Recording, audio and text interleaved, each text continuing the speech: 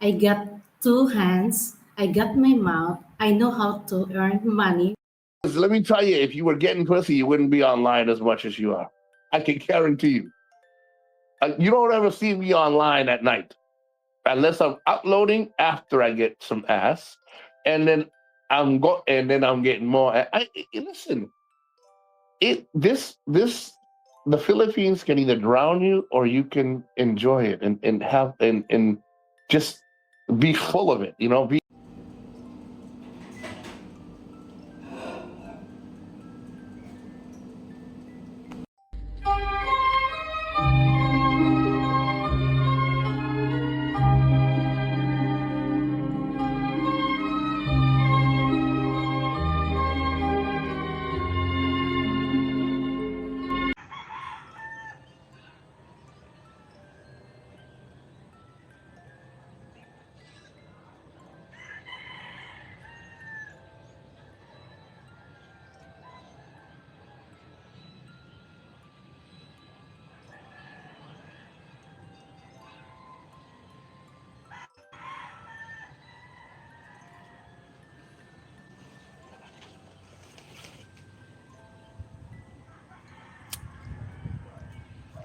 You know, you gotta be a lowlife if you're gonna talk about somebody's blueberries.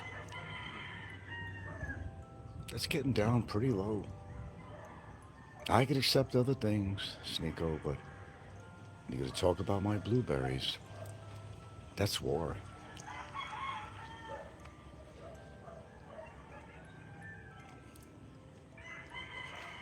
Oh, I vlog so much that when does he have time for sex? Maybe I'm doing it right now.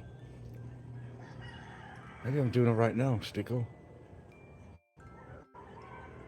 There you go. Yeah, right now. Oh, oh, oh, oh, ooh, ah. Hear me, cover that blueberries, ma'am.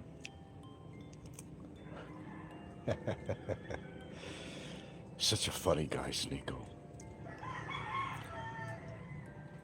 I think a lot of people that listen to Snikko, they can't figure out if this guy is for real. Is he just making this shit up? Is that what his real character really is? I mean, seriously. Nah, nah. He's got to be making this shit up. Nobody speaks like that. Don't you agree, Gilda, when somebody talks about your blueberries, that they're crossing the line? Yeah, the blueberries is your property. They're crossing the line. How could you say something bad about blueberries? No, blueberries is good for anti-aging. It's good for a lot of things, too. A lot of things. It's good for a lot of things. Isn't that right, lovely? Don't you think those blueberries do their job? Yeah. She's not complaining. See, Nico no need this, and all he needs to do is he put it up the anus.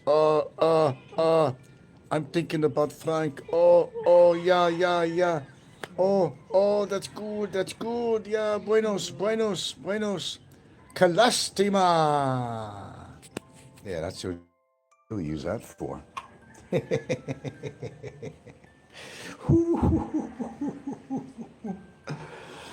Yeah, buy one of these things. Hey, any 7-Eleven, Cebu carries that. That's where I get mine from, by the way. Yeah, I get it from 7-Eleven. Oh, yeah, or any pharmacy. Any pharmacy. You can buy that at any pharmacy. It's good for something. If you can't use it for its particular purpose, you could take the goddamn thing. Take the goddamn thing. See, it's blunt. What's nice about this, look, it's round and smooth. Well, except for an edge right here. But make sure you got it tight. But yeah, this may not work real well for you. See right here, there's a rough edge. It might tear your anal muscles. Not that they haven't been torn before. Oh, yeah. Maybe it's not the right thing. Ooh, look at this stuff. Oh, yeah. Oh, yeah. The real thing, Snikko. Look at that, just by touching the bottle. Look at that. Uh-oh, that means it was recently used. Why is it? Wait a minute. Wait a minute. Why is there some stuff on the side here? Oh, gosh. Okay. Yeah. Or you could buy slip and slide or something, but intimate lube. Yeah. Secret's out. That's what we use. Yeah. No, I don't use spit. This is what we use right here. Durex. Or actually, Snikko, you can buy, it's called, what's it called? Astroglide. You could buy Astroglide. That's very good too. But the problem I find with Astroglide is it dries out. Then you need more. If you're doing an anal thing, you gotta be very careful. You could really damage some very delicate tissues. Of course, you know that, right? Like the doctor says, "Hey, doctor, it's hurt when they do this to me." The doctor says, "Well, don't do that, Snikko. Don't do that." But you do it anyway, right? You got to get some self gratification somehow. See, I don't go in the back door. That's not no. I'm gonna knock before I'm gonna go by the back door. A different entry than yours, like my door, really. But I don't enter the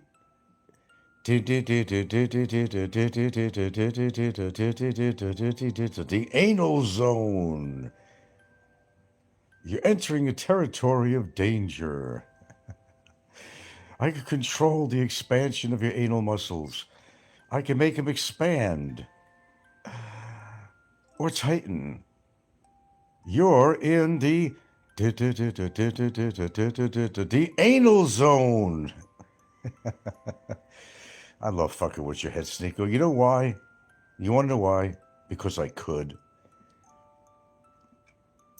You're very sensitive. Always going to be a comeback. I can always expect a comeback. Well, I'm glad you're having a wonderful time in the Philippines. Yeah, your idea of a wonderful time and mine. Oh, he's always talking about, oh, how can he be having sex when he's on YouTube all the time? Well, I was just having sex while I was starting this thing. Oh, you saw that, right? How do you know I'm not having it right now? Uh-oh. Whoa, oh.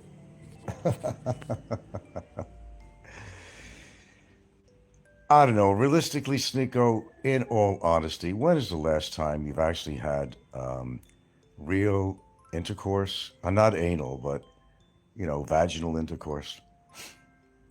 Think hard now. When was the last time that you had that? All right. I know you can't tell us, but, ask yourself that question, all right? So how could you make a lame statement that Frank never has sex? Really? I got this beautiful woman in my bed every night. I mean, I'm not going to be enticed by that situation. Take advantage of having a lovely woman by my side, not a little bubblegum chewer, 14 years old. Not my right hand. Not my right hand. The real thing. Ain't nothing but the real thing, baby. That's a song. I got a song for just about everything, if you guys haven't noticed. This can be used anally, as you know that very well, Snikko, right? But it could also be used vaginally, too.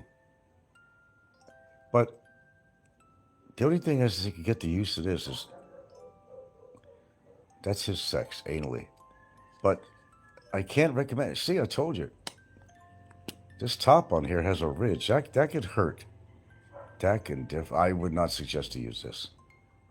No, don't do that. May not be a good idea. I'm just, look. I'm just giving you good advice. I always give good advice. Some people don't listen. Hey, pal boy. I saw on Discord, his real name is Julio, but he don't like to be called Julio. Oh, Julio. It's me and Julio down by the schoolyard. That's another song. It's me and Julio down by the schoolyard. I got a song for everything. God bless me. God bless me. I think I've been blessed. If there is a God. The window to the world. You know, my world is made out of reality. I don't know what his world is made of. He lives in this kind of a surreal world. You know, you can't claim, or let's put it this way. How could you make such assumptions of my life, whether I'm happy, whether I'm having sex, or whatever I do with my life, or I'm broke or rich or whatever? How do you do that? I mean, tell me how you I mean, you have a marvelous insight into stuff. I mean, tell us how you do that. Are you secretly got a microphone and a camera in my house? Or are you using uh, my screen here, my surveillance system to somehow, real technical people can do that, where they could actually go to your own camera in your own house and actually see what's in the house? How do you know? How do you know? Share your secret with me. But look, you drew the line. You drew the line with me. You keep on talking, but don't talk about my blueberries. You drew the line with me when it comes to blueberries. I can accept everything else you talk about to a point, except talking about, of course, my lovely lady. You definitely crossed the line with that. But don't look. Don't talk about my blueberries. That's kind of hitting below the belt. Oh, it really is. I take it to heart. Me and blueberries are synonymous with each other. Did you understand what synonymous means? Look it up, ChatGPT. Synonymous. Look it up. Should I spell it too? Come on, man. Synonymous. Me and blueberries and oatmeal are synonymous. Get that through your head. And you are directly insulting me to tell me that oatmeal and blueberries is not good for you. The fact that I utilize them almost every day. How dare you? I'm sorry. I take that highly personally. Right, Palaboy? You can't talk about a man's blueberries. I'm sorry. Do you think that's right, Palaboy? To talk about a man's blueberries and their oatmeal? Oh, come on now. You've hit low points before, but that's really hitting low. That's a low blow. I heard it all, but nah, not my blue. Leave my blueberries alone. Leave them alone. They don't do you no harm.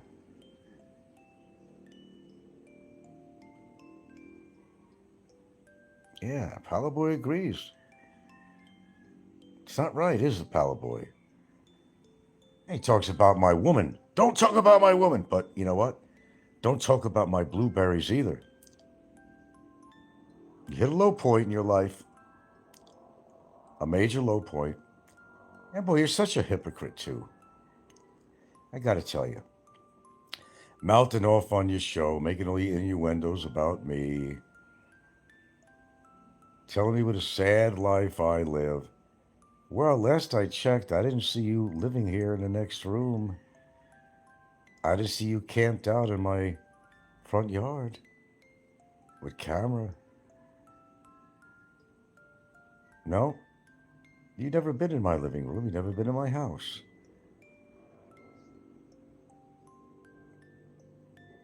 How do you know all this stuff?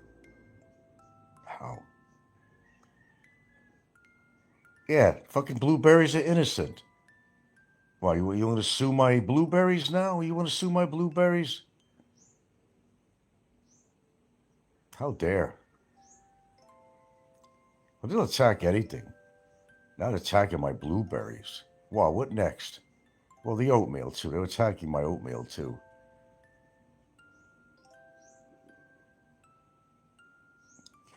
Yeah, I'm trying to teach you stuff too. Let me show you something here. What not to use and what you should use. Now, you're pretty cheap. Now, if you can find a way to have sex, I have a reason for it. KY jelly should be thrown out. It's dry. Nah, nah, nah. Go splurge. Go to 7-Eleven there. They all carry them. That's where I picked up my last. Now, why would I need to buy this unless I wasn't using it? I mean, get some Dorex. Dorex is pretty good. Dorex is pretty good. No complaints from me or the missus. No complaints at all. But the other stuff, no. KY, forget about KY. It don't work very well. It dries out. It's horrible. It's horrible. Yeah, it costs a bit in 7-Eleven, though. You could probably get up, but I don't know. What do you need it for? That's the question. Some anal excursion? I mean, what do you need it for? Yes. Free blueberries. Free to blueberries. Campaign, free to blueberries. Blueberries are innocent. Why are you picking on innocent blueberries? You got nothing else to do? Free Frank's blueberries. Free Frank. Let's have a campaign. Free Frank's blueberries. Free Frank's blueberries. You went over the line, Snikko. And I'm firing my warning shots at you now. I already have. Now, I know you're not moving to the Philippines in the future. That's never going to happen. How do I know? Let's just say I know. I will not let it happen. I will not let it happen.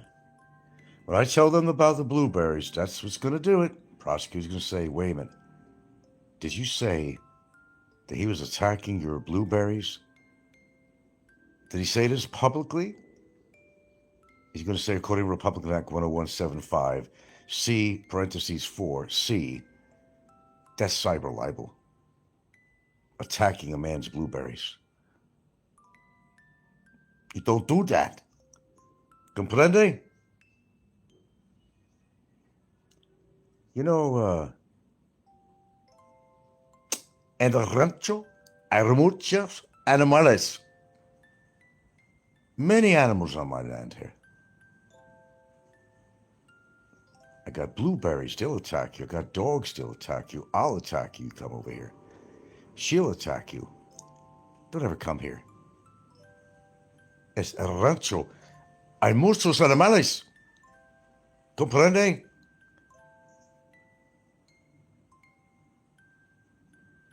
I got microbes here that want to attack you. I got parasites here in the yard that want to attack you.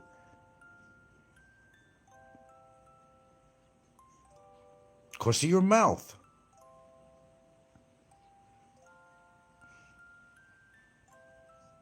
It's everybody's mouth that gets them in trouble. Put your mouth in the right place. You know what I'm saying? If you like that dick, suck it. What can I tell you, man? Do something with that mouth. You might want to fix your teeth, too. Do something with that mouth. Put money behind your mouth. Put your money where your mouth is.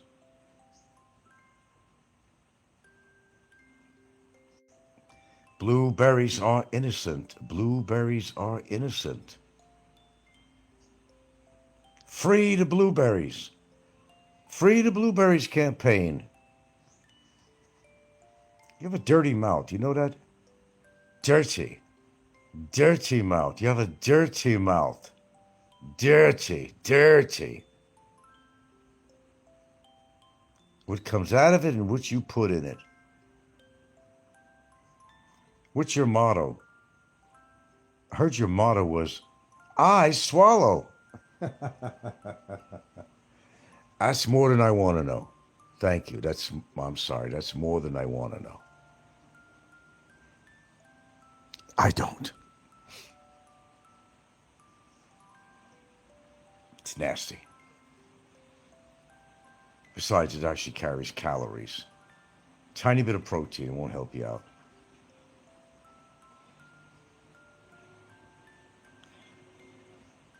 What a wonderful afternoon. Oh, he's enjoying life. Yeah, we see that. Get on your little waterlogged motor scooty pie, throw a chick on the back seat, and you're living the life. Whose life? It's all a pretense, Snikko. It's all a pretense. The girl on the back is not your girlfriend.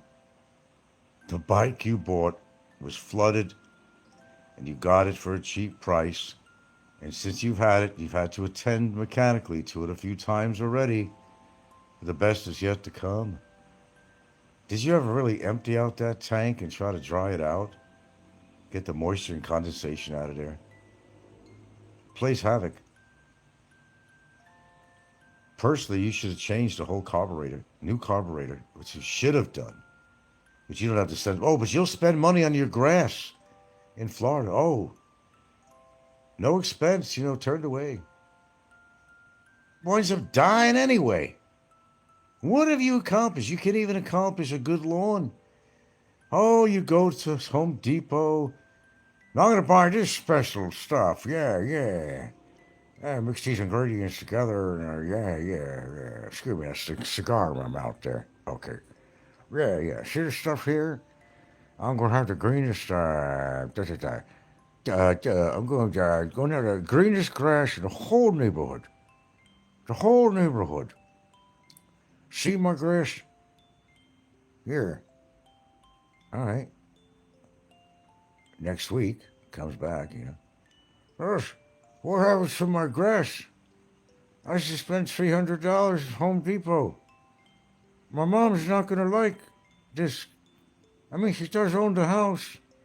And don't touch that fucking flower bush. She get mad.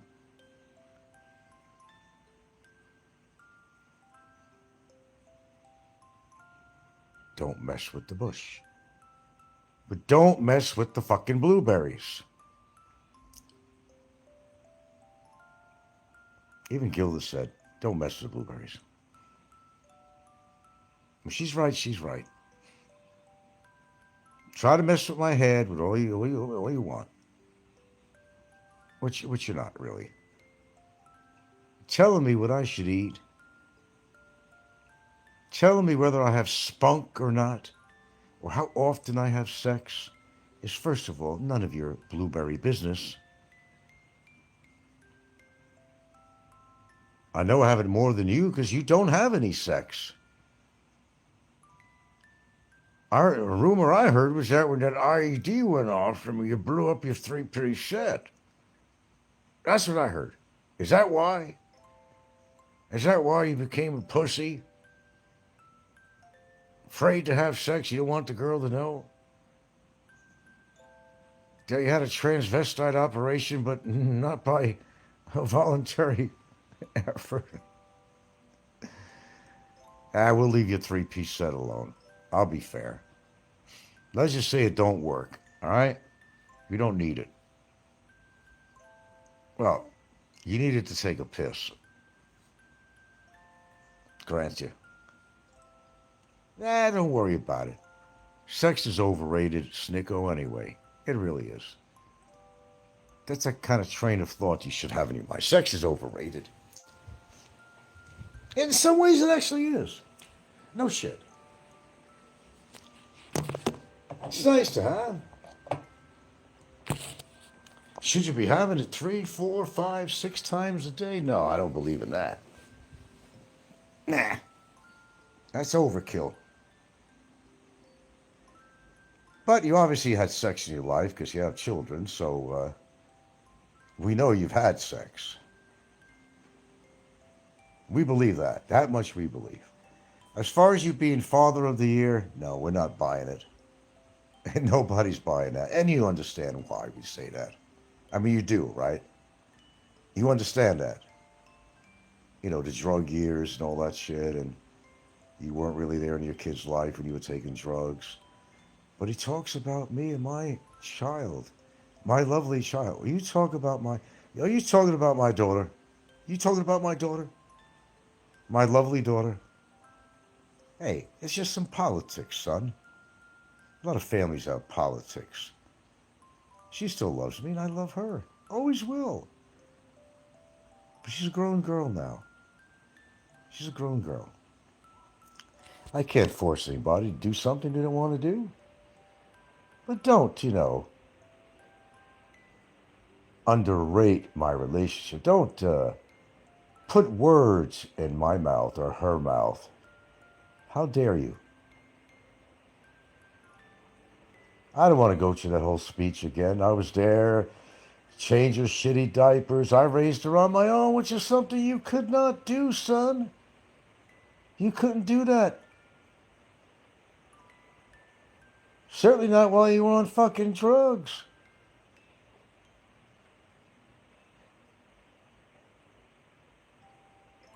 I mean, enough is enough, dude. Come on.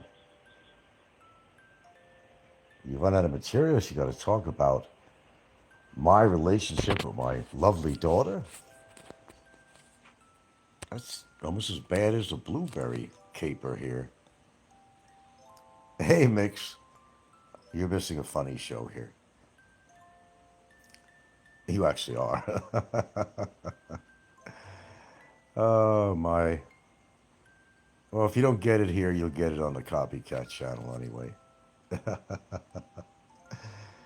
Snikko was messing with my blueberries, and I said, that's enough. He crossed the line, man. Talking about my blueberries. Nobody talks about my blueberries. Don't talk about my woman, and don't talk about my blueberries. I'm not sure which one takes precedence. But sometimes too much is too much. You understand? Can you respect somebody that's attacking your blueberries and your right to eat them? Don't you think that's crossing the line in a big way?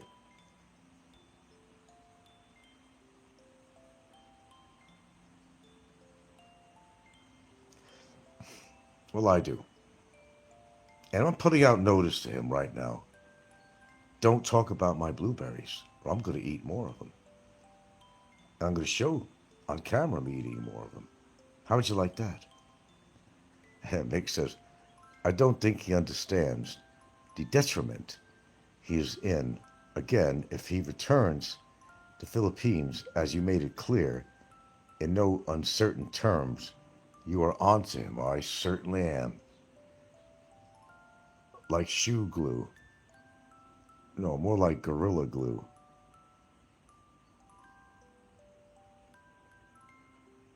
Oh, I'm onto him, all right. Hey, I'm an equal opportunity reporter, okay? I don't leave Snikko out of all this. I got every recording, and I found out you can use recordings. I found out, don't have to be on camera. That's what I found out. For the most part, according to what the situation is. He said horrible things about my girlfriend. Very unnecessary. It shows what kind of a character he is. There's my famous 13. Oh my God, you boys. I could always depend on you boys. I always feel like I just had a bowl of blueberries a half hour ago. I think I showed it on camera. No, he's prompting me to have another fucking bowl of blueberries. I'll show you. I'm going to eat my blueberries. Snikko, you eat so much shit. Why do you think you can't lose that weight, bro? I don't even think you make an effort. Seriously. Oh, now, in all fairness, that's not my business. He's a sinister character. He certainly is. When he was on that ferry, I wasn't intimidated by him at all. Not at all. If he had something against me that much, why didn't he approach me and say something? No, he didn't. He didn't. Then later on, after that happening, that we met on the ferry, oh yeah, I could have just thrown him off the ferry. Yeah, I could have, should have, yeah, would have. Yeah, smack him, smack him, smack him. Yeah. Could have, should have, would have, but you didn't. But he knows better than that. The last thing he wants is to be sitting in perpetuity in some fucking Philippines detention center. Trust me, he couldn't handle that.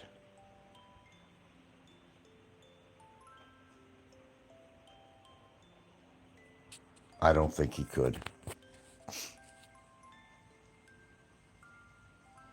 So, think before you talk, Snickers. And that's your problem, you don't.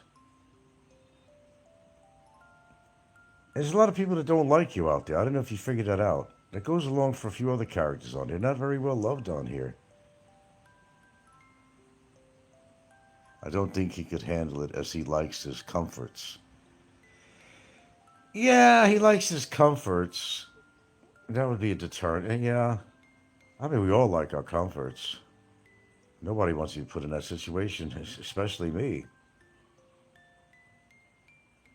But, you know, he would really fall apart. What I still don't understand is, and I'm sorry to push this, and I apologize to my viewers too, but I understand he can't do anything about the accident he had when he was in the service and training or something, whatever it was. But the one thing he could do, and I'm being serious, this is not rank out Snikko time, it's the truth. Why is it with all the spending he does, and you can hear my voice, I mean it, right? I'm being honest. Why is it that, you know, he'll spend money on trips, things like that, spend money on a lot of food, right? Things like that. He'll spend money on his lawn care, spend money on new wood to rebuild the fencing around his yard at his house. But for some reason, I mean, he has a good income apparently from the service. I'm sure he probably collected a lot of money initially. Unfortunately, it went to drugs. Of course he got money when he was in the service when he was that injury. You damn fucking rootin' tootin' raspberry. Got that straight. He received a sum of money. He don't talk about that. But because that was during and after his drug years, he got into his drug years. It was after his service. It would happen when he got blown up. But again, not his fault. Let's just get that straight. Give the guy a little break. It is not his fault that happened to him, but it did happen. I think that's when he went to horrible depression. Am I right, Snikko? Am I right? Well, admit it to yourself anyway. Now you don't have to admit it to us. And I understand it. I understand it completely why he's so bitter. You know, I would be too. I can't smile, can't laugh. Well, you know, can't use my eye. It's not a great thing to happen to anybody. Snikko or anybody else. I don't wish that upon anybody. I certainly don't wish that upon myself. I don't wish it upon my viewers that are here right now. What happened, happened. It was not his fault. Okay. So that's when I think the drugs came in. This is only my theory. No disclaimer needed. This is my theory. That it was after that time that he got out of the service on that injury. He collected a tidy sum of money. That's when opportunity came. Opportunity came. Any veterans with decency will have remorse. You less than are, and that, yeah. You will have remorse. You less than they are an animal. You want to explain what that means?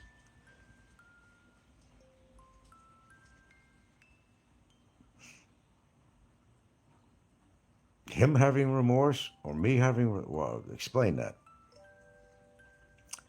But let's get back to it. Now, it wasn't his fault. And it's something he's got to deal with the rest of his life. He's got nerve damage. He can't see out of that eye. He can't smile. But it doesn't mean he can't take care of his teeth. That's the one thing I don't understand. Have you given up on yourself that much? On your looks? You know, there's something beyond looks. It's who you are inside. You're either a good person or you're a bad person. But if you got both, you got the bad looks from no fault of your own, and then internally you're just a creep. Well, yeah, I can understand why you can't get a woman in your life. But if the guy was generally a good guy, he wouldn't be as bitter like Popeye. He's bitter as Popeye is. He's upset because of what happened to him. And you know what? I completely understand that. he showed no remorse for people he killed in Iraq. He didn't kill anybody in Iraq. I don't even think he was on the battlefield. He got blown up in America during training exercises. He got blown up by an IED that went under the vehicle. It wasn't out in the fields. Okay. But it still happened either way. So he got a tidy sum of money, you can guarantee it. But it was an opportunity. Money meets opportunity. Depressed. Everything he had to go through. And I understand. I can't say I could relate with him in that way, but I could understand. He got depressed. He got into drugs and drinking. He still drinks, unfortunately. Unfortunately for his liver. And any future lover, if that was even possible. But I understand how he felt and why he got into drugs. I don't think it was peer pressure. I don't think it was peer pressure. No, he wasn't. No, he said it himself. He wasn't in combat. Popeye's the one that said that Popeye was in combat. Yeah, he's in combat with himself. No, he wasn't in combat. If he ever said that's an out-and-out lie, because I've heard Snikko say it on his own show or whatever, that it was during training exercises in America. He wasn't out here in the fields.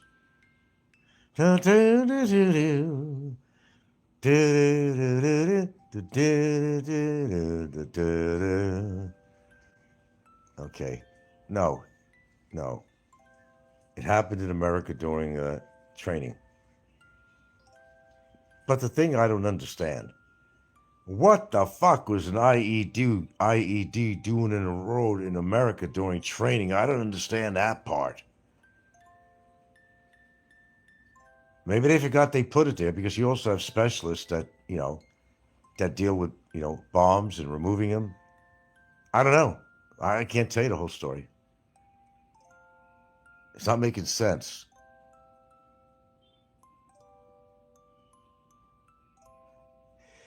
No, combat is not what I understand. It's not what I understand. That's not what I got. I think it came from his mouth, too. No, he wasn't in the fields. Well, he was in the fields of America in a training ground. Well, look, either way, he got a shitstorm full of money.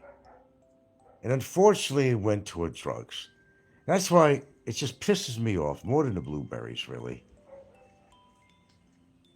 Saying what a great father he is, maybe later in life.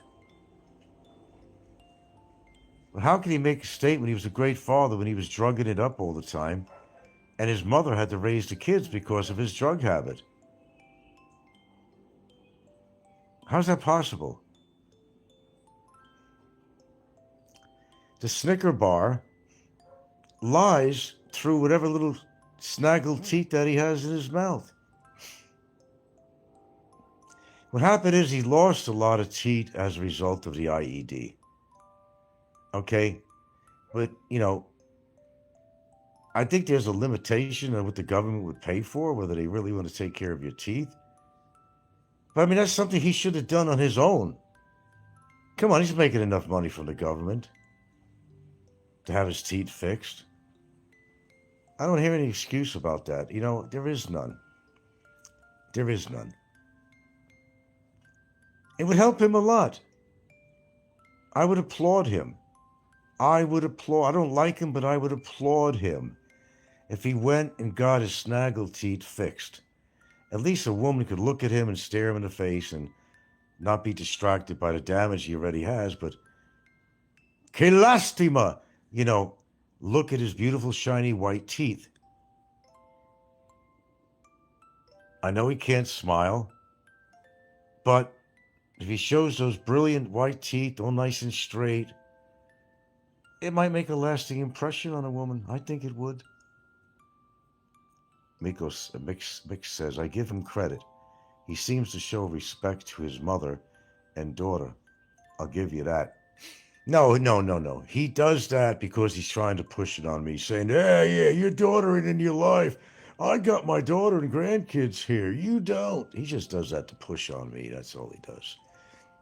His mother is the boss. They even drink together. Can you imagine that? They even drink. They all drink together. Not the grandkids, of course. They all drink together. Drinking is part of the familia.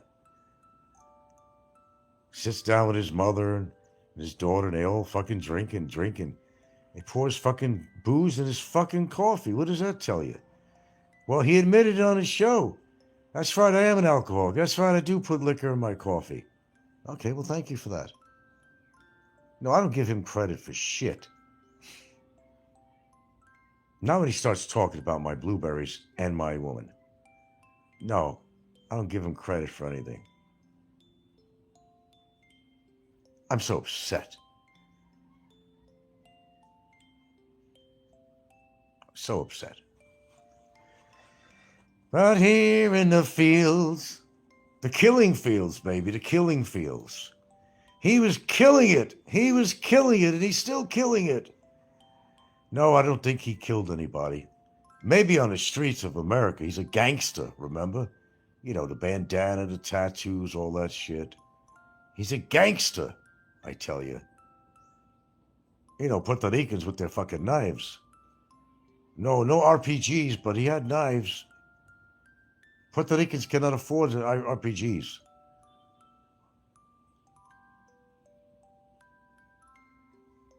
Hey, look, I respect anybody who's given honorable service to the country. Anyone, even him. Okay? But don't ever present to me false valor like Popeye. What you don't like about him is that he turned on me like a dog. Of course, Robert and the Newport man were thrashing me. He goes with the crowd. Yeah, he does go with the crowd. You have to. You got to wear the big boy's pants. When they try them on, they don't fit because they're too fucking fat. He don't realize his weight's going to fucking kill him. He don't realize his drinking is going to kill him. The drugs didn't. The drugs already did their damage. How do I know? How do I fucking know? Because I had a brother who was a major fucking drug addict for probably half his life. Half his life. How do I know? I lived with the guy. I seen what it done to him.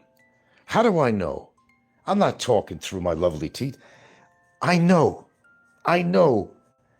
The drugs tore down my brother's body and he's dead now. And the drinking, it all took its toll, like I knew it would. All because of fucking drugs. Street drugs. Horrible shit. And it's getting worse. Now with fentanyl. Now they got something that's double fentanyl or whatever the fuck it is. Drugs, drinking. People like Brevis sitting in bars all fucking day, drinking at a fucking brewery, fucking 6 o'clock in the fucking morning. They all fucking drink. Why? Because they're all troubled. That's why. That's why people drink. Because they're troubled. They don't want to handle their problems. They think, I'm just going to drink it away, and I'm going to feel so good when I drink, but have the biggest hangover in the world the next day in the morning.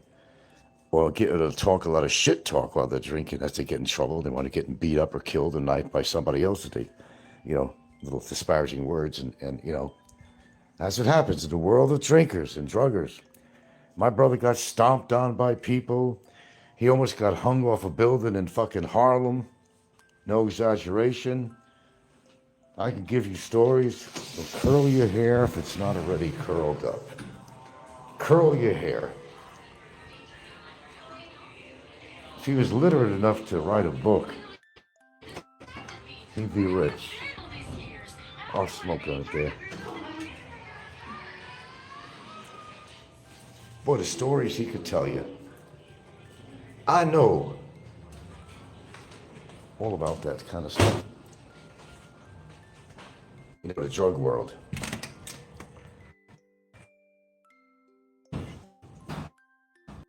I was never a drugger, but I know a hell of a lot about it. Now I ain't got nothing for you. And you're pregnant again, right? Great, just fucking great. It's horrific what drugs are doing to people in places like over. It's all over. See, I can tell you're pregnant. I know you're hungry, but I can't give you dog food. It'll make your babies blind. There's actually something in dog kibble that you can't give to cats. See how much knowledge I have? You can't give it to cats. It can inadvertently affect, the fetus, and it can sometimes lead to blindness on the kittens that she'll bear. So I used to give all the time kibble, a little extra I had, Oh, Pennywise, you come in late all the time. Yeah, we've been knocking out some shows today because Frank doesn't have any life. He goes saying, oh, you have no sex. How do you have time for sex? You're always on YouTube. I make the time. Trust me. I make the time. Don't worry about it. It's not your problem. I just worried about getting laid at all, Snikko, because I'm not right now. And I understand it. Constantly a nerve injury and everything from your accident and all that. I'm being fair about it. I'm talking nice about it.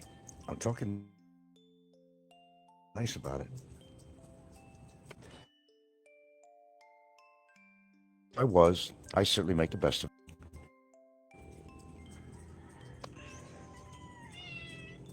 Sorry, I had to get in a better spot. Should be okay now. Yeah, the thing that I don't really, and I'm being very honest about this, the thing I don't like is this disrespect for women in general. And I'll say it again, although I said it at least 20 times. Women are not all hoes, Snikko. And it's really sad that you think that. I know it's a defense system because you can't get them, you're going to go against them and think, they're all just a bunch of hoes, right? Coming from a desperate guy that can't get a real girlfriend. Yeah, they're all hoes. They're all terrible, right, Nick? Right, Snikko? They're all terrible. They're all terrible. According to you. According to you.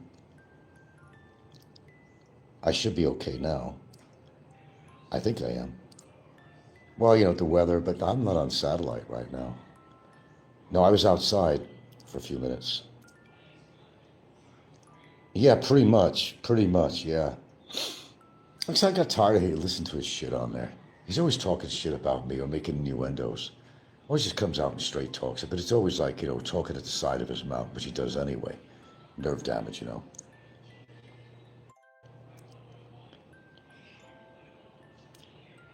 I notice that people pick up my terminology, like I'm the only one that ever called Popeye Poop-Eye.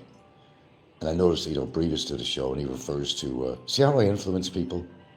In a good way. He refers to Popeye as Poop-Eye now. I'm the one who came up with that little terminology, the little name change. I'm the one. See, I catch on here.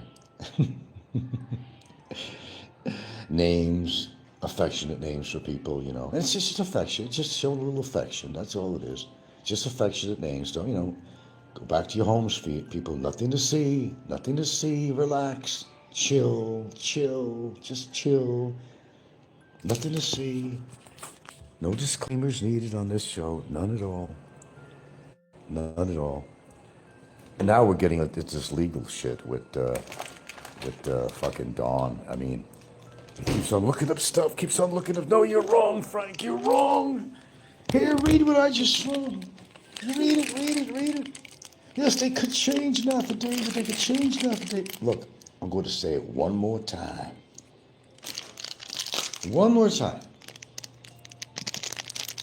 A complaint is based on an affidavit. Any changes to an affidavit that he claims that there's been would have to go through the normal channels. And my lawyer would have the paperwork. I would have the paperwork. Okay? Let's just get this straight.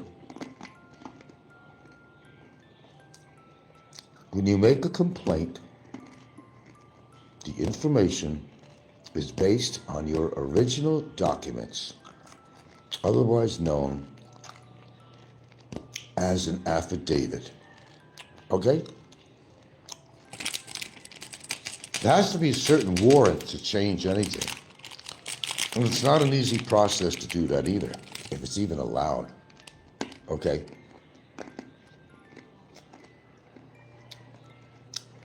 My lawyer's response to her affidavit has already been responded to. Okay? It's a done deal. It's a done deal.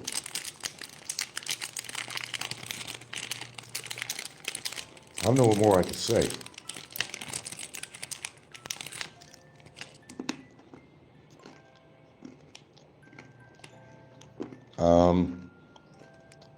I don't know. I think they had a lover's spat.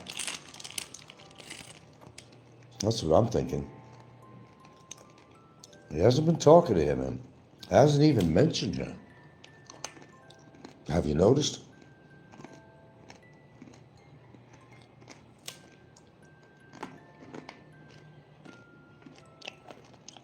I don't know.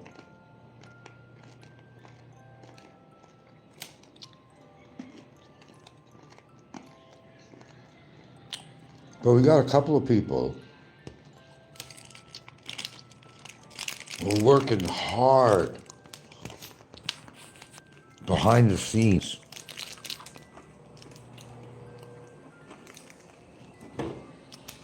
to try to throw gasoline on the fire. And they have not been succeeding.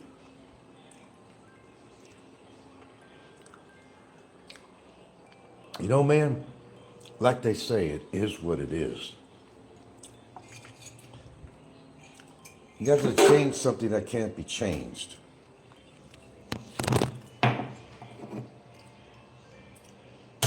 Hold on a minute. I gotta hydrate here. I gotta clean out this dispenser. The water ain't coming out very well. It's clogged up or something. The hell? I have to look into it. Gaslighting. Was it for show or is gaslighting? I don't know. Who knows? Who cares? Okay. It's a gloomy day. I must admit, it's a gloomy ass day. It's going to be this way all through the weekend, I guess.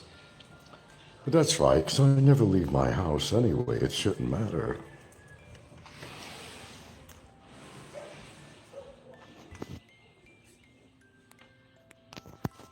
Don't leave my prison. Oh, I'll never do that.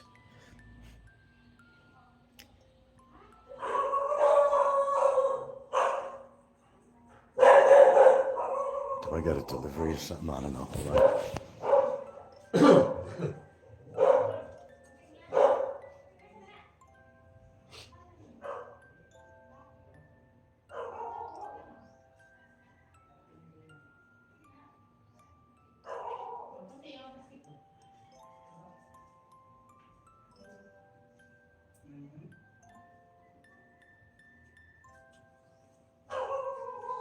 No.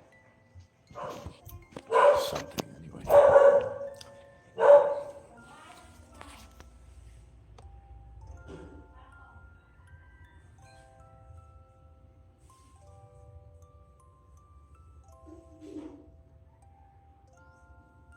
Has the typhoon reached your area or is it passing south to you? And I don't know. All I know is we've got gloomy weather, on and off rain.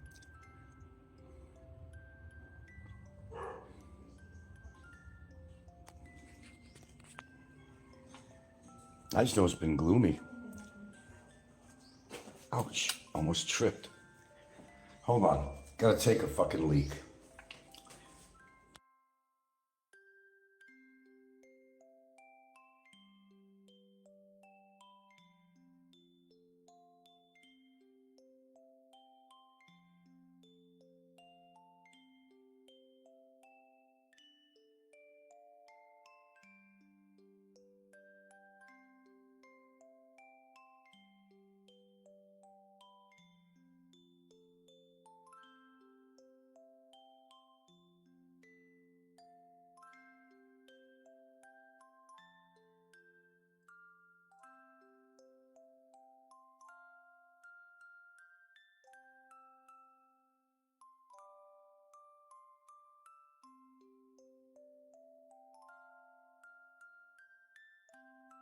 Hey, barking. What's going on?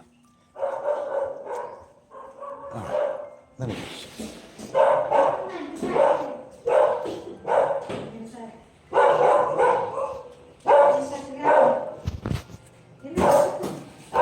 Oh, somebody's borrowing the table? Nah, Christian. Huh? Oh, you need the table? Okay. Sure. For their event? Yeah, they, what? They use it for eating siguro, you see? For where? They're in Signal. Signal? The coach. For what signal? What are you talking about? The coach for the volleyball is Oh, for the volleyball thing? yeah. Oh, okay. Kids are active, doing very well. They want to No. travel soon, man. No, they needed a fold-out table Yeah, so for soccer. So they have some event or something. They just need the table. Oh, we get visitors here. We actually do, believe it or not. Mostly Filipino, of course.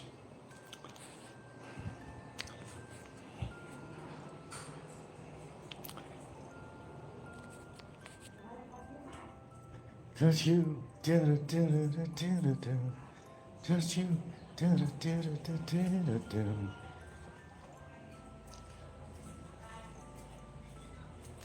One song is always on my mind. What the fuck is this guy's name? He's doing really good. He's got this smooth ass voice, man. I know his name. Just can't think of it at the moment. I'm always singing his tune.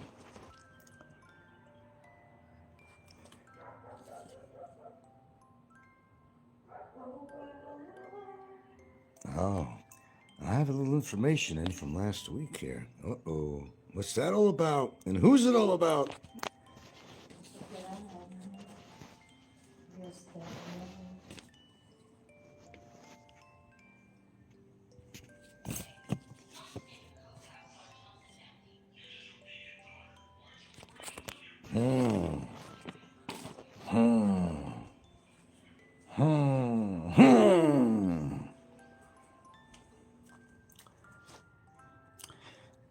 Hi, what's my weight today? Boy, does it fluctuate. But this, I gotta invest in a scale. What the hell does it cost, really? Am I cheaping out that much? 70 kilos, 70.50? No, I'm not fat, that's for damn sure. Hell no. Quite the opposite, man. I don't think obesity would ever be my problem in my rest of my lifetime. Unless I become bedridden, unless, my mobility is limited, then I could see where you could gain weight. I could definitely tell you I'd gain more weight if I'd quit smoking too. But I know it goes to that question, what's the worst of the two evils? Yeah, I'd have to agree on that. What is the worst of the two evils? They're both evil. They're actually both evil. But hey, Okay, I gotta match socks here. And I gotta go to the ATM too. I gotta go play with the one-on bandit. The eagle has shit the other day, so the money I never earned, according to some experts. Speaking of visitors, Brevis is going to visit Bummer. So he says, and today's Friday, right? He's supposed to visit him today, right? Your blueberries cancel out the cigs. Well, yes and no to that. Look, as I said many times on here, I don't discount the bad shit that I do. I mean, just a little while ago I was talking, and I cheat. I have a cheat sheet. You put some M&Ms with peanuts in them in front of me. I like them cold in the refrigerator. I'm gonna eat the whole fucking package. I'm not even gonna save anything for her. I can become greedy when it comes to that. But do I eat this kind of shit every day? No, I don't. Do I give in to some of this shit? Absolutely. If there's nothing to eat around this house and somebody comes in and there's a beautiful piece of cake there, I mean a good cake, I'm going to be tempted to have that cake, but I will guarantee you, though, if I had some really bad diabetes or something, I would not. I don't even buy potato chips and that kind of crap fruit. I don't drink soda. I don't do any of that shit. No corn doodles or whatever you call them. No Cheetos. No corn chips. No popcorn. No. I'm just kind of have an addiction. Not about an addiction to chocolate, but good chocolate. I mean dark chocolate. But if that's not available and I need this fix, we all need a fix for something, right? Not necessarily a needle in a fucking arm, but you need a fix. And sometimes I gotta have my nice cold. I don't like it warm. I don't like warm chocolate at all. I gotta have a little fix of chocolate, even if it's milk chocolate. I gotta have my fix and I'm happy. I'm good to go. Now, I did go for a test and I'm not diabetic. I thought I was pre-diabetic, but then this GP gave me some new figures. He said, no, you're like 1 point from being pre-diabetic. I mean, you see what the average thing these foreigners eat on here. And if you drink, oh my God. It's not just the alcohol, but it's sugar. It's sugar and alcohol. The equivalent, it's what they said, it's one of the worst toxins you could put in your body. Even over cigarettes, over breathing the environment. It is the worst thing you could possibly do to your body. The worst thing. Hands down, hands up, whatever. The worst thing you could do. A cheat day? Yeah, once in a while. Oh, hi, Penny. I will always, unless all of a sudden something happened with my glucose, my sugar level and all that shit, like I became diabetic, then I would be a lot more careful because the one thing leads to another. Like that song, one thing do leads to another. I always make songs out of this stuff. I must be an unhappy guy. I sing so much. What do you think, Snikko? Am I unhappy? You claim I'm unhappy. Why am I singing all the time? With all the shit supposedly crushing down on me. Like an elephant's fucking left fucking leg. Down on my skull. Why do I sing? Why do I always seem so happy? What's with that? You have all the answers, Snikko. Well, why is that? Am I hiding something? Is that what it is? Is it all, play, for play? To send people off? Is it smoke and mirrors? No. I can make a song about everything I talk about on here. If you asked her personally, she knows that sometimes I walk around singing. And around her, if I was that goddamn unhappy, I sure as hell wouldn't be singing, I'll tell you that. Sure as hell wouldn't be singing. They got good tasting zero sugar chocolates now. Hershey has good zero sugar. Well, the cacao level, the higher the cacao level, the less sugar. So if you get 100% cacao, which you could buy. In fact, right now, I just haven't been in the mood for it though. We still have Hershey's in a container. It's a powder, okay, for making cocoa, cacao, whatever. It's 100%. They use it with the rice. I forgot what they call it. They mix it in with this rice, and I forgot what they call this. They really like that. But I still have it in the refrigerator. It's still good, I'm sure. It's been in there for a while, but it's been being used. I ordered that from Lasada when I got it last time. It's 100% cacao. And what an antioxidant that son of a bitch is, man. It even rises above my famous blueberries and broccoli and stuff like that. Oh my God, you can't go wrong with that. But where you do go wrong is sometimes you're buying things that says no sugar or no sugar added. You're also saying things like, okay, this is a no sugar product. But what you don't read on the label is that it has an artificial sweetener in it. Okay? And there's all different types. But the problem is, and I promise, and I'm not going to be on much longer anyway, I promise I won't go into a big soliloquy over this. The problem is that your body recognizes this and as being sugar. Anything that adds, your body has a memory. Your cells have a memory. It's almost like they got their own brain, but they're utilizing your own brain. But it seems like they have a mind of their own, according to how you look at it.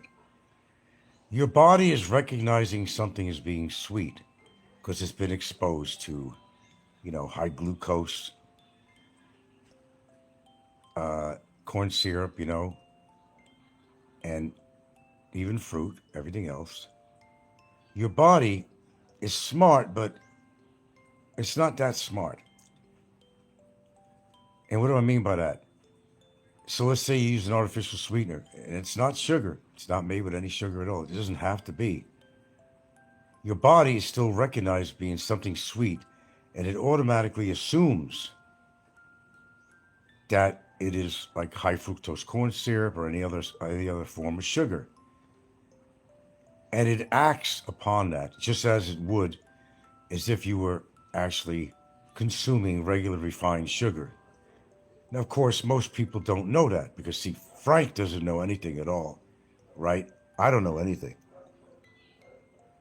Yeah, if I buy Hershey's on the counter, I'll buy Special Dark, but it still only contains about, I don't know, you'd be lucky to get 50%, maybe less, of real cacao percentage in that, but it's better than a kick in the ass.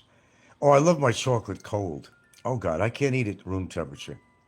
Out here, it'll melt anyway in room temperature, But I even put it in the freezer, or it's just strictly in the refrigerator. I could drink cocoa hot, of course, but no, my chocolates have to be chilled. I mean, that's the only way I enjoy it. Yeah, it's like a chocolate rice porridge of some sort, Pennywise. Yeah, whatever they call it. It's my 13 babe, my 13 devout followers at number 13. Love you, boys. Oh, Donty's out there. Donty ain't gonna miss a trick. Let me tell you, he ain't gonna miss a trick. Donty, I think you better go study law, okay? You think you know it all. It's not up to you what a legal system will or won't do, Donty. It's not up to you because you dislike me. You just have wishful thinking of me. That I die, get deported, get jailed. Nothing but kindness in your heart, as usual. Remember the bad you wish upon somebody else, Don C. Don Cunt. The bad you wish against somebody else come right back at you. How do I know you're not going to be the next statistic on here to croak? Has your heart been feeling funny lately? Has it been missing rhythm? Got my voodoo doll right here. I'm going to burn the candles again. We're going to do another show. We're going to do another candle burning sometime. That was a great hit when I did that years ago. We might do it again. But I don't need to do it. My 13 disciples, absolutely, absolutely. Nah, I probably won't do that again. Let fate take its own course, Water seeks its own path and all that shit, and it does. I'm not worried about that.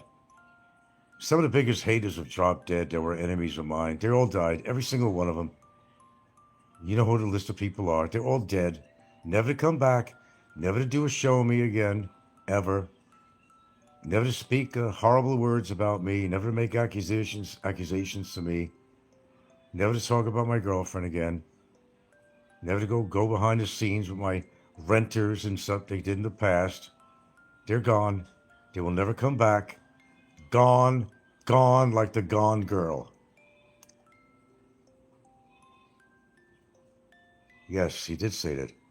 Be water, my friend. Be water, my friend. I've been seeing a lot of things on Bruce Lee lately. They've been over-exaggerating his career and all that. No, he was good. That was for sure. But they just kind of overplayed him, I think, to be some kind of godlike figure.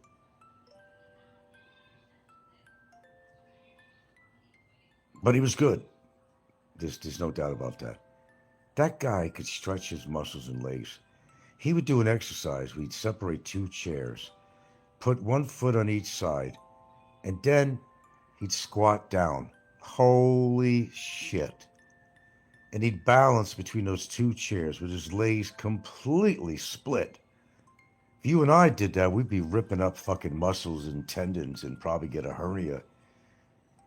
No wonder he was so good with his footing and his legs. All this leg kicks and shit. He was even able to do a hammer on guys' shoulders and necks with his feet, all the way up. He'd do a hammer slam right on their shoulder. Boom, that's hard to do. Me, I can't lift my legs halfway fucking up.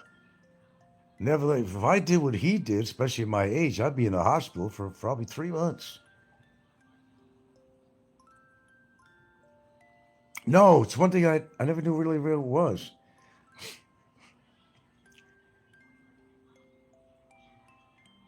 And he has people coming here all the time, though. It was something that I used to talk about when I was there. It's just one of those things you never got around to do it, you know? Yeah, that would have been interesting. I kind of regret I didn't do that. Yeah. Even Jimi Hendrix, I haven't seen his gravesite either. It's right over near Bruce's. I think it's the same cemetery, I think. I'm not mistaken. He actually was not really... He lived in Seattle, but I think he's from Renton, R-E-N-T-O. I think he was Renton. But nevertheless, he's associated with Seattle, both of them. Bruce Lee even had a little school for martial arts, whatever, in Seattle, actually, for a while. I like the way that guy thought, but there's still controversy on how he died, though. There's always going to be controversy. Okay, what else? I've been on here for a while. Bruce Lee and his son, Brandon, are buried next to each other. I saw something on that. I think you might be right on that. They were both good. They went too soon. They just left this earth too soon. And not by accident. Well, according to how you look at this, what really happened, there's always some kind of conspiracy theory behind all of this shit. And I got to bring this up again, something else. 3 sisters, young girls, teenagers, from India, jumped from a 9th floor because the parent took their phone away. I mentioned that in another show. Still a lot of controversy. Some say they think that one girl was going to go out the window and the other sisters went to grab her and they wind up falling out with her. They don't know for sure. But imagine being so, like Donty and Popeye, where they're so glued to every single thing. If they didn't have any communication through laptop or any form of computer or cell phone, they probably would jump out a fucking window if they could find one high enough to jump out of. These girls, imagine that. It was because they got involved with everything Korean. They loved Korean drama. They loved Korean culture, all the shows they watched, the boy bands, all that shit, which is a big thing here in the Philippines, as I mentioned. But it's all over. In India, I don't know what it is about South Koreans, but it seems like they don't want to be in a relationship with them, but they still like to watch them, listen to them, and their lifestyle, their clothing, their hair, everything else. It's really strange because I experience it right here. I talk about that all the time. You did? I will question who's the greatest guitarist in the world because I'll tell you what, there's some young artists out there that could blow you away. There's a kid that was on, was America's Got Talent or something. He's going a long way now. This kid could play anything. There's some chicks also who are like masters on the guitar. Oh, and there's one guy, strange looking guy. I think he's gay too on top of it, with blondish hair. He's called Funk Bass, I think he's called. Funk Bass. And he has a popular show. And this guy plays the bass like you wouldn't believe. But he's more into that kind of funk music and stuff. He's pretty much stuck in that. And he's made appearances. He's played for some bands that are into funk and all that stuff. This guy is really, really good. I think he's called Funk Geek or Funk Beat or something like that. You could look it up on there. They'll tell you. Just go to ChatGPT. Who is that guy who's a master of bass and plays, you know, a lot of funk music, and they'll come up with it. You got to check it out. And he's really good. I can't stand looking at the guy, but that guy's so much fucking talent. It's just unbelievable. There's a lot of talent out there, man. It's when people use their talent for good, not bad. Instead of making stupid skits, hating on people, using their creativity for bad instead of good. And they can do so much good with it because some of them are really creative. They know how to fuck with that AI and all that shit. They're great editors. Imagine the good shit these guys can do. Some serious videos using and utilizing all those skills. Can you imagine that? Aloe's got a few skills too. He doesn't always use them, but Aloe's got a few skills. Popeye mostly copies stuff from, these days, copy stuff from Flying Circus. The fog is coming. The fog is coming. Oh, I hear the rain now. Yeah, it's coming down. No, I know where to go, except I can wait till tomorrow. Go to the one-armed bandit to get some more money out. I don't have to go in the rain. I'm not broke. Okay, guys, as usual, it's been a really big shoe. And, just a word of advice to the assholes out there. There's a lot of words of advice, but I don't have long enough on the show to really get into it. First, I'll read Penadvisor's comment. I used to watch a young Korean kid on YouTube named Sungha Jong that played guitar. He was really good. I'm not sure about him. The fog is, okay. Look, I can't force anybody to like me or my show. Just take me for who I am. Take my show for what it is. I'm not out here to start trouble with people, honestly. Because I'm not always talking about trolls. I like to talk about a lot of things. Whether it's old TV shows, you name it. I talk about a lot of things on here. I talk about a lot of good stuff. Why can't people just appreciate that? That's all. I don't know why they're always on the attack. You can't get your way all the time. And a lot of people have found out that it just doesn't work all the time. Because you dislike somebody does not mean that you could try to take control of somebody's life. I have no interest in taking control of anybody's life on here. Unless I have to take you to court. Because you stepped over that imaginary line once too many times. And a lot of people on here have. And who's to say I'm not doing anything about it? Certain things I will keep to myself, but I will say is cool your heels. Life can't be that bad for you. I'm not the devil here. Remember, the Prada. Oh, I didn't want to go into that movie, too. The devil wears Prada. Remember that. Well, the devil could wear Prada. Could be any one of you. Take Snikko to court for calling you the same name that Bummers called you. Oh, I got plans for him. I'm just, getting the feelers out, the information in, got the videos. That's taken care of. I'm not worried about that. That's the least of my problems. It's just when he tries to move out here, that's when he's going to find it very difficult. And that's what'll get him. As soon as he settles in with an address, especially, I'll take action.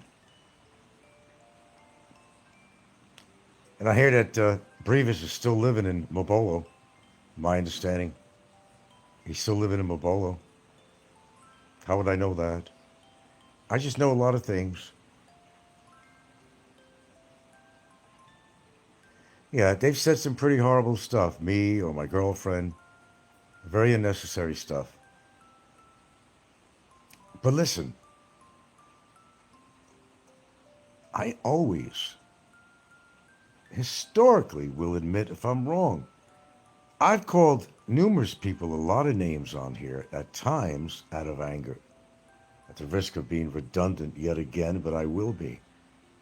I'm human. The difference is, and it's a big difference, right? You got it out.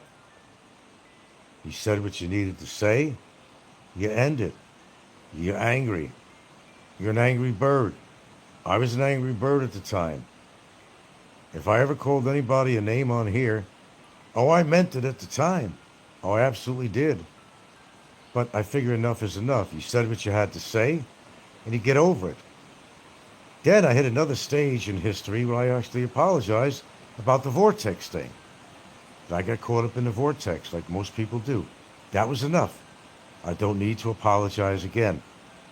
That was enough. I made my point. The point is, I'm not perfect, but I'm anywhere near, even remotely, how some of these people act themselves, what they say, what they do, and behind the scenes. I'm nothing like that, except for the research. I do that. Yes, I do gather evidence on every one of these people on here that's ever been adverse to me.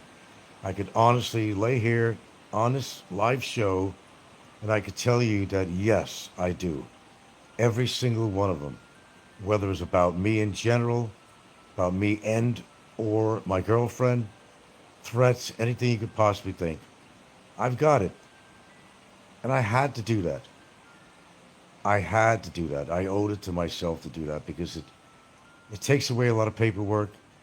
It takes away a lot of effort when you have the documents, when you got them all, and they're all properly formatted, which is really important. They're properly formatted because they have to be properly formatted. If they're not, courts or prosecutors will not even look at it. It has to be formatted the proper way. Okay? Pennywise, they all float. They certainly do. Pennywise says, Frank, let Snikko feel the long arm of the law in the Philippines. Well, hopefully he doesn't have to. Yeah, I got receipts is right. Look, you got to protect yourself, right? Other than this, there's other ways in your life you have to protect yourself, your body, your family. I take these threats and so forth very seriously. And so should everybody else.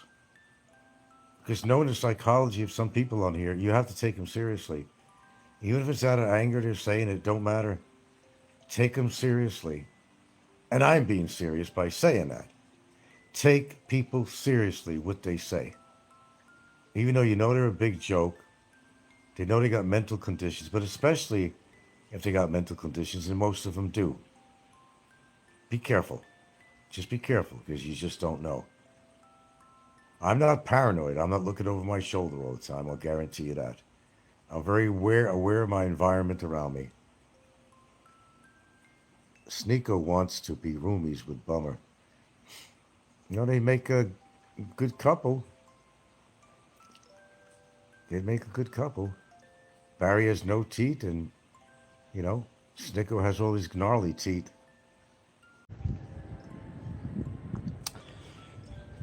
A little something extra for the afternoon here, folks. And, while so many people are worried about how often Frank has sex or when he's going to be deported or killed or, sent into a jail cell, the whole world is falling apart.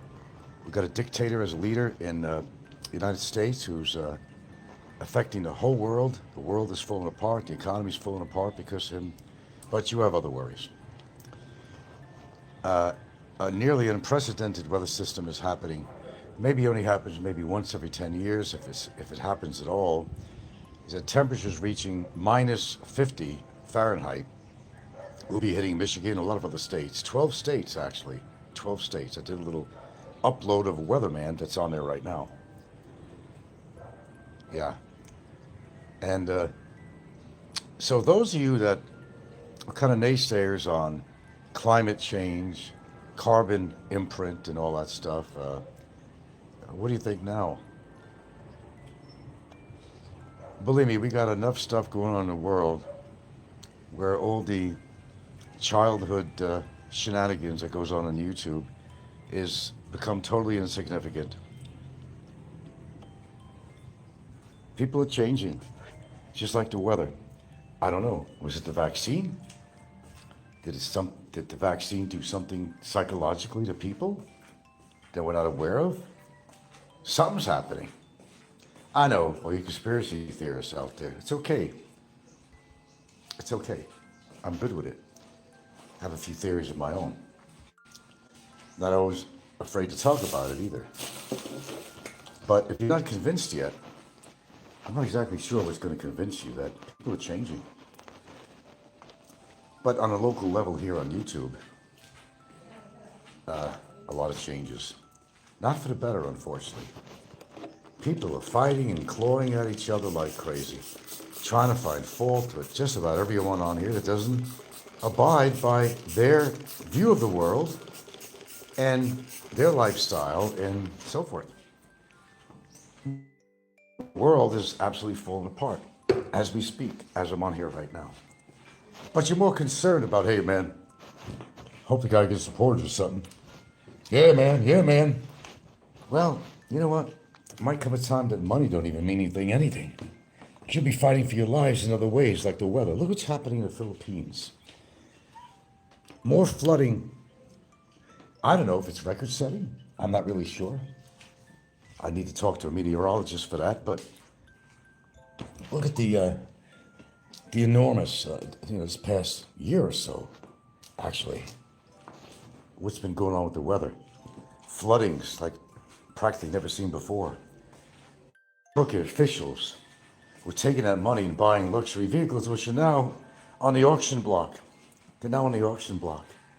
How far did it get them? How far is it getting nasty YouTubers who have nothing better to do with their fucking life? Nothing to do with their fucking life, but to try to find fault with people all the time. Is it the vax? Fuck if I know. Something's going on.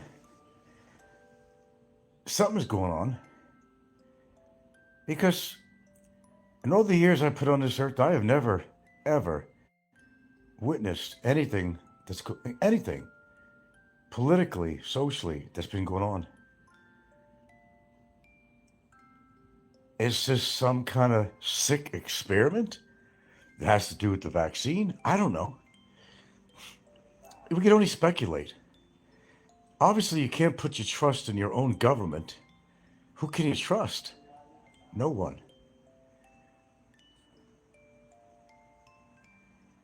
You can't trust anybody. But your own government? Well, certainly if you live in the United States, that's a no-brainer. It's what people tolerate, what they're willing to put up with or not put up with, is a question as when do people not wake up and see the light of day? That people are being pushed against each other in so many ways, whether it's little things on YouTube, trying to get a guy deported, kind of a I'll show you type of attitude going on here. Now it's not just here, it's not just on YouTube, it's all over the fucking world. People got to be afraid of wars. If somebody's going to get the code out and press the button on those missiles at any point in time. We've got an insane president now running the United States, although I believe that's going to come to an end sooner or later, but it will. How much are you willing to tolerate? Ask yourself that question. How much should you tolerate? Do you have the right to speak up? Of course you do. You need to. You cannot allow this behavior to happen with anybody, whether it's on YouTube, whether it's a president going totally mad out of his mind, mad as a hatter, affecting people's lives, people dying. The country that believed in democracy is now basically a template of Nazi Germany.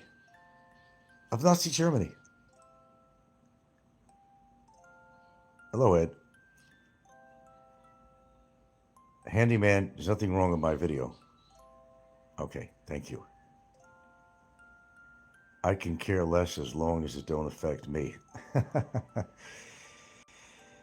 Well, sometimes things get so out of control that you have to be self-protective of yourself. I've said it many times through the years on YouTube. Let all these trolls, put them in a big field, give them the tools of the trade that they want, baseball bats, guns, knives, and just let them kill each other. Let them beat the shit out of each other if they got a problem with each other. Sometimes I do feel that way. Get it over it, get it out of your system. Get it all out, get your aggression out, do what you feel that you have to do to resolve your personal problems. I'm getting to that point where I think things are going too far in the world. We're allowing politicians to get away with, lawmakers, politicians, even Joe Public. What are we going to be like the movie Purge? It's going to come down to that, Purge? Where Trump's going to make an order that's going to allow all the criminals to kill, all the people to kill who they think are criminals? Well, they're doing that right now. What am I talking about? They're doing that right now. Innocent people being killed and accosted, arrested, putting into concentration camps. Wake up, folks. Wake up. Sounds like a murderer mindset. Yeah, it is. Well, the president has, and just to make it clear, so I'm in the Philippines, I'm talking about the U.S. president, just to make it clear. Okay. Gotta, cover my bases here. The politician's words sound closer to real.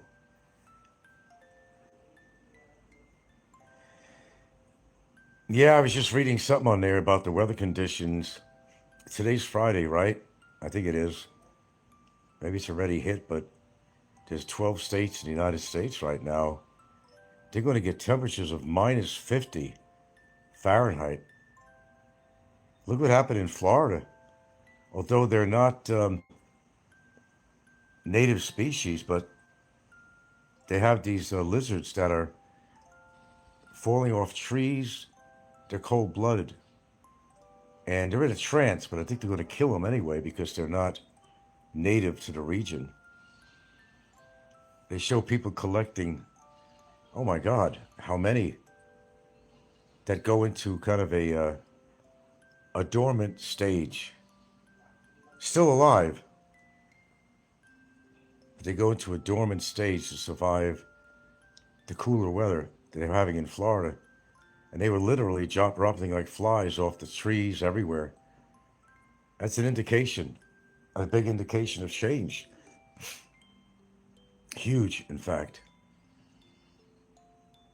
And now, I say it's nearly unprecedented what's going on in the United States. 12 different states freezing over. In fact, they said it's going to be colder than the Antarctic is at this particular moment. Minus 50-degree weather. Animals are going to die outside.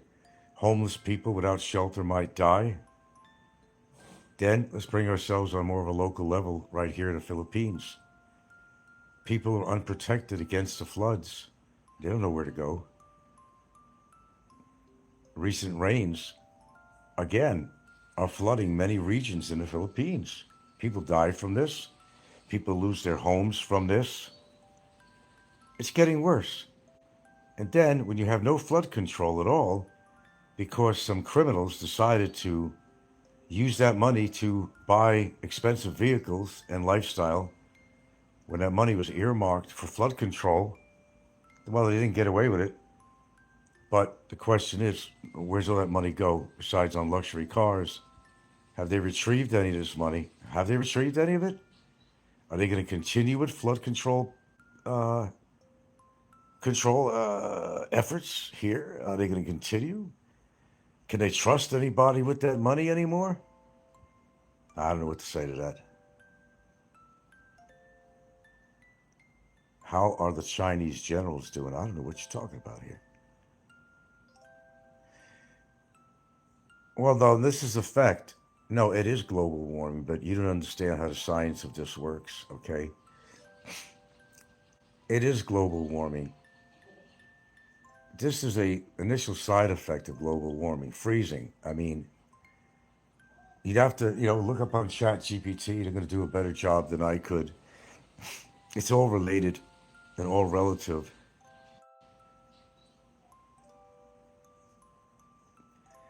Now, I mean, put it this way. Let's say that we have a major event, all the volcanoes. I mean, a lot of them are going off now, the Pacific Ring of Fire and all around the world.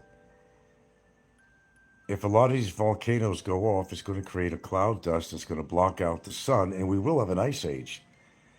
And that's what happens with the dinosaurs.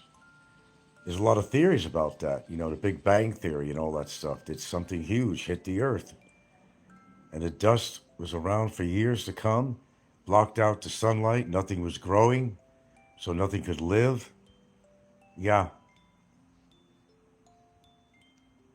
Or was it a series of volcanoes that went off, numerous, that created all that atmospheric debris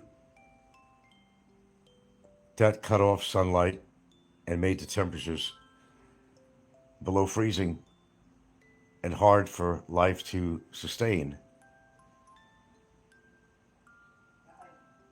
Of course, I don't know the answers. If I did, I'd be a genius. But I just get a laugh from this because I'm always amazed here on just a little tiny microscopic speck of the universe right here on the YouTube Philippines genre. I mean, the world could be falling apart, but they're concerned about a guy named Frank. Their life would fall apart if Frank wasn't on here. Their life would fall apart if they didn't have something to say about me. I'm Frank. Their lives would cease to go on and exist without me. And you're telling me there's not something going on? Was it the COVID? I mean, what's going on with this? Are people that desperate? Are their lives so without someone to love, something to care about, a hobby? When they claim they're living the life, but are they? When their whole life revolves around this guy called Frank. Okay.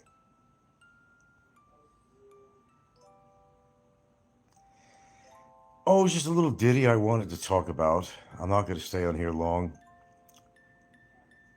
I got to go downtown at some point here.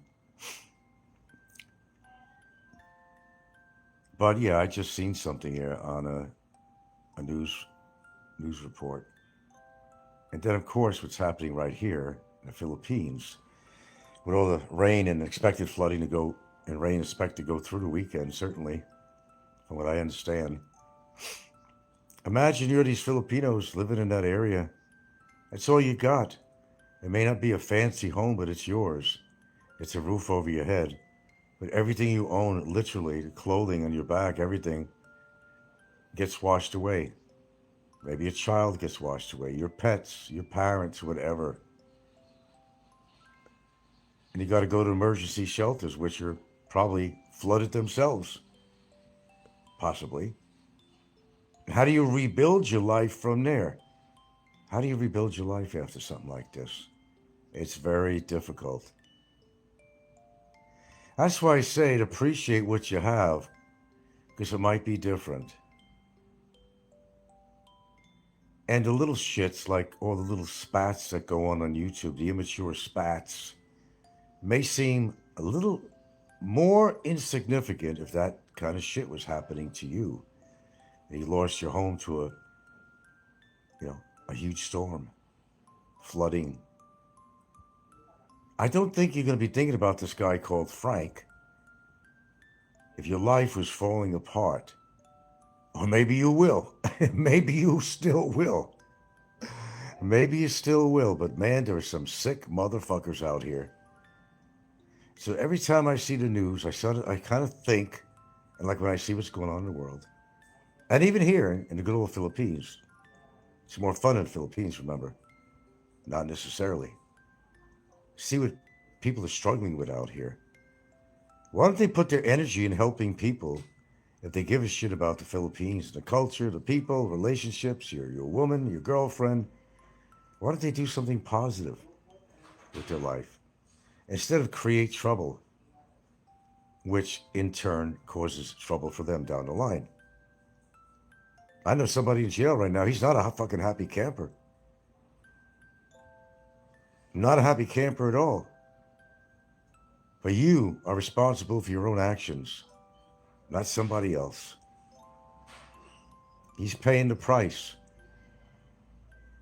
And the good people of the Philippines are paying the price for, unfortunately, there is certain factions of politicians that and financiers that are in control of the money and the budget that unfortunately we're using it for self-gain and not using it towards such an important project such as flood control. And because of that, people are dying. There will be more people dying because there is not good flood control in the Philippines, as we all know. That's something to think about. Well, you're just getting a little pissed off about what somebody said or somebody put the truth in front of your face. People are dying. The world is falling apart. But no, it's more important to come on YouTube. Who could I pick on today? I got to get my fill. Today. What could I scrape from the bottom of the barrel that I didn't introduce before against this person? Wow. Sometimes I think I'm the most sane person on here. Although I used to doubt myself at times, but now I'm convinced of it. I'm probably one of the more sane people.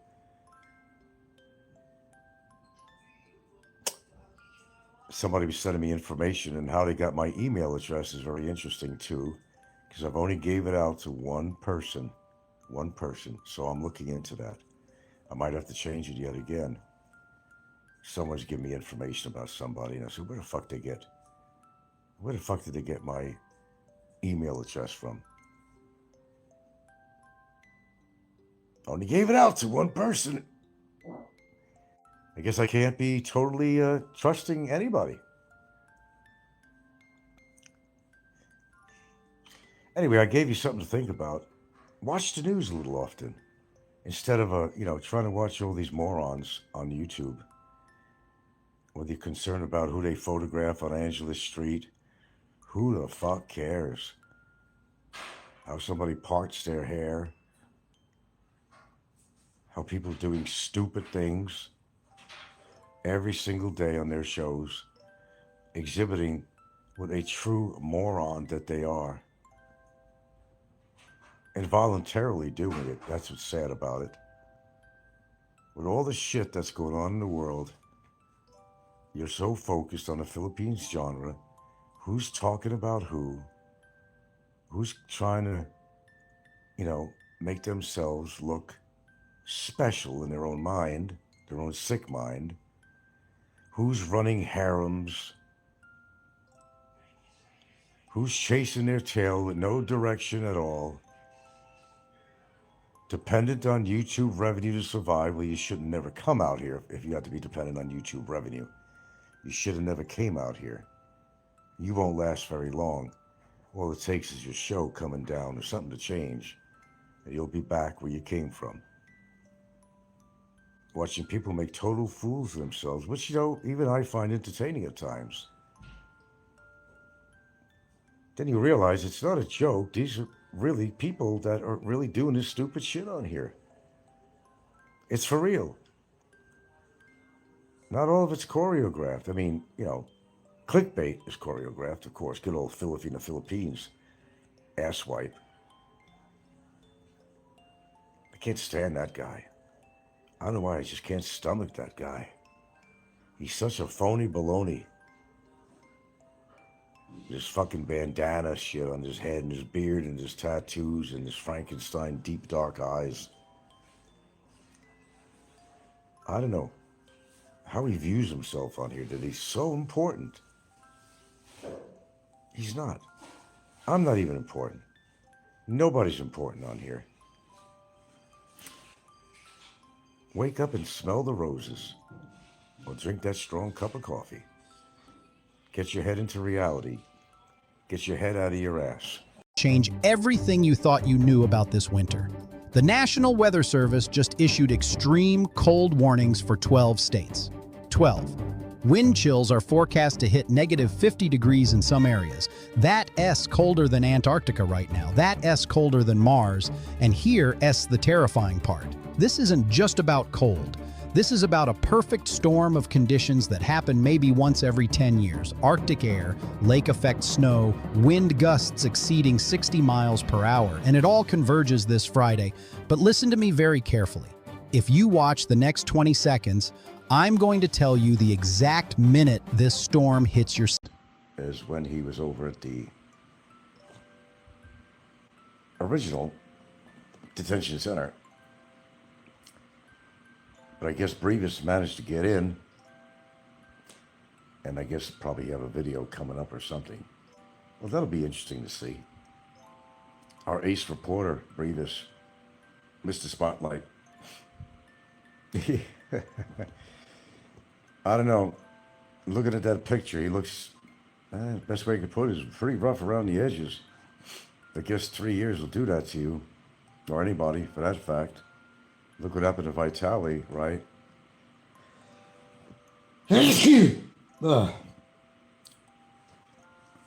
came in there all buff and came out of there looking a whole lot different. This movie, The End of All Things, sci-fi full movie. 3 survivors, 1 secret. I think they started eating people. I don't know. I've been watching this, but not watching it. It's a slow-moving movie, and I don't understand what the hell's going on in here. Just had my lentil and chicken dinner. Lentils with bits of chicken in it. Excellent, of course. Healthy, of course. This weather. I can't say it's good, just because it's cool, but kind of bringing my sinuses up there. I get a little chest congestion, not much, a little chest congestion. All's good on the Western Front, I guess. But if you look at that thumbnail, yeah, he's not looking too good. He doesn't look like he's shaven. Or maybe that's to look tough or something, I'm not sure. You got to get an edge, I guess, when you're in there. You want to look tough, grow a beard or something. But you didn't see the rest of his body. He's actually very skinny. So there's always that question, did he gain a lot of weight from inactivity?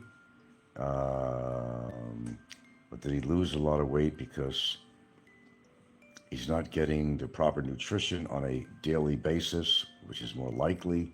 That happened with Vitali. You know, I don't know what the deal is of ordering out food and shit like that. I don't know what the rules are. You could look up something, but it may tell you something different. Of course, there's paying guards too and things like that.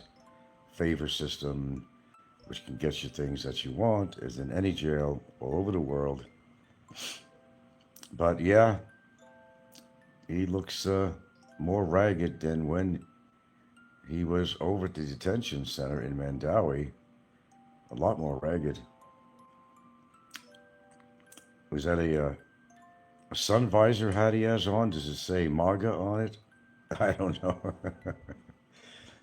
MAGA's not going to help him, okay. Why even bother to wear the hat? But anyway, just thought I did a little ditty on here. Brevis apparently got in to visit Barry, and I don't know if he was allowed to, he got a photograph of him, but I don't know if he's allowed to actually take video of him, though. Yeah, Vitali couldn't take his steroids. Well, you know he was taking steroids, definitely. Steroids is not going to help Barry. It's too far gone for that.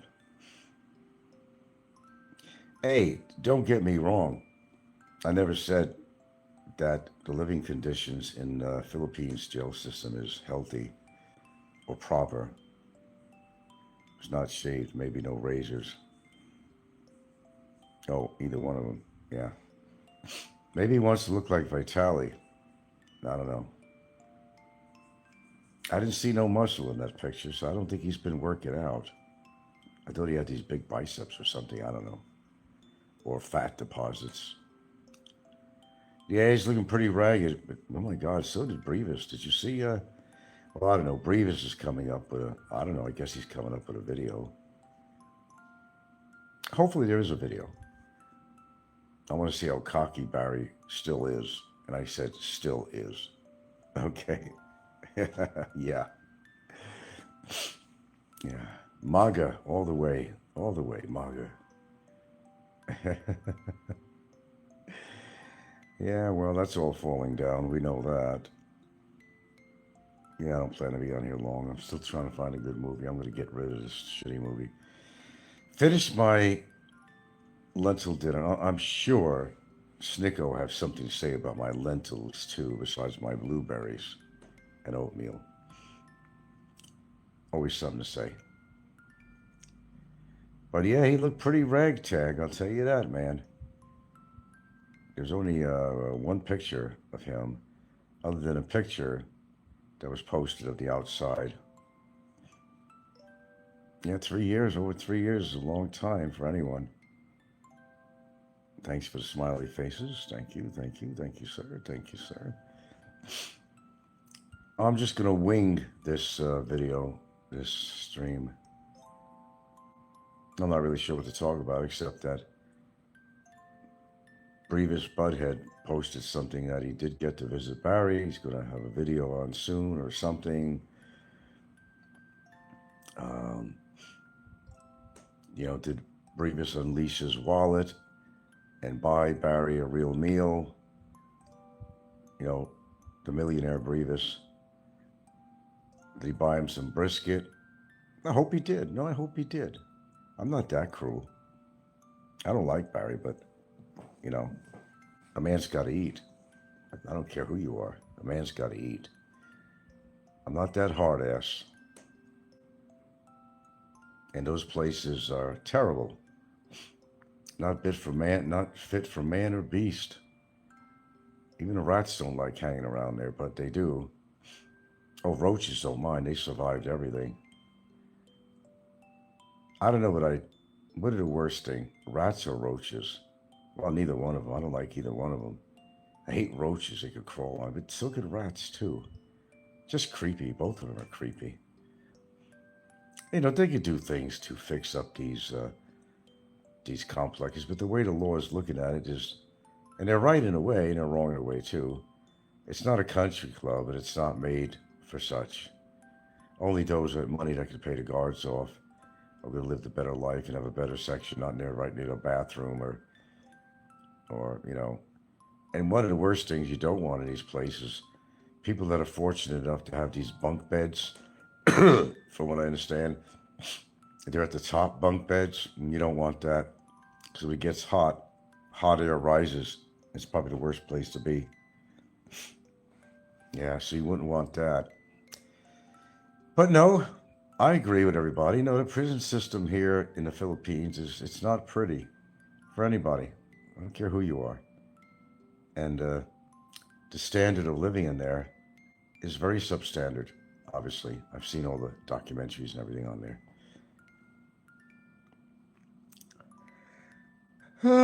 Pardon me. I'm in relaxed mode.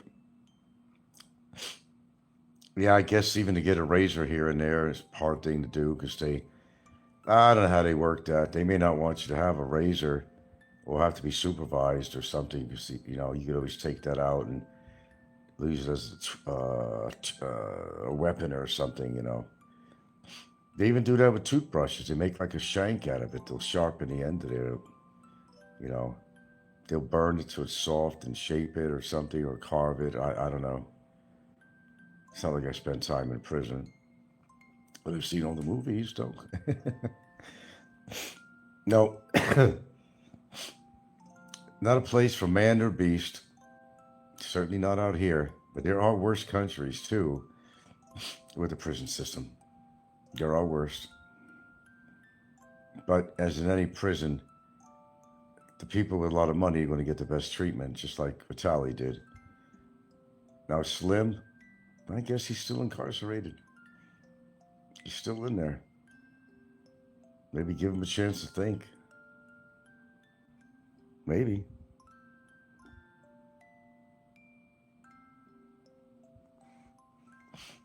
Just don't get in trouble. What else can I say?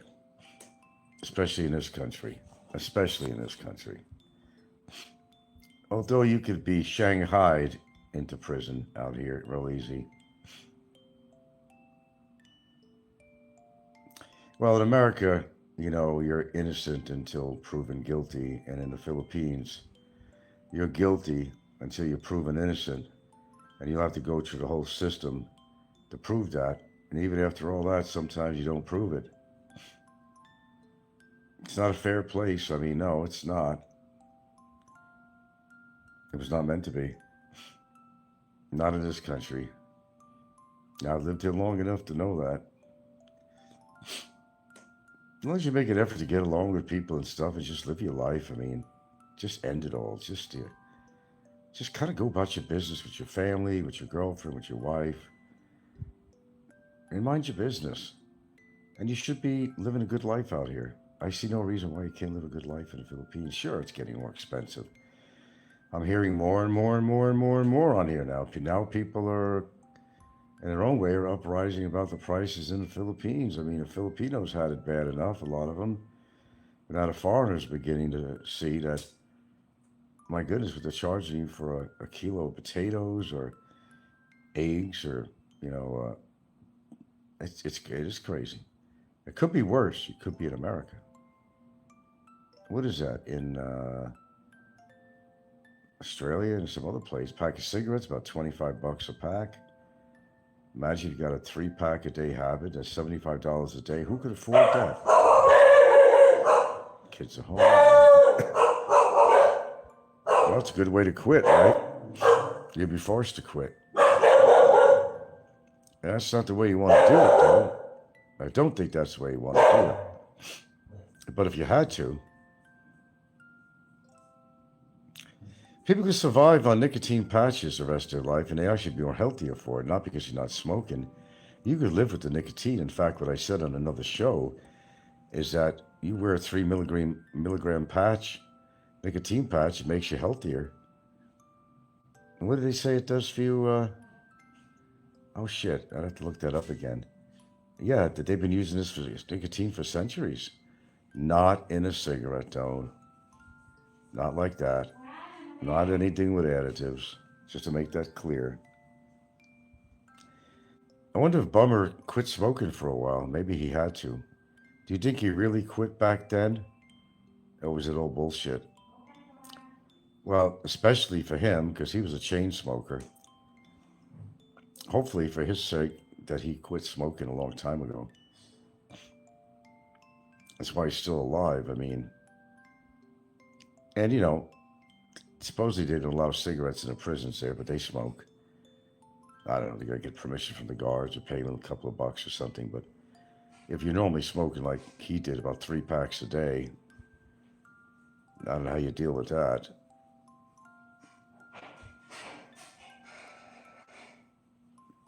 But the thing is, if you're a smoker and you're in jail, if you could have a relative or something and they allow it, you know, is to get those patches. It'll give, you know, kind of take away the urge to a point of your nicotine needs. You're not going to be fully satisfied, the oral part of it, like having a cigarette in your mouth and holding it. But it at least provides your body with some nicotine. It actually might do you some good. It's just a nicotine patch. It doesn't contain all the other chemicals a cigarette does. So that's actually a good thing. Yeah, I just learned about that recently. I've been talking about this a lot. The benefits of nicotine, believe it or not. Nicotine saves lives. It takes lives too, but not like you're thinking. Or we say nicotine is bad. No, you mean nicotine mixed with all 1,000 other chemicals that they're putting in cigarettes. That's what they're talking about. But plain nicotine, I guess it's beneficial. That's what I'm hearing now. I guess it's been used for, I don't know, Centuries. Imagine that. Razor, yeah. God, I bought a cheap razor the other day.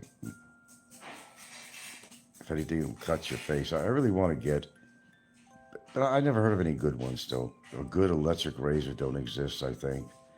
The heads on there, the rotary heads, they don't last very long. Way in the past, I used to own these things, but they never did anything good. I don't like hair on my face at all. You know, even when it starts growing out, I feel kind of skanky Frankie with the hair on his face. I don't, my skin gets irritated, and I just don't like the look. I don't see what the need is for hair on my face. I lived up in the Northern Hemisphere or something, you know, in Northern Alaska or Canada or somewhere, bumfuck Egypt or Arctic or something. I could understand to keep your face warm, but I never understood why men grew beards anyway and grew mustaches. I just don't understand. It's a style. Is there a purpose to it? Maybe they got, well, you know, Ren Zero used to grow a beard, you know, Sentai 7, because he had a very nasty, I think it was a burn scar. Yeah, I think it was, on the side of his face. It was pretty gruesome. So he would grow that to hide it. Picture could be another one of their hoaxes. Who cares? I know people have been curious what's Barry looking like these days, and I'm sure it'll be a rank out Frankie video if he does post one. I expect it. No big. I wouldn't expect less, you know. There's really nothing to talk about him anymore. He's doing his time, committed the crime. You know, if he wants to get out of there, he knows what he has to do. What can I say about it? It has nothing to do with me anymore. I'm out of the picture with him anyway. And I just look at it this way. If Brevis gives a shit about Barry, then he's not going to come over there and just bring a meal over. He's going to come with a fistful of dollars.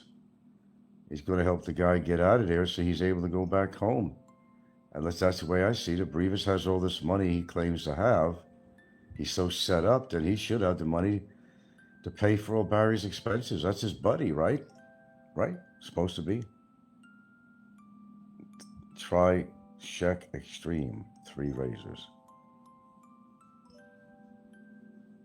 Oh, is it an electric shaver or something? No, I don't like hair on my lip. I don't like hair on my face. I don't, no. One time I started to grow it out, I was actually in Seattle. And it was a lot more than a 5 o'clock shadow. A lot more. I didn't like the look, and I didn't like the skin irritation, really. And I always thought it was nasty anyway, because people with beards, it's nasty because a lot of bacteria. You get food particles in there, and if you smoke, my God, I've seen guys who smoked a lot. No matter what color their hair was, it was an actual orange from the nicotine. It was actually orange. It looked nasty. And try trying a woman kissing somebody with a beard like that, and they got a nasty food fermenting on their beard, and the smell of tobacco on their beard. Now that would be yucky. That would be yucky. Not for me. Never. My whole life. What my age is, I've never grown a real beard. It'll be a different look, that's for sure, but it would make me look a hell of a lot older. Because, well, the beard's going to come out partial my natural hair color and partial silver or gray. Make me look a hell of a lot older. That's another reason.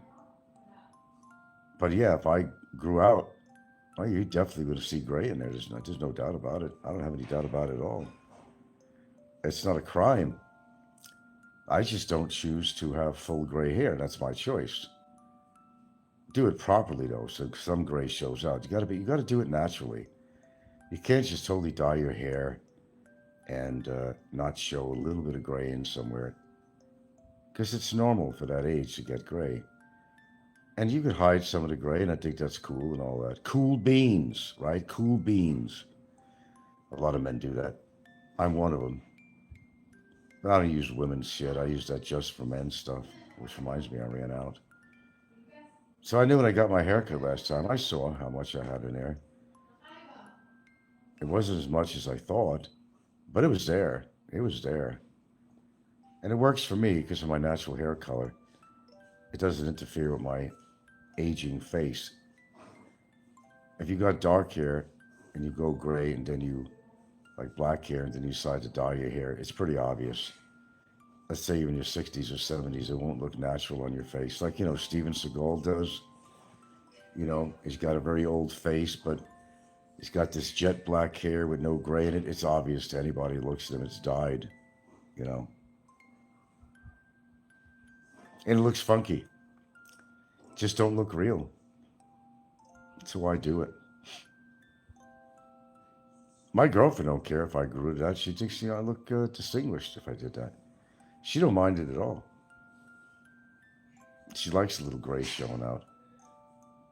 And if it was up to her, she'd have me just grow my hair out, whatever it's going to turn out to be. Well, I already know it's going to turn out to be because I had that time I didn't go for a haircut for a while. My gray hair grew out, and he cut it relatively short for me.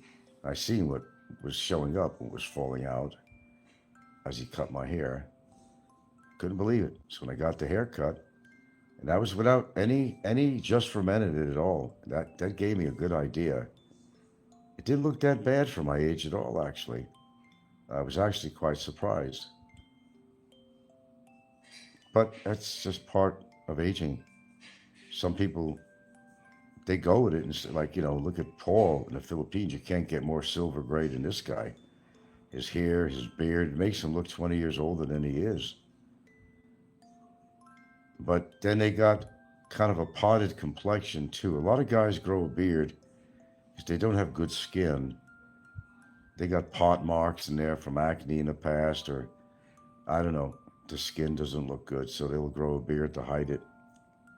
Some guys will grow a beard because they got no teeth too, because your jowls, your mouth is all sunken in from not having teeth there.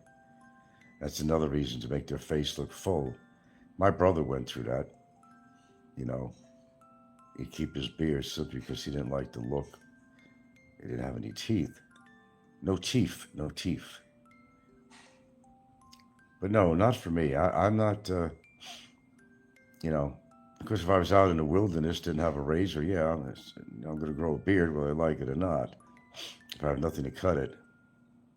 It'd be an interesting look for me, that's for sure. But I'm not even willing to try it once. Not even. It's just not who I am. And as I said, I just have a thing about hair on my face. I don't mind my eyebrows, of course, But I just don't feel comfortable with hair on my face. If I go for a couple of days, it's like I feel yucky. Got hair on my neck growing, hair above my lip, hair on my cheeks. I just, it's not my comfort zone. But it'd be interesting individually to ask men, why do you grow your beard anyway? What's with the mustache? Is you're making a statement. If you're making a statement, what's the statement that you're making? You're just trying to look more manly, more Neanderthal? Are you trying to look tough? You're trying to look distinguished, although it makes you look extinguished, in my opinion. But does it give you more power, strength, like Samson? Do you grow your hair out? Do you think the ladies really dig it? Shit, man, I had fucking hair growing on my face once. I gave my old lady a fucking irritation.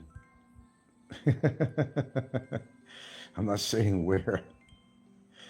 No, I'm not Mr. Grizzly, Some chicks dig it though, Especially if it hides their husband's or boyfriend's ugly face as much as they could. Yeah, they'll dig it. So, and some people just don't look good with a beard, Just as some people look great with bald heads. I always thought they looked like a walking penis. Bald head. I'm so glad, I'm so happy that I don't have a problem with growing hair. In fact, it grows too fast. I got the opposite. Oh, sure, on my forehead, my hair has actually receded for the past 15 years, a little bit. Nothing to write mom home about at all, but I've noticed it. But that was about it. It kind of stopped.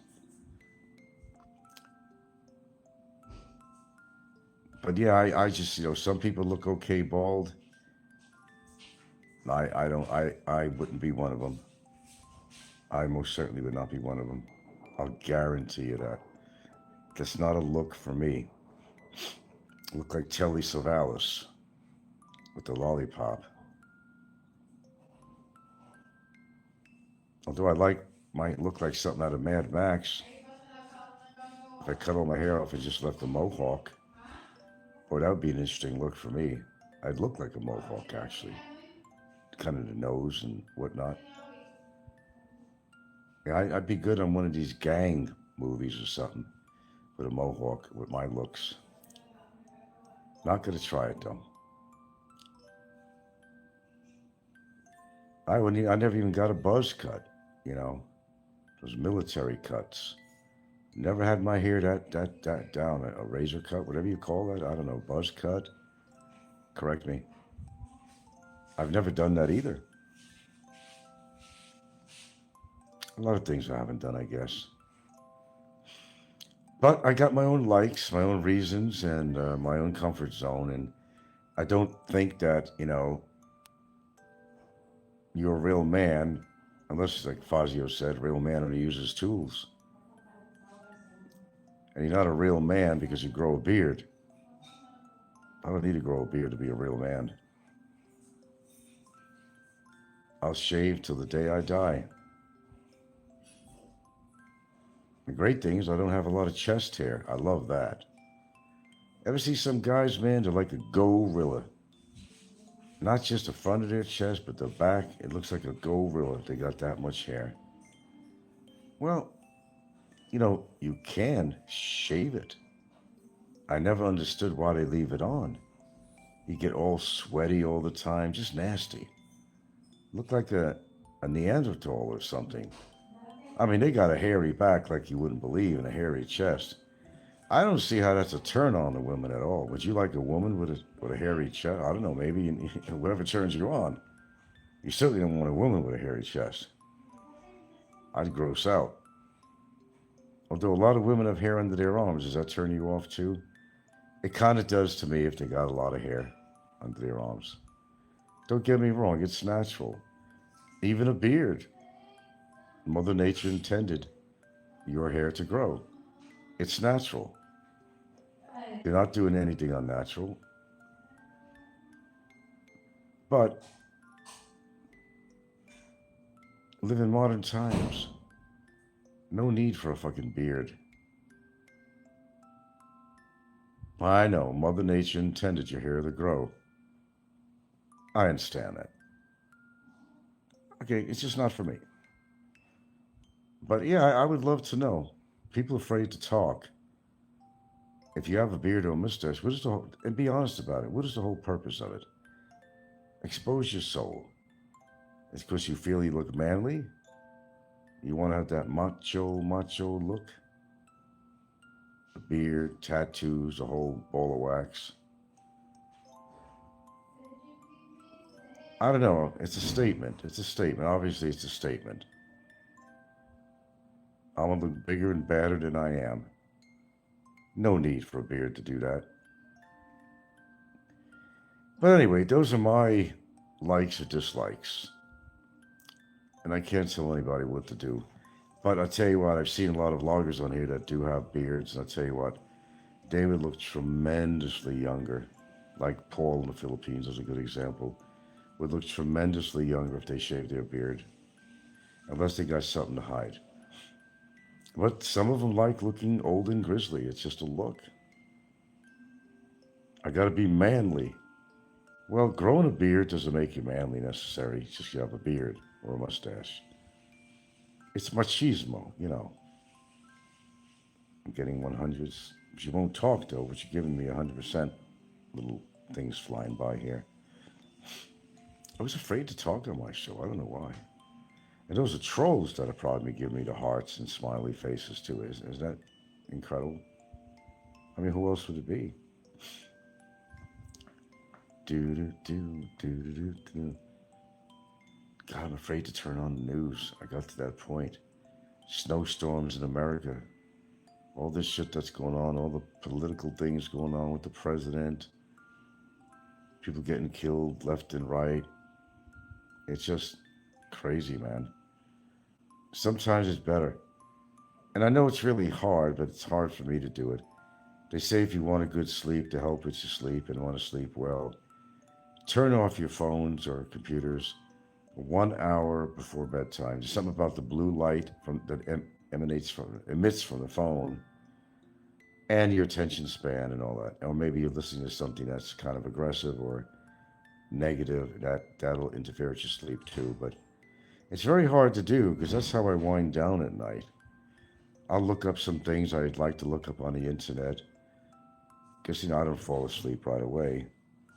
So that's what I'll do. I'll kind of take the phone in there and just kind of look things up and read things. And then after a certain time, shut the phone down and put it in the other room. That's really amazing. Even when you shut your phone down, you're still going to hear beeps and notices and shit like that. I hear from the other room. I put it in the exercise room. Because if I leave it in a little shelf or a little nightstand next to my bed, I'm going to hear beeps, beeps, beeps, notifications, shit like that. That's even when you turn the phone off. It's completely off. You're still getting notifications. So I got to put it in the other room. I'm very, I'm a light sleeper. If she gets up overnight for something, chances are I'm getting up.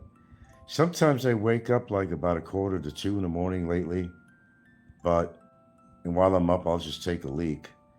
Then I'll go back to bed and I'm fine. And then I'll be up again by, 4:30, 4:45 or something. But then I could choose to put my head back down and then I'll get up after 5:30, 5:45, maybe pushing it to 6, but that's pushing it a little bit.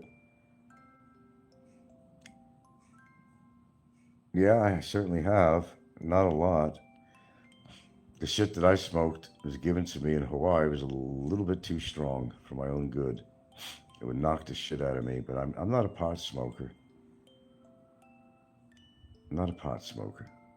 I don't like marijuana. It's probably good in a brownie or something. I could probably, in small amount, but not, the THC, the oils my brother used to make on his own. Holy crap. That'll knock a bull moose out, man. Doesn't take much. I'm a lightweight. One hit, I'd feel it right away. It isn't the kind of shit that you had in the 60s or so. People have brought it to another level in this decade, past few decades. It's some powerful strains. They've all become chemists now. And they know how to do it very well. Crossbreed certain ones. They like to label with all these interesting names. But they are potent in Hawaii, I will tell you that. From my experience and from living there, these people were connoisseurs. They knew what they were doing, man. You don't really feel it straight away after a brownie. Yeah, it's not right away. But I think that's the best way to go without smoke, And brownies, and marijuana might have its advantages medically. Maybe it might help you with nausea. They claim a lot of things about it. But these are all stoners that are saying that they want to see it in the open market. They want to ban marijuana anywhere. These are people that are trying to sell it to in the stores. They got stores now. And in Hawaii, it's only a handful of people they allow licenses to sell it, and it's for medicinal purposes only. And customers have to have a medical card specifically for that. They haven't gone that far yet. Well, if you never smoked marijuana before, like I had a Filipino girlfriend out there, and we had this one dude we know, Basil, stay over. And he was making these, I don't know what you call them, crepes. It looks like eggs, pancakes, whatever the fuck they are. But he cooked it with this oil, you know. I'm glad I didn't have any of it. But my girlfriend at the time, oh, let me try that. She was hungry. She tried it. I'll tell you what, it wasn't much time at all. It wasn't too much time at all. She was feeling really weird. And she couldn't explain it. She just felt out of it. Oh, Frank called me. I'm not feeling good. I'm feeling weird. I said, did you eat those crepes or whatever he was making, you know? French bread. I forgot what the fuck was he making? Yeah. Oh, I said, that's why. Did you know that there was, you know, told her marijuana, you know, THC in there, oil, you know. Oh, I didn't know that. And he apologized because he thought maybe she knew that he was making it with the butter. You know, he made his own little marijuana butter.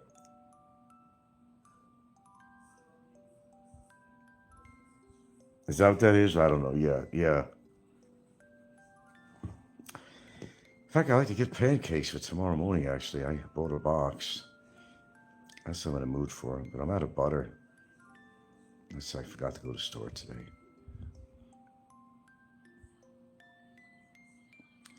No, not for me. I don't like getting high on shit. I never did. I think my brother, what a great brother he is at the time when he was doing his drug, tried to get me to snort a little bit of coke. I said, no, I don't want any of that shit. Fuck that.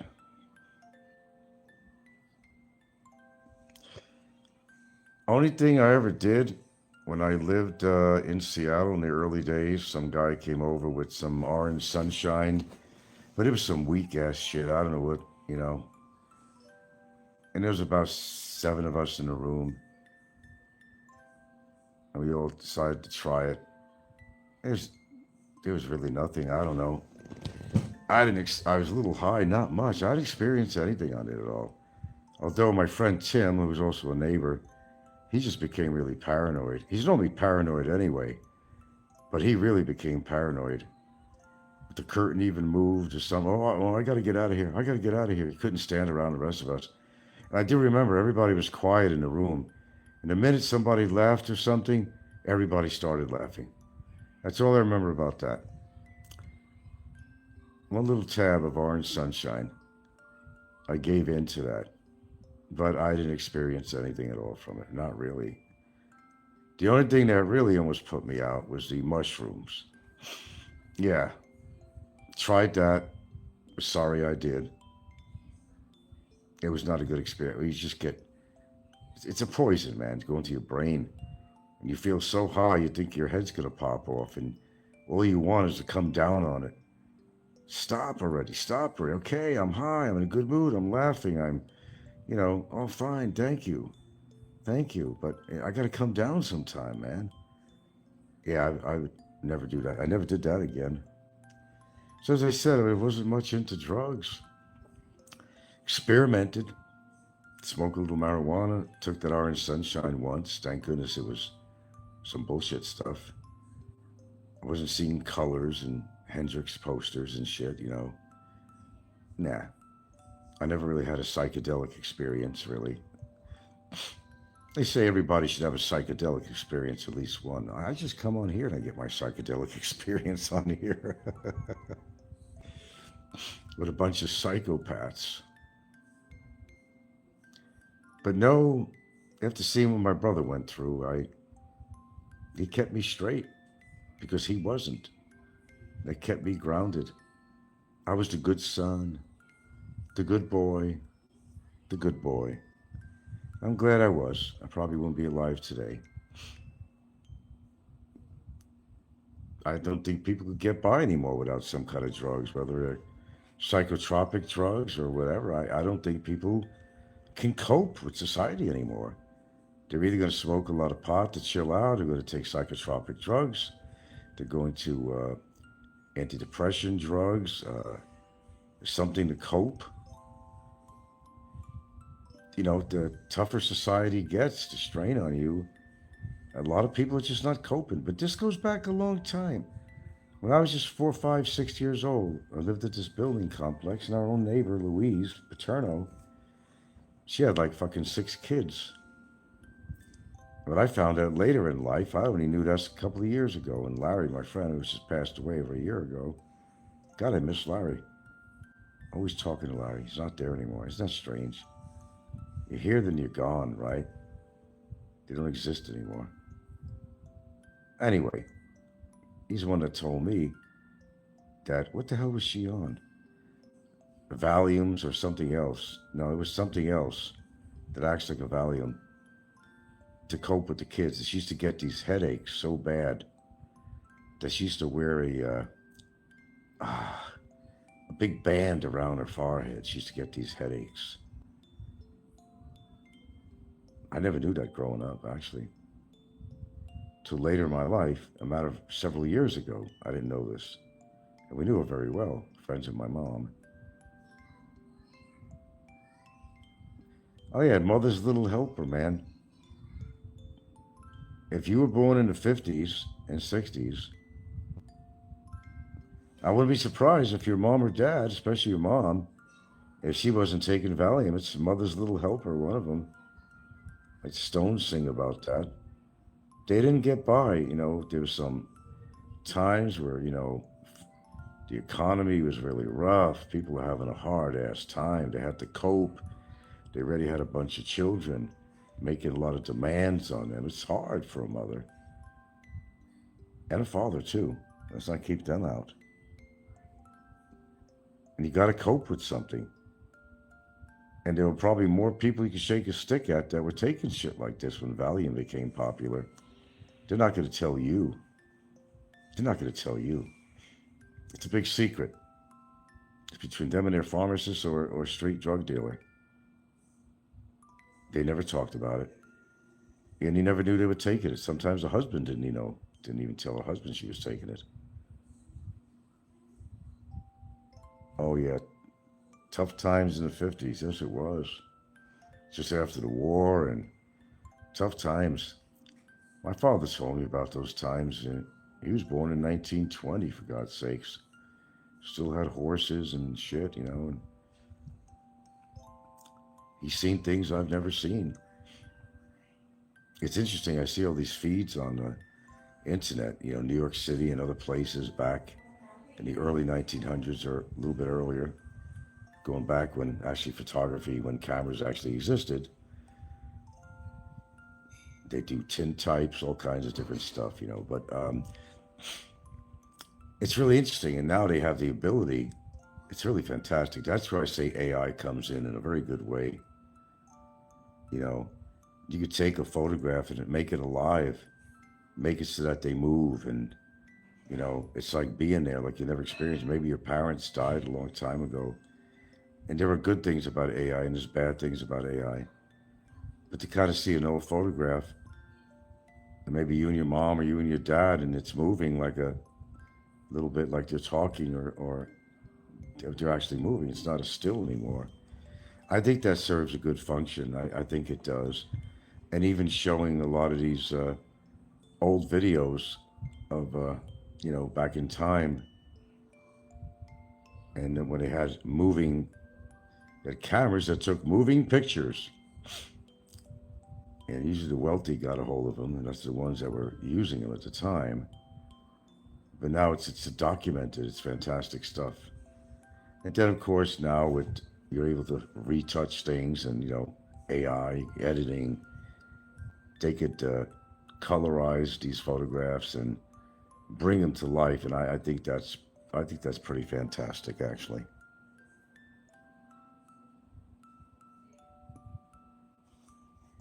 And where are you living to have McDonald's delivered to your doorstep? Where are you living? Fuck McDonald's. I learned too much about McDonald's. I won't even touch them anymore.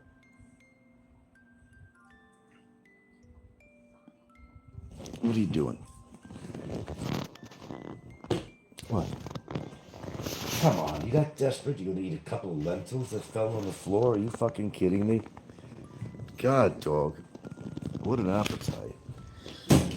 Cannot believe.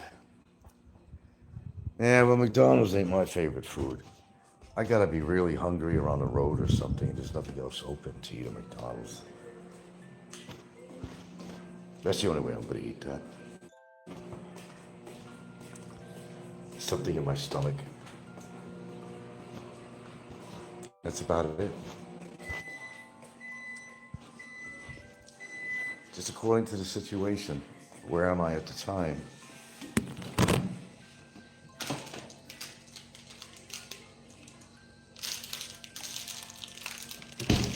Whoops.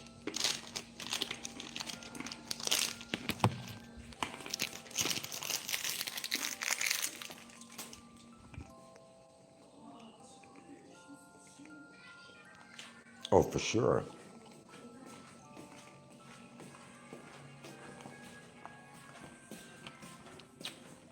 Well, you gotta figure, those days are over, man. Jimbo was eating a couple of lentils that fell on the floor. You wearing the menthol stuff? Yeah, but what is that menthol thing gonna do for that?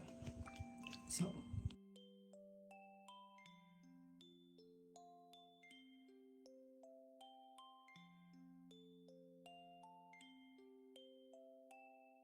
Hold on a second.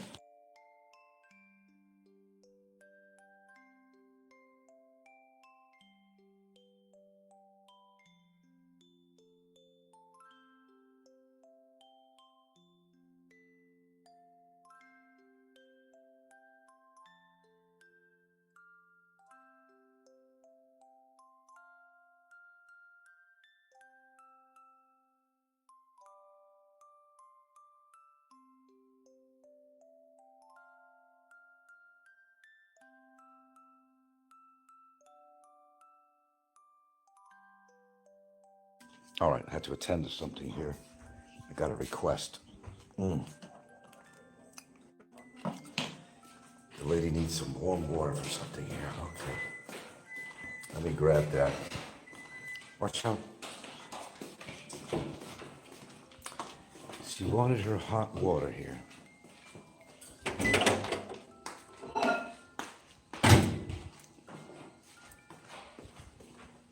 Watch out, girls. Watch out.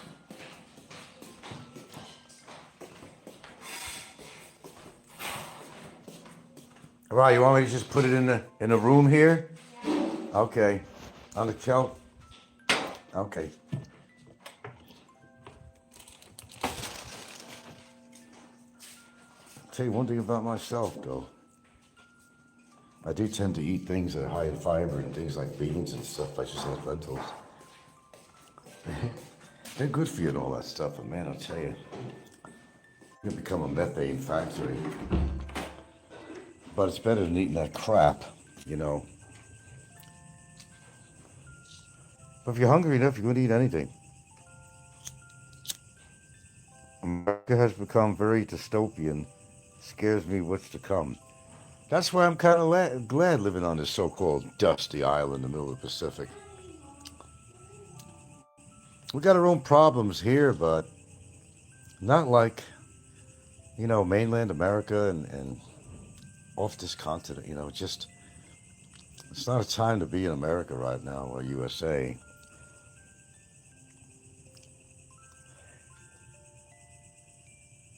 Now, the 80s were cool. The more groovy times were 60s and 70s, of course. Groovy, man. Later on, it was tubular, man. That's tubular. Never understood, but later on, what tubular meant. I don't know. Maybe I still don't. I was always out of the loop. Because I didn't hang around with people that talked like that, really. Predominantly normal people, you know. Had a little bit of education. Mostly. It's dystopian now. It feels dystopian. Oh, wait till you see what's to come. Look, I'm telling you, man, all it's going to take, for some reason, if there's a famine going on, because perhaps crops are not growing, or the weather is making it hard to grow crops, buddy, let me tell you something. Huh.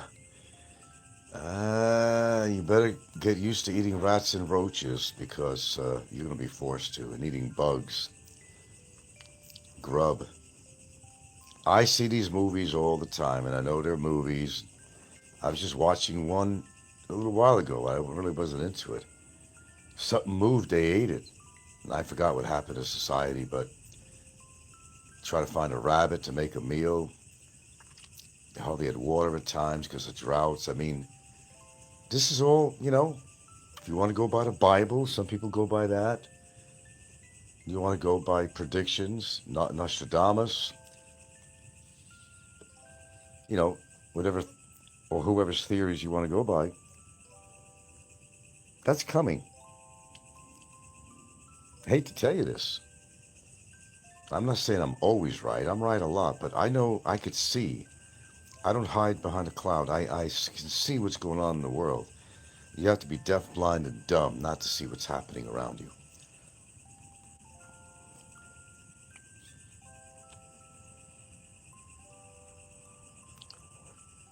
I see a lot of it everywhere. If you want a fixed income and everything else goes up, it puts you in a worse position too. I see that going around here all the time. Prices of rice going up, it puts hardships on the family. They have to go work overseas. You can't blame them. But they also take advantage of Filipinos too. They figure, well, we know, just like the Mexicans, they figure, well, they work for low wages, we're going to hire them. They won't even give you a break. They won't pay you a good salary like they pay a Caucasian or something, a white man, a fellow countryman. Filipinos are being taken advantage of all the time. They say that they're taking advantage of the foreigners, but at some point I differ. I beg to differ. Oh yeah, hire a Filipino. They're cheap labor. Well, that's what they used to say about the Mexicans all the time. They still do. And to live in the United States, and that's why a lot of U.S. citizens were upset. They said, "Oh, you're taking away our jobs, and you're working for less. So why is an employer going to hire me because they can get a Mexican for a fraction of the hourly wage?" That's what was happening. Still is. If Trump didn't kill them all, who do you think fucking built America? It was immigrants. And I'm sure a lot of immigrants, probably even the Trump Tower, probably helped build that. Does he ever think about that? Through the labor and even the death, there's people die. There's people die in these large projects like that. Fall to their death. Oh, it happened here in the Philippines a lot. There's one place, I can't think of the name of this place it's in Cebu. What is this one hotel, whatever it is? It's kind of tall. And there was an extraordinary number of workers that fell to their death. Put it this way, every big building you see in Cebu or Manila, somebody got hurt or killed somewhere, probably along the line. You just don't hear about it a lot. But you know who were the best workers? The best workers ever? Native Americans. They were the best workers as far as walking on those steel girders and steel beams. They were comfortable. They weren't afraid. And they'd hire them right away. They were the best workers, actually. And as far as concrete and stone, it was Italians. They were great with bricks and stuff like that. My grandfather, one of his jobs was actually laying bricks for these train stations and so forth. I think he worked in mines in Africa. And he had several trades. But they were flexible at that time. They had to develop trades in order to make a living. And they worked hard for their money. They worked real hard. They're so lazy nowadays. What the Mexicans or immigrants or. No, you live in America, you get spoiled. That's like when you take a Filipino to America. That's the worst thing you could ever do. I'm sorry. I'm still going to stick to my thoughts on that, my beliefs on that. They change. Look at. Okay, John Blaze hasn't been on for a long time. I don't know. Take a wild guess what's probably going on with him. Supposedly got married, if he really had a woman at all, because he lied a lot, but let's assume he did. Took her to America, get all the paperwork going and everything he had to do. Got her there, and if you want to go by what he says, even got her a truck. She got a job. She made Filipino friends, and he admitted at one point, oh, I'm retired now, and I don't know what to do with myself. And, his wife there, shit, she got her green card, and she didn't need him anymore. I'm thinking that she left his ass. And he's too embarrassed to come on and talk about it. That's why John Blaze hasn't been on, I think. He doesn't want to let on that his marriage didn't work out. Well, gee, I saw that coming. Did John Blaze do something horrible? Must have happened to him.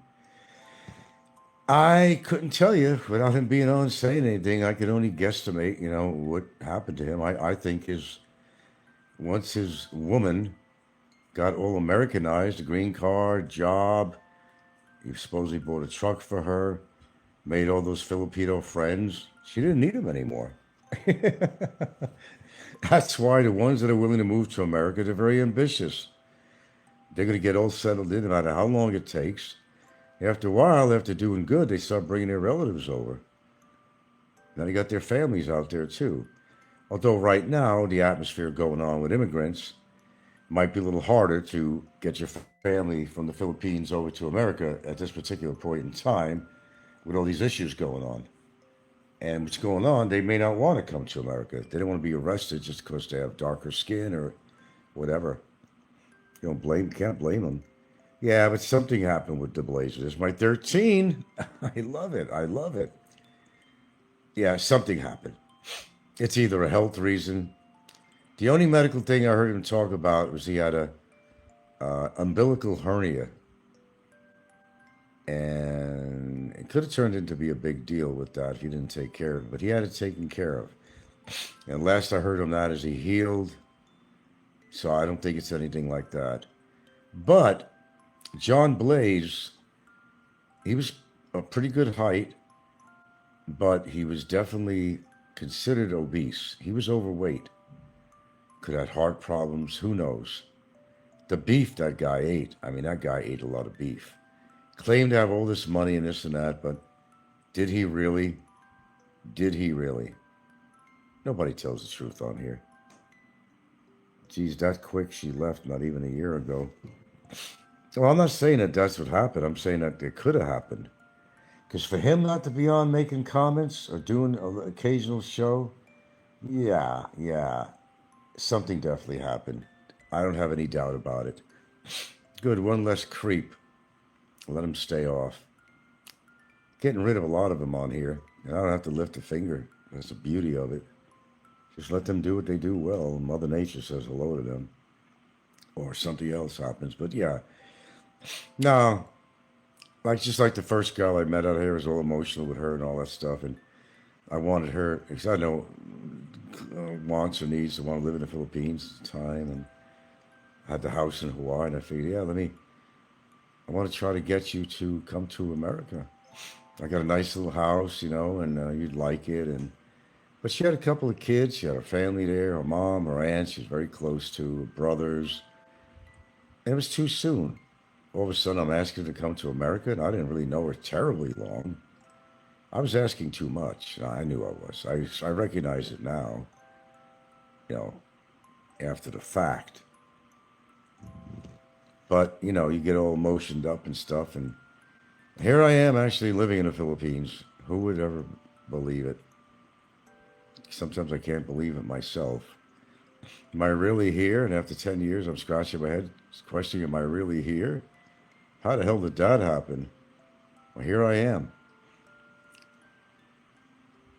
Not a trace in my mind or thought that I ever wanted to move to the Philippines after what I heard about it. But things change. Times change. It's always about a woman, though. A lot of times it's about a woman. But now, things are changing up a little bit. A lot of them are hearing how much trouble that people tell them that Filipinos are, that they're moving here for a different purpose now. Well, it's always been a double purpose or multiple purpose. One of them was the women, of course. But secondly now, but I think that's probably number one position now. They're moving out of America because they just can't afford to live in America. Trump's making it hard for everyone. And then they're basically on their Social Security, and some of them don't make that much money. They come here and, well, you either make it or you break it, you know. You got to live within your means, but you certainly would not live on your Social Security check if you lived in America. That would be very difficult. You couldn't even get a garage to live in for that, you know, for like a decent price. Those days are over. The white picket fence and all that shit, the dream of home ownership, that's gone. Those days are over. Hope you enjoyed them. It was an American dream, and it was a real dream that it was achieved by many, many people. Work hard, you know, get your little house, make a picket fence, grow some flowers, have a dog named Bo or something, or, you know, and you got your neighbors next door you have coffee with every morning, talk all the chismis talk, you know, the gossip about the other neighbors, compete with the Smiths and Joneses, get the better car, to outbeat their car, go on a better vacation than the Smith or the Joneses. Well, I don't think that's a pleasant situation, but it did exist. Still does, I mean, today, obviously. A lot of quirky little shit that went on, you know, and it still does. One neighbor's trying to outdo the other neighbor, trying to show that they're living a better life. Look at me, look at me. Hey, let me tell you, the way things are going right now, nobody's doing that shit anymore. Hell no. Nobody's doing that. It's not much. Now they're just trying to fucking survive. They're not going to try to get the better car. There's probably less car sales going on these days in America than ever before. They're hurting. I think the real estate industry is hurting because, you know, pretty much getting rid of the middle class in America. You got to have the middle class to make things run. But they just want two extremes, rich or poor, no in between. That was the whole purpose, the New World Order. Call it what you want. Get rid of the middle class. Then you got absolute power over the poor people. If you haven't figured that out yet. I figured that out a long time ago. Everything's about money. It's just a piece of paper. There are times, and it still goes on, that people don't respect you if you're not a person of means and have like a lot of cash and own houses and, you know, you got the extreme job, you know, to die for, and you're investing and have money to invest. Well, that's not most Americans, hate to tell you. That's not anymore. I think those days are over, man. They're well over. American dream died, along with America itself died. It's dead, face it. I tell you, it's going to be a dystopian society coming up. It's kind of getting there now. It's according to leadership. If you got bad leadership, your country falls apart. It's never about the people, government. It's always for themselves. It's never about the people and for the people. Never. Just kind of acclimate yourself to what's going on because you don't have any choice, really. But you could live on a dusty island like I do, as the trolls call it, a dusty old island. And you can live a pretty good life here. You're away from all that crazy shit going on in America, you know. I don't think anybody wants to bomb the Philippines. It's first of all, it's too strategic for America. And China does too much trade with the Philippines. So despite them fighting over sea rights, the shoals and all that, who's claiming who owns the territory and the water rights and all that shit for minerals and everything else. That's always going to go on. But China is never going to bomb Philippines because the Philippines really depends on all these cheap goods from China. And China depends on the sales of their products in the Philippines. China's economy depends on countries like the Philippines to sell their cheap products. I don't mean cheap in price, but cheaply made. I think we used to make fun of Japan back in the day, remember? If you had a piece of a cup or something you bought, or a plate or dish or something, or if it said made in Japan, it's like, you snubbed your nose at it. Oh, a piece of shit. Now, China's taking the place. Now when you get something made in China, you know it's a piece of shit and not well made. Now Japan took the other end of the spectrum. You can respect something now that's made in Japan. Whoever thought that was going to happen? They became the king in the electronics world, big time. They changed their image a lot. Now, if you could buy something from Japan, you could boast about it. It was not like that with me growing up. I can tell you that. No. Next is back. Frank, do you think there will be a civil war in America? I think there's a civil war going on right now. They're not labeling it as such, but I think there's a civil war going on right now. It's just going to get more extreme unless you get Trump out of office. Then if you're going to have to wind up with Vance as the sworn-in president, he follows Trump's policy, so I don't know. I don't think it's going to get too much better. Unless Vance pulls a big switcheroo. And what I mean by that is there's a good possibility that Vance was following Trump's policies just to get in office, just to get in a position of power. And he had to kiss Trump's ass because he didn't want trouble. He didn't want to lose his position as vice president. He didn't want all the friction from the president. So he could be playing possum with Trump. Then maybe if he does get into office, you might see it. I doubt it. I doubt it. That you might see a positive change. They might go totally against Trump once Trump is out of office and out of power. Trump needs to lose everything he owns. It needs to be taken away from all his wealth. Let's see how Trump could live as a common man. He couldn't handle it. He'd take a gun and kill himself. Trump could not live as a common man. There's no way in the world. He'd die a lot younger, a lot quicker, which is no problem to me. But no, he couldn't live as a so-called commoner. There's already a civil war going on, man.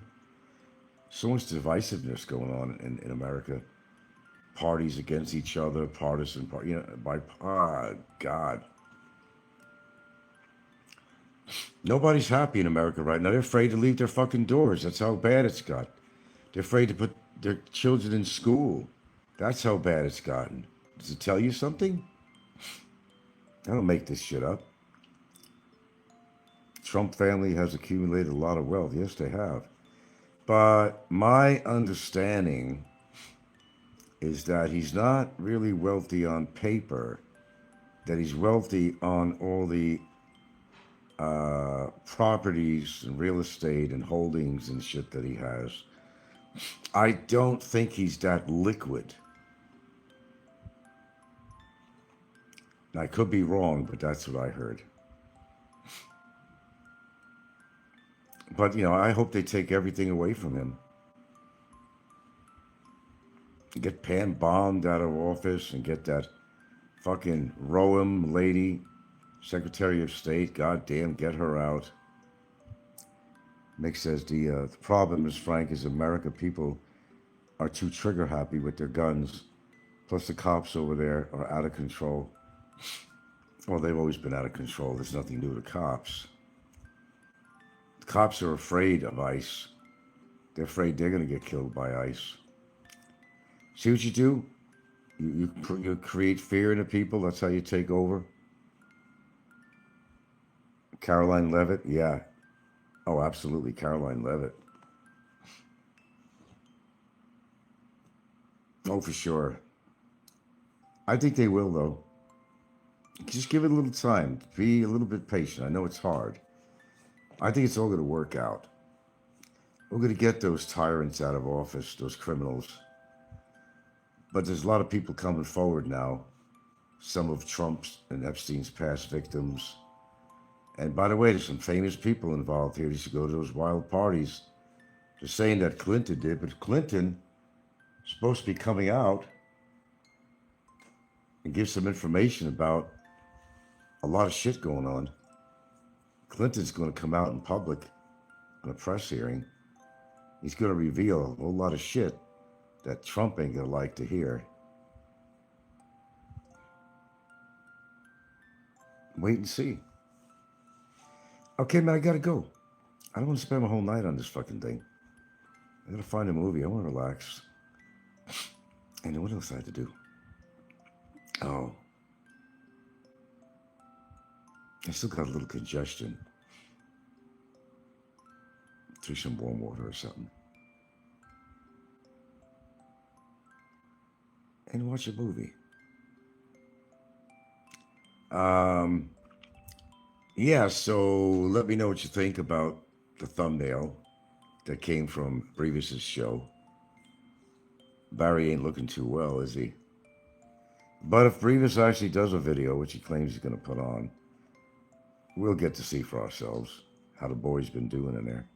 It's clear Epstein was an Asian, as he comprised politicians, yeah. Oh yeah, all the people with money, Billionaires Club, they were all there, partying like there's no tomorrow. How could they do that not knowing that shit could sneak out? Especially when you're in the middle of an important career or something, you're a big businessman too. How could you not see that something eventually is going to come out? How could they not know that or understand that? When they get too cocky, that's what happens. They get too cocky. Okay, so let's look forward to seeing Barry on video, if he was able to do that, Brevis. I want to see all those big muscles he built up and quality time he's been spending incarcerated in the Philippines' finest. Pardon me. Okay, guys, good talking to you. I kind of like mixing up the topics a little bit. I think it kind of keeps it interesting.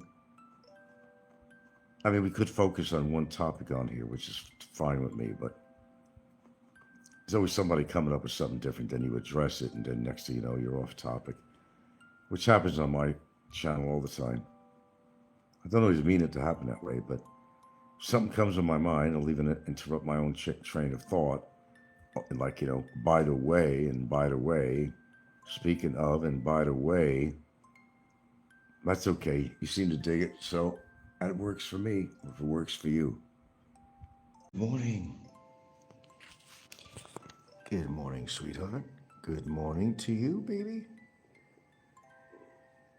And all my other babies on YouTube here.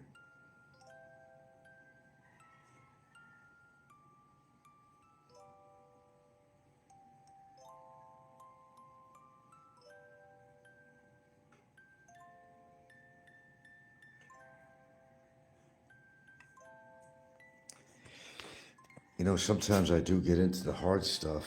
Hate to tell you, man. My addiction.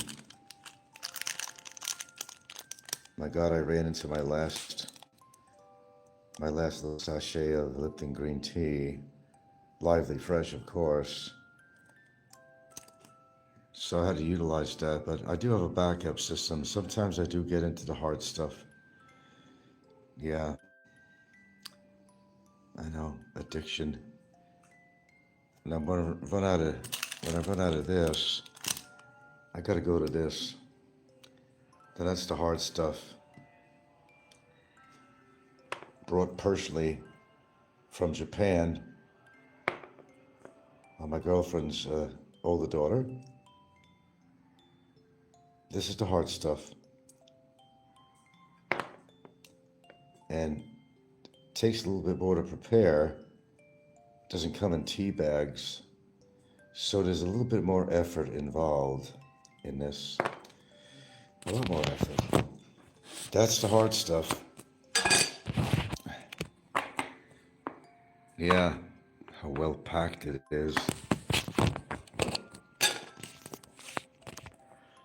Yep. The hard stuff. I do get into grass. That is the hard stuff. All the way from Japan, personally delivered.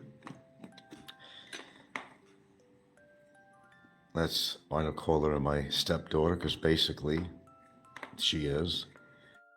So nice to think about me. She makes her trips. That's family, Snikko. But we're going to lightweight it this morning with my Lipton green tea. There's nothing in here.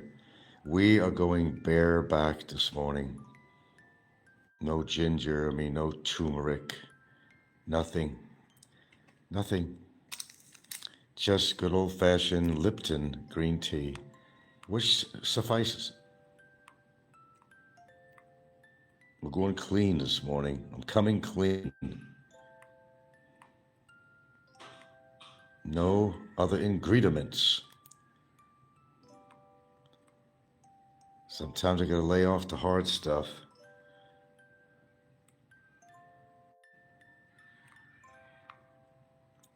Loosens up all that chest mucus from environmental pollution, from personal habit, from dust, from everything.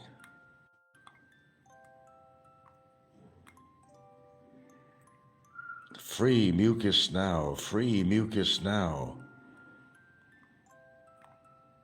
Sometimes this is all you need.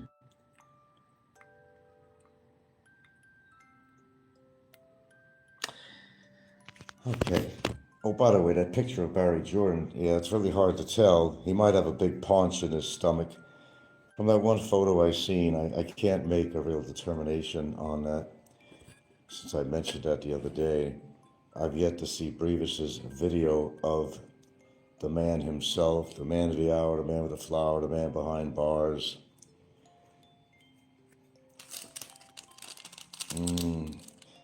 He is looking pretty shaggy, I can tell you that.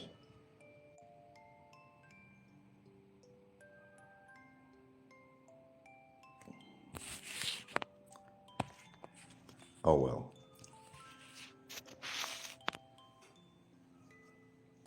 A lot of times you see me coming on as early as 5 in the morning to put on a show, and I said, that's a little ridiculous. So I've been putting them on later when I do a morning show.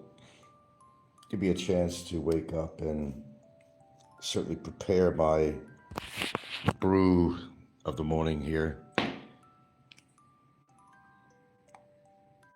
This is not even really healthy to consider what these bags are made of.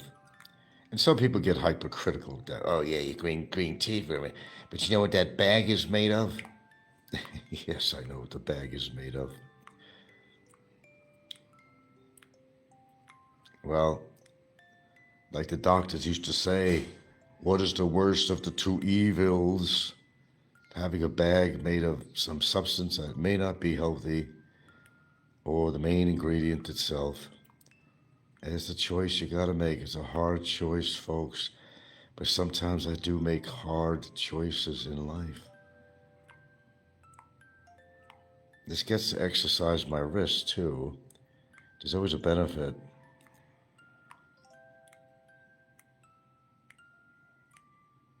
Get the blood flowing.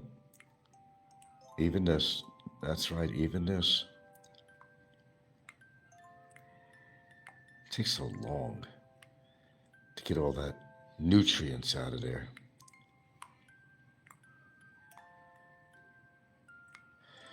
I think I'm going to do something new in the future, is have 2 cups of green tea in the morning. Nothing after 12. No, that caffeine stays in the system. I was watching Scotty Boy. Oh, holy crap. Talk about a coffee drinker. He'll drink it all day and even at night, and he wonders why he can't sleep at night. Well, some people just don't get it. Some people do, but mostly a lot of people just don't get it.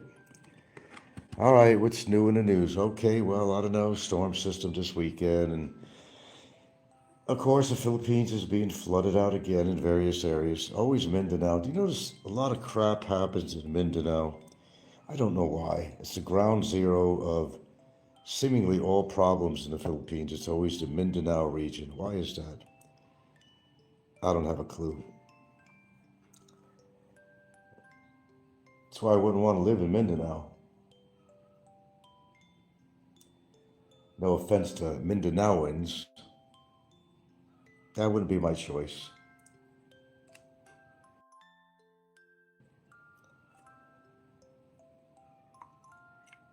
Politicians under the attack now. The ones that should be under the attack. I'm all for it. Get rid of Levitt. Get rid of Noam. Get rid of Pam Bondi.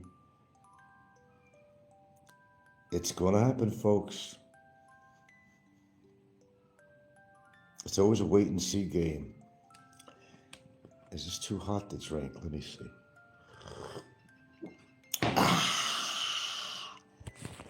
Excellent.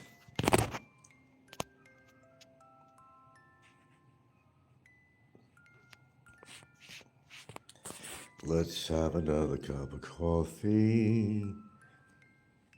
I should put some chocolate cacao in here, 100%, but that might be a little too rich for my system in the morning. Maybe just a little bit. Just a little bit. Just a little bit. What a great way to greet the day. Now, I do some bad things too to greet the day, I must admit.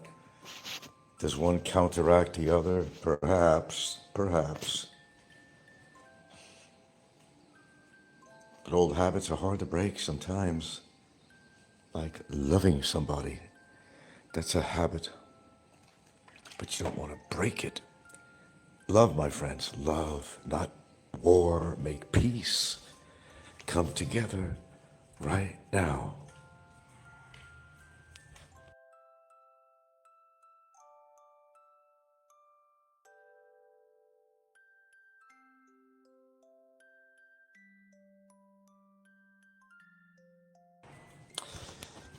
Okay, I'm waking up.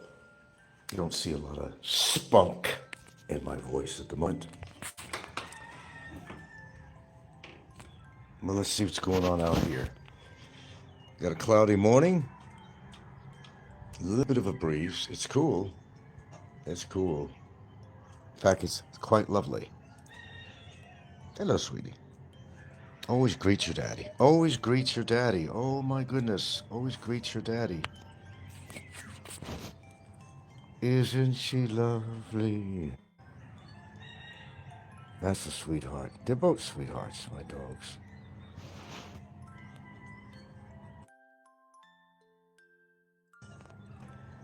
What is in the news other than the bad? But I still turn it on. You know, my curiosity, what's going on in the world? Just because I'm on the cruel, cruel world outside of my island. Thank you for the thumbs up.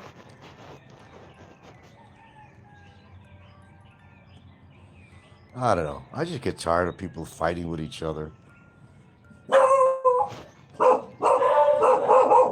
Now, Sal barks, Ginger hears it, figures, oh, something going on. I better bark too. I have no idea what's going on, but if Sal's barking, I better bark too. Wow, what are you barking at? What? What are you barking? You obviously hear something that I can't hear. I'm half deaf anyway. What? What's wrong? What's the warning? Well, you're warning me. What's up? Why are you barking? Why?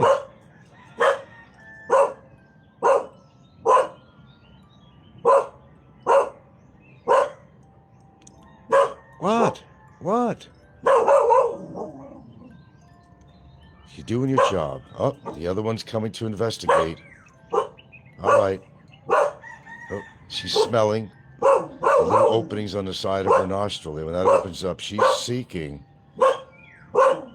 1,000 times the sniffing power, the sensitivity to the nose that a human has. All right, so what are you barking at? Hello, Mix. All right, come on. She listens. All right. Hair up on her back, warning signs. I don't see anything, you know. What? What are you trying to tell me? You're just on guard, right? You're just on guard. Good job. Good job. What? Well, I don't have my shoes on. I'm not going to walk in the wet ground. Okay. What?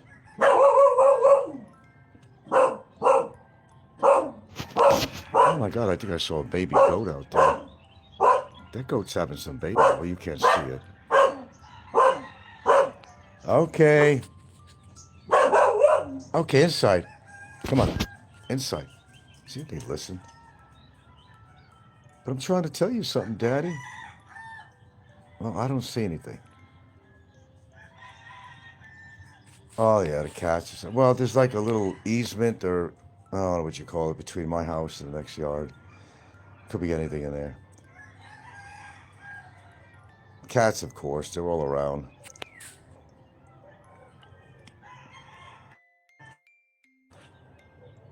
But it's great that these dogs, I mean, I can't even imagine having that kind of a sense, you know. It's, I don't know, scientists say they 1,000 times the power of our noses. I don't know if that's advantageous to a human. I mean, you're going to smell shit and every damn thing else and foul odors. I don't think I want that kind of sensitivity in my nose. Hell. I guess there are advantages and disadvantages with everything, right? Yeah, we're kind of on casual mode this morning here. I got nothing really radical to report except the same shit, another day. I can't find anything good in the news, really.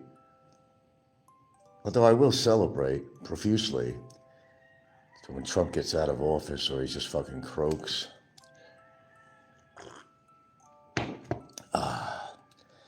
God, I feel like I have an empty stomach. The tea is not even taking great to my stomach. Got that empty feeling. Pretty good sleep. I always wind up waking up about 1:45 or 1 something, then I go back to bed.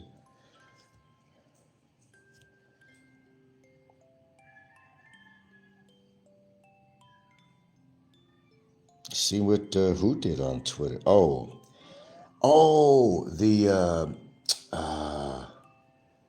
Yeah, about blacks making Obama and his wife look like monkeys. Are you talking about that one? Oh my God, what a racist this guy is. God dang, he doesn't stop. Is that what you're referring? Yeah, is that what you're talking about, that particular? See, I'm up to the news. See, I knew that. When you said that, I already knew that. I got my finger on the pulse of society. Believe me, I do. I know what's going on. He lost his mind. Let's just say it. He lost his fucking monkey-ass mind. Monkey-ass mind, okay. In this case, for sure. He's gone too far, let's just face it. I don't care if you're a big Trump supporter and you're a big Republican and all that stuff. I don't care. I don't think that should matter at this point. I think every responsible person, whether you love Trump and whatever, has got to put their foot down and say, okay, look, I am a Republican. I want to vote for the party. I want to support my Republican president. But come on, man. This is going too far. And even Republicans are definitely seeing the light now. And if you're still supporting somebody with this behavior and what he does, then there's just something is wrong with you than there is with him. I mean, that's just the truth. Oh, his mind is already gone. But, I have a theory what's going on with him, too. And I said this before, and I'm sure it's true, in part, at least anyway, is that I think he knows that he's in mental decline. I think he knows that he's in physical decline. So it's one of these kind of like get even things that you hear about, Kids do it, all kinds of people do it, adults do it. Right here on YouTube, they do it, get even thing. Anybody who's been in opposition, he probably thinks, anybody who's been in opposition of me, I'm going to show them. I'm going to get rid of their jobs or their position, or I'm going to go against you somehow.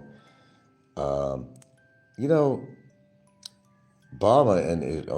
and his wife don't deserve that. Nobody does. No black person, a brown skin, whatever, deserves that. They're basically calling them monkeys. And this is a guy who's supposed to be the leader of the free world, and he's doing stuff like this. And as I said, I don't care if you've been a staunch Republican all your life. There comes a point you have to wake up and say, this is enough. I realize it's my chosen party, but I'm embarrassed now. I'm embarrassed to see this. I'm embarrassed for my party. I'm embarrassed what the president is doing. This has gone too far, invading countries and everything he's doing to citizens, innocent citizens, through the ICE force and all that. This is totally insane. He's totally insane. There's no question about it. Clinically insane. He's a man-child in a way, but he's got to get his way. He's one of these people who's been spoiled all his life, and with his money and power, he has certain expectations well beyond the average person that, it's his way or the highway, and if you don't agree with me, I'm going to get you killed. Of course he killed Epstein. I mean, Epstein knew too much, but all that shit's coming out, and it will, and it's slowly coming out. I don't care how many redactions there were on the Epstein files. They're all coming out. And unfortunately, there's going to be some other people going down with him, and they're probably very famous people, rich billionaires, famous people, could be even movie stars. There's all kinds of people on there. What he had going on in Epstein Island, it was just insane. You remember that movie, Tourist? Yeah, they've been comparing it to this, but they got innocent tourists come in and they abuse them and punish them and whatever they do. These are rich people that are bored and they want to do something they've never done before. They want to be able to torture people and do whatever they want to them.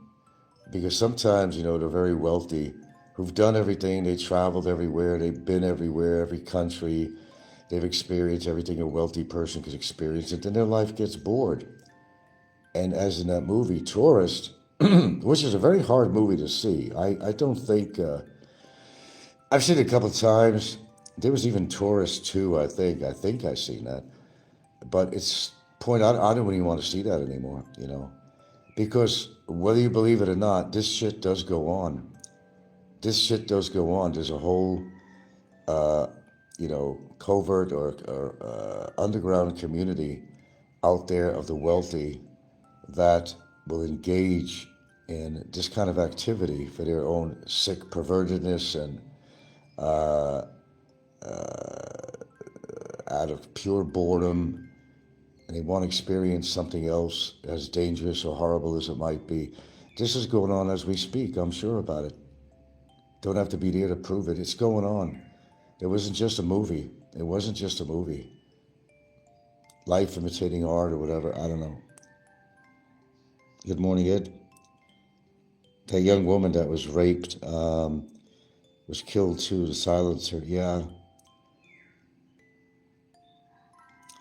May says, yeah, there is a deep underbelly to America. People getting knocked off. They're getting knocked off every day. I remember years ago, I don't remember the situation. There was a senator, this is many years ago, that was on a flight, and that plane blew up.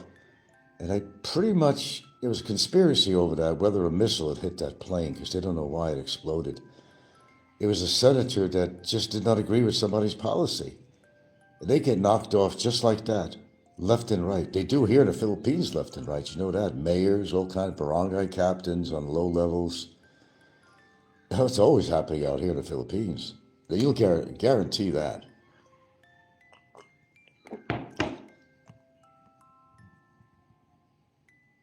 Pretty scary society, hasn't it? Become pretty scary. It really has.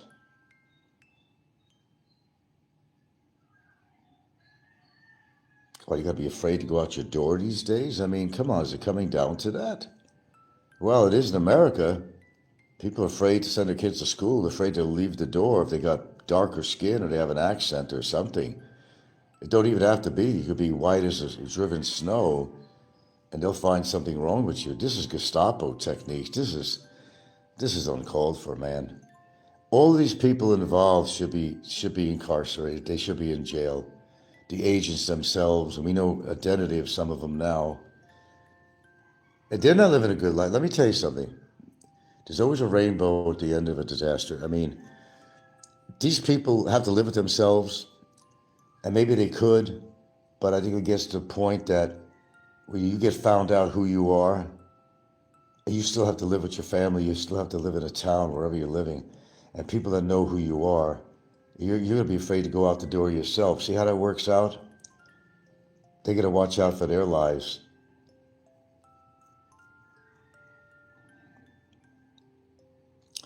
America has become too close to Israel. Mossad, CIA up to no good. They're always up to no good. I'm not really taking any side with any country, really. War is not good, no matter what. Well, they back Israel because Israel is an ally to America, but you got to understand, some of the most successful businessmen in America are Jewish. Coinky dinky or what? I don't know. You decide. Some of the most leading wealthy people in America are of the Jewish persuasion.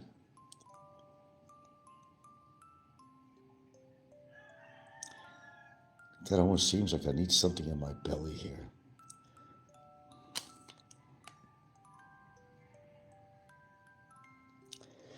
I'm not happy what I read on here, but yeah, sometimes it's nice to live on this somewhat isolated, dusty island in the middle of the Pacific.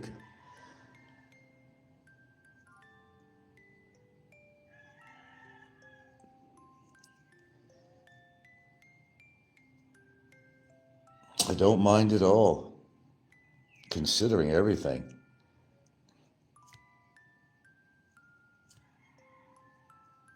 What is this crap Brevis is talking about? Oh, I had business partners in America, clients? What, clients? What, drug? Cartel? I mean, what is he talking about? Some of my clients in America, your clients, huh? Yeah, we know what that's all about, Breve. Clients.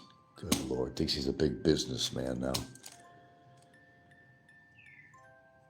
So is that what he's living on, basically? Some ill-gotten money?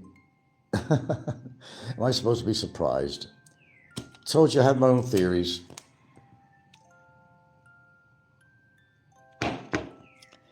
Brevis, though, doesn't seem short of a few bob front, yeah. Yeah, I don't know, man. If you've seen his last video, look at his face. Freeze frame it or something, Freeze frame. Dun, dun, dun, dun, dun, dun, dun. Freeze frame. Check it out. His complexion is gone wild. I don't know if it's diet. I don't know what the hell it is. He's not looking that good. He ain't looking any better than Barry.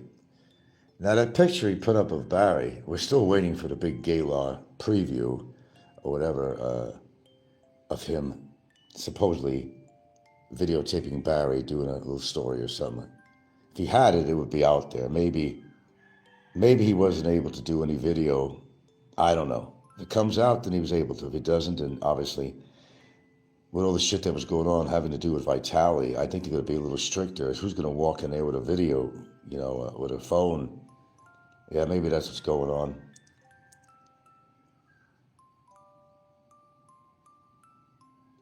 No, it was worse than that. He had all these, he had all this skin condition going on. And I thought he only had a few, but he had a lot more than that, and I remember. He has about 5 very ominous looking black moles on his face. He told me himself he had skin cancer in his family. He said he has to watch it, but I don't know, especially on the face, that's a big indicator. I mean, I didn't have something that looked like that, but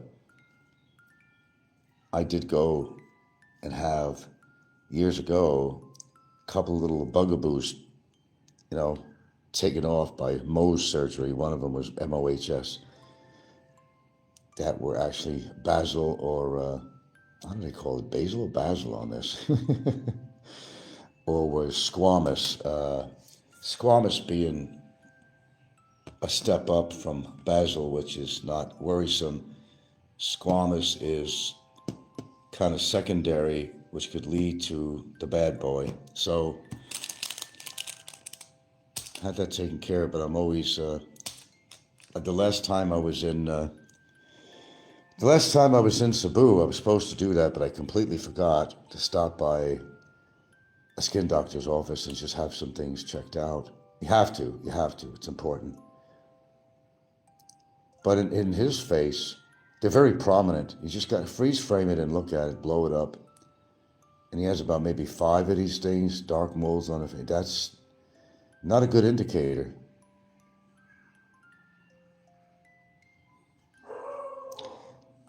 Breve is supposed to regard himself as being very intelligent and all that stuff, Mr. Intellect, but if he was that much of an intellect, and has all this money, what stopped him from going to a skin specialist and taking care of that problem before it gets into his system and it's too late?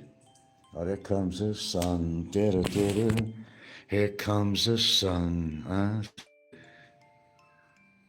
The sun just came out for the first time in several days. No, that shit ain't funny, man. You just gotta monitor. If you got a little mole or something, but it changes shape or size and it's not symmetrical anymore, then you want to check it out.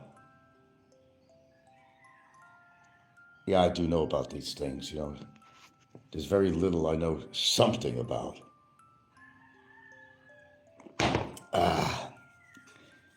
God, I need something in my white underbelly.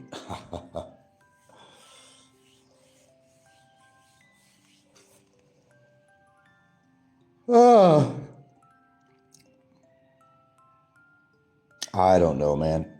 But do the math. When is he with her? He's been traveling around Manila here and there. He's at breweries at 6 o'clock in the morning. He's going over here. He's going over there. Yeah, good question. Where is she? Where is she and the baby? The bye-bye. All that she wants is to have a bye-bye. All that she wants is to have a bye-bye. Well, he does have a bye-bye. He needs to be responsible to this baby. And I don't know if he is or not. Maybe he's a great father. But if he's a great father, why is he not spending time with the baby? You can look at it that way, too. Everybody claims to be the greatest father, right, Snikko? They're all great fathers, which is all fucking bullshit. I was a great father. I am a great father. It doesn't have to be in my life. I know who I am, and I know how I raised my little Goyle. In fairness, he wasn't scouting for girls there. He seemed just interested in having a beer. Well, 6 o'clock in the morning, the whores are not really out. 6 o'clock in the morning, come on. If he found another woman interested in him, he ain't gonna think twice about cheating on his old lady. Shit, how many times he's probably done that already? Shit. He thinks he's a stud, I guess. I don't know. Barry thought he was a stud too, but was he really? No. What fairness? There's no fairness. In fairness, he wasn't. There's no fairness when it comes to people like this. Come on.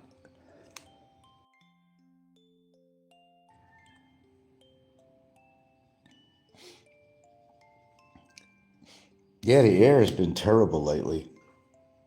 So I've been coughing, developing a little mucus here and there. But smoking don't help, I could guarantee you that. But there's been a lot of fire burnings. They have a new law here now in this town. They're going to fine people heavily if they don't clean up their yard of garbage and shit. Well, that's a great thing. But what they're doing is burning it. So you can't win. You can't win. Then, okay, if you're going to have excess garbage to get rid of in the Bronx, well, anyway, the municipality is telling people, do this or get fined. Well, then you better get more trucks around to collect that garbage. What good is it, And then people wind up burning it. So yeah, even on an island here, it's not necessarily that environmentally healthy as far as what you breathe in, despite your own personal horrible habits. In combination, it's not a good thing. I'm never going to be away from allergies. Living here, anywhere in the Philippines, it's just, that's just it. No matter what I do, even quitting smoking is a good thing, doing that, but you're still going to be exposed to all these environmental irritants and so forth, especially when they burn plastic. That really burns my blood, and that, they shouldn't be doing that. I had my girlfriend stop doing that in the past. Sometimes she used to put everything in there. I said, hey, come on, man. Do you want to breathe that shit in? I already smoke. It's bad enough. I said, I don't need to breathe any more of that shit in. You want to breathe that shit in too? Well, she developed allergies, He doesn't seem to like, no, he doesn't like Popeye. No, he don't. No, he don't. Absolutely not. And he got that expression, poop-eye, from me. Nobody's ever called Popeye poop-eye. I'm the one that came up with that name. See, I am influential after all. No, I'm the only one that ever said poop-eye. Now he's saying it too. See, Frank kind of catches on a little bit on here.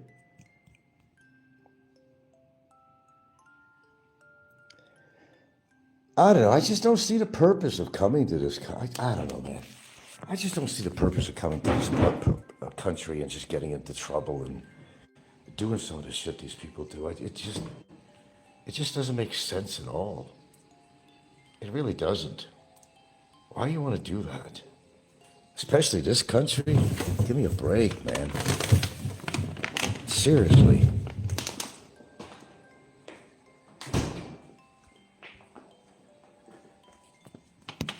I mean, it's almost like being in a concentration camp out here at times. You gotta, watch everything you say. It's not just on YouTube, man. You gotta watch everything you say, everything you do, and blah, blah, blah, blah, blah. God forbid a Filipino is adverse with you. Oh, my goodness.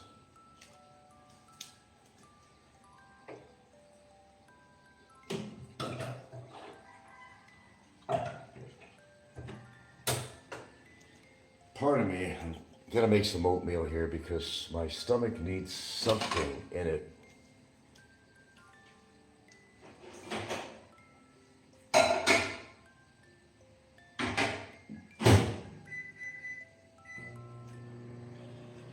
And yes, you're rootin' tootin' blueberry right. I am going to defrost some blueberries, Snikko, whether you like it or not.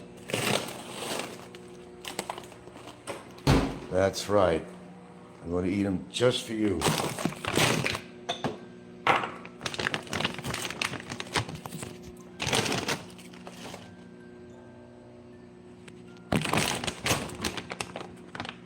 I'll show you. I'll show you.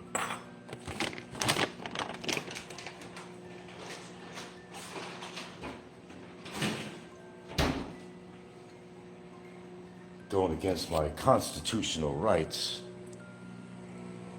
to eat blueberries. Come on, that's hitting below the belt. Okay, let's see. The day of free speech in PI is gone. I think it's always been gone. I know. I guess the key statement to make about all of this is it is what it is. That's the key words. You got to take the good with the bad. What else? What other choice you have? Get out of here. But no matter where you go, you're going to see that. People controlling your life. In Singapore, one of the most expensive Asian countries, they don't allow smoking, and you can't spit on the street. Even if you have to cough up a needed mucus, they'd probably arrest you for that. That's a little bit too intense. And with all the pollution going on from traffic and everything, they're worried about people polluting the atmosphere with cigarette smoke, cigar smoke, whatever, vape smoke. Come on, get real. Walking around any major city is like putting your fucking mouth on an exhaust pipe. That's a fact. That's a fact. Oh, come on, girls. Keeps them busy. Keeps them active, these dogs. Gives them something to do. These are your typical country dogs that you find in America. They're country dogs. Not much going on. They bark at everything because, well, they could. But they're trying to be good dogs. They're trying to warn their owners that something's going on. They're very protective because they're very territorial. Mick says, okay, Vino says you can't smoke on the streets in South Korea. Well, you can't really not. Well, they have laws all over the Philippines. You can't, but people do anyway. I mean, smoking ain't good. I mean, I'll grant that. But you should have the right to do with your own fucking body what you want to do with your own fucking body. Now, of course, you have to have some respect and courtesy. Don't be smoking around people who don't. My God, when I grew up, oh my God. It was amazing where they allowed people to smoke. Just absolutely amazing. On buses, on airplanes, in supermarkets while they're shopping. I mean, in elevators. I mean, I know. My mother used to smoke everywhere. Holy cow. Didn't care. She lit up, well, my father, mostly my mother, but she lit up wherever. Imagine, floor clerks at a supermarket smoking. You can never imagine that right now. You could never, ever. And they died of cigarettes right on the floor. On the floor. Then they allowed smoking on planes, and yeah, you have to go in the back of the airplane, generally, but the air is recirculated in an airplane. It's recirculated.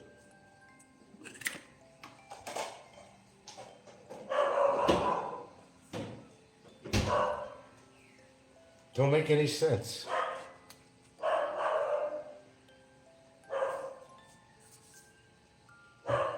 Hold on, I gotta get this dish in here.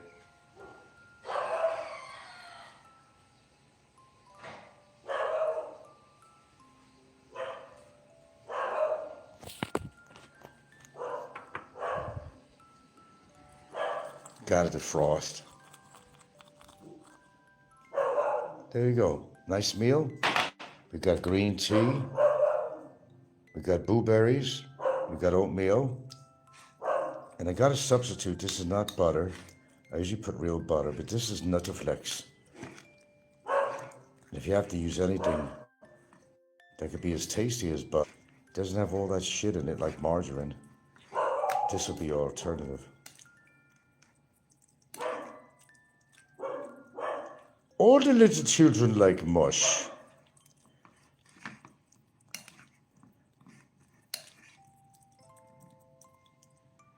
Them's good stuff. All right, enough. If the big man could come back to PI, he'd turn on a dime to do it. He savaged the PI yesterday, saying it has no proper beaches and only had whores. He seems a bitter man indeed. Only had whores. Pardon me,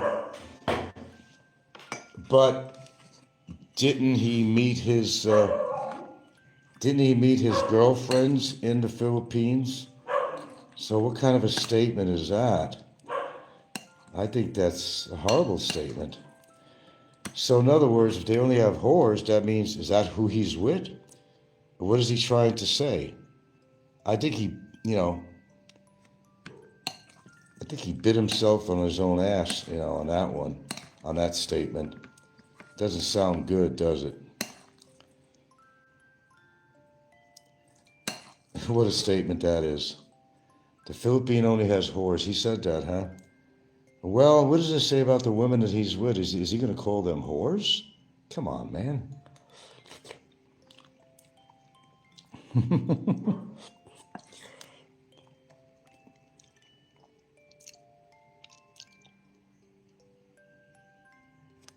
Yeah, bitterness, I'd say.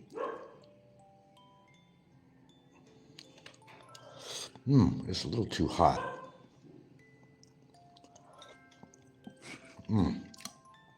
Yeah, I needed something in my belly. All right, Sal, enough. You did your job. Thank you very much. Thank you.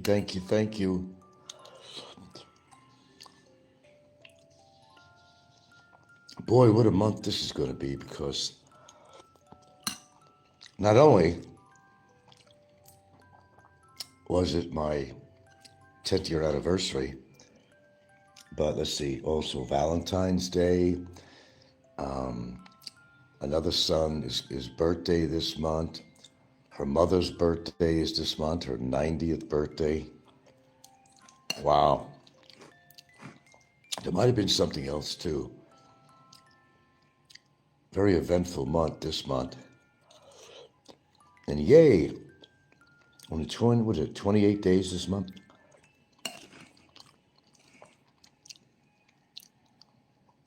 The big man is lucky to be with two ladies. Lucky, it's according to how you look at it, really. The fact of the matter is he can't come back. Well, he could, but not with his mate permanently. I was too afraid of that. But I don't want to talk about him. I'm having a nice breakfast here. I want to enjoy it. Don't have to worry about what he does with his life.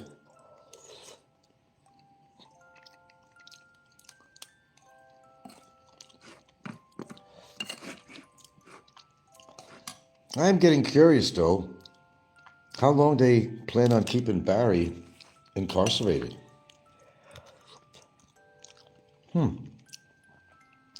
I don't have any other inside information on that. I know that, unless he pays 7 years of all his penalties and fees for immigration, unless he pays the judge and me, or what transpired in court, his obligation, I guess he's just going to remain there. I always thought it had to do with, it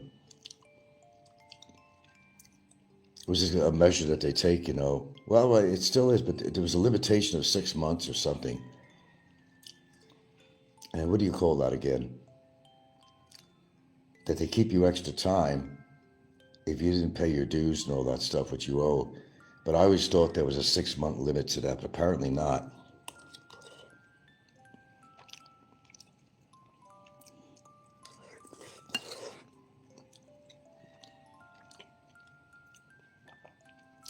I guess they can pretty much do what they want. I wonder what's happening with Slim's girlfriend and baby there. If they're still living at the same house, or I don't know. Is he willing to pay the rent to keep her there? Does she have parents to go back home to stay with?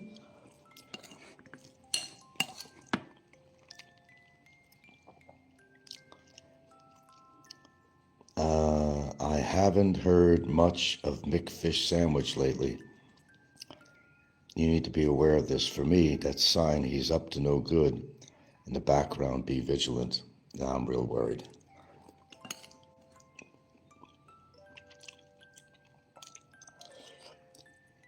I'm petrified.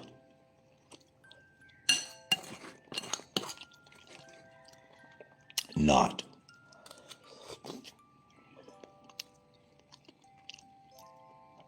Well, maybe he actually got busy with his life. Maybe he's traveling with his girlfriend again somewhere. Okay. Done with this oatmeal.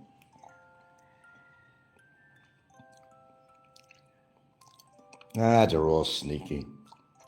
Oh, what was, oh God, yeah, Donty, here we go again. We'll post somewhere on his channel or somebody. Wait, see what's going to happen soon, Frank.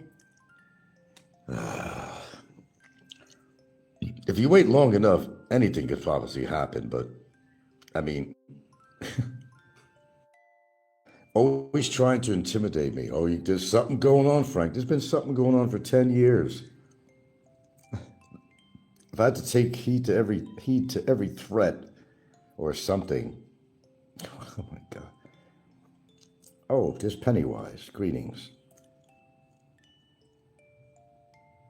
Look, I don't care who McFish Burger is with. It doesn't faze me. I don't care who he's with. Don't pay my bills. I don't care. I'll give a shit when he pays my bills.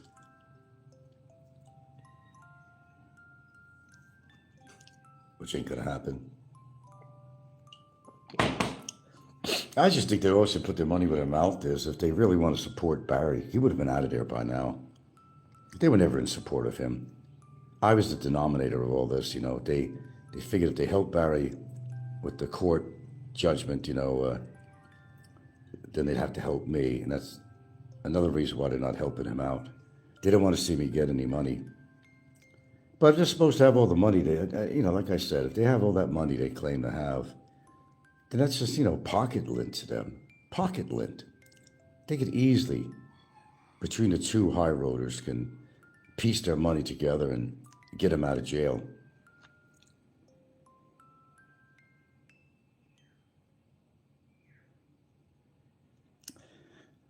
No, Pennywise, the fish burger has been living in Vietnam alongside of his partner, Big E.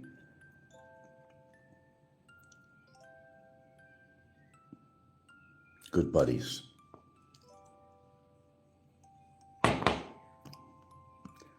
Who cares? I certainly don't. I take care of my own business.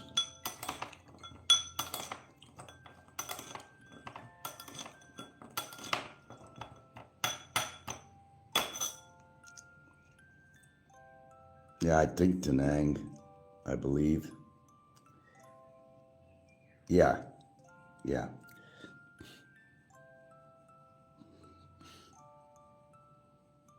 I've had to live in another country. I'll tell you the truth, I have an idea where, but I'm finding a lot of also negative stuff about a lot of these countries too.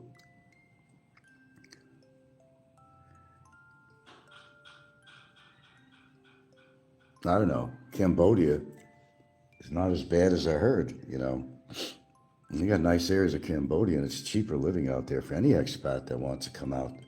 You want to get your training wheels going, you know, I'd say go to Cambodia. I'd say Malaysia, but it's a little more expensive, I'm guessing, than Cambodia. But it's their visa policy is not great in Malaysia, as I understand.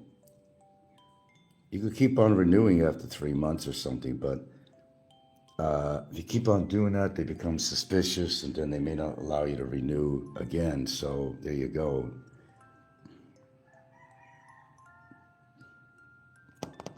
I'm happy where I am. But if push came to shove, well, I'd have to decide where would I like to reside for a while. I don't mind exploring a new country, but by choice, of course, not by force.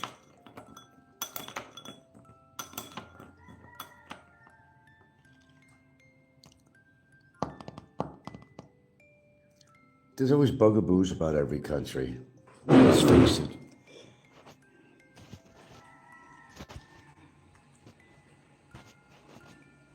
You know, I think the Philippines could really be a good progressive place. I think it, you know, if they just took care of some stuff. You know, of course, everybody talks about the infrastructure. Absolutely, there's no question about that. People would be attracted to come here for tourism. They want to see a clean city, clean beaches and stuff like that. But that's not what they're seeing. It makes them question, did they hear all the politics going on? They didn't want to come back. Good morning. How you feeling? Better. Good. Oh, and she's stretching, so.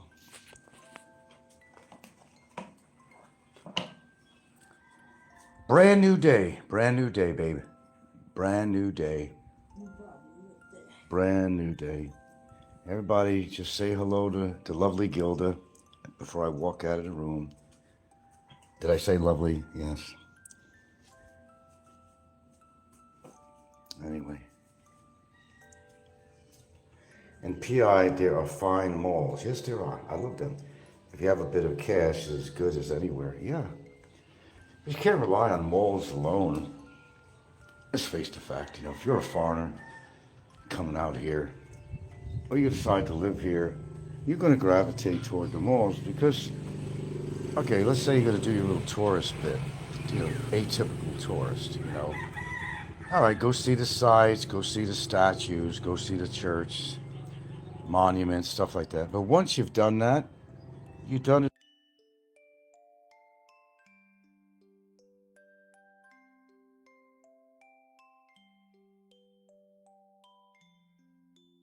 It would get boring after that. So what do you do?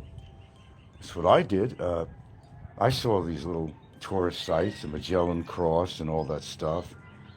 And Fort San Pedro? Is that what it was? I've seen all that stuff.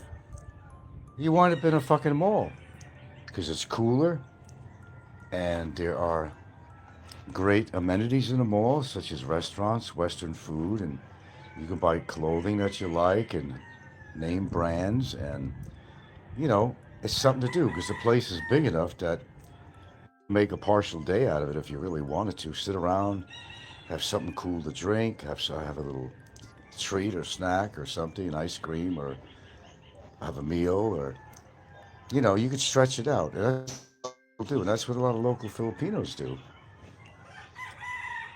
It's getting out.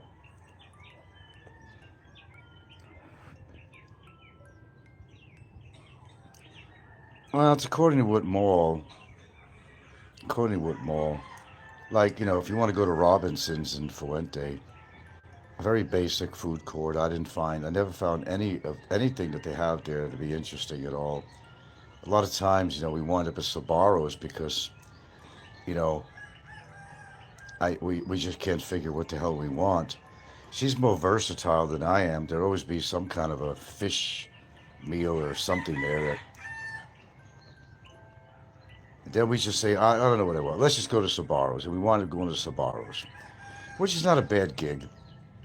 Sbarro's does sell a few tasty items. Can't say they're the healthiest thing in the world, but if you're hungry, you're not really thinking about that. You just want something to eat. You want to argue about where we're going to go. What about this place? What about that place? What about this place? Nah. We've done that so many times. So many times. That would be at the,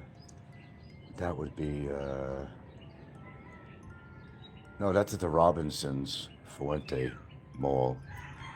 They have the Sabaros downstairs near the food court.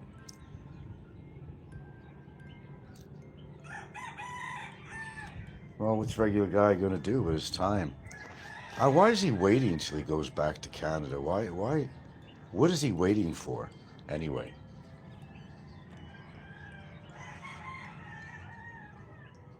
Why is he stretching this out? I don't understand.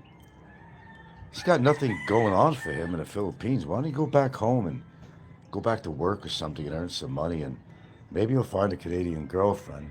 Well, doubt it. That's why he's in the Philippines. Yeah, near the perch. There you go. There's my old stomping ground, yeah. We always wind up in there somehow. They got a few good stores there, but not a lot. And a grocery store there, well, there's nothing exciting in the grocery store there, the supermarket. Not really. There's not much in it that interests us. You pick up an item or two here and there, But I always preferred, Ayala Mall or SM Mall. Better places if you want to shop for food, Those ones located there, were better choices.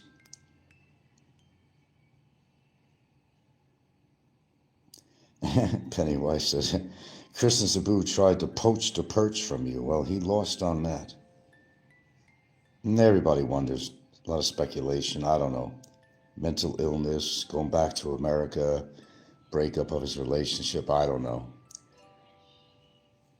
Something seemed awfully strange, like I said, because the last videos he ever made, he was in the new condo place that they bought. And all he did was he put the camera toward outside the window. He didn't say anything. Then he had some kind of rock music playing or some shit. Didn't make any sense for Chris. He didn't say a word. Very strange. I noticed things like that. There's some videos he didn't say anything the last couple of his videos. Didn't say something. He didn't focus his camera on anything outside the window. Maybe he had some kind of a disability or something. That wouldn't surprise me. And all I remember in the past is when he said, when somebody on his show asked him, how do you make a living out there? Where are you getting your money source from? And he stated, well, I'm not worried about the money for a long time. No worries about that for a while. Maybe the money ran out. He could have had an inheritance from his parents. That ran out. I don't know. I know his wife was an RN nurse, She pretty much, I think, was supporting him. But I have a theory, my own theory, that Chris was on some kind of a disability status. He was collecting money because his wife would not have... it would be like the same thing with, Ren Zero and his girlfriend at the time. And, she forced him, get the fuck out of here. I've been supporting you too long. Go back to America, earn money so we could have a life. Because he was just basically living off Trixie. Might have been the same situation going on with them. I don't know. Because it's the only way an RN, she's going to, his wife, in Chris and Sabu's situation, it's the only way his wife is going to tolerate everything. Sure, he had to perform a job. I don't know, how old is the unicorn now? Oh my God, she's probably in college. If they're still in the Philippines. Remember the unicorn. Everybody liked the unicorn. And he'd be responsible while she works. He'd be responsible to take her to school and to pick her up from school. He had to do that. Cook their own meals while she was gone, while the wife was gone.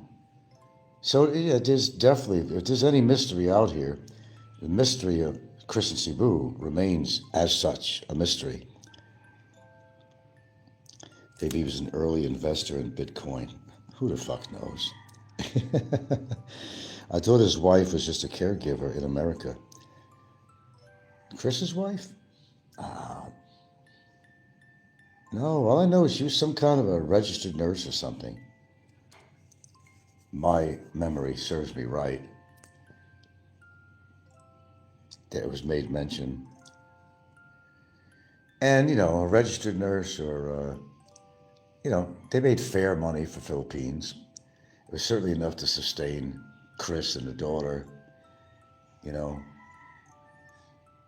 They weren't getting rich on it, but he had to have a source of money, at least initially, that he came out to the Philippines with. That's why he wasn't worried. I'm not worried about it. He didn't want to talk about it, but he just said, I've got enough not to worry for a long time. It's not a concern, he said. Well, maybe the money ran out. Maybe he had medical conditions. Who the hell? We could just speculate all we want and never have the right answers, but we're never really going to know unless he actually got on YouTube. Because here's the thing. Something had to happen, obviously, because Chris in Cebu was a regular. And he was making money on his show, too. You got to keep that in mind. He was making money.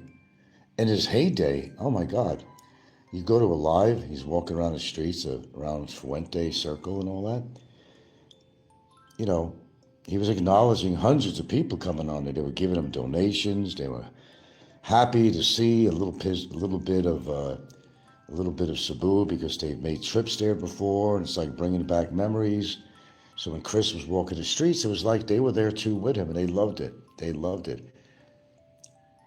Hello, Jamie from Hackensack, New Jersey. Hello, Baron from Milwaukee. He gave all these shout outs to all the people that came on. But the comments were coming in so quick you couldn't even read them. That's how many people in his heyday were coming on his show. He was doing very well. So what's the mystery here?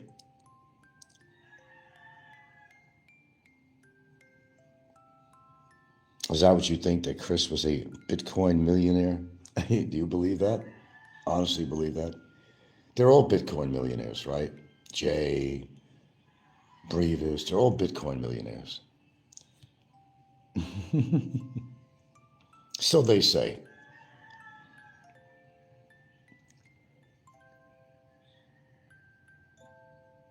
Chris wasn't stupid, though. I think he was pretty intelligent. But he had something going for himself where he wasn't worried about money, at least for a while anyway. He didn't leave the house very often either. He just went out to do his shows live, and he'd go out to go shopping, in some of the markets. And that's about it. He had to parlay his time, and responsibilities, cleaning the house, cooking. Well, his wife was working. He had to pick up his daughter from school or bring her to school, things like that.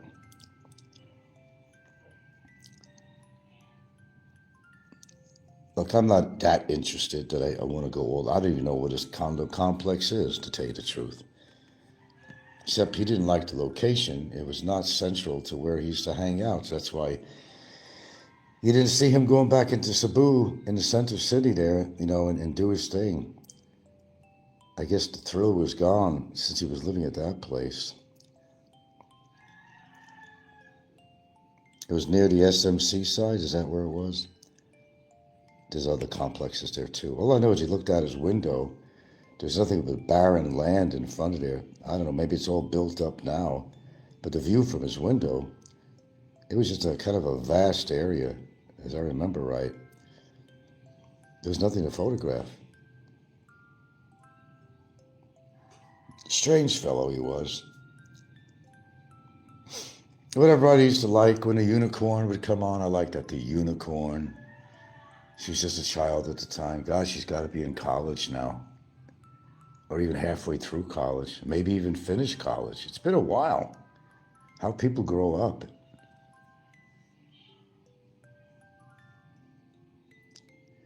And boy, did he live in these really cramped places. You remember the few places he lived in? Oh my goodness. Things stacked up on shelves, a very small area. Then, I don't know, I guess, he either parlayed out his money or she got a loan or whatever, and they bought this condo. Because they were living in some really crappy little roach kind of roach motels type of apartments. I remember that. So something fantastic happened, I don't know.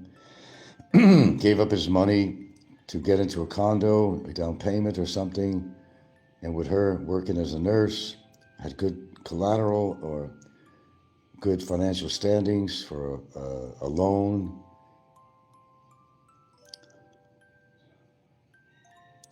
It was in the same reclamation land that SMC side was on. Oh, that was reclamation. I was looking at the window. He was looking at the window there showing us stuff. Yeah. Looks like Ren and Trix bought a condo. She just did a video. Oh, really? A condo where? In America or in the Philippines? Let's understand her motive. I thought maybe she was getting ready to go to America. She was getting all teamed up to do that, but what going on with the Trump administration and all that shit, it might make it hard for her to migrate, into America. So what's the story? Is Ren supposedly coming back after working for a while and saving money? Was that the whole idea? And I thought the idea that she was going to go to America and get her green card and everything and kind of go up the steps in life, financially and opportunity. Trixie was shopping for blackout shades and appliances for the condo. Yeah, it'd be nice to have Ren Zero back in Cebu, if that's the case. He might actually start vlogging again.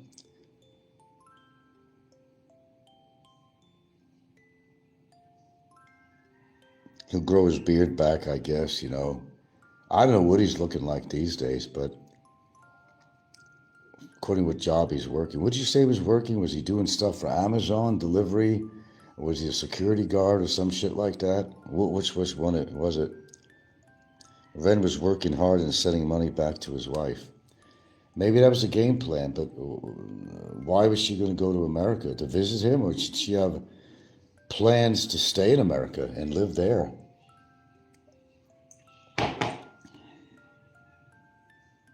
It's hard to believe Ren working hard because he hardly ever worked.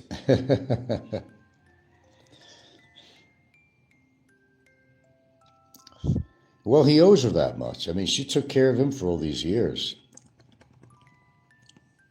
And he owes her that, for sure. No doubt. He should repay her. It's only right. Be fair about it.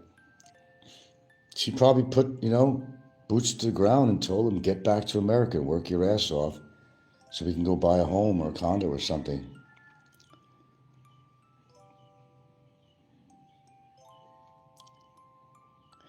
God, I don't know, man. Has it been 4 years now? I don't know.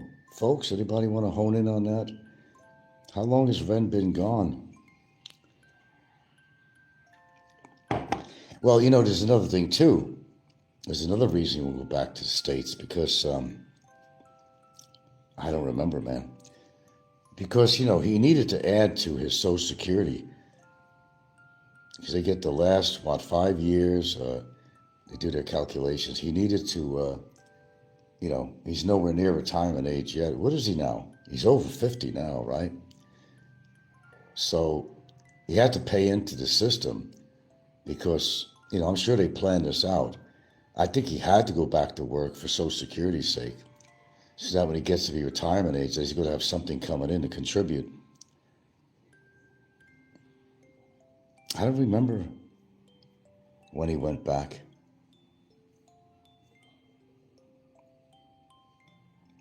I don't remember. I was surprised that he did.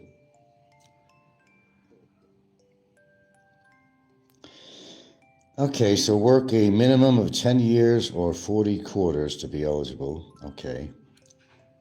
What did he do prior to moving to the Philippines?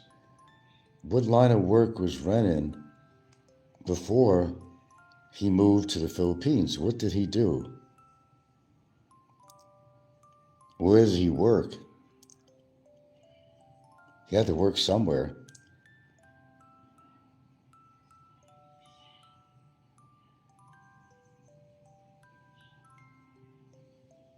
But all that's going to help. And I think they planned this out, is what they did. She probably said, Ren, you're going to have to get some Social Security paid in So that when you retirement age, you're going to have something coming in.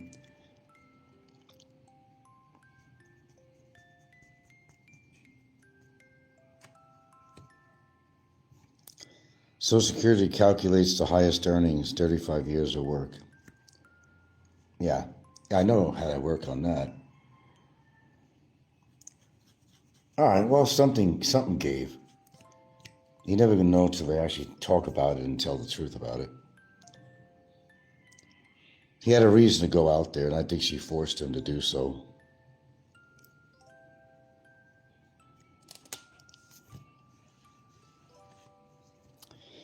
I wonder if he's still drinking. I would imagine he still is. I don't think that's something that's going to stop.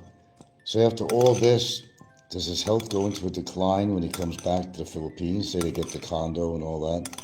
Say he comes back and then, is he going to come back or is he going to buy the condo? The idea to buy a condo is that you're going to come back and live with your wife and, whatever. Oh, that's right. He was also a fireman, too. Forget about that one. He was a fireman, too. Boy, did he like to stretch the truth with a lot of stuff, didn't he? Yeah, Navy, he was a SEAL and a fireman.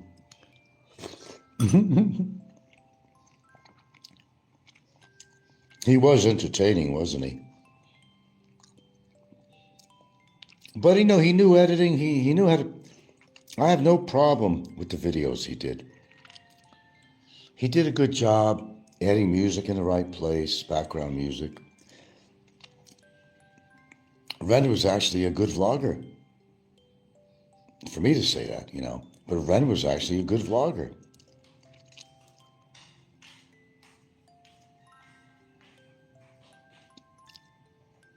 Even the music he chose, it all kind of came together. I think it did.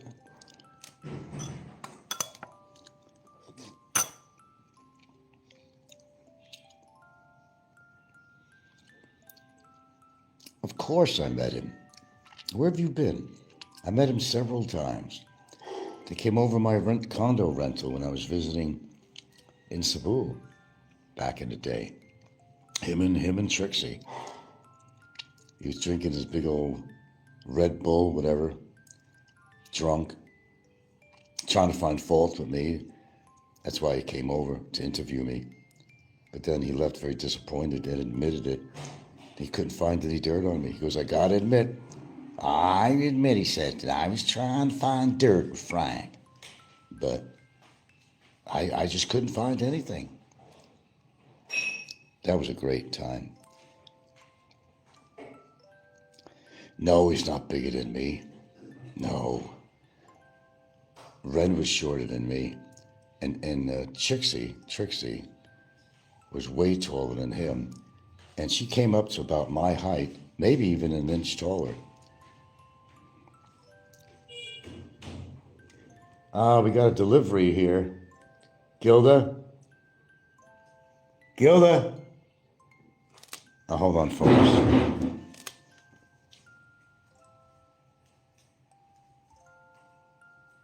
Got a delivery.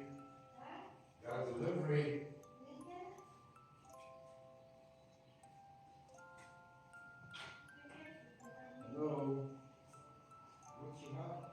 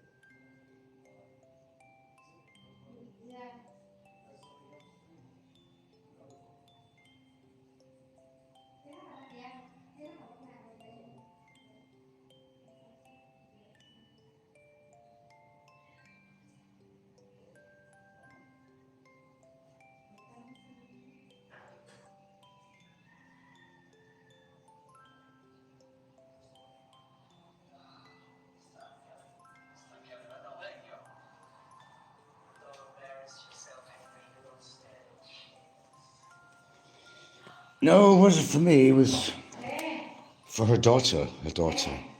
2 items. Oh, yeah, the videos of Ren and Trix. Oh, yeah, that was great. Pennywise says, I remember they were arguing about Trixie going out with someone so she could pay for Ren's visa extension. Or something. Yeah. You're right. That did happen. I'll tell you the one I liked. The one I really liked is when Ren and a buddy of his, a drinking buddy of his, this was around the time I think he was having a little trouble with Trixie or something, when he went out drinking, and boy did he went out drinking with his friend, and they even went to a fucking hotel. They picked up some chicks, right? And he wound up getting rolled. They took some of his camera equipment and the other guys, and they took him for money. I remember that. And there had to be a lot of tension going on with Trixie at the time when that happened. Maybe that happened around the same time he was having some problems with her, and it could have been a result of that or whatever. No, it wasn't.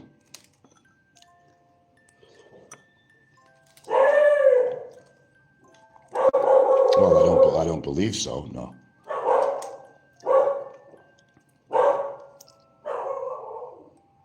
Now that was funny. How about the, the SS Minnow, how about Ren's, his big old boat he bought, and right in the middle of open water,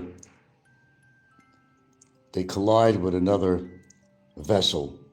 I mean, how is that even possible in open water? How do you collide? Drunk as a skunk, or whoever was navigating, I don't know. They collided. I mean, what's the odds of that happening? How could you not see another big old bonker boat or whatever, How could you not see that in open water? They were too busy fucking drinking and shit.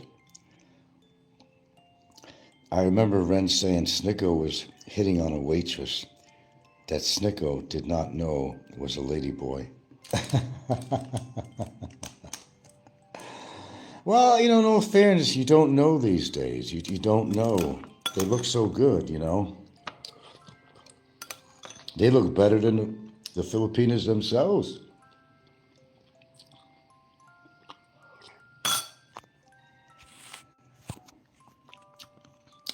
Gone.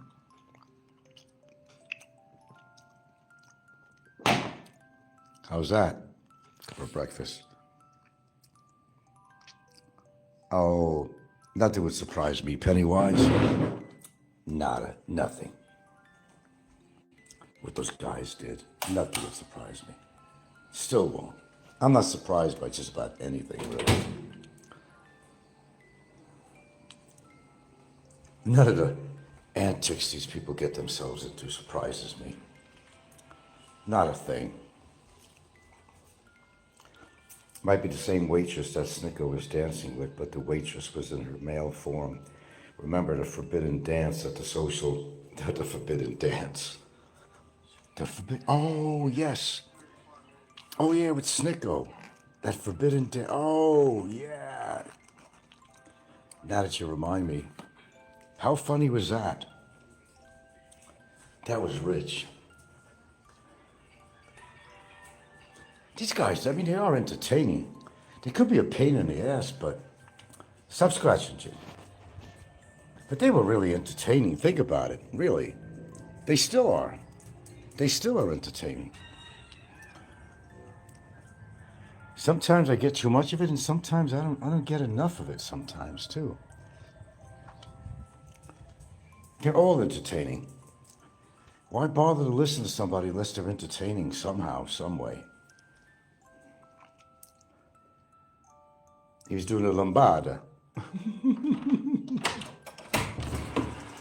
Oh, God bless them all. God bless them all. If it wasn't for them, we'd have no entertainment at all, right?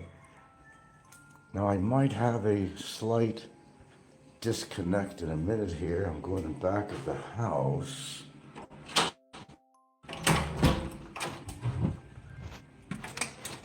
Oh, hello, kitties. No, I got no food for you. Pregnant again. All that she wants is to have a baby. All that she wants is to have a baby.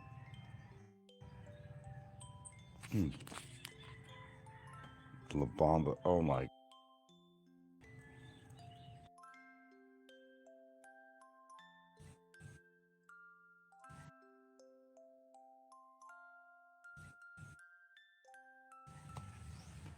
Now how long? Okay, we shouldn't have to disconnect anymore. We're good. It was that quick. It was that quick. I needed my fix. All right, girls. You made your point. You made your point. Unfortunately, I'm going to have to take another break here. Nature does call. My body's like a time clock. I can always time on and do everything. Give me a couple of minutes, folks, and we'll be right back. More to come. More to come.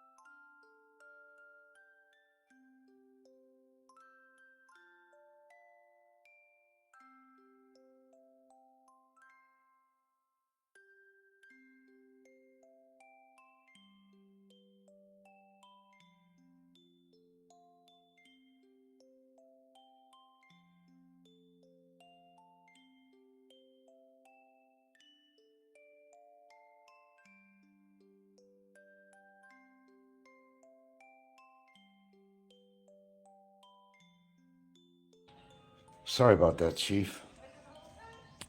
Sometimes you gotta do what you gotta do. That's a load off my mind.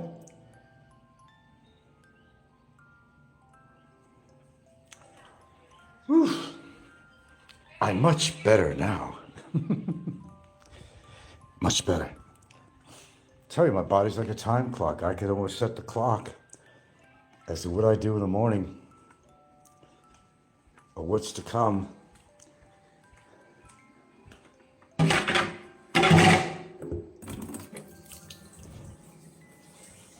Oh God, why did I eat the oatmeal? I forgot that I had some pancake mix. I was gonna make my own concoction of a healthy pancake mix. I forget. Okay, where were we? Oh, okay. Oh, La Bamba, whatever. Ba Bamba, Ba Bamba. None of your business. I can get personal at times, but I'm not gonna go into detail. You want texture? What do you want? Also, the brand of toilet paper. Why does it matter? Both. How's that? Both. If it piques your curiosity that much. I'm a regular guy. That oatmeal helps keep me very regular. That should be the name of my show, a regular guy. Never mind Scotty. I'm the regular guy.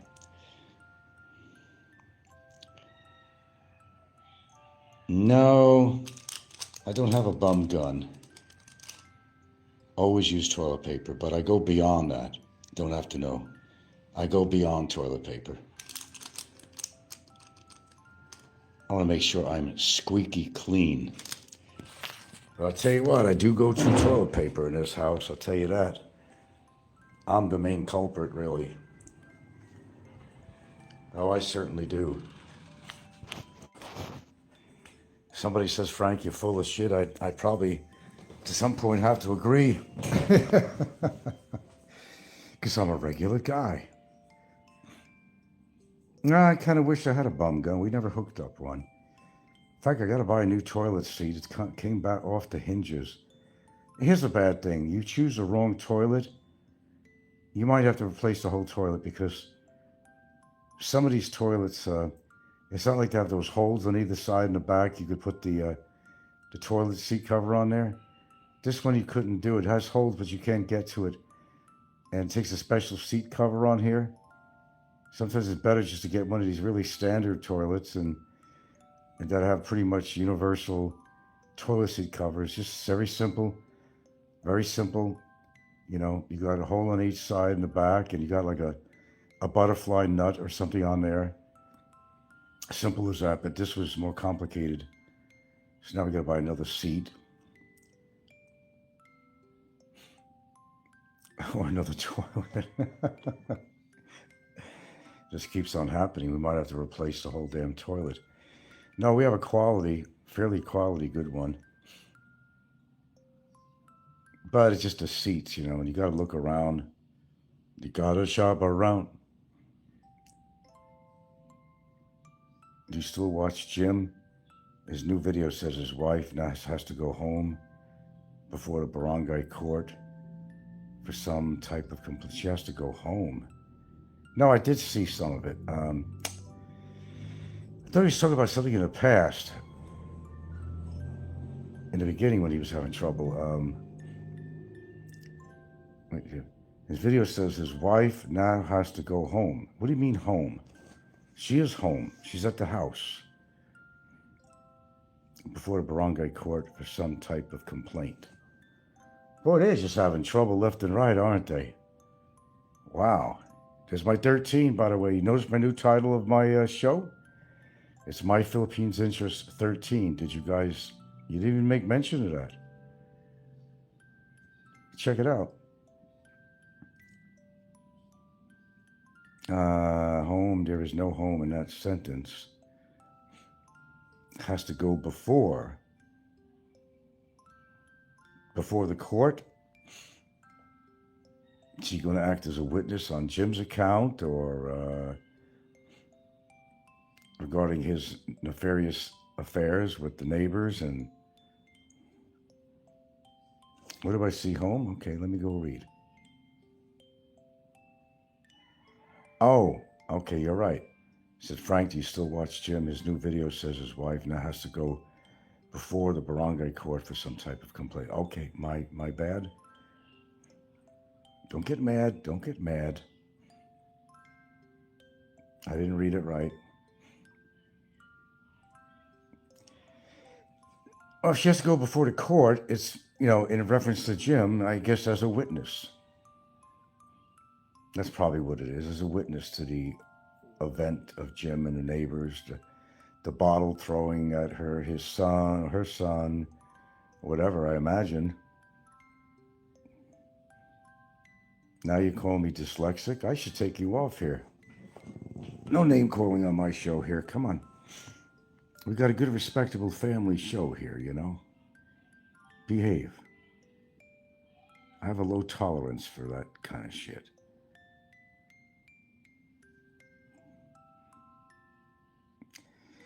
Well, there's always going to be something going on with Jim, you know that. I mean, the next thing to happen is, I don't know, he's getting too much exposure. Maybe good for his channel, but I think he's already being pegged as a troublemaker in the Philippines already, just from this incident with the neighbors. You know he caused it. You know he was probably on a drinking binge, and he probably mouthed it off to the neighbors, and that's probably what happened. Come on, if you know Jim, then, come on, just put two and two together. Yeah, more than likely. Jim just can't stay out of trouble, man. Seems to be viral shit on YouTube, everybody getting into trouble. Have you ever checked out? Yes, I certainly have. Here's a strange. Is he living in that little tin shack? Is he actually living in that little wooden structure with the tin roof? Is that actually where he's residing? He seems intelligent enough. I listen to him. What's his story? His real story?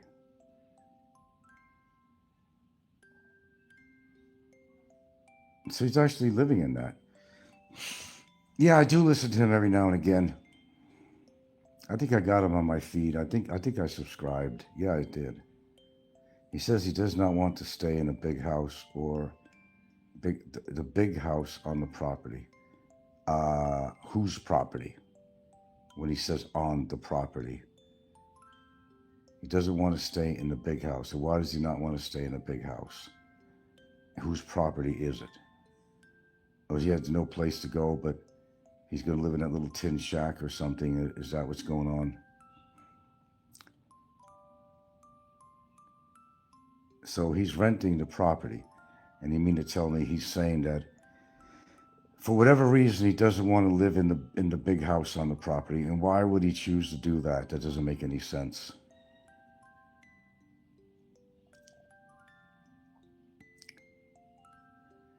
He's renting and raising pigs. All right, why doesn't he want to stay in the main house? Why is he living in that little Tin Lizzie fucking structure and not the regular house? I'm unclear of that.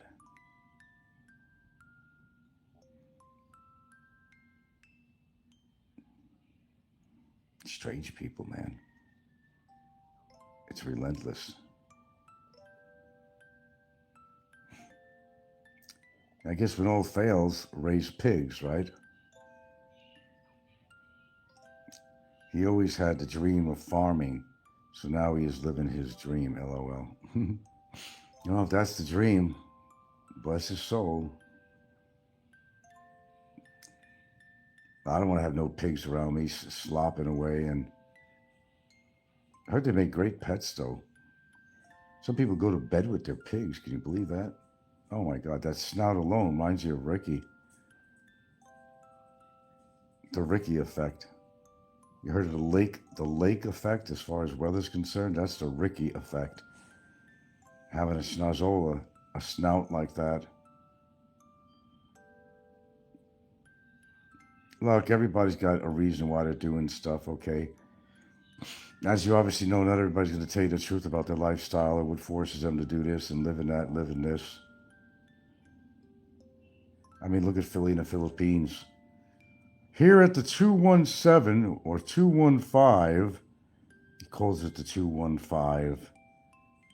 And he hasn't had a door on there since he was in there. He just recently put up a door.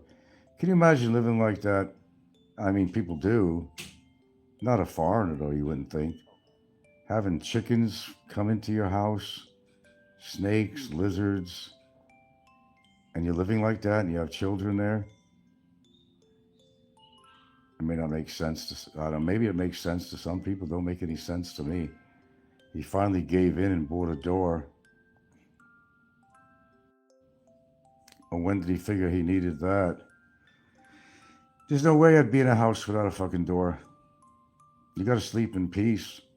Know you're protected. You can't have animals coming in, shitting all over your place, living with roaches and rats and all that shit. The 215 or whatever he calls it.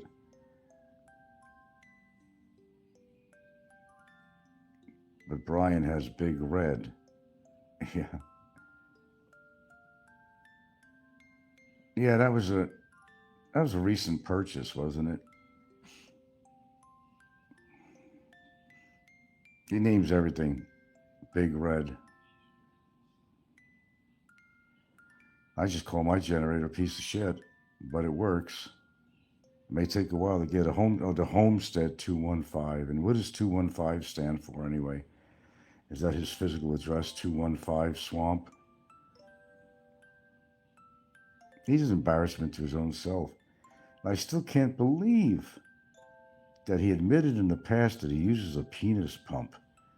Who would admit to something like that? You know he's not all there. No, this is true. I'm not making it up. Those that listen, he admitted in the past that he has to use a penis pump. Why would a man come on here and admit that? I don't get it. I don't know what kind of generator it is. But Honda would be probably one of the best ones to get because they're more quiet. Mine is pretty noisy. Yes, I did. No, he did say that. This is several years ago. No. He said that. He uses a penis pump. If you're forced to use that, it wouldn't be my direction, but, don't tell the public about that. Keep that kind of shit private. No, it came from him. He's also diabetic. He's type 2. Now he's complaining about his expenses every month for his diabetes medicine. Hey, it's not like the guy don't have any money from his show. He makes good money on that show. I can't tell you how much. You'd have to go to Social Blade, which I haven't been to in a long time. That'll give you a ballpark idea of what he can make on his show. It's just it's not exacting, but it'll give you an idea. He's making decent money, plus he gets a pension or something from his prison guard job or something. He's doing fine. No, I wish I did. But it's a known fact. Why would he admit that? I don't get it. There's some things you talk about and there's some things you just don't talk about. Certainly not on social media. He's not making much anymore. He was making a bunch during COVID, but now way less. Yeah, but he's still making decent money. He's not complaining between his pension, whatever. And of course, when he reaches retirement age, he's going to get that too. So he'll be doing well if he lives to see his retirement, but if he keeps his nose clean and all that, he'll get to see his retirement at 67? Oh my goodness. You got to opt out. They were allowing you at one point at 62. You just weren't going to get as much money, but some people want to hold out. But like I said, in a perfect world, you'll live to be, say, 66 or 67 now. Now it's 66 and 3/4 years. I'm not kidding. They put the 3/4 in there. It's 66 and 3/4 years you can get the full retirement. It used to be, you might as well say it's 67. It used to be less than that. But, in a perfect world, you're going to live to be older than 62, which they're, pretty much allowing people to retire early, and you're going to get a lot less money. But people don't think ahead. I think anybody should just opt on the 62, unless that's changed too, but because they don't know their future. They want to hold out for the better money, but will they survive till that age? And that's the key question. A lot of them don't.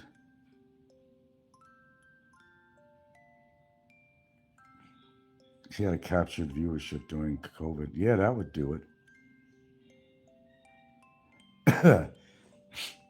48. 48. Of course, they jostled the figures around what the trolls did. 48. Not because I was rich either. My profession had to do with labor, different types.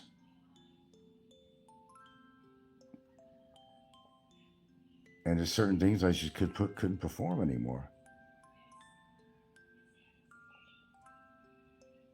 And it wasn't on a mental disability, it was on a physical. If I showed you x-rays of my spine, which I have here, although you're not going to be able to interpret it, you'd understand what I'm talking about. Oh yeah, I got the proof. Barry claimed his back was bad, but never showed proof of it. Oh, I can't do this, I can't do that. Yeah, never stopped you from riding a motorcycle 100 miles, though. Yeah.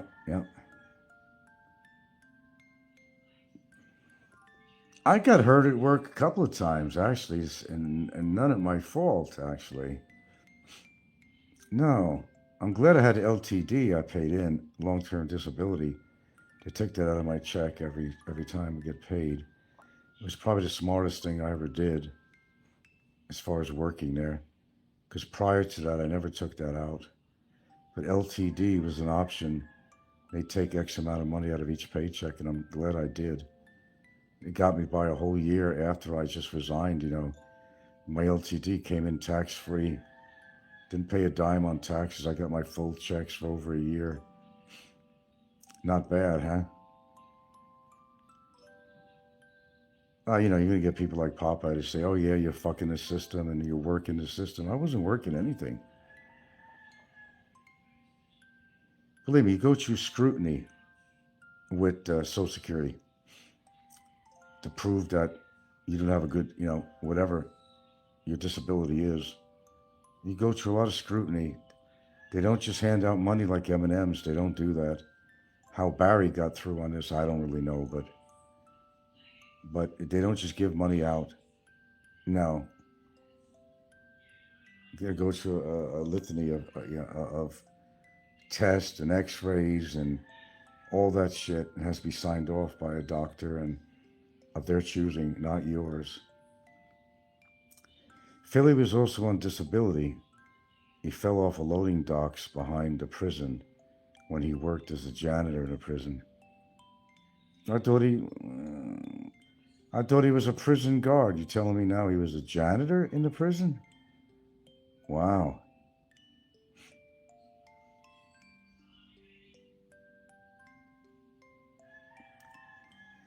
Yeah, but yet they could ride a motorcycle and all that shit, right? Right? They're on a disability. Okay, so you're telling me he's been living on a disability all this time, is what you're saying. So he's getting money.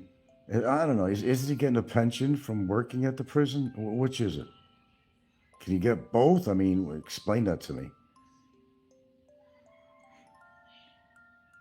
Explain that to me so I understand.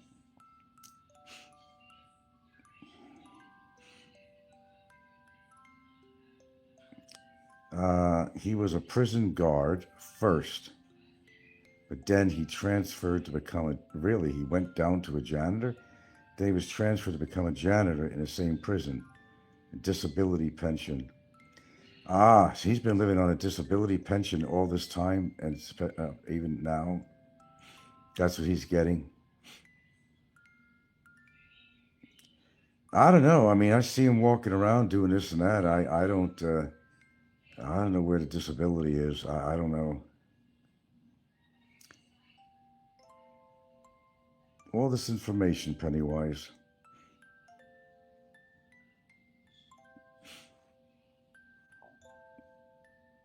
Shit, I'd rather choose to be a janitor in a prison rather than be a guard, because, well, he was a guard, but I think he probably had a lot of trouble from the prisoners, knowing his personality. Yeah, I wouldn't be surprised. Disability pension is usually tax-free and probably free medical. There you go.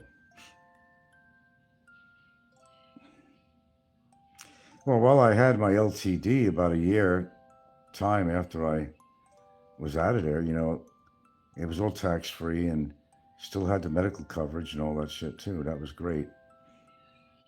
Then I'd moved to Hawaii, and that's when the disability pension came through. I was a little shocked.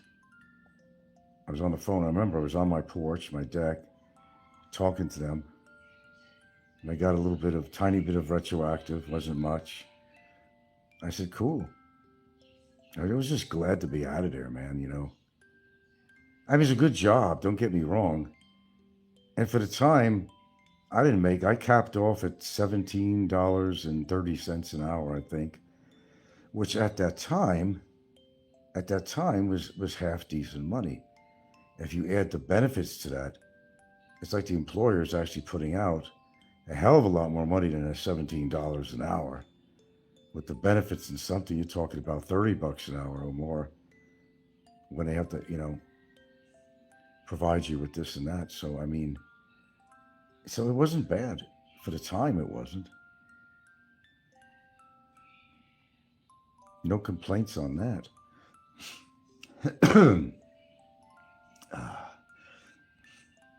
Not bad. It wasn't great. But, if I became a total maintenance laborer, I would have got a few bucks more per hour. And I did work some maintenance labor jobs there when I filled in for somebody, but I didn't mind doing that because I got paid more money.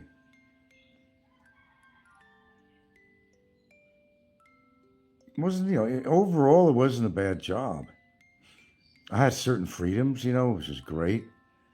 Just picture you driving around in a pickup truck, going on your route every day.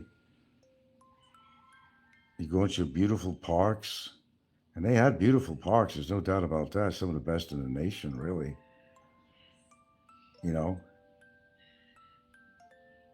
Then they wouldn't allow you on the road if there was a little snowstorm going on. A lot of people just went home and still got paid for it. They weren't going to have anybody hang around the office all day. They just basically said, well, let's just go home, and you got paid for that. A park ranger? No. Yeah, there's a lot of homeless. And oh my God. The danger of this was, no, I did a number of things. It's whatever I was assigned to, really. I even worked in the warehouse, which was a gravy job. I even worked at the warehouse. So, like I always say, I wore a lot of different hats. I worked in the warehouse for a while. I would have stayed there, but they gave it to a black chick who happened to be a neighbor and friend of my supervisor. Yeah. I even went to the whole interview and everything. And they gave it to her because my crew chief, supervisor, Barb was her name. Not that Barb you're thinking of. That was her friend and neighbor. Got her right in. And they knew I had all the experience working there, but they put her right in. So yeah, that's kind of how that worked.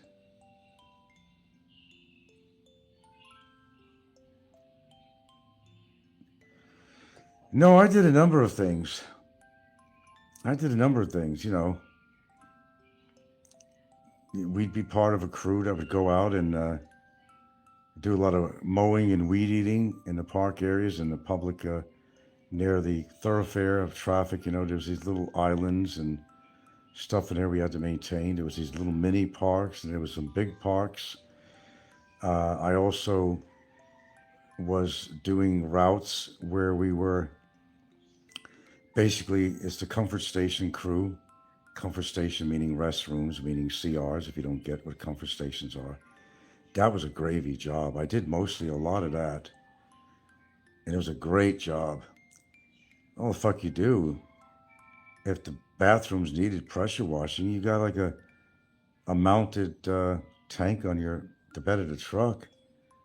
Turn the engine on, spray down the bathrooms, throw something on the floor, something to sanitize the room. And if you needed toilet paper, you supplied toilet paper. If you needed a sink to be fixed or broken, you'd call another department, put in a work order.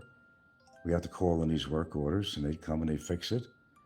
It was gravy. You got to talk to a lot of neat people in the parks, including the homeless. It really brought you out with society. It really, you know, in the inner circle, whatever was happening in Seattle, it was happening in the parks. Whether it was the homeless, or anybody else in the park. You got to socialize a little bit. You were your own man. You know, you just had a route to do, and you did it at your own pace. And sometimes, if somebody's comfort station did not need anything, you don't have to do anything at all. You make one round. They want you to make a couple of rounds, but a lot of us only made one round. And all that in-between time we had for ourselves. It was a gravy job. Certain restrooms out there, like around Green Lake area and popular areas, you needed to come back a couple of times a day. But there are other ones, more discreet, you know, not as big of a park, less troublesome, that you didn't even have to go back. You just tell them that you did, even though you didn't. A gravy job.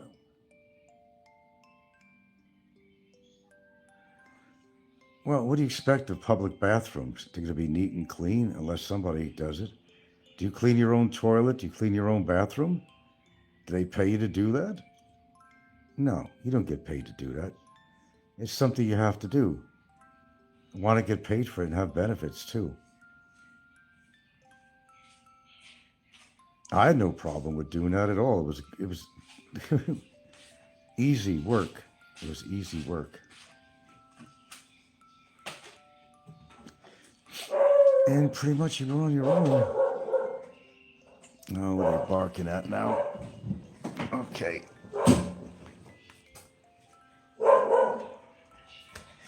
It was easy breezy.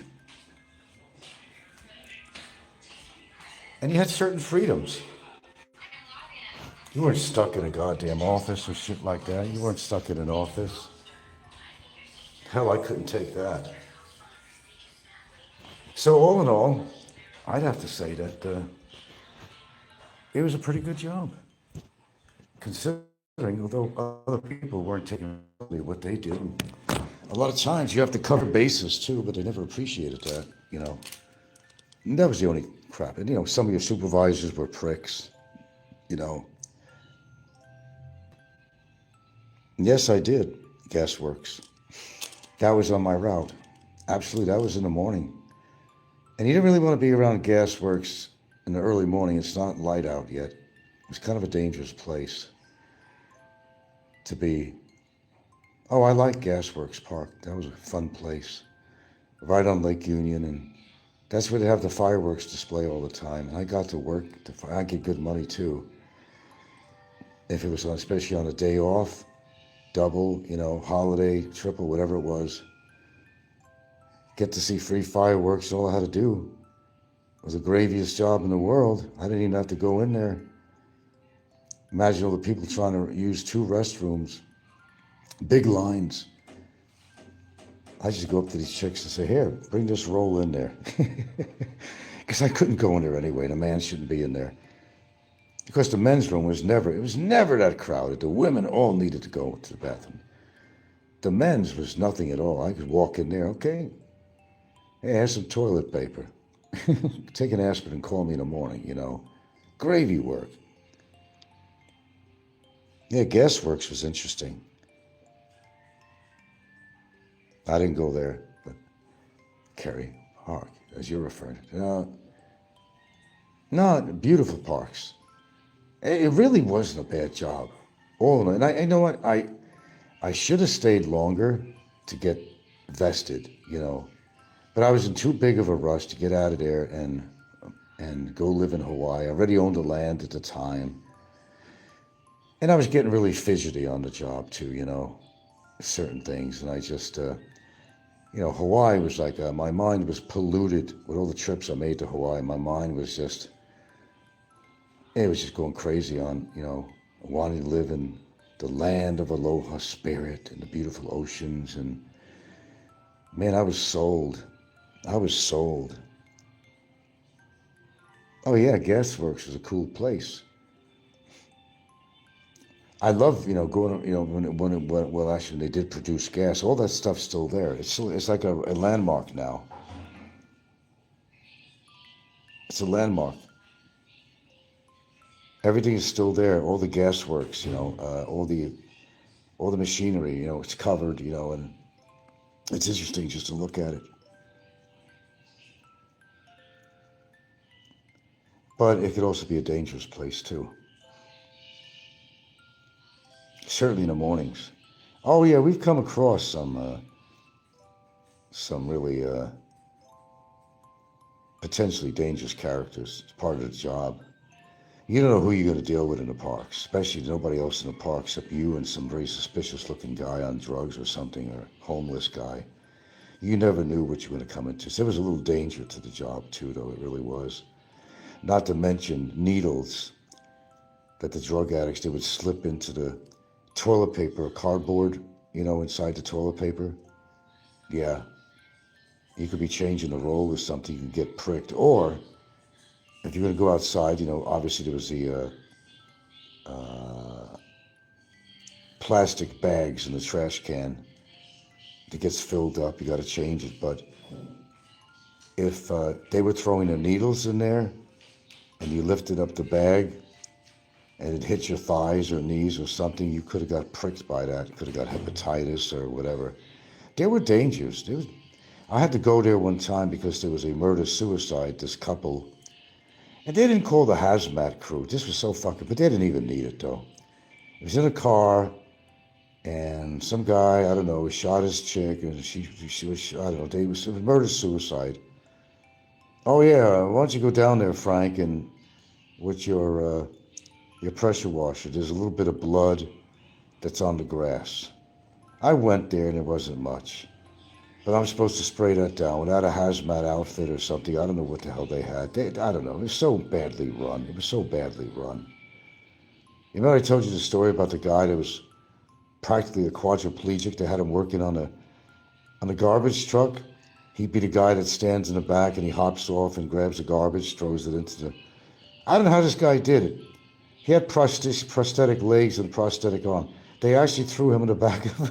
I'm not kidding you, man. You can't make this shit up. They also used him in the parks, you know, to pick up litter and stuff.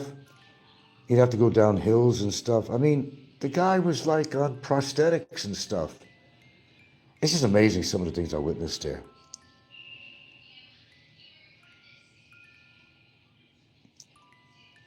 He got to retire at 48. Oh, people hate when they hear that. Oh, Popeye hates it.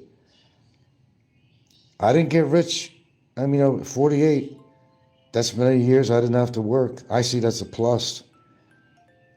Because you're always working for the man, unless you have your own business. I didn't come out to be a rich person with my retirement. Yeah, I was 48, and I didn't have to work for the rest of my fucking life. And Popeye has a real big problem with that you're on the dole. Now, there's a reason why I could retire at 48. A very vigorous assessment whether you were deemed to have a disability or not.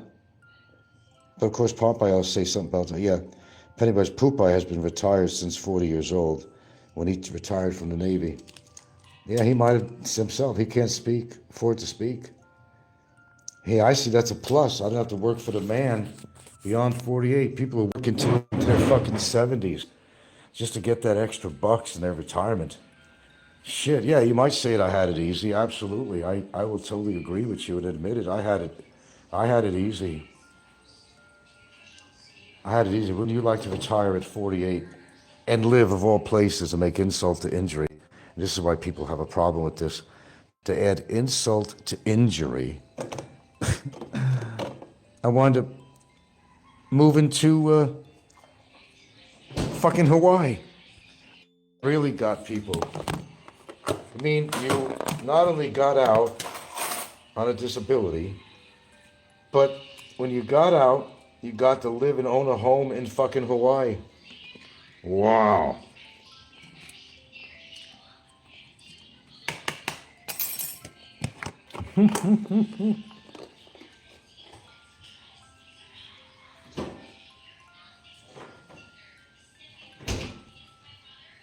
That's why some of these people are so upset, but especially Popeye.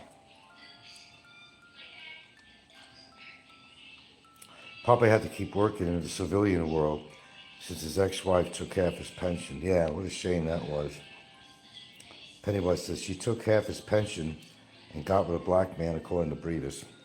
I believe that story is true, yeah. Girls, you gotta wait, sweethearts, you gotta wait. You gotta wait. You gotta shop around. What do I have to put in your dog food? Nothing except kibble. That's what you get. That's what you get. All that she wants is to have a baby. All that she wants is to have a... She had some beautiful eyes, that chick to sing that. Damn. Gorgeous eyes. Remember, the eyes have it. Aye, Capitan. Aye. So I gotta feed a little stuff for the dogs. I know what's gonna happen. Sal ain't gonna want to eat it because they don't have any of this beef gravy stuff we buy. And if we leave it there, and if Sal doesn't eat it, then Ginger's gonna eat the rest of it. So I gotta be careful. I gotta keep my eye on that. That little food monger. Pardon, folks, pardon.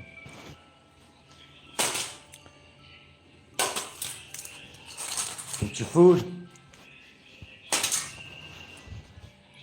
She can already smell that. She knows she's way from the dish in the hallway. And she already can smell that there's nothing in that food but kibble. So spoiled they get. There's just kibble in there. Kibble. It's not a big rush to eat. Why are you panting, Ginger? Is that prednisone actually starting to work itself in? None of them want to eat their kibble. They don't want to eat it. Now, usually Ginger, her appetite, she's in the hallway. She's panting, though, probably because of the prednisone. But they smelt it from a distance in the hallway. None of them want to even go and eat. Well, it's on the floor. That's where you got to work it, folks. It's on the floor. If they eat it, they eat it. You're feeding them. The dog gets hungry enough, they're going to eat. They're going to eat. So while you're panting, let me see your eyes. No, I got to clean them out again. Jesus Christ. You go eat your food? You go eat your food? Oh yeah, if I presented you a piece of meat or something, you'd be scarfing that thing down, wouldn't you? I'm sure you would. I always get worried when she's panting, but I always think that maybe she's in pain or something. She's on this prednisone, which is atypical, to make you. But still, I always get concerned anyway, because you don't know if the panting's coming for the prednisone. She's only going to be on in a couple more days. It basically was for inflammation. If her inflammation ain't too bad, I might just take her off today or reduce the dose to half for the next couple of days. I only do once a day. It's supposed to be suggested use of twice a day, but I don't want to take a chance. Steroids, not good, unless you really need it. Poppy doesn't have the money to return to the Philippines.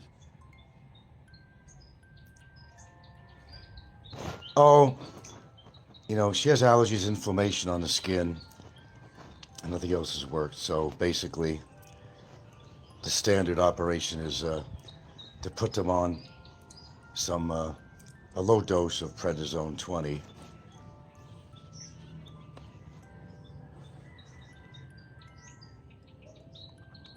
Because she's trying to build up muscle. She was listening to Jim too much. She wanted to get on steroids. That's why. I don't believe in it, though. I mean, today might be the last. I am going to give her one more dose today, though. But I'm even thinking about reducing the dose for the next couple of days. She's only supposed to be on it for a week. See what happens. I even put, you know, cortisone cream on her skin sometimes. You don't want to do that too often, but you don't want her also to lick it either. Dogs always licking at themselves. Now, if she doesn't want to eat, something's wrong. I think it's the steroids. Sometimes the steroids can make you agitated. So far, she hasn't been really agitated or fidgety since she's been on it. She's only been on it for about 4 days or so, 4 days, or maybe 5 now today. I don't know. I wasn't going to go over a week. That was the instructions anyway. She got a lot of things going on because her eye, and now he said, okay, now we're going to go to oral antibiotics. She's getting that much pus even though she's been on this medicine Dextron, which is going to help lubricate her eyes because she supposedly has dry eye syndrome. And then she's to put in also in her eye cyclosporine, which is a kind of an antibiotic.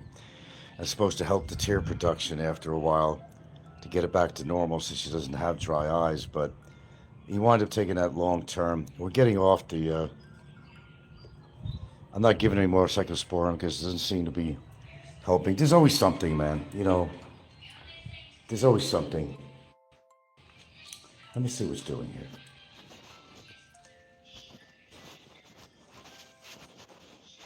Where'd she go? Into my bedroom? No, she's with both of them in my bedroom laying down together. What's wrong, Ginger? You don't want to eat? You don't want to eat? You don't want to eat? You don't want to eat? You don't want to eat? Never. You're way too spoiled. You're wearing that peppermint again? What do you feel? Is it Vicks Vapor Rub on your belly? She had a little bit of upset stomach. The woman, not the dog. But they believe that these mentholated type ointments and stuff, they believe that that's going to get rid of some pain or fix an upset stomach or something. But no, it's more of a distraction that you think it's going to work for something, but it doesn't. It has nothing to do. One thing has nothing to do with the other. Now, what are you listening to? Yeah, Vicks Vapor Rub. Miss Mitchell, Nathan Reed of Reed Financial. I just want to let you know how excited we are to work with Dawson Group, and I can assure you all the work we're going to do together is going to be done timely, efficiently. Listening to all these dramas, that's what they do, man. Hold on a second, folks.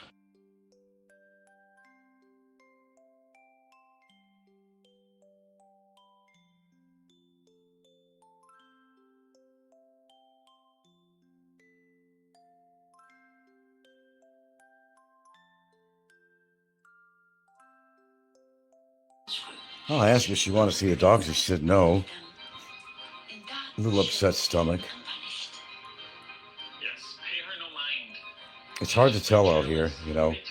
There's so many ways to get your digestive system acts up or something. Bloating, things like that. A lot of reasons that happen. Can't always pinpoint them, you know, but I get that now and then. She gets that now and then. But if it got really bad, of course, seek a doctor's attention. But what is a consultant doctor going to do anyway? They're not taking X-rays. They're not taking images. They're not taking anything. I don't know. It's almost like a worthless visit.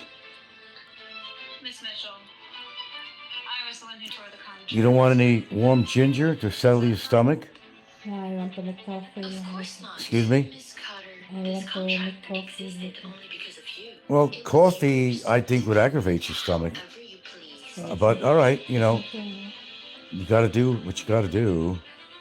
I'm here to care. That's impossible. Yeah, you know, Filipinos are going to do what they're going to do. That's impossible. They're all witch doctors.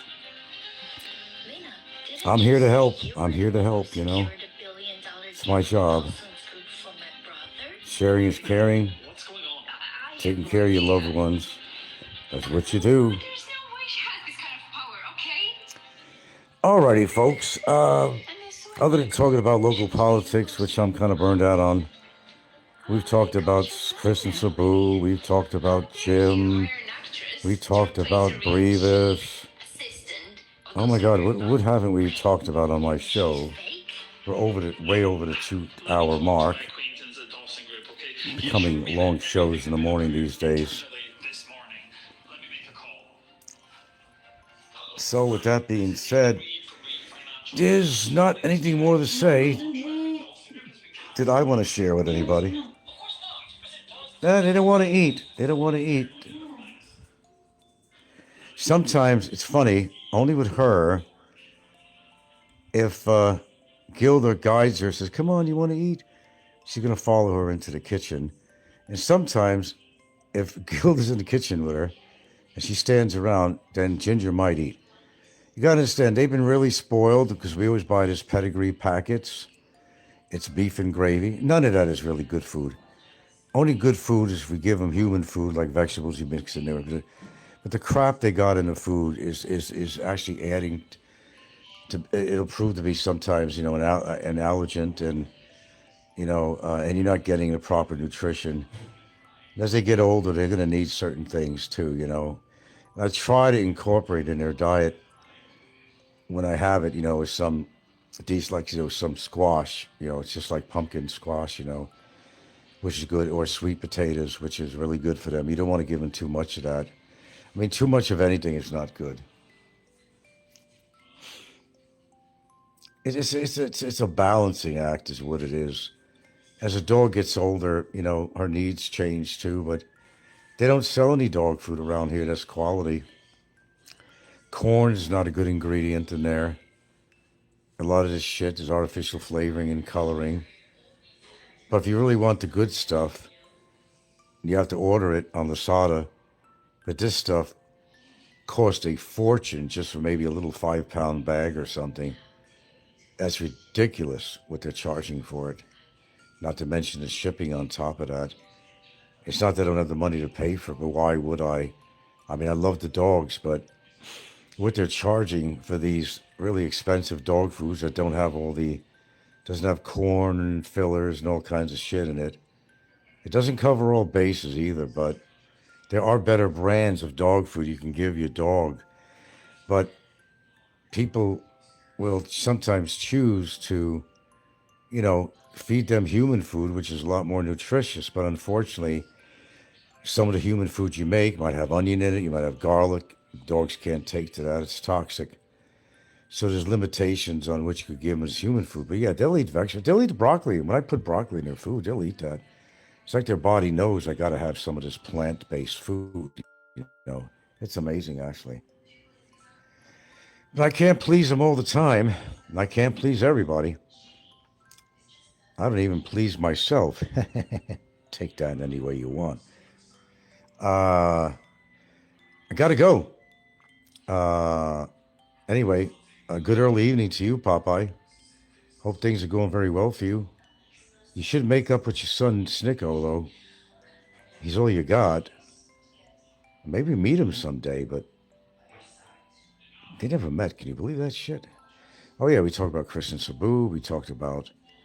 Who haven't we talked about this morning? This is what you call a full meal deal show.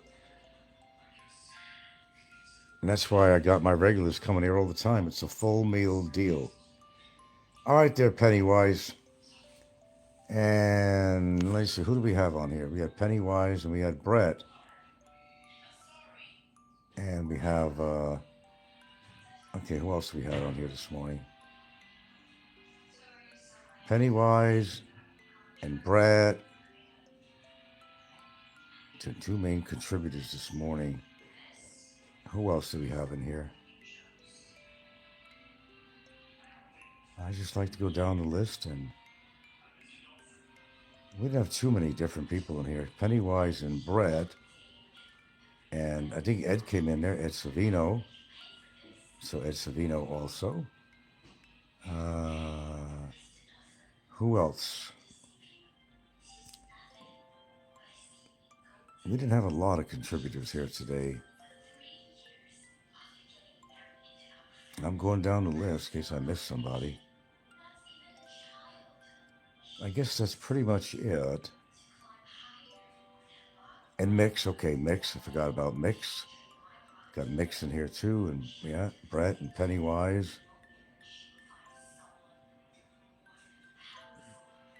I think that's it. Okay, just want to acknowledge my contributors to the dialogue in here this morning. I'm not going to win any awards on that. Yes, Pennywise, they all float. And a lot of them are floating right now. Let's look forward to the Barry special. I hope he did. I hope, old Breevy boy, I hope he did do a video on Barry. I'd be curious to see it. See how the boy's doing in there.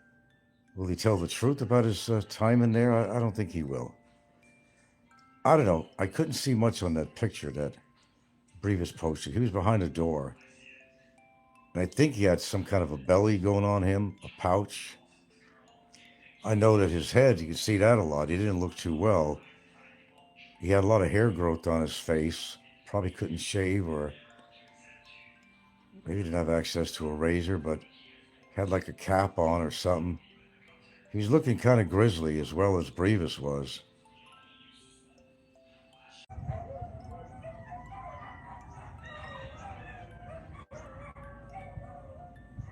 Boy, it's noisy out here this morning. Dogs barking. Bunch of dogs. A gathered dogs somewhere.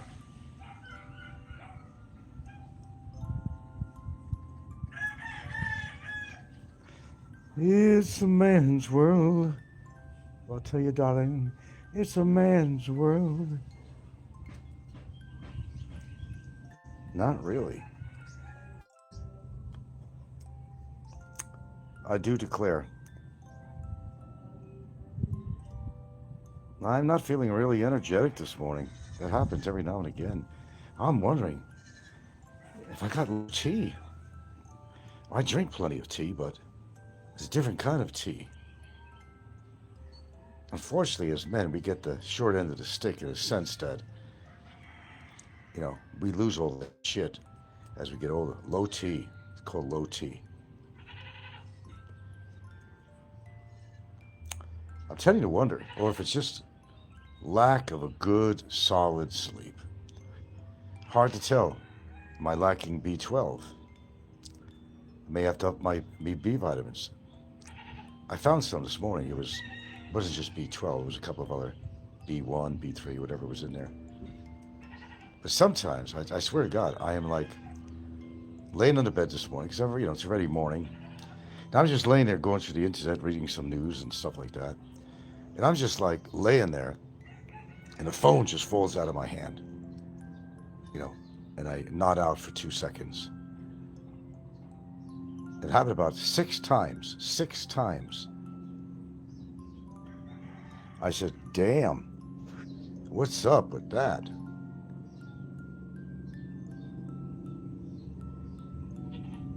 About 6 times. I'm saying that ain't no good.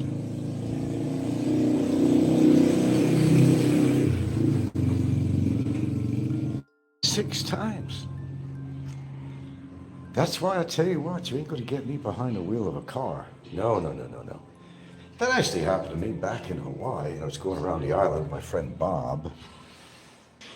And, he felt like going around the island, so we did in my truck. After a while, I'm starting to almost feel like I'm going to nod out. And I'm saying, no, Bob, do me a favor, man. You take over the wheel. I said, I don't get you hurt, because I'm feeling tired. So he took over the wheel, and that was the best thing I could have done, really.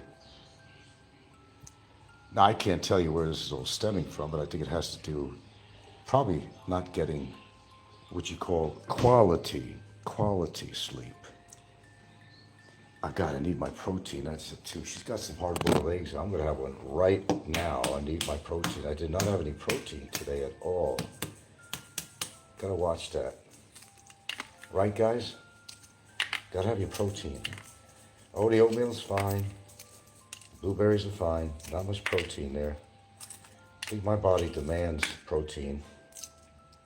Speaking of, don't look at me for no eggs. You didn't even finish your foods. No, you're not going to get no eggs. No.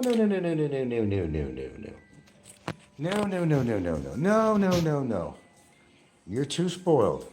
If you don't follow me, or no, you're not getting no eggs. Your food is right here. If you don't want your food, then hey. Because they're spoiled. They want something in it. Follow me around. But they're hoping a piece is going to drop on the floor. Look at this. Look at this. Look. I know. You want a piece? I'll give it to you. All right.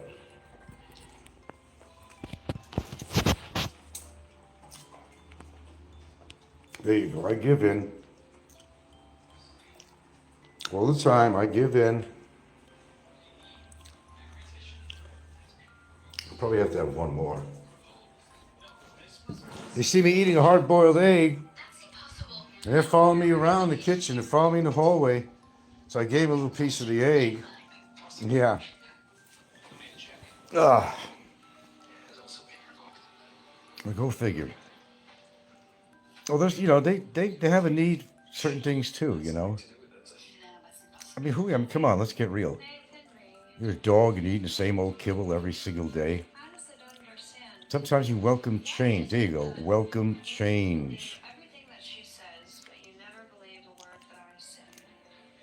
I gotta hit the pharmacy today at some point. Listen, her drama. Damn. It's not that I don't eat healthy foods, but I think sleep has to do with it. I think there's a certain amount of sleep deprivation. Because sometimes she'll get up overnight for whatever, and if she's up, well, I might automatically wake up, That happens a lot. She decided to eat some lentils yesterday. I won't go any more on besides that. Okay. Feeling the effects of that too, so I have to go to the pharmacy. Oh yeah, all that fiber takes its toll on you. Besides being good, it does have some side effects.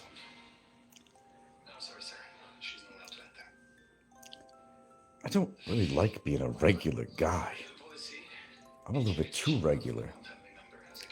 TMI, really, but it goes to say, you could do good things for yourself in your diet, but everything it has side effects. 3 out of 5. 3 thumbs up, 5 watching now. I'll take what I can get. They just can't seem to get enough of me on here. Well, I'll tell you what, you're lucky I've had this time to do it, because I've been kind of in layback mode for a while. I think my body's going through changes. Change. Good or bad, I don't know. I'm still hanging in there. I feel healthy. But here's the thing too, when you got allergies and you got post-nasal drip, and then you smoke, okay, it causes a little more overproduction of mucus. So sometimes I take stuff for that. I know what you're going to say. Don't even have to say it. Don't even bother. I already know. It's not easy being green. Mucus said that to me. It's not easy being green. And by the way, color of mucus is not exactly determined what's going on, whether it's viral, bacterial, or none. Because when you're getting a lot of irritants, and it doesn't have to be from cigarette smoke, environmental, what's going on is that your white cells become very active. How do I know this stuff? I just do. Your white cells become very active, and the color of your mucus does not necessarily mean. There used to be an old formula that if you had yellow mucus, or perhaps it's a virus. If it's white and foamy, you're dehydrated. No clearness, but this is white. If it's green or light green, you might be getting a bacterial infection. So it's really hard to say these days. But always be aware of your lungs, though, in regards to pneumonia, because sometimes you may have it, you don't know. There's something called walking pneumonia and the boogie woogie flu. It's hard to tell sometimes. That's why it's hard to tell whether one of these women on the street's a man or a woman. You just don't know unless you want to pull the old crocodile Dundee routine on them. You'll know. You don't always get what you see. How do I maintain my sense of humor? I don't know. I seem to do that very well.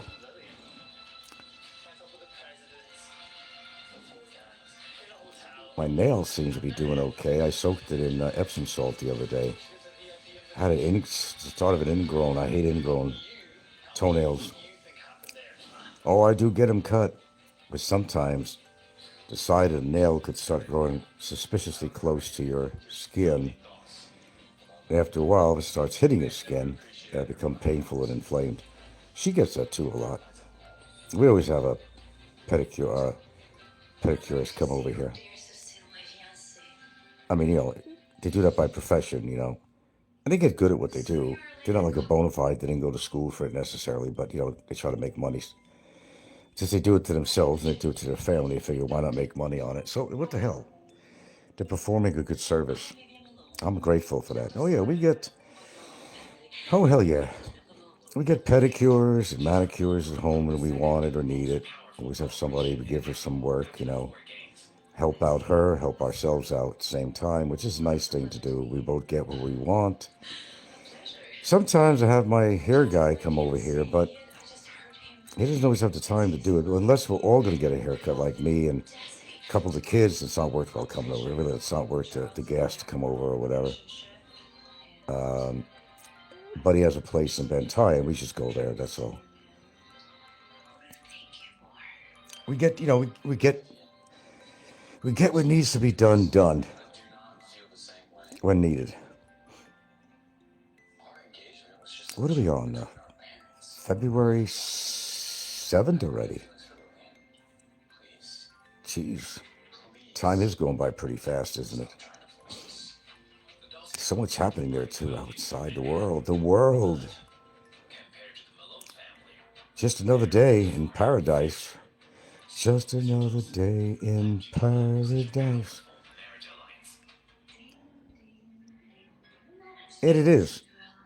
You're living on island time. And I know about island time because, I lived, of course, in Hawaii on an island, and it was something we also called island time, which means things the same thing. It's no different. Let me tell you something.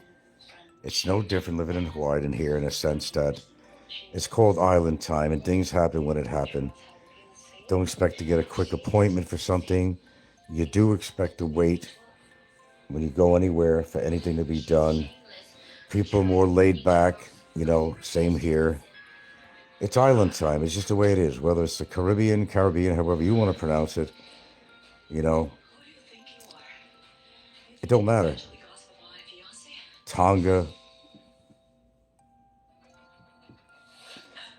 It's island time. There's just something about living on an island, watching the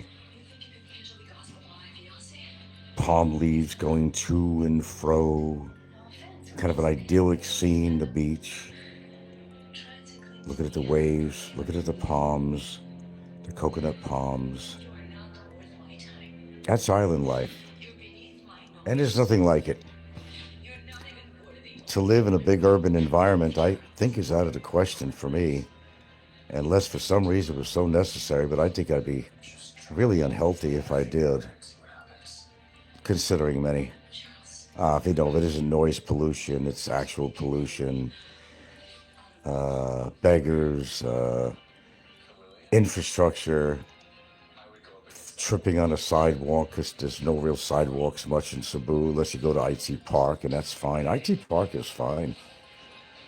Nothing wrong with IT Park, actually. If you had to live anywhere in Cebu, I would say go to IT Park, because there are restaurants around. You got the Ayala Block,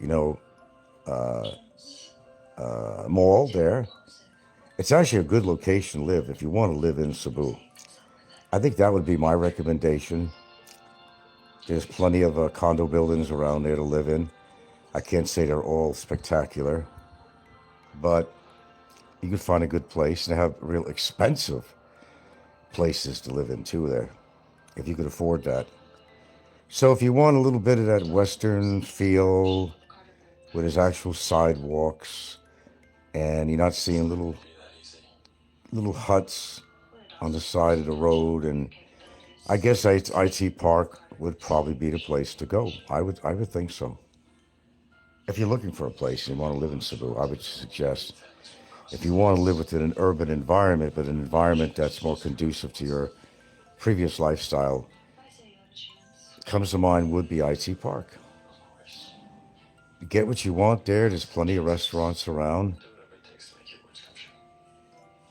It's usually very clean. The streets are usually very clean. You're not going to see as many dogs around there that you would see elsewhere. And there's real sidewalks to walk on, from what I've seen. It's all a reclaimed area. It's called reclamation. To think that was all ocean at one time, that's amazing. But I'm very suspicious about that when you go to big, tall buildings on a reclaimed area, because that was all ocean. And the ground has a memory, as well as I do. You get enough rainfall and everything else, you don't know what's going to happen in a reclaimed area that used to be water. The silt or whatever's underneath there can, if you had to have intense rain for a long period of time, I don't know how it's going to affect these tall buildings. So it's a little scary to live in a condo in IT Park, any reclamation area. As far as I'm concerned, that's just my opinion. Would be a little bit scary, I think. But for the most part, you shouldn't worry. I think the chances of that happening in your lifetime probably wouldn't happen, but you just never know. And let's say you get a real intense earthquake. Well, you're going to want to live in a more modern structure, because they use technology now. It's kind of like a steady cam, and there's a certain amount of balance that the building will shift its weight with the earthquake. But still, it's on a reclaimed area, so I'm not an engineer. I can't answer those questions, but might be something to think about. But the older buildings, look, you get a good enough earthquake that lasts a good long time, and I'll guarantee you that these older structures go to 40 years old or more or whatever. You might be living in a debt trap.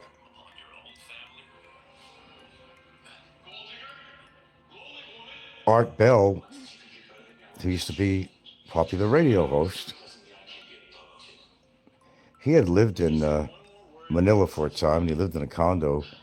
But one of the reasons he moved out was because the storms, the building was moving. The other reasons were, well, people figured he had money. I guess he had a few uncomfortable situations there. No, but I would never live in Manila, period. If they paid me, I just would not live in Manila. I never traveled all over Manila, but I know what it's like. I don't even need to be there. I'll take Cebu over Manila any time of day. I feel I'm more comfortable there. I'm more familiar with it. You get whatever you want there, really, pretty much. You always got the malls. They always import stuff. Yes, you're going to pay more money, but at least you know that certain things might be available. It's not the perfect storm. I mean, there are things that you're still not going to find even in the best stores or supermarkets. Now I hear Pizza Hut is closing about 200 of its stores nationwide. So Pizza Hut is starting to go downhill. It's not that I ever thought they had great pizza. What their idea of pizza is, yours and mine might be a different story. But these days, everybody opens up a pizzeria. And they always got the best pizza. What they call it, real New York or Italian pizza. Not. But there's too much competition for pizza. And they're constantly raising their prices. I know if I was in Hawaii right now, and I went to a local Pizza Hut, I might be paying for a large pizza as much as $30 or $25. Shit, I told you what I do with Sitley. If I really want a pizza so bad, I don't want to pay that kind of money. Go to your nearest store in the refrigerator section, buy the cheapest pizza you can get. DiGiorno ain't too bad, but buy the cheapest bargain pizza for like $1 or $2. Bring that puppy home and doctor it up. You already have the ingredients at home. Let's just say you do. You got oregano. You got some olive oil, you know. Okay, you got some garlic or garlic powder. Whatever. There you go. Turn a piece of cardboard into something that actually tastes like a pizza. You know, they hardly add any mozzarella cheese on any pizzas anyway. There's probably not even real cheese, by the way, in case you don't know that. If you happen to have some mozzarella at home, you put some on there. I mean, you'll come out ahead if you happen to have those ingredients at home. Otherwise, you know, you're going to get a $2 pizza. That's what you're going to get. But really, is it that much worse than what you get in Pizza Hut or any place like that? I don't even care. Even S&R Pizza over there, it's not that great. It's edible. People don't have an idea what pizza really is, though. Because people have grown up with places like Domino's and Pizza Hut. And to them, that's real pizza. Because that's all they ever known. Just like the dogs around here in the streets. They eat rice and leftover fish and stuff like that. So you go to give them some dog food, and you've seen that on camera when I tried to do it. They snub their nose at it, like, what the fuck is this? If you're growing up on rice and fish and whatever, that's what the dogs are used to. Same as the kids. Same thing. They're afraid to try something new. They don't even know what it is. I used to have these dog biscuits. I try to give them to the dog. They smell it and walk away from it. Can't make this shit up. It's what they're used to eating. As hungry as they are, it's really amazing too. As hungry as they are, they might actually refuse. They will actually refuse eating a dog biscuit or some kibble. I've had some dogs that took to it, but generally not. But if you open up a can of mackerel, you open up a can of some kind of beef loaf they sell out here, they'll eat that.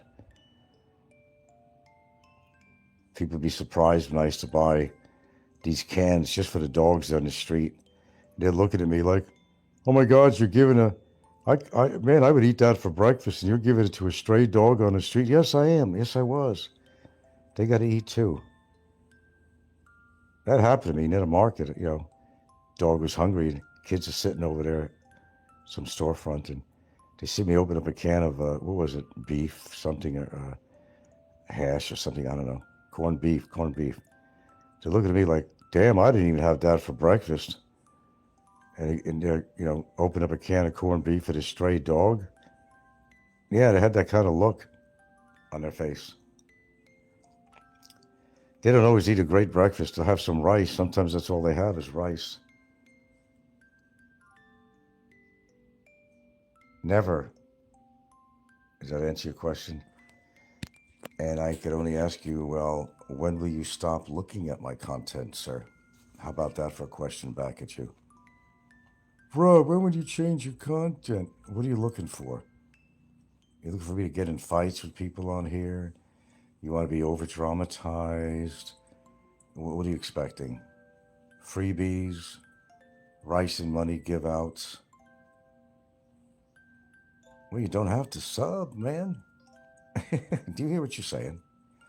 You're saying, bro, when are you going to change your content?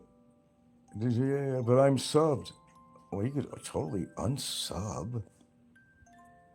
Simple. I do entertain the people every single day. You're here. You guys are wonderful. What do you want me to dance on camera? I've done that too, but what do you want me to do? Juggle bowling balls? Juggle a chainsaw? What do you want me to do? What's entertainment? I'm not looking to grow. Do you see me monetized? I'm not looking to grow. You don't want to protest with my feet here. What do you mean, like a temper tantrum?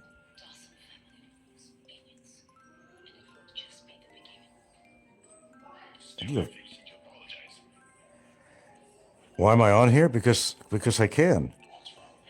How about that as an answer? Because I can be on here. Okay? You don't listen enough. I talk about a lot of shit on here, man. All the time. You get very educated when you listen to my show. You're not listening enough. Or you're a newbie or something. The real answer. Why am I on here? I give you a lot of answers to that. Boredom. Because I like to share stories and information with people about the community, about the world, about the environment, all kinds of good stuff. The screen is blank because your phone is something wrong with your phone.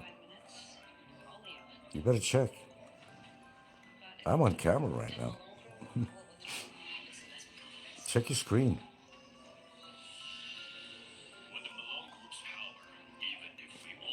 Well, whoever comes to my show seems to come back. I don't have a lot of subs, or viewers, but same people come back over and over again. What does that say? Shall we check the results? I like this guy.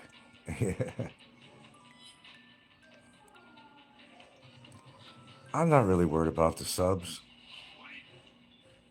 I don't got that kind of channel. Don't gaslight. I get enough of that in the family unit. I'm sorry to hear that. No, I'm not gaslighting. I'm telling you what you asked me.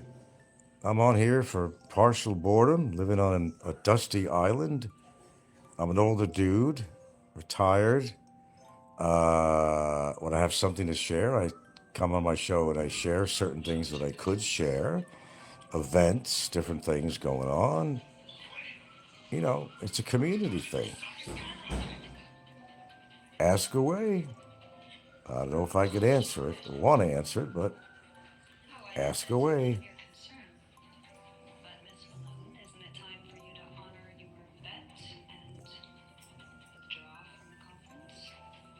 Okay, I'm waiting.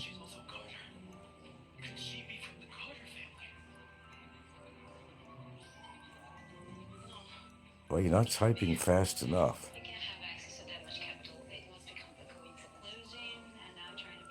Okay, I'll let you formulate your question.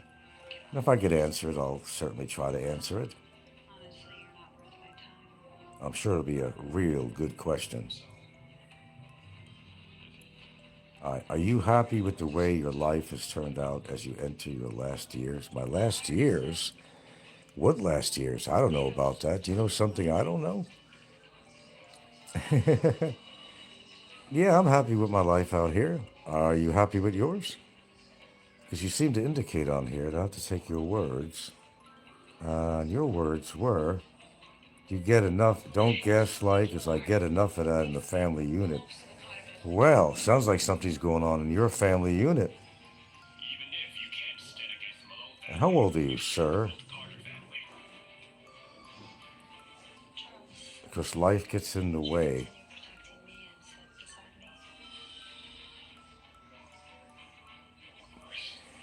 Yeah, I'm pretty advanced. I'd say that. Yeah, I would say that. And am I supposed to count the minutes?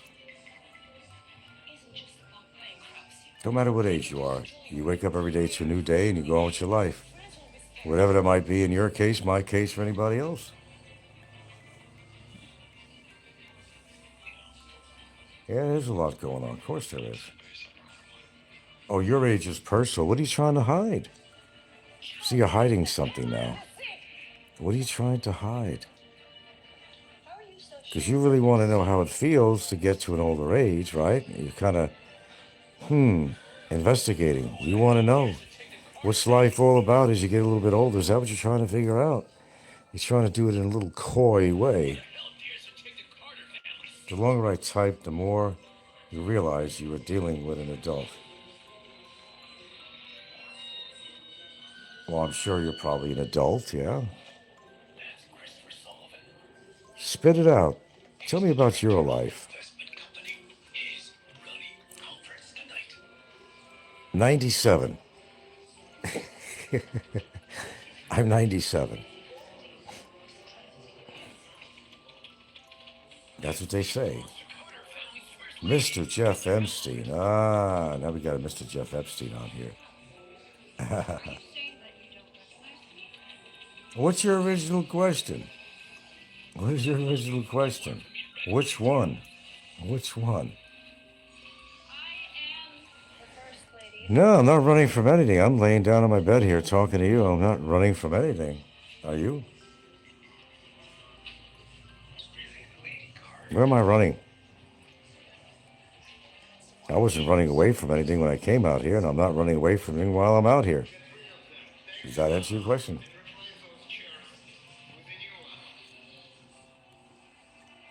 Mr. Jeff Epstein is 28 years old. You're a youngster. Congratulations. Wish I was.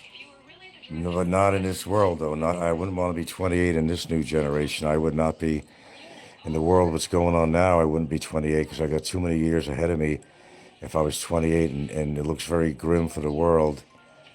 Very grim. Me tell you what. You're speaking very, I call it cryptic. You can't come out with a complete sentence to really ask what you want to really know. I'm glad to help. I'm here to help. What do you want to know?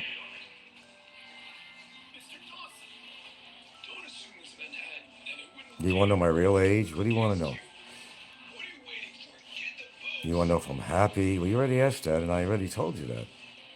So what else you need to know?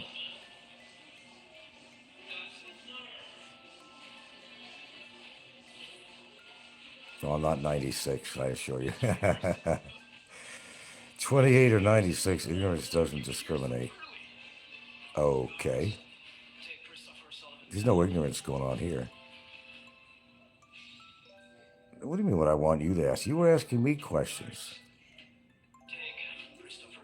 Let's try to answer them for you, but you're not just getting to the point. What do you want to know? You asked me about my age. You asked me, was that you? You asked me about my age. Yeah, you asked if I was happy. Well, I think I answered that. No, my real age is 71. And let me beat you to the punch. Am I healthy? Yeah, I think I'm reasonably healthy. Am I happy? Yeah.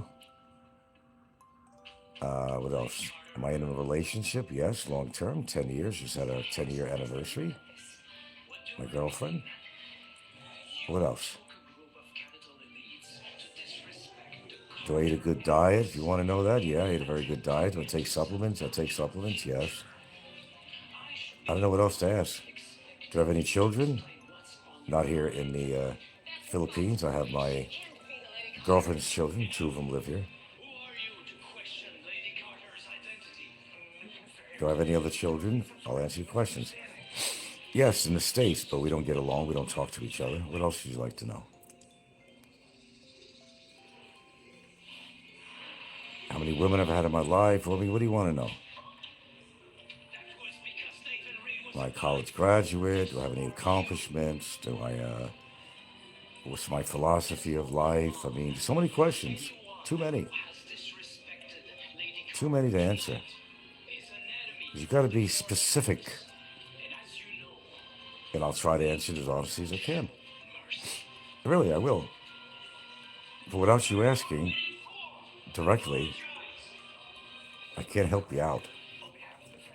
You know my age, you know my basic health level, and blah, blah, blah. Ask me if I'm happy out here. Yeah. Okay, we're getting somewhere. What else? Okay, well, it's going to get boring. I've spent how long now with your question session with me?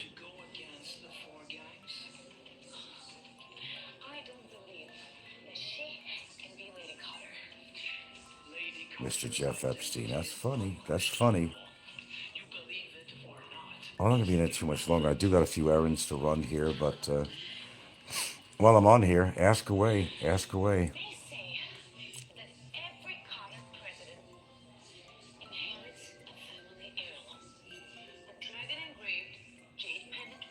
Heirlooms.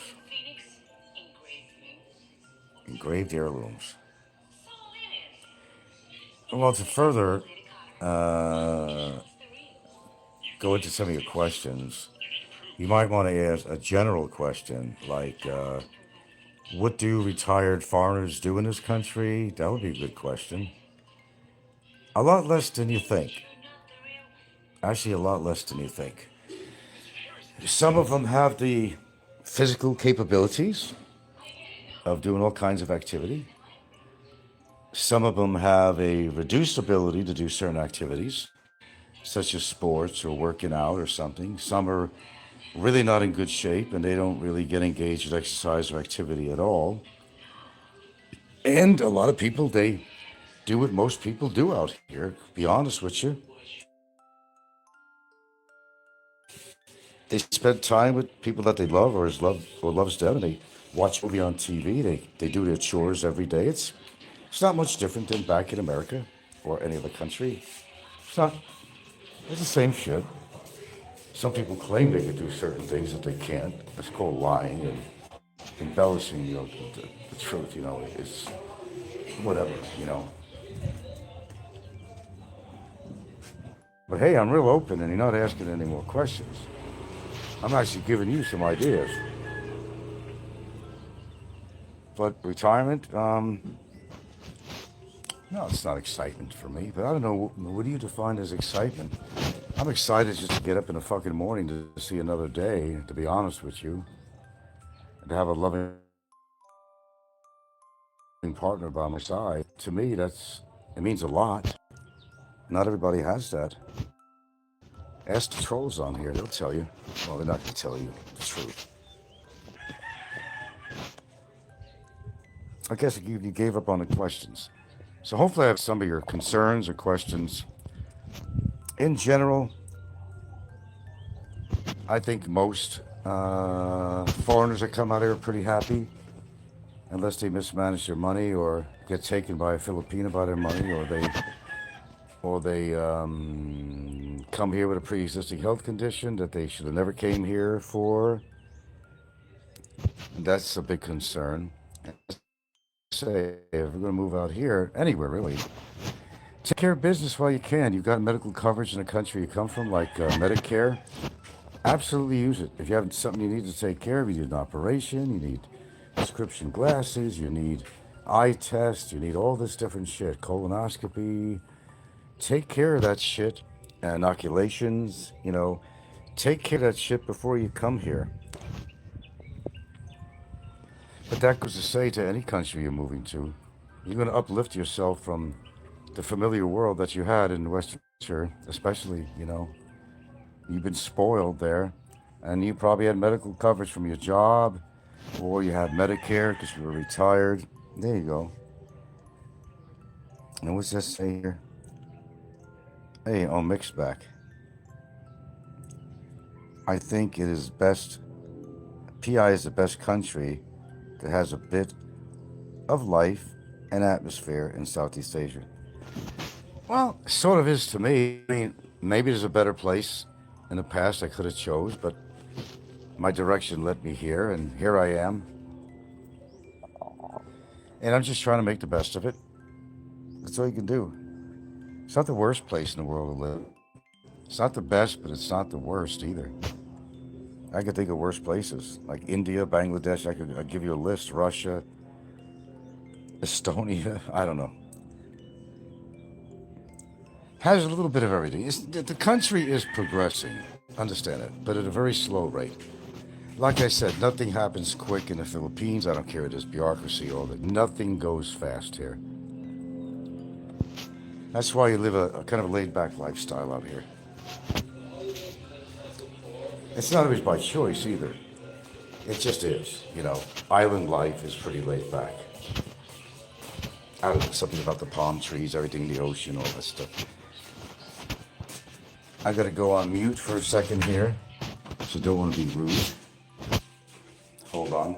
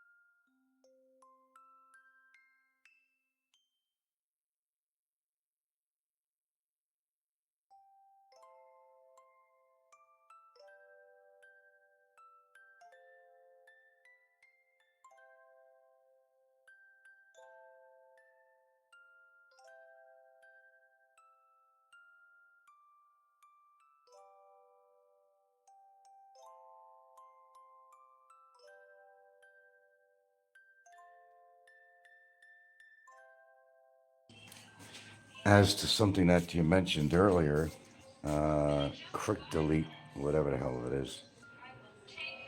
You mentioned about, oh, that you have a few years left. I mean, you feel, well, I don't know everything you meant there, but,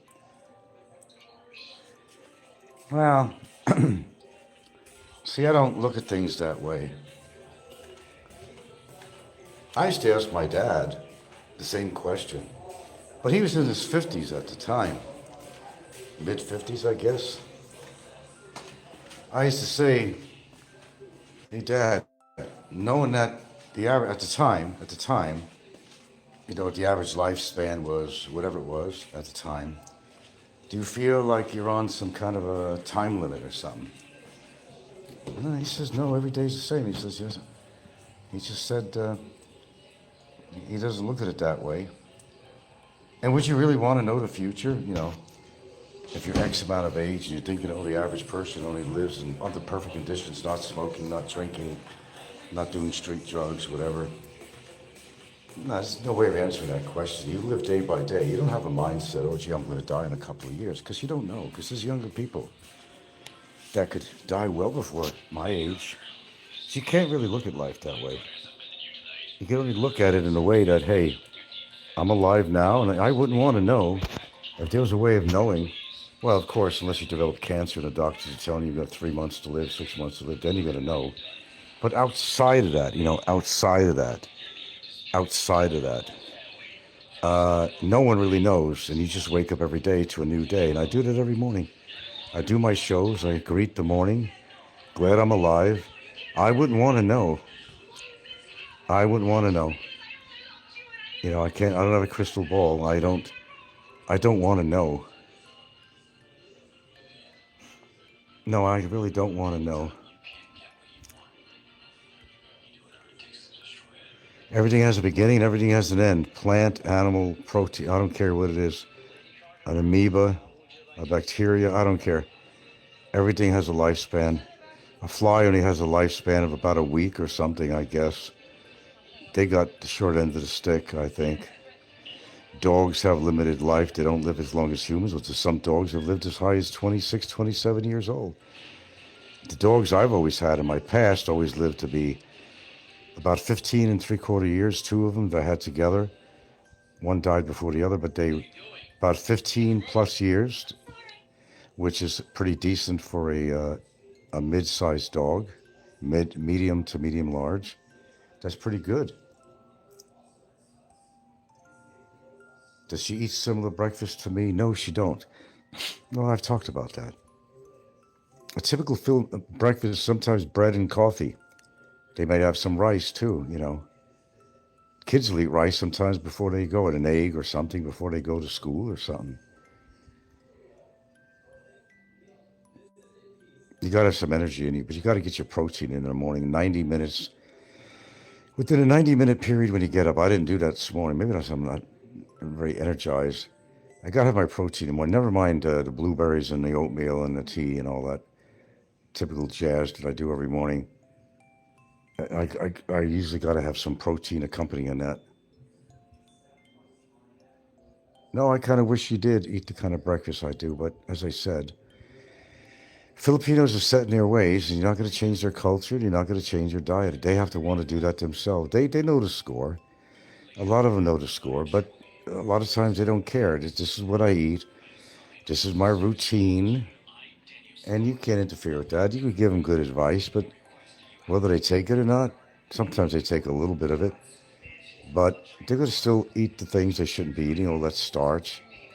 But I have my share of carbs. I do, and I do have my share of carbs, so whether it's pasta, whether it's potatoes, I'm a big potato freak.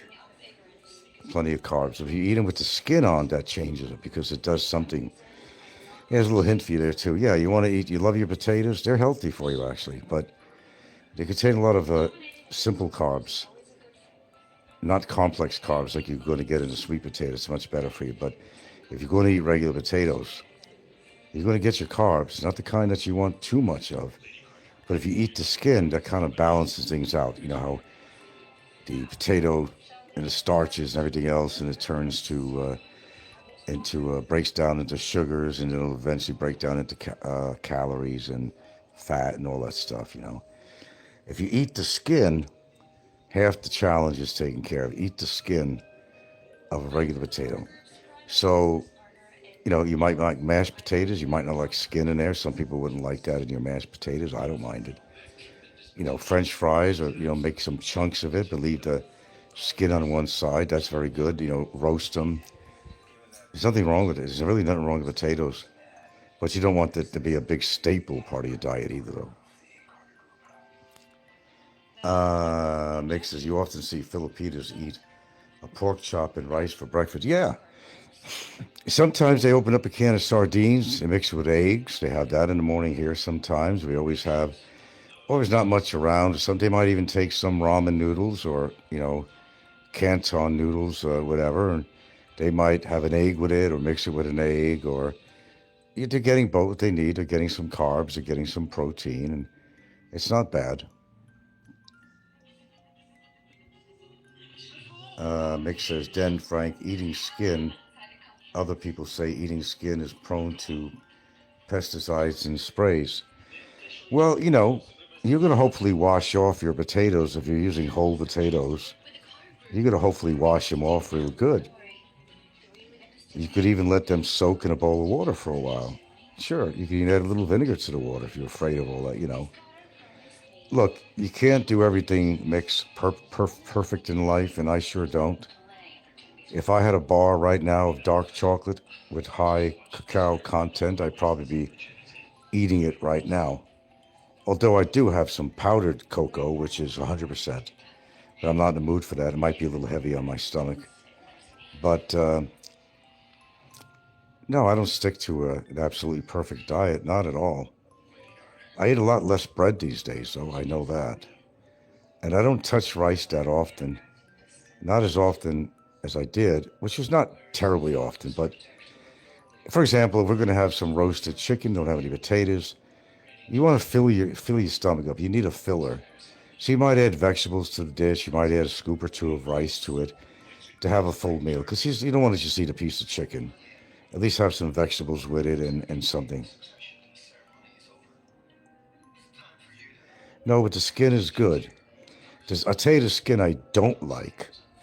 I don't like the skin of a sweet potato or pumpkin squash skin. I don't like. It's a terrible taste. I don't like it. Regular potato, white potato skin is fine. But there's a taste I don't like on the sweet potato skin, but more so on squash or something like that. I don't like the taste of skin at all. Even eating the skin on chicken, it's not a good thing to have, but I occasionally do eat it. If I don't, I give it to them because they love the skin. They love the skin on the chicken. They absolutely love the skin on baboy, pork, on a lechon. They die for that. They usually do die from it later on, but, believe me, they kill for that.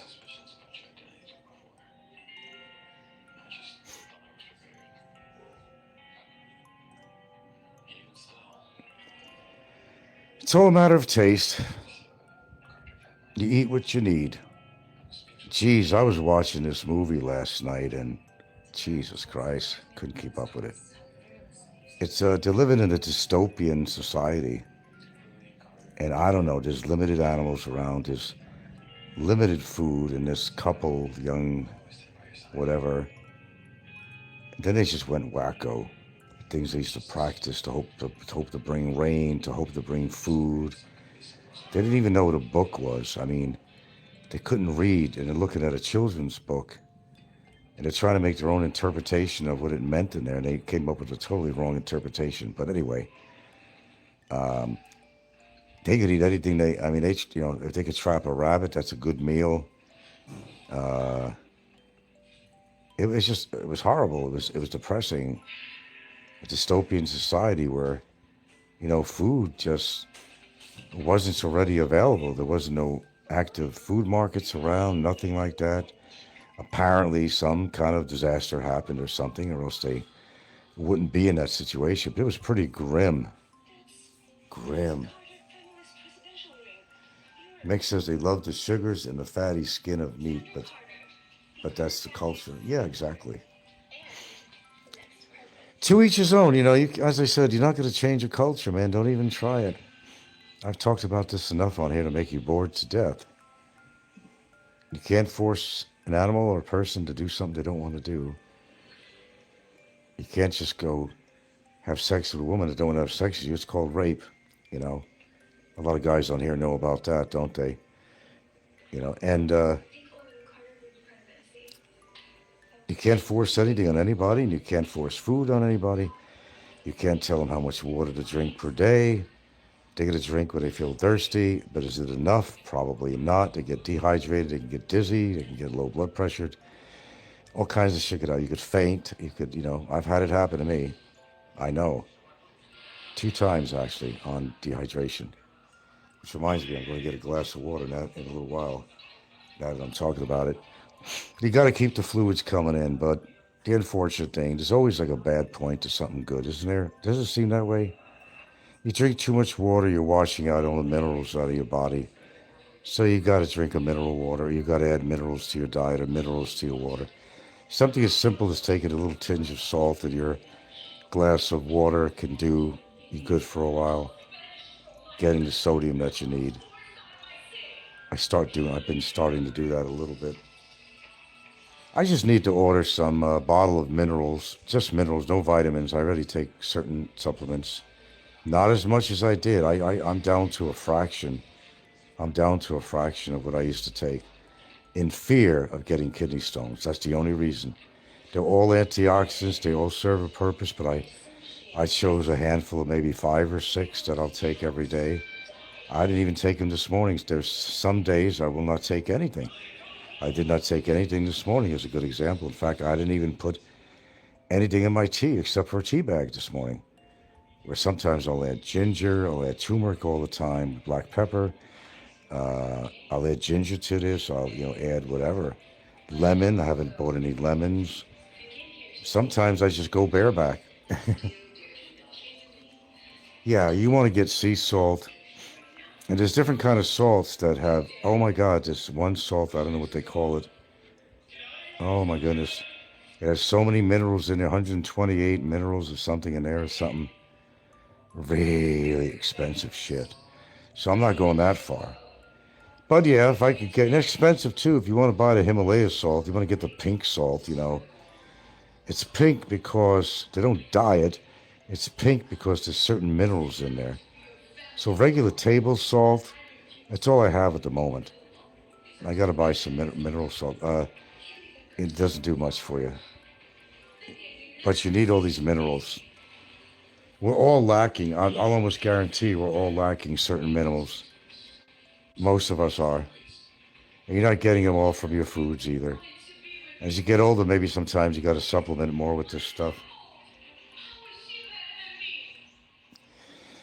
Well, lemon juice is not a miracle cure for kidney stones. It's over time that it, will help dissolve any small kidney stones you may have. It may act as a preventative for any new forming kidney stones. I'm always in fear of that. What I went through, I don't want to go through again. So that's always in the back of my mind. I will admit that. If I feel any unusual pain in my flanks, back of my back, then I'm going to say, uh-oh, please, not again. I was supposed to go for another ultrasound. I never got around to it to see if they've seen any residual. But I talked to the doctor. He doesn't think there's anything wrong at all. He read my urinalysis and blood tests, and he said if you had stones, something would indicate it. There would be some kind of irritation in your bladder or something somewhere. It would indicate whether there's blood showing up in your urine. It have to do with the proteins in your urine. You should be really getting a lot of proteins coming out. That would indicate blood too, because if you're getting a lot of protein, if you're getting too much protein, there's usually something going on, because you shouldn't be getting all these proteins coming out. My tree ran out over here down the road. There's no more limes on it. I was taking the limes, but I'll probably be at the store today. I'm going to pick up a couple of limes. God, would you leave like 25 to 30 pesos for a stupid lemon? Oh, I'm not kidding you. But just make sure you brush your teeth after you eat lemon, because that could really, its acid nature can really deteriorate the enamel on your teeth. You see that Jolena is back. She's streaming? Really? She drives around Dumaguete in Sim's car. I didn't know she could drive. So she got Sim's car. And what is it under? Is it under the same name of the channel? Is it under Pro-Life Traveler? Or what's the name of the show?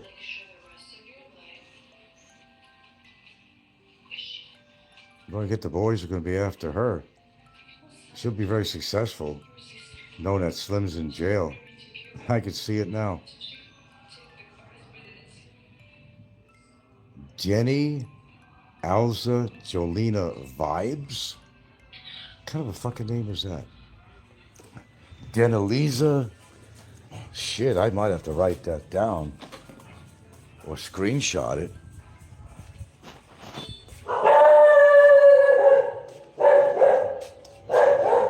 Did somebody call for a, no, oh, they're just passing by. No, we had a trike pass by, beeped the horn. They beeped it as somebody else going by. Boy, I'd have to actually write that down. I'm not going to remember that one. And what does she exactly talk about on there?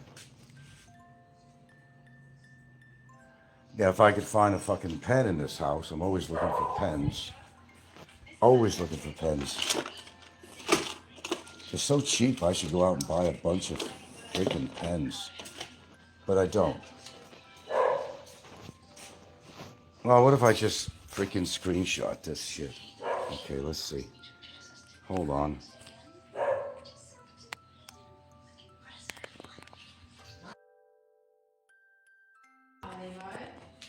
Go back. Oh, man. Go back. Hold on a second here.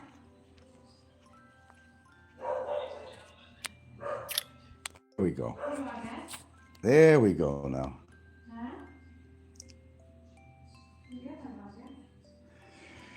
Well, she's got to keep the money coming in. I don't know if he's allocating any money toward her. Well, she's got the car. She don't even have a fucking license, does she? I don't think she even has a goddamn license. Ooh, breaking the law already. Taking after her boyfriend, huh? Not good, not good, not good, not good.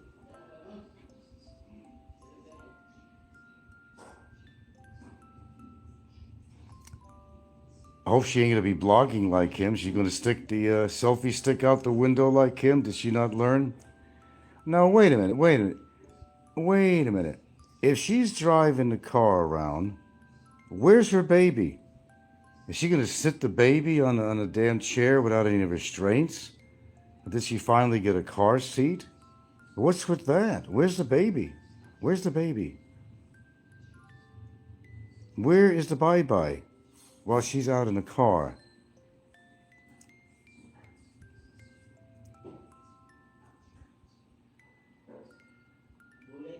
Daily vibes. What vibes? So how's she doing this in the car? Where's the baby? Where is the baby? Is the baby restrained? Does she not learn? There's no excuse for these people, really. There's none. Yeah, she bring the baby boy in the car, but is the baby restrained? Where does she put the baby? She's going to sit him on the chair without any restraint, a proper car seat? She hasn't learned yet? Tell me you're kidding me. She hasn't learned yet?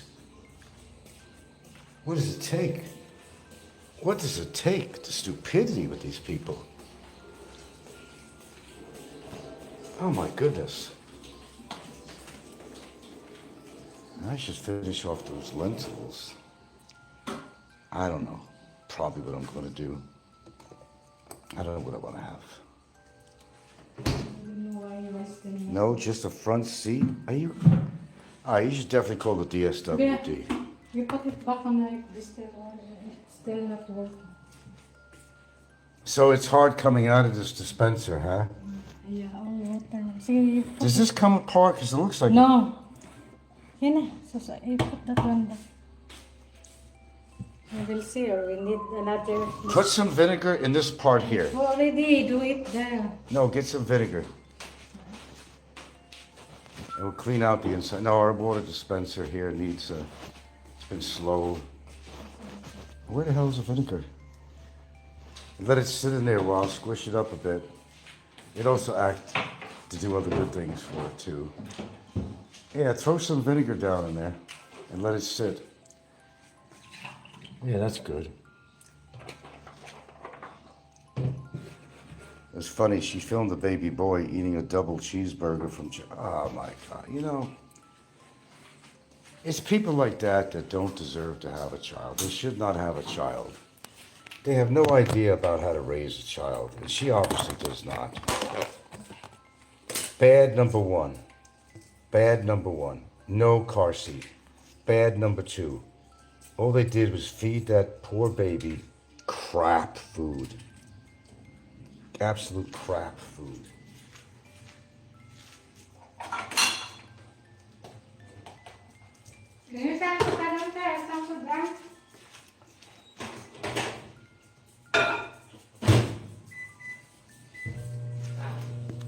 I mean, there is no excuse for that whatsoever. There is none. I'm definitely speaking up about that. There is absolutely no excuse for that. Save the footage, that's all I can tell you. Save the footage. She didn't learn from Slim, right? I'm just constantly amazed on here. I mean, the fucking intellectual level of most people on here, it's mind-boggling. It's mind-boggling. It really is.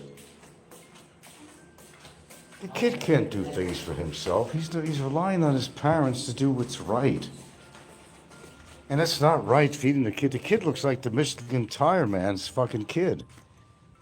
Look at the kid's arms and legs. That's all from shit food. Feeding McDonald's hamburgers. She don't know how to cook. She don't even know how to fucking cook. Now she's driving a car without a license and insurance. She got her baby in a car without restraint. Feeding him fucking McDonald's crap. What's wrong with these people? I will look. Later. I got things to do, but I'll look. She's gonna have so many guys hitting on her, it ain't funny. Oh, she'll be making good money, though. Come on. Boyfriend's in jail, right? Some guys think she's cute. Oh, she'll do very well. How many subs has she got? About 100,000 now, or what has she got? Yeah. Would I be surprised? No. She's a woman. We got a lot of hard-ons on here. We got a lot of desperate men. They all figure they're going to get to be with Slim's girlfriend. Wow, put that in a record book. I got to be with Slim's girlfriend. She's a celebrity. There are guys already probably. Of course they are. Of course they are. What did you expect? You expect any different? Amazing.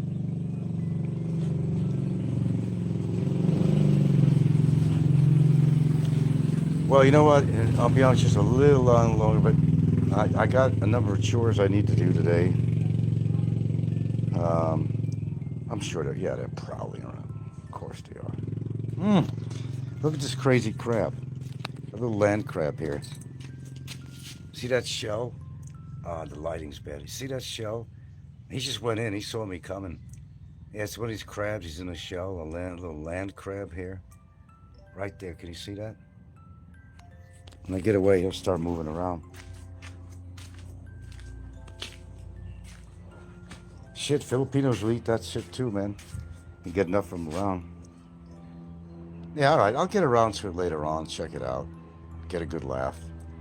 But, in all seriousness, guys, I'm not nitpicking or nothing here. But, reality is reality. You got to feel for that kid. She don't know what she's doing as a parent. She was obviously not made to be a great parent if she's putting the kid in the car. No license, no insurance. I have a good question for you. Is she vlogging while she's in the car? Is her selfie stick out the window like Slim does? Please tell me she's not doing that too.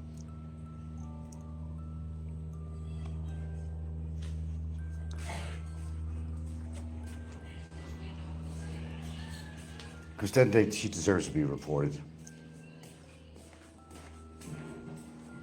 That's my opinion anyway. Good old lentils.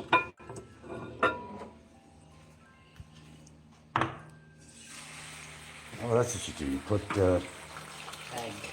eggs and what's the other stuff? Corned beef. That's just what I said earlier, right? Corned beef and eggs.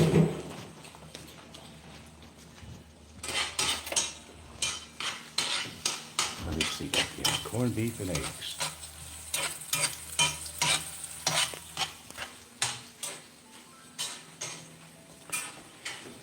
Yeah, which reminds me, I need some butter. I ran out of my Nutriflex. Just got enough of it.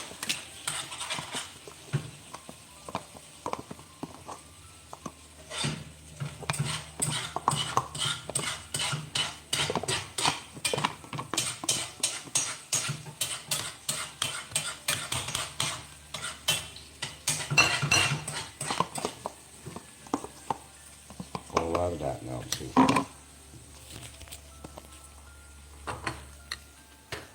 Yep, that's my lunch. Good old-fashioned lentils. Flavor, of course, but it has little pieces of chicken in there. I might see a couple more pieces in there, not much. Flavored for taste. And there I go. Yeah, no selfies, huh? Oh, she'll get around to it. Now, look, guy, there is absolutely no excuse for that. There's absolutely no excuse what she's doing. I wish somebody would contact Department of Child Welfare Services. I have nothing against her personally, but we're talking about the kids' welfare.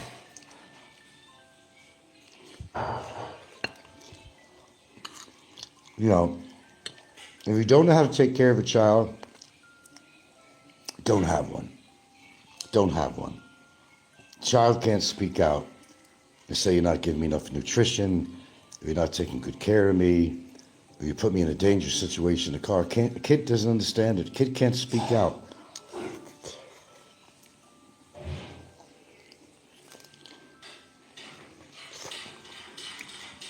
I wouldn't trust her on the road. She ain't got that much experience. With the baby in the fucking car. You know, you guys don't get involved with a lot of stuff you're afraid to. But don't you think you owe it to that baby to report her? Don't you think you owe it to that baby?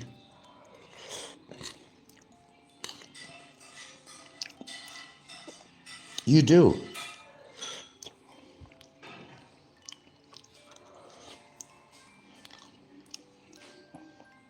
What's her full name? What is her full name?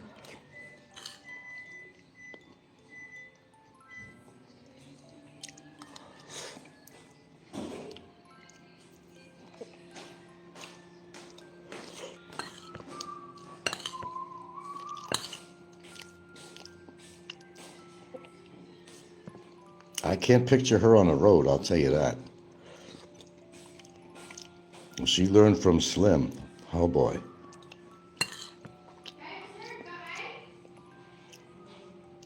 Mick says, you know, not a millions away, we have an expat bringing his kids into a harem environment. Actually, I think that's worse. Taking kids out of school in Cebu too. Point made, point taken. Have to agree with you on that.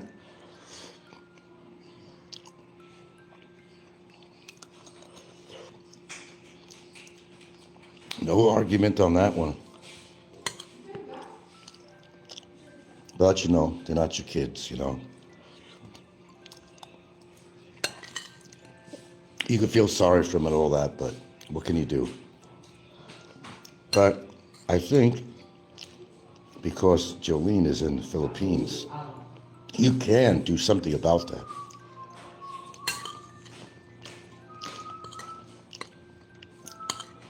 Oh, the armchair policemen out there, you know.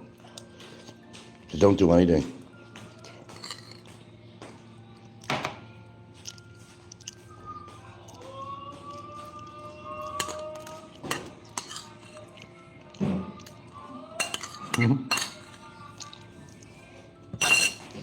That vendor just passed by. Listen. It's actually a recording he's got on the megaphone.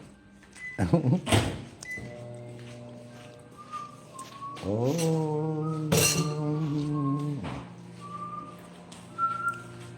All right, that was my lunch.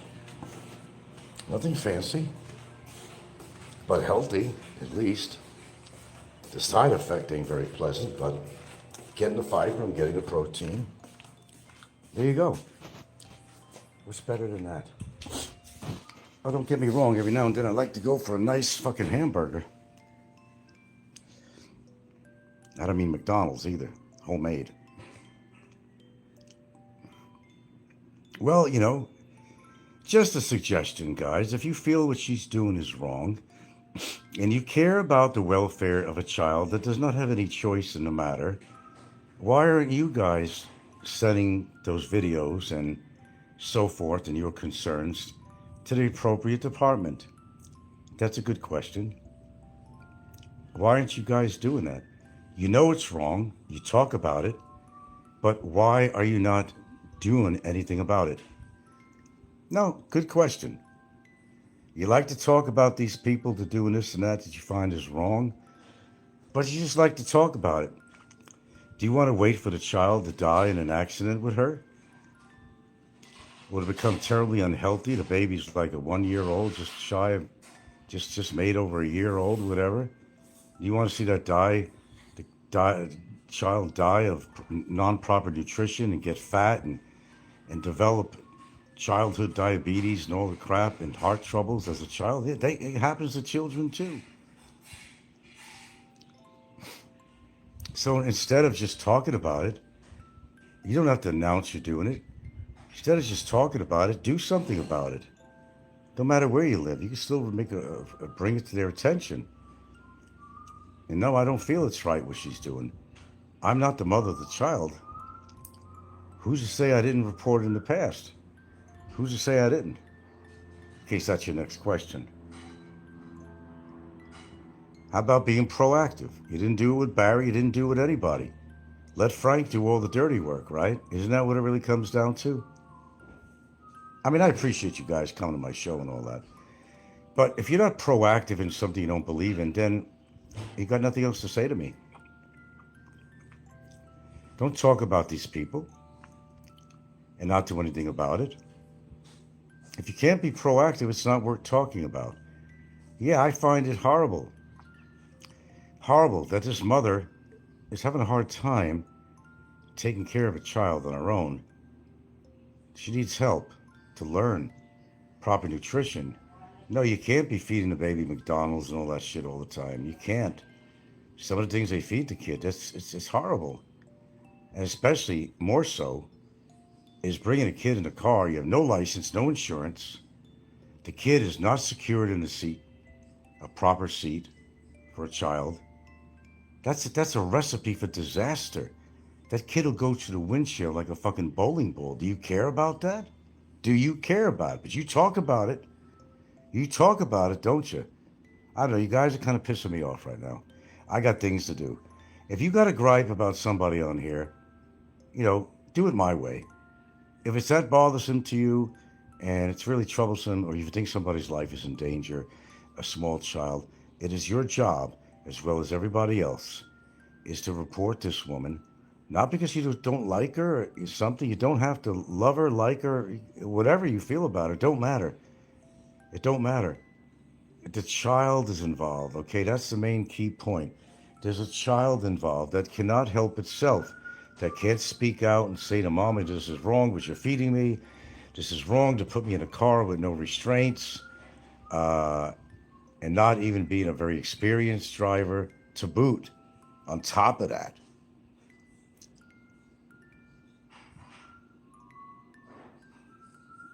well, I don't understand. Can you answer that question for me? Is it one of those things where you're waiting for somebody to do it? I mean, you're aware of all this stuff, but you don't do anything about it? I'm trying to understand that. I'm trying hard to understand that. You did that with me when it came to Barry. I did everything pretty much on my own. Not having hardly any help from anybody at all. I did it. You hated the guy. You know what he did wrong. I wind up doing it all myself. Nobody helped out either financially. Nobody helped out with making your own reports on him. Nobody did shit. Nobody did shit. Let somebody else do the dirty work. Is that what it is? You guys are kind of disappointing me here, and I'm going to end it right now. You're disappointed. If you have a gripe of what she's doing with the kid, report her, and I don't care where you live. Report her. Okay? You're doing this for the child. Never mind her, what you think about her, whether you think she's cute. Fuck her if she's cute. Fuck that if you think she's cute. That don't matter. The kid's in danger, man. Fuck that shit. Fuck it. That's all I'm going to say on that.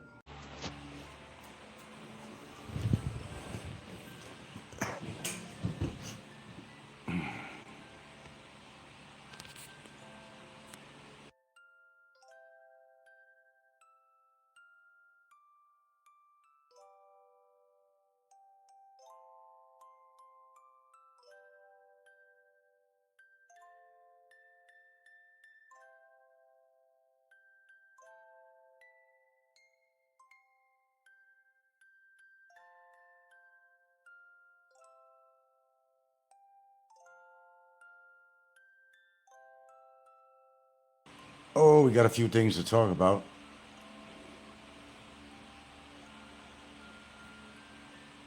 Got a few things to talk about here, I guess.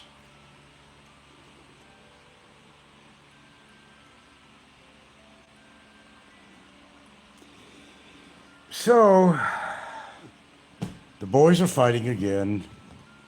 The Carrot and, Mikko. And why was the Carrot, and why was he putting posters of young boys on there? I'm not understanding of that. And go see my remix I just put up there. What's with the young boys with their underwear on or something on there? Is there a message to this, or I don't know. Then I hear that Barry's running the show. According to Brevis, Barry sort of kind of looks okay, but he's running the show there. And no, you're not running the show. And Brevis said that they got both Muslims and blacks and Chinese there, and all have their own opinions and their own tolerance levels of somebody like Barry. That's real interesting. So Barry's running the show, according to Brevis. Yeah, he's running the show. I'm sure he is. He's probably hiding in a fucking corner. Brevis aimlessly running around Manila, chasing his tail, going to bars. I don't know. I thought he had this girlfriend and a kid. I guess, what do I know, right? Things change, I guess. People don't, but things change, I guess, you know. Yeah, Barry's running the show. Yes, he's running the show. He indeed is in Bikitan, in case you thought he was in Bilibid. No, he's in Bikitan. Wound up back over there after a short stint in Bilibid. And, of course, Brevis could not produce a video, of course.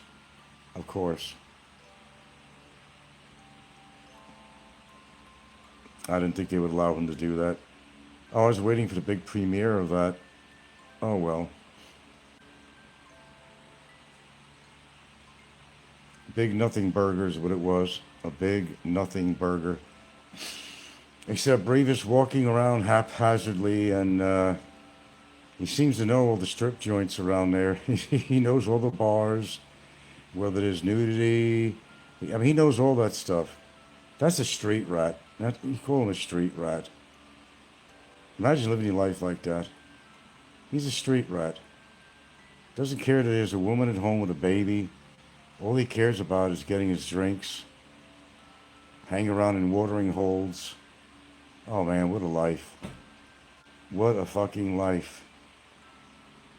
Wow. He was a big executive back in California. Do you know that? He was a big executive. Oh, yeah. He says he quit marijuana for good. He's so happy about it.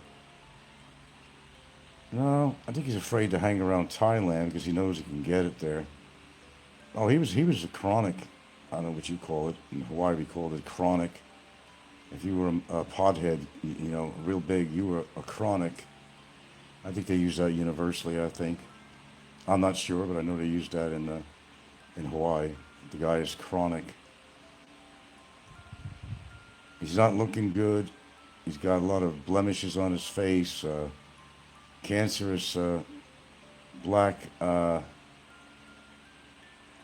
marks on his face, indicative of the possibility of the beginning or the current status of possible skin cancer. That's scary shit. But, you know, you got the big carrot there fighting with Mikko. I don't know. Why should the carrot care about what Mikko says? Unless it's hitting his nerves, he's striking a nerve or something. Of course, he has to mention my name, that he's upset that Mikko comes on my show and talks on my show. The spots in his face look like they will germinate. I couldn't tell you, man. I'm not a skin specialist. Yeah. I've had my own bouts with that kind of shit before. It wasn't like big black spots like that. He got a number of them. He's very pale-faced, too, so that's not a good thing. Your carrot short is awesome. Why was he displaying little unclothed boys on there? I don't understand that part. I'm scratching my head. What's that all about? What's that all about? I don't know. This is some strange shit, man. You know what? I'm not really going to get into it. I know the guy. There's a very peculiar lifestyle. And that's all I'm going to say on that. A peculiar lifestyle. I think anything goes, really. It's one of those things. Well, you know, to each his own. It's not my lifestyle, but people could pick and choose. Yeah, another kitten out there. Oh, no, I don't know if my dog's damaged him or not. I don't know. My dogs were in my bedroom. They sensed a kitten or something was in the yard. Right away, when I let them out, they both ran toward the front corner of the yard, and lo and behold, there was a kitten there. There's a kitten. And I don't know if my dog had gotten a hold of the bite marks, but I noticed his back legs are not walking on the back legs, but he drags himself around just fine. Yeah, I don't know what the hell to do. Try to put him in the other yard back there, see if the mother. I brought him right near what I thought was the mother cat. She just, walks away. I don't know what else to do. I don't have any goat milk or anything, so I don't know what to feed him. So emergency feeding has to do with a syringe and an egg yolk and warm water and a little tinge of sugar, and might get the cat by till the next day, but to survive overnight, will any of the creatures get it? I'd understand these cats, but they have a certain sense that if they think the cat is sick, if they think it's whatever, they don't come back to nurse it, and I don't know. But I know for sure now that I'm not feeding those wild cats because they got to go fend on their own. It's Mother Nature. I don't like what they're doing by leaving their kittens around. Leaves me in a... Of course, I left a message of some sort on email to the local shelter, but they got so much shit there going on, and they're not going to come by, and they're just not. Unless you came over there and give them a big donation, yeah, they'll come and get the cat right away. Right away. But I've kind of dealt with that shelter once before, and I'm not really in that great with the owner. I've helped them before. I've actually have. But I don't know. Mother Nature sometimes has to take its place. I mean, I really hate to see that. But, my two dogs are ravenous for cats. So I can't have a cat. And the shelter, I'm sure, is too full. So what do? Put your best foot forward. I had a syringe, for applying liquids to the mouth. I did. I should have used a glove this time because I sure didn't want to get bit. I went through this once before, but I was lucky. The cat is just meowing a lot, makes me feel bad. Trying to get his mother or some attention from somebody or something. There's another dog, two dogs that kind of hang out my neighbor's place too. It's kind of like near where the cat is at. But that one old dog is looking like shit, skinny and shit. I try to help it when I can. The other more tan, whitish dog, we saw it the other day. It looked like hell. Eyes are bad too, and crust, and skin is all, I don't know, messed up with his hair, and he's probably got, mites or something. I don't know what the fuck he's got. It's one of these things I got to tell myself that you can't save the world, man. You can only do the best that you can, That's the one thing about the Philippines. You're going to see a lot of this around here, and you can't always help. Not always.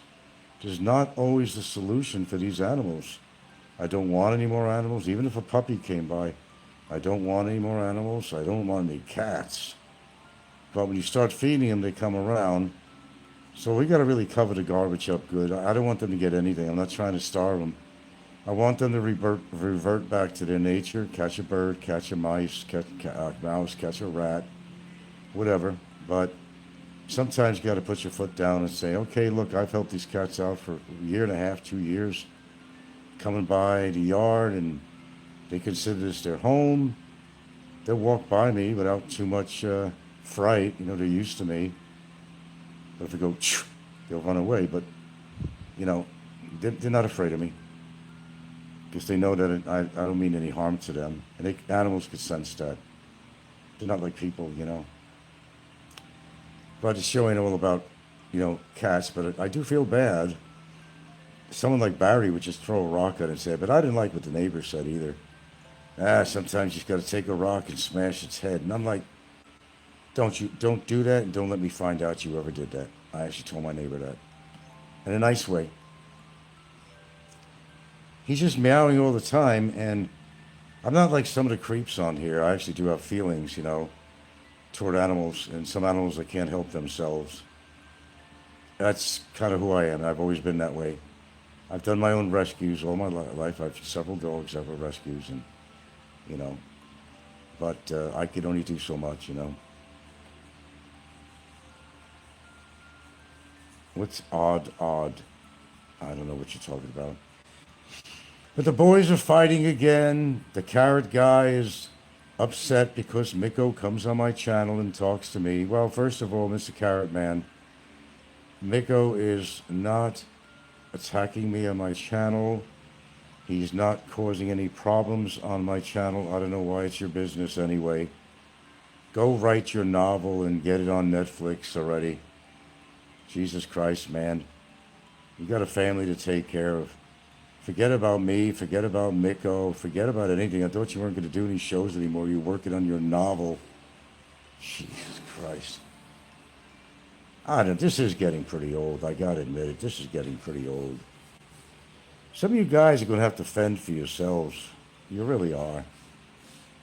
You know, if you see something's not right, just whatever. Be proactive and, you know, take care of business, man. Mark Boy says, wow, Brevis got issues with sloppy seconds and Licky. I'm sure Brevis has had lots of sloppy seconds from somebody.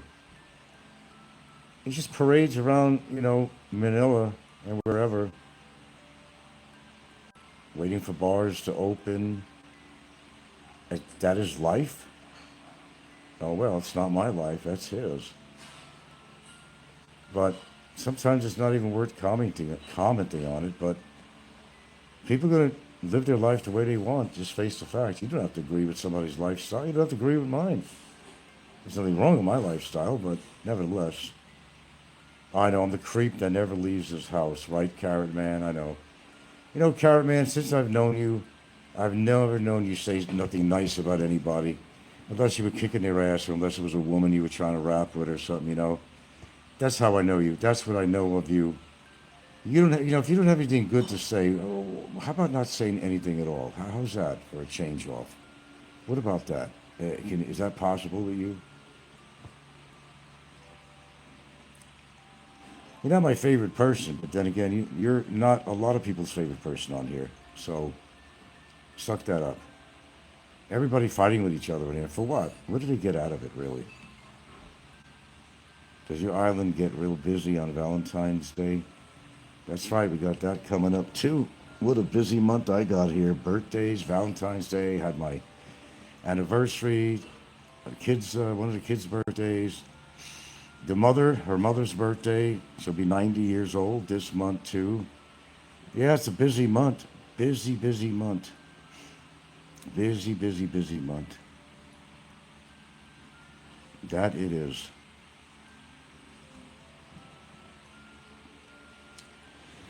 I don't know what I'm doing for Valentine's Day. I already took her out for dinner for our anniversary. I already gave her a little piece of jewelry. I don't know what else I'm supposed to do, really. I don't know, just get a cake or something. That's what I'm thinking of. I don't know. I don't always plan these things out. Sometimes I really don't know what to do. My face is on my head. It's where it's supposed to be. One face, one head. See, I'm not two-faced like some people out there. Or five-faced.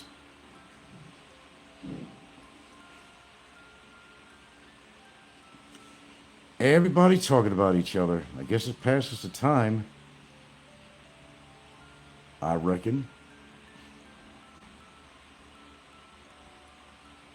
Anybody want a kitten?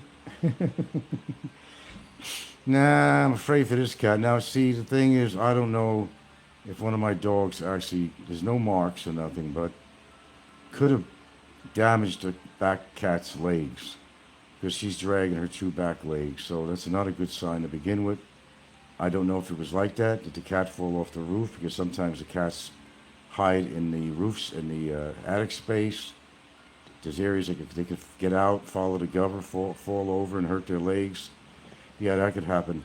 Very delicate at that age. Or, you know, I tell you, my dogs are ravenous. If If you're not supposed to be in my yard, they're gonna let you know you shouldn't be in the yard, human or animal. They'll let you know, unless they know you, of course. That's a different story, but. And the good guard dogs. Unlike this guy up the block, he's got these huge shepherds, man. Really ominous looking, huge motherfuckers. Are purebred. Oh, pretty much. They're huge. They look like wolves. I mean, they are huge. He walks his dogs all the time. I got to give him credit for that. These dogs don't want to go anywhere. Not my fault. They're just, like house dogs. They go out, stay outside for a while, get the sun, look around, pee, poop, relax a little bit. They want to come in. They don't want to go out again. They've got to hang around with us. And here, what can I say? We are their, part of their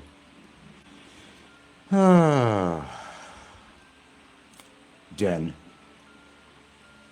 Apparently, that's kind of how it works. I don't know what the hell I'm eating tonight. I have no idea. Oh, a favorite meat store shut down. I don't know if it's permanently in Santa Fe. They've been shut down for a week, and I don't know, because the owners are traveling abroad.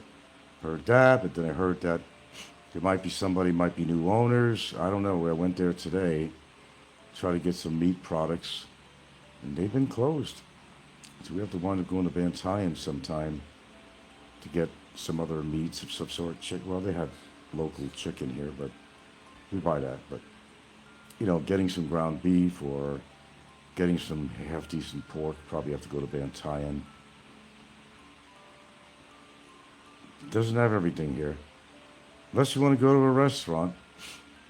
Then again, you don't know what the hell you're eating anyway. There's no win situation here, really. I don't care, even if you're in Cebu. You don't know what the hell you're eating. That's why I always think it's best, buy your products, cook it at home. You're going to spend less money than eating in a restaurant. But we do like to get out the restaurants here and there. We do. But, it's very easy for her to choose. If it's fish of some sort, she'll eat it. Scallops, anything, But I don't eat that kind of food. That's the problem. We don't eat the same. She has her likes and I have mine when it comes to food. She eats some shit that I'd never touch, never less want to look at, but, it is what it is. So, I haven't even watched TV all day. I know, you all think I'm glued in my chair watching TV. Not one bit. This TV has not been on all day. I've been busy. If it wasn't on YouTube, I was doing something else. If I was doing this, I was taking care of a cat. I mean, hate to leave the cat out there and fend for itself, but in all honesty, what can you do? Those cats are always going to get pregnant. It's all they do. There's always going to be another kitten around somewhere, so I'm going to try to encourage the cats not to hang around here, but they will. They're always going to come by and wait. They're going to cry and get your attention. You know how these animals are. Hey, feed me, I'm hungry. They smell when we cook. They got good noses. They know when we're cooking meat or something. Oh, believe me, they know it. They're out there meowing outside the back door, coming in from the other yard. Oh yeah, every time. But I think I really got to put the boots to the ground on this, because I'm just going to be encouraging new generations to come by too. In fact, there's a black cat. He's a big boy too. Black is the ace of spades, man. I don't know where he came from, but he's been around here for about a month or so. I've seen him, maybe a couple of months he's been around, popping up here and there. Poor animals, man. There's no remedy here, There's no free spay and neuter stuff going on, and we could definitely reduce the population of all these animals if they just forget about the government, releasing any money for that. It's very rare. People not even taking care of it. Nevertheless, they're going to worry about animals. I don't know. It takes people like those that run these little animal shelters. You got to give them a lot of credit. They got tons of animals there. I mean, don't these animals fight with each other? Compete for food, and aren't they just getting each other impregnated? I mean, I think this one chick's got like 112 dogs. Maybe it's a combination of cats and dogs, but can you imagine that? I could hear them. They're not that far away from here, actually. You can hear them when it's feeding time or something. You can hear them in the distance. They're not that far, like a couple of blocks away. And you could actually hear it. But I hate to keep the cat overnight. Even if I try to build him a little shelter for the meantime, he's not going to stay in there. He's going to get tired out. He's dragging his back legs, which is not a good sign. And I don't know if my dogs did that. I don't know if the cat was like that when the dogs approached him. I don't know. All I know is when I let the dogs out, I knew something was up. They both ran out.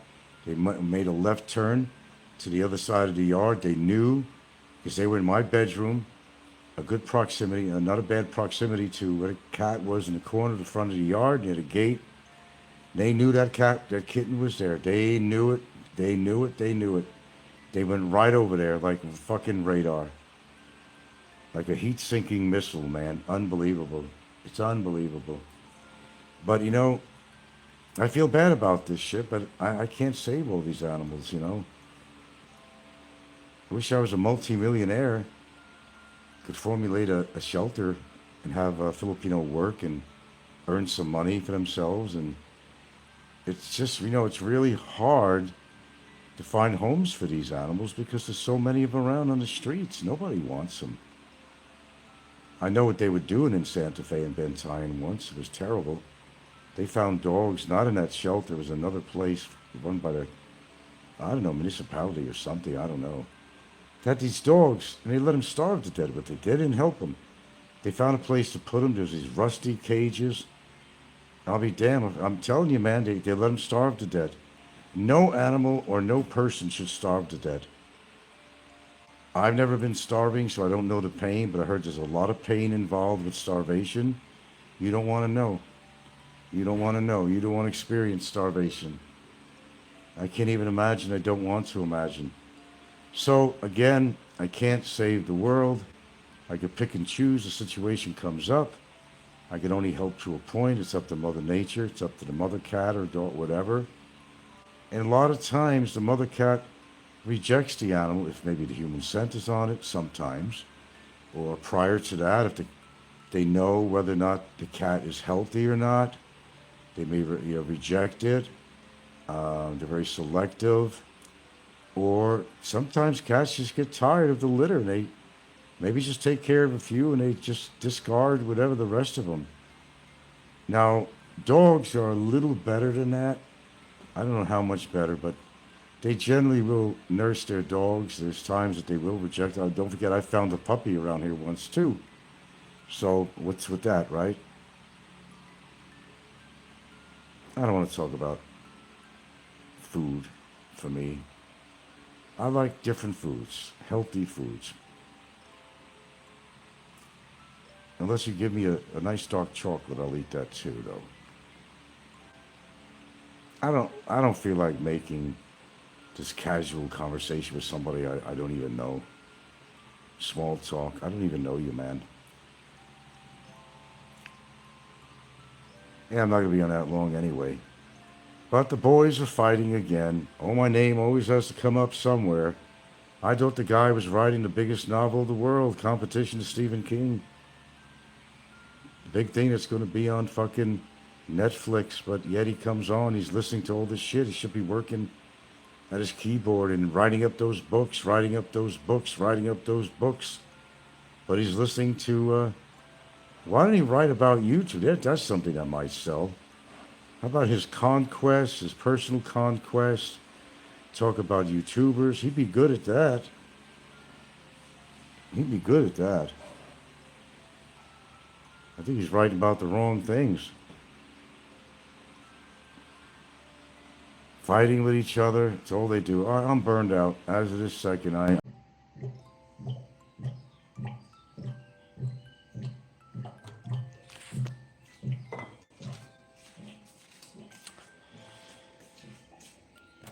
you know, you can only do so much. And what am I referring to? The Philippines is not a place to really have any animals, but let me explain. Got a kitten back here I've been talking about. I know, you want to hear some drama, but, well, maybe you should be forced to go to another channel at the moment. One of the challenges out here is there's so many stray animals.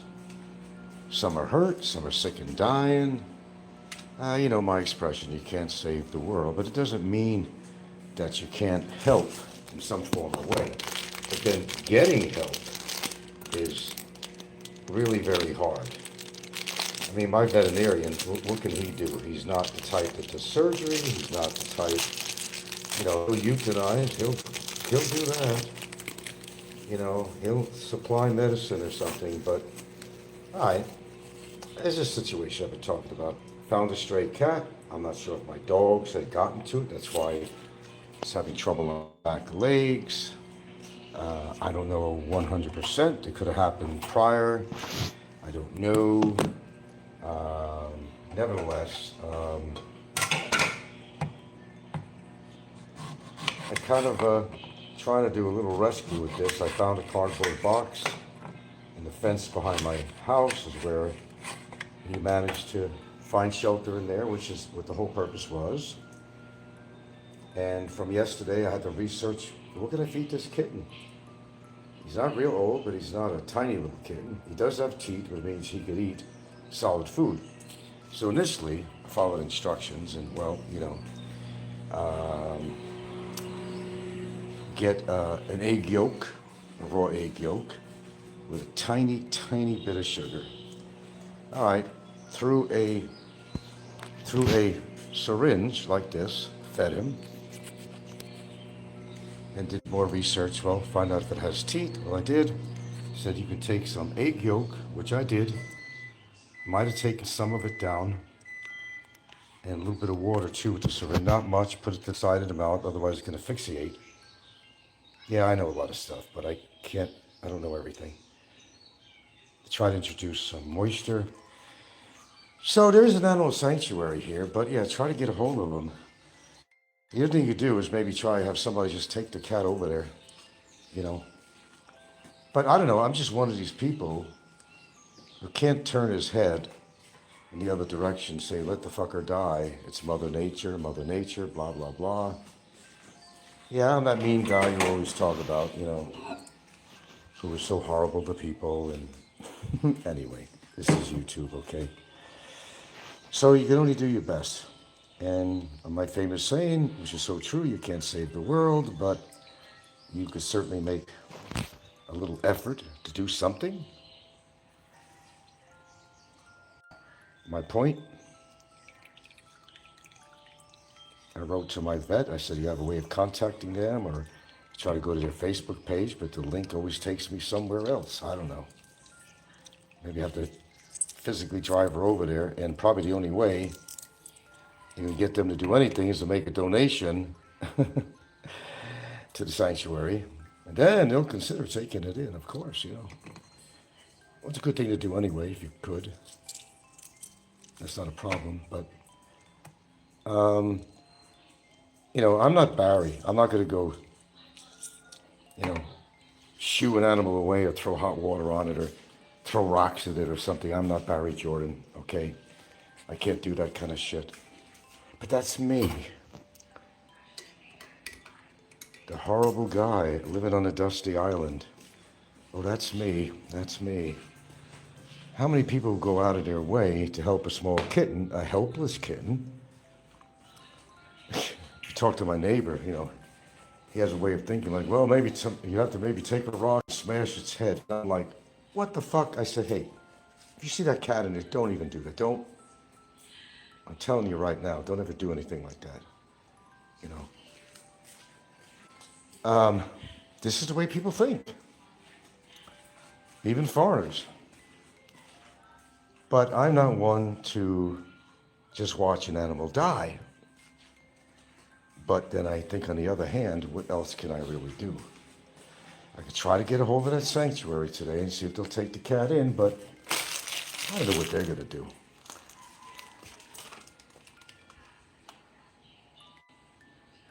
the very fact that the person who runs the sanctuary is actually friends with somebody I had a case with going on in Bagot, a friend of that person. Yeah. Well, don't connect me to it. Maybe we'll get it done, but that's why I never donated to the sanctuary anymore. Then in the beginning, I used to bring over food and a little bit of money and stuff like that. It's not the sanctuary. Well, I don't know. I won't even go into that really, but the problem is that there are a lot of stray cats and dogs. Obviously, if you spent any time in the Philippines, you're going to see a lot of it. That's one of the disheartening things that people experience when they live out here or visit here. It's hard to see, but there's so many. What can you do as one individual? You're not running a health clinic for animals. You're not running a sanctuary. What do you do as an individual? Well, what you initially do, give the animal a little bit of life. If you could feed it and find out what it can eat at that age, what it's capable of doing, in what form. I have no goat milk. If there's goats across the field, maybe you got to ask the owner. I don't know. Because they have some babies, so maybe they're still lactating or something. I don't know. Maybe that's something I could do. But then again, the problem with the kitten's back legs. Were they damaged prior to my dogs discovering the cat was in the yard? I don't know. I don't have an answer to that. There's no physical trauma I could look at, no blood, no teeth marks.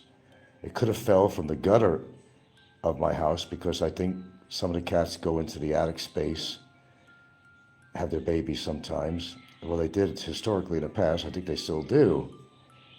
But it's obviously that the mother has abandoned this cat, okay? That happens a lot. So, I guess what's the point of this, purpose of this morning show is just to make people aware that it may not even be a good idea.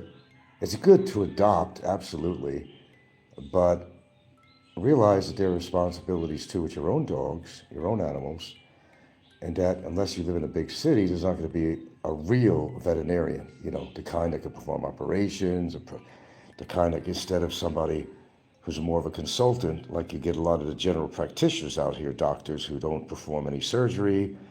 All they could do is write your prescription, tell me what's bothering you, why are you here, what's the point of the visit, okay, thank you for that, and okay, well, try this, I'll give you a prescription for that, but they don't treat you. General practitioners out here, they don't treat you. They don't perform surgeries, they don't do anything like that out here. You got to keep that in mind. They don't. So, it put humans in a bad situation, but certainly for animals, which are like the last thing that anybody gives a fuck about or thinks about. And there's always going to be stray cats. So I decided that I am not, feeding these cats that are always coming around. They're too comfortable for me. They have to learn to get back to nature. Otherwise, there's going to be new generations of those cats coming back, and it's going to be an ongoing thing. They need to be able to go back to their natural instincts to hunt for mice, for birds, whatever they go for. Whether they have to go in somebody's trash can, they'll do whatever they do to find food. No question about that. But that's where I have to make a change over here. Good morning. So it's hard for me.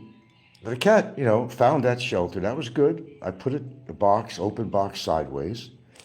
See, if I go out here, actually, I'm worried about my signal, but I could show you.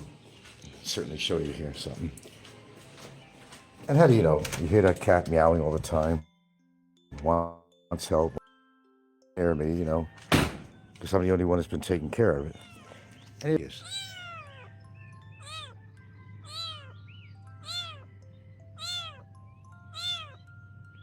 It's a box behind a fence.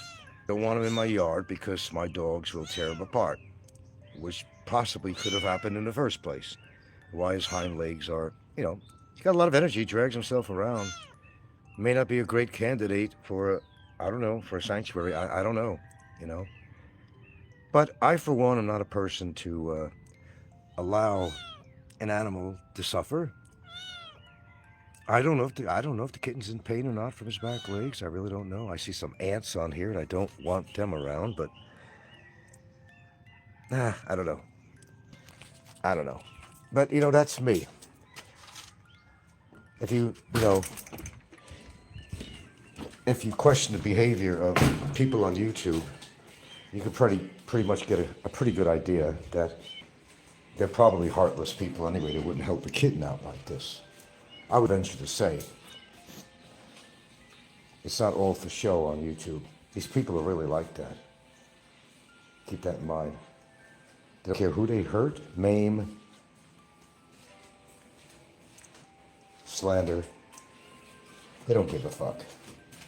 But welcome to the real world, folks. And sometimes you got to get the full realization that you don't exactly live in a world where people give a fuck about each other. Let's just face that reality.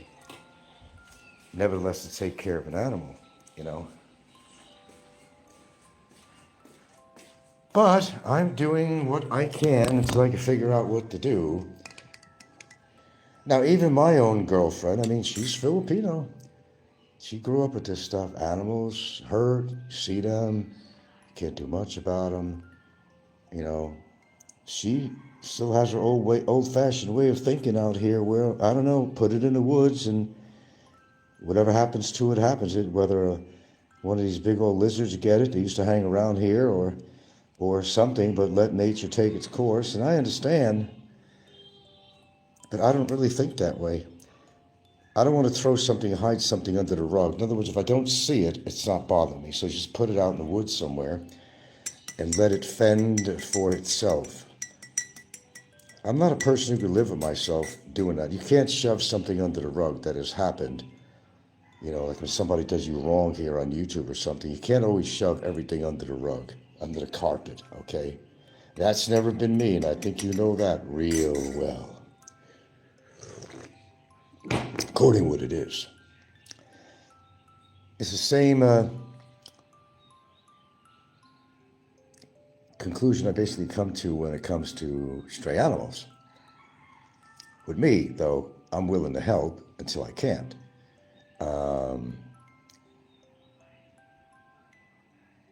I mean, believe it or not, I know, you think I'm hard and cold. If Barry Jordan got hit by a fucking bus, yeah, I probably would come to his assistance, you know. I'm not that cold-hearted. I don't like the guy and all that stuff, but I'm not that hard-nosed. Or anybody else on here. I probably would come to your assistance. Would they come to mine? Probably not.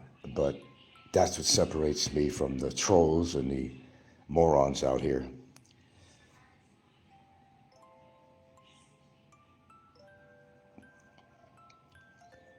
Okay, so my agenda, I don't know. Maybe I have my driver take the cat over to the sanctuary or something, and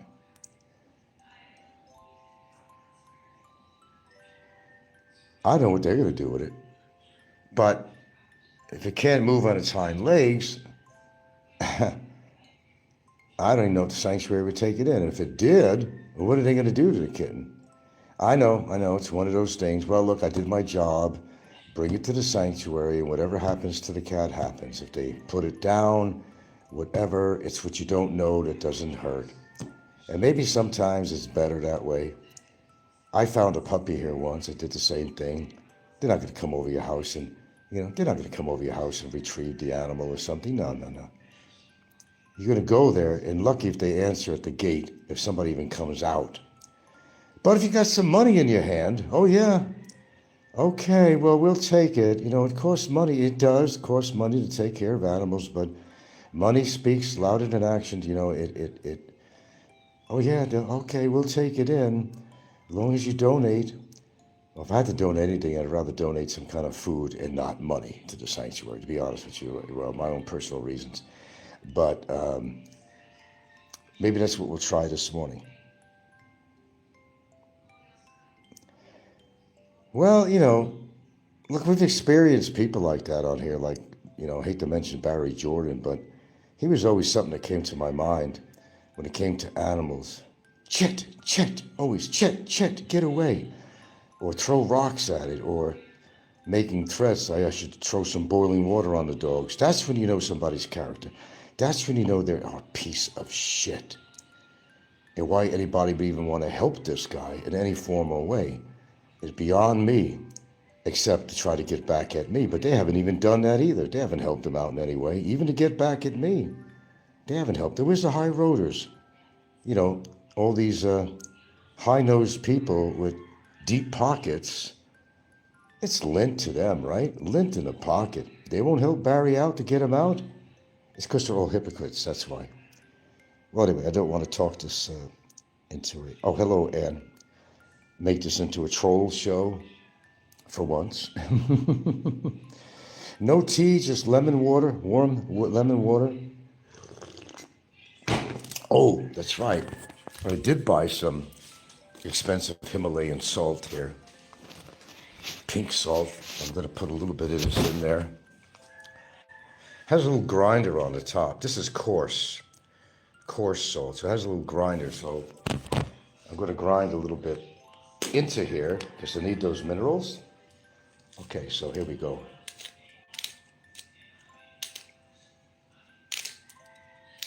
Don't want to put too much in here because I don't know, that stuff is strong. Stir this puppy up because it contains a bunch of good minerals. Let me see what it tastes like now. Yeah, I didn't put much in here.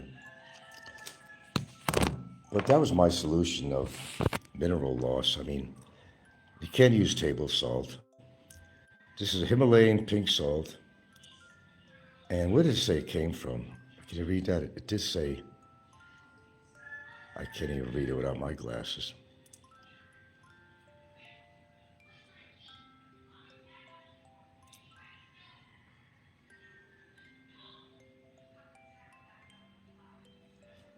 Anyway, it's not cheap, this little bottle. I think it was like over 250 pesos or more for this, just for this tiny bottle. Oh well, you get what you pay for, and if it's good, it's good. So what's the moral of this story this morning? Well, you can look at it a lot of ways. You've had that culture shock when you first moved to Philippines or first visited. Of course, the overcrowding, the people, the beggars, the conditions of the streets, the infrastructure, animals stray, looking really bad, people not seeming to care about anything. Walk by these animals like, hey, it ain't my responsibility. Isn't that the way it always is?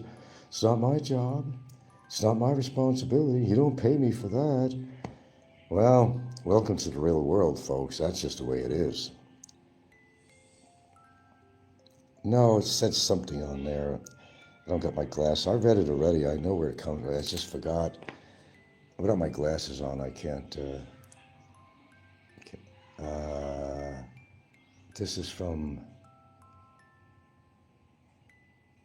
I think it's Pakistan, if my eyes are reading right. It might be Pakistan. Beggars in my area? Not really. Not really. No, this ain't the big city. I mean, occasionally you'll find a couple of kids downtown with their hands out or something, but I don't see that often. It's not like big city Cebu,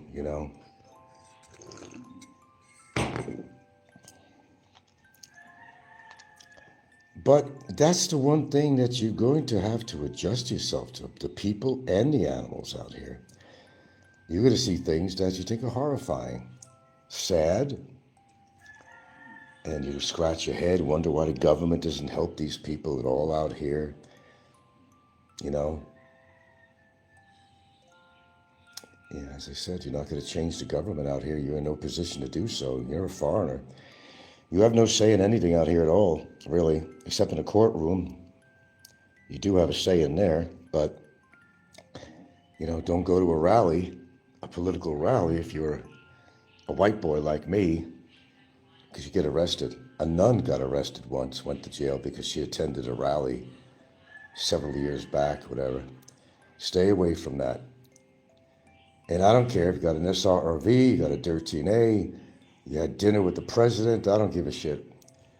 You know, you're not, unless you're that one, what's his freaking name, that became a full citizen of the Philippines, the guy with the bandana, I forgot his name because I don't watch him anymore. I think he went back to Canada, in fact. I believe he did. But you don't have much say out here. You don't have much say. I don't care what credentials that you have. One thing I dislike about PI is how they treat the animals. Many are bloodthirsty too, given cockfights. Yeah. It's called survival in a third world country, and you need money to eat and live. And they'll do cockfights, they'll do dog fights, they'll do whatever. And they do it in America too, but not like here. But in Mexico, a place like that, yeah, they have cockfights, they have dog fights, whatever makes money. People don't give a fuck. They even eat the dogs. They even eat the cats.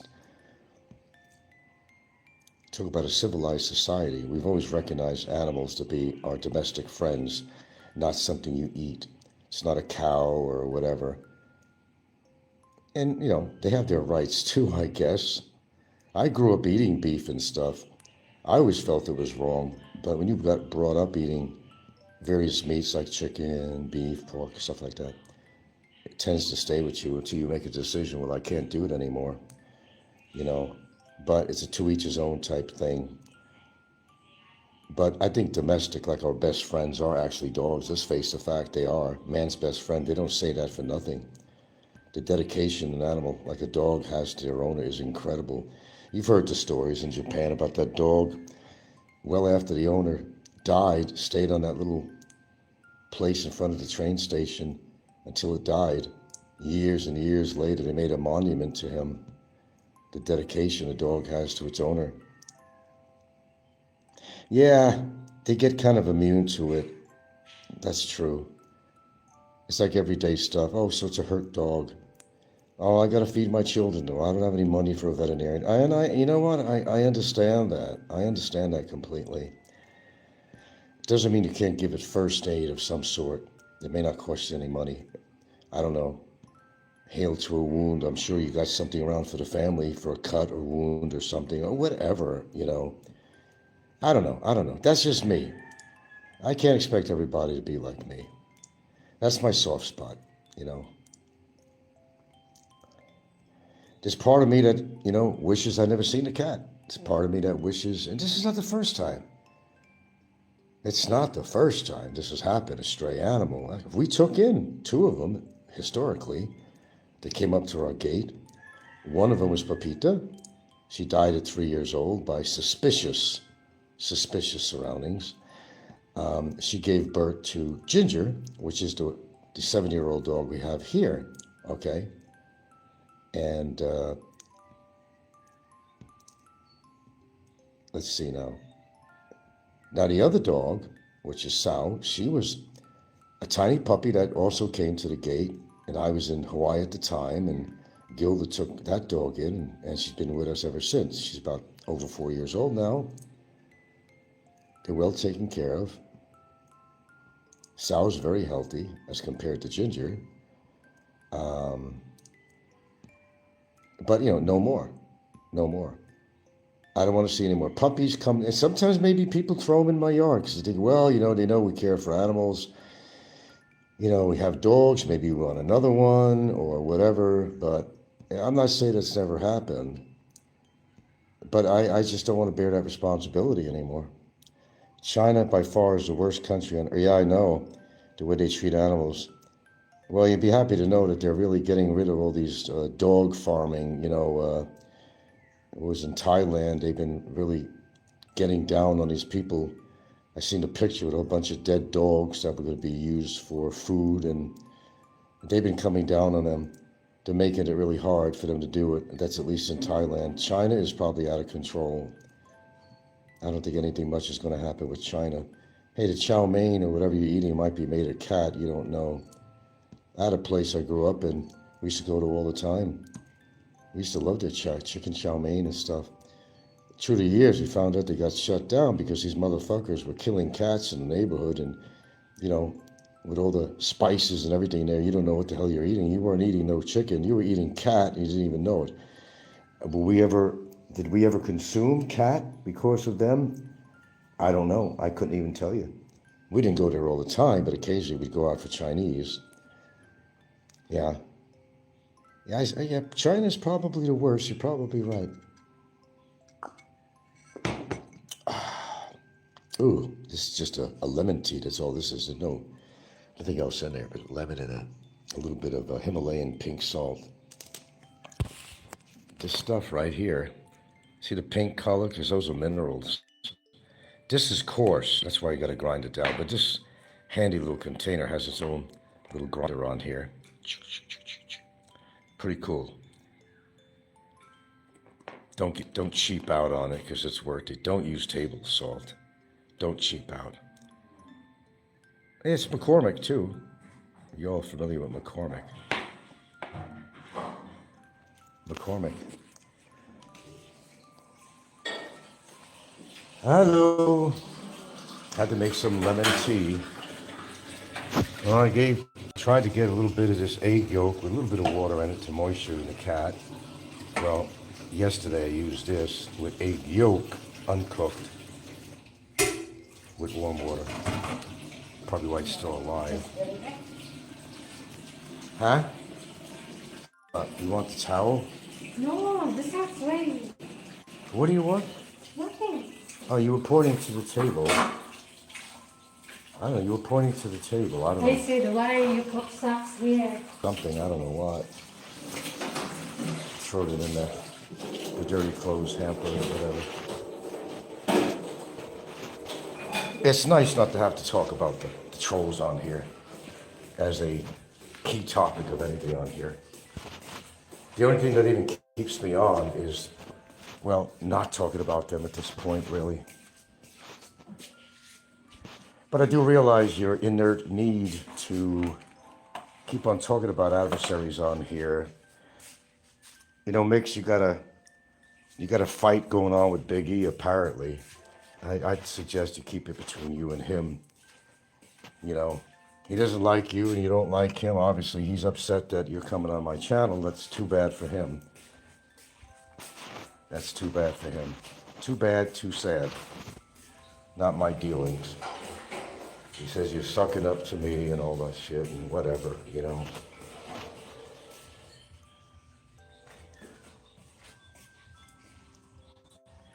It's got quiet. What got quiet? What exactly? People just gotta, base their lives on reality. You know, you're responsible for the shit that you do in life. And you know what, man? You know, guys, I'm not religious, right? I'm not religious. I make a point of that all the time. But if there was a fucking heaven or something where you're going to be judged, I'm going to tell you, there's a lot of people on here, you know where they're going. They're going south. They're not going north. Okay? But they really are religious, but most of them are hypocrites. You could read the verses in the Bible. You could, preach all you want.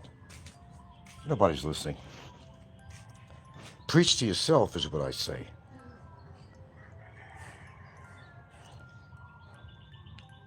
Let's see. I didn't read everything.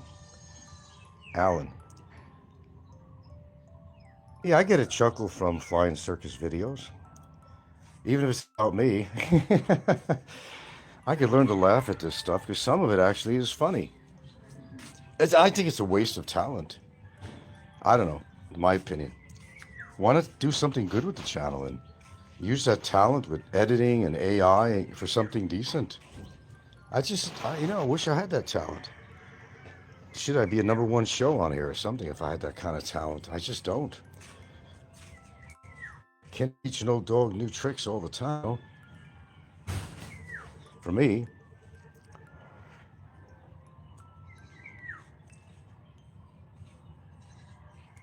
But yeah, You got talent to use it. Use it for good, not for bad. Makes me wonder though, like if Flying Circus is, I assume he's married or something, you know? What does his wife think about the shit he does? Or does she even know that he does it, you know? Does Popeye's daughter know what a creep he is and how he attacks people on social media? I'm sure he does these shows when she's not around. I'll almost guarantee it, but I don't want to, you know, I can see that we're gravitating into the troll situation here, so I want to keep that under control. Frank, you don't have to comment, but I saw the big man brought the family to a small career. Yeah. But what alarmed me is his youngest kid, the boy, looked stressed and alarmed with loud music and the shenanigans. Well, like I said, Mix, it's really his business what he does with his family. You don't have to approve. I don't have to approve. You don't have to approve, you know. He's got the right. Although, like, on situations that you really got to speak out is with, and we'll just touch up on that, then we'll move on. She doesn't know how to take care of a child. I've reached out to my viewers and said, hey, contact, what is it, DSWD? And reach out. Because she's not a very, number one, she's not a very experienced driver. She's driving Slim's car because he's incarcerated, right? Okay. She's still adhering. It's not like she ain't got money from Slim. She still won't go out and buy a appropriate car seat. She still won't do that. How could a mother not care about a kid like that? Is it Slim's influence or is it just who she is? She's just an irresponsible mother. I don't know. Come to your own conclusion. She sure learns from him. She even talks like him. Secondly, she's out there shoving McDonald's hamburgers in a kid's mouth. And you've seen prior to that the things they'd feed the kid. Why do you think the kid is so overweight? Looks like the Michelin man's offspring, or, I mean, seriously. That's child abuse in my eyes. Or it's just an uneducated mother. Maybe she needs to learn how to take care of a child. I'm assuming it's her first child, and it wouldn't hurt if she got some kind of instructions on the proper diet for a child that age and stuff like that, Yeah, Flying Circus is creative. You can see the fear and stress in his eyes. If DSWD's seen this, my God, I leave it at that. The fear and stress in whose eyes? Oh, you mean you talk about what's his name's kids? Okay, well, I'm staying out of that. I'm staying out of everything, really. I got things I need to take care of, and I got to concentrate on myself, Quite frankly, take care of business first. Business comes first. Personal feelings are secondary in certain situations, I could say a ton of stuff about just about everybody on here, and basically I have.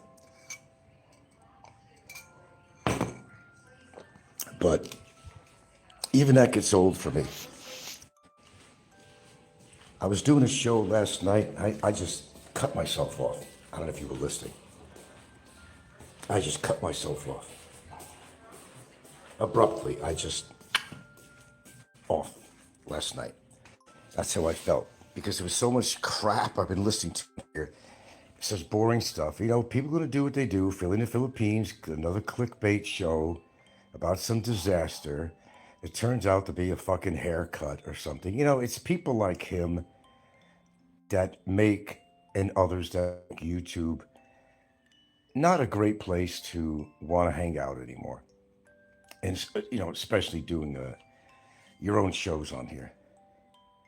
Actually, Jolena got chair for Kid Frank looking at her video in completion.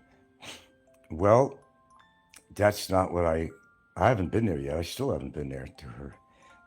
I got on my screenshot the name of her channel. I still haven't gone there yet. But she needs to use it. If she don't know how to use it and how to strap the kid in, she needs to learn. Because I feel this, when it comes to a kid, there's no excuse She can't follow the path of Slim. Okay? She's a mother and she has a responsibility.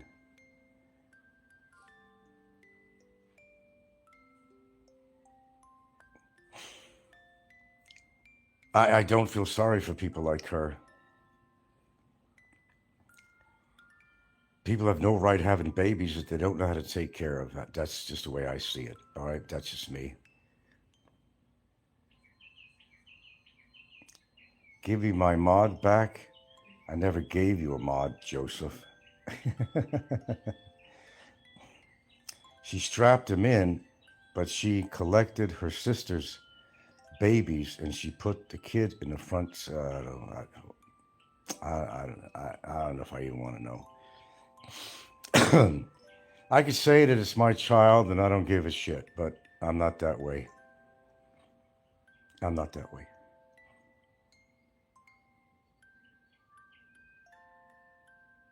It's hard for me to sit back and wait for that disaster, and the baby doesn't deserve it, a car crash or something. She's not even an experienced driver. She's not even an experienced driver. I don't even think she's got a license. She ain't got no insurance. Slim pulled the same crap. She shouldn't even be on the road, and especially with the baby. If Slim's giving her money, let her take some public transportation, a trike or a jeepney or something, but keep the kid out of the car. She's not experienced enough to be behind the wheel, for what I understand. That's my point. I'm making a lot of points this morning. But getting back to the original topic, people just are out for themselves. Money's always the denominator in a lot of situations. Money, attention, combination of both, negative or positive. You're going to get creeps like Philly, who's always with the fucking clickbait. I mean, Philly's the kind of guy you just want to fucking cold cock. You know what I mean? You ever get introduced to somebody that you just want to cold cock him? Because he's so phony. But okay, but we're getting into the troll shit. Okay, we're slipping. Let's kind of slip out of that. Well, I know he's been in detention. Hope they throw the book at him, man. He's not a nice guy. You don't go around also calling Filipinos monkeys. Just like the racist statements that Trump has made. Depicting Obama and his wife as monkeys. And this is coming from officials. They're supposed to represent the nation. They're supposed to be representing good, not bad. Not supposed to be racist or indifferent to people's needs. And anyway, I could go on forever with that, but I'm going to choose not to. It's too early.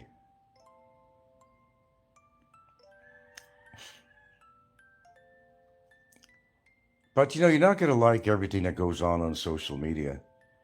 Yeah, you know, you got the clickbaiters, you got the bullshit artists that make up stories like Mike's Philippines retirement. What happened to this guy? That guy is, I think he's about my age. And ever since he took off his hat, it looks like I'm different. I'm looking at a different person. Have you noticed that? His balding and his gray hair. He finally took his cap off. He still doesn't want to give the real story why his wife is not in his life, but that's okay. He looks old. Older than the hills. He was better off with his cap on, really. Okay, we're slipping again. It's easy to do. It's easy to do. Start my show with one topic and graduate to the elite, educated, better than thou, bullshit artist people that do shows on here strictly for money. Not for content, obviously. There's a lot to say about every damn vlogger on here, for most of them, really. We could judge and criticize people all we want, but do you honestly think you're going to change who they are? That's not going to happen. There's not one character on here that you're going to see any positive changes with through hell or high water. Mick says, we are all human, Frank. It's very easy to slip. Oh, meaning what I'm talking about.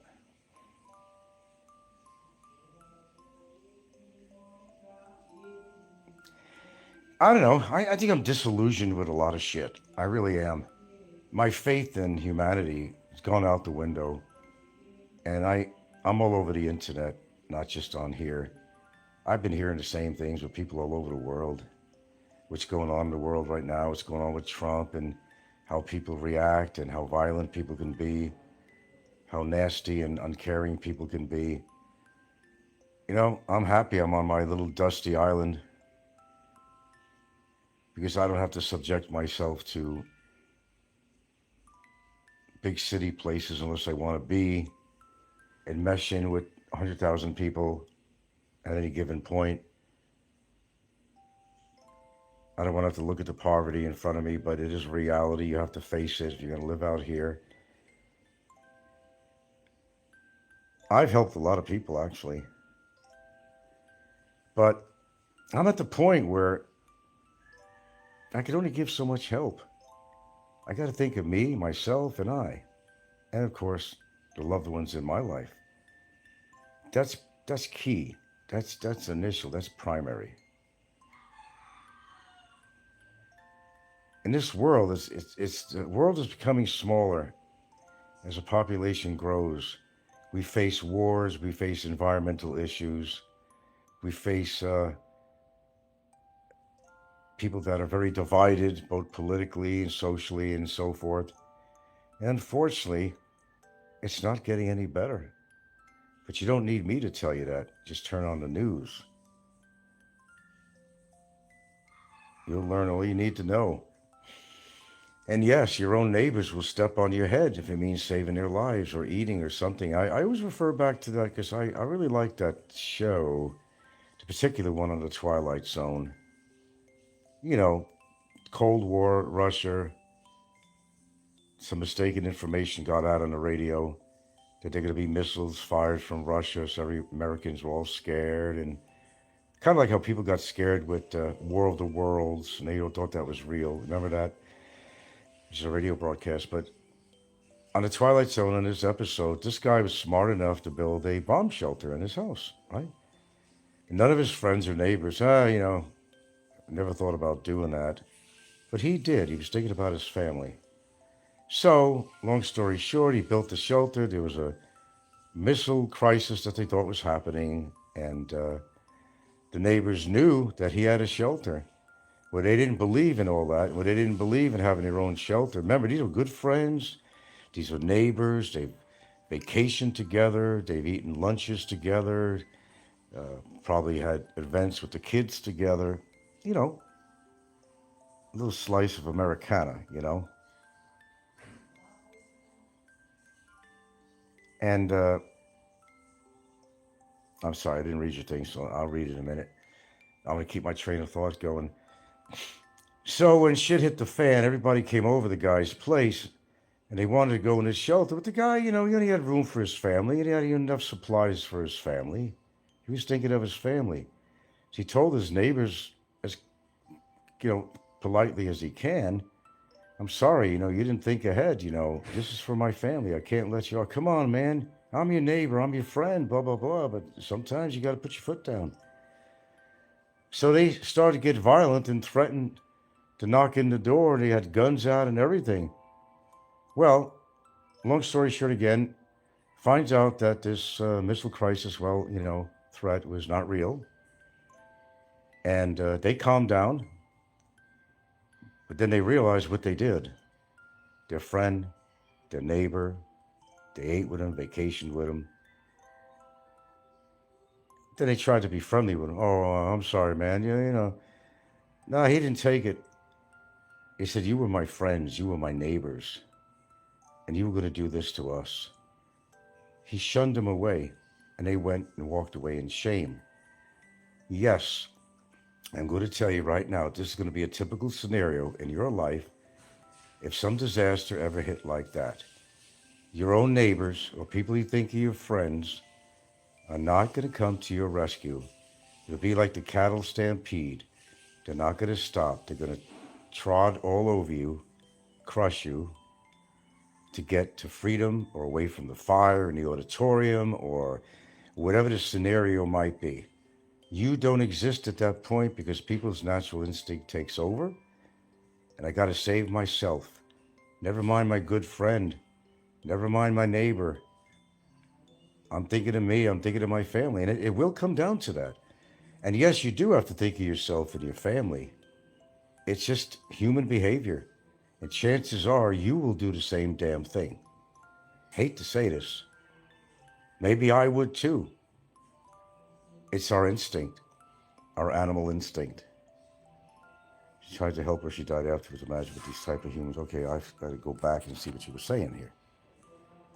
Okay, a clip went viral a few years ago about a market road in China. A young girl was knocked down by a car, and she was still alive, and cars just drove over, and she was dead until maybe 15 minutes later, someone stopped to help her.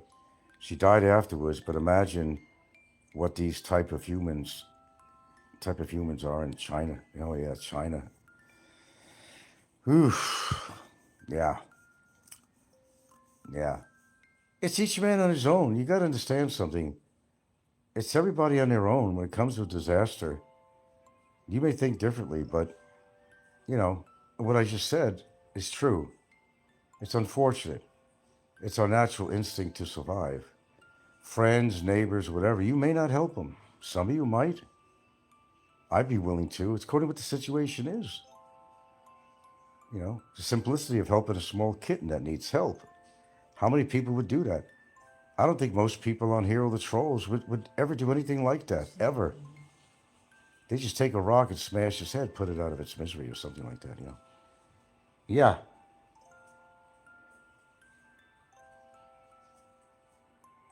I really feel that way.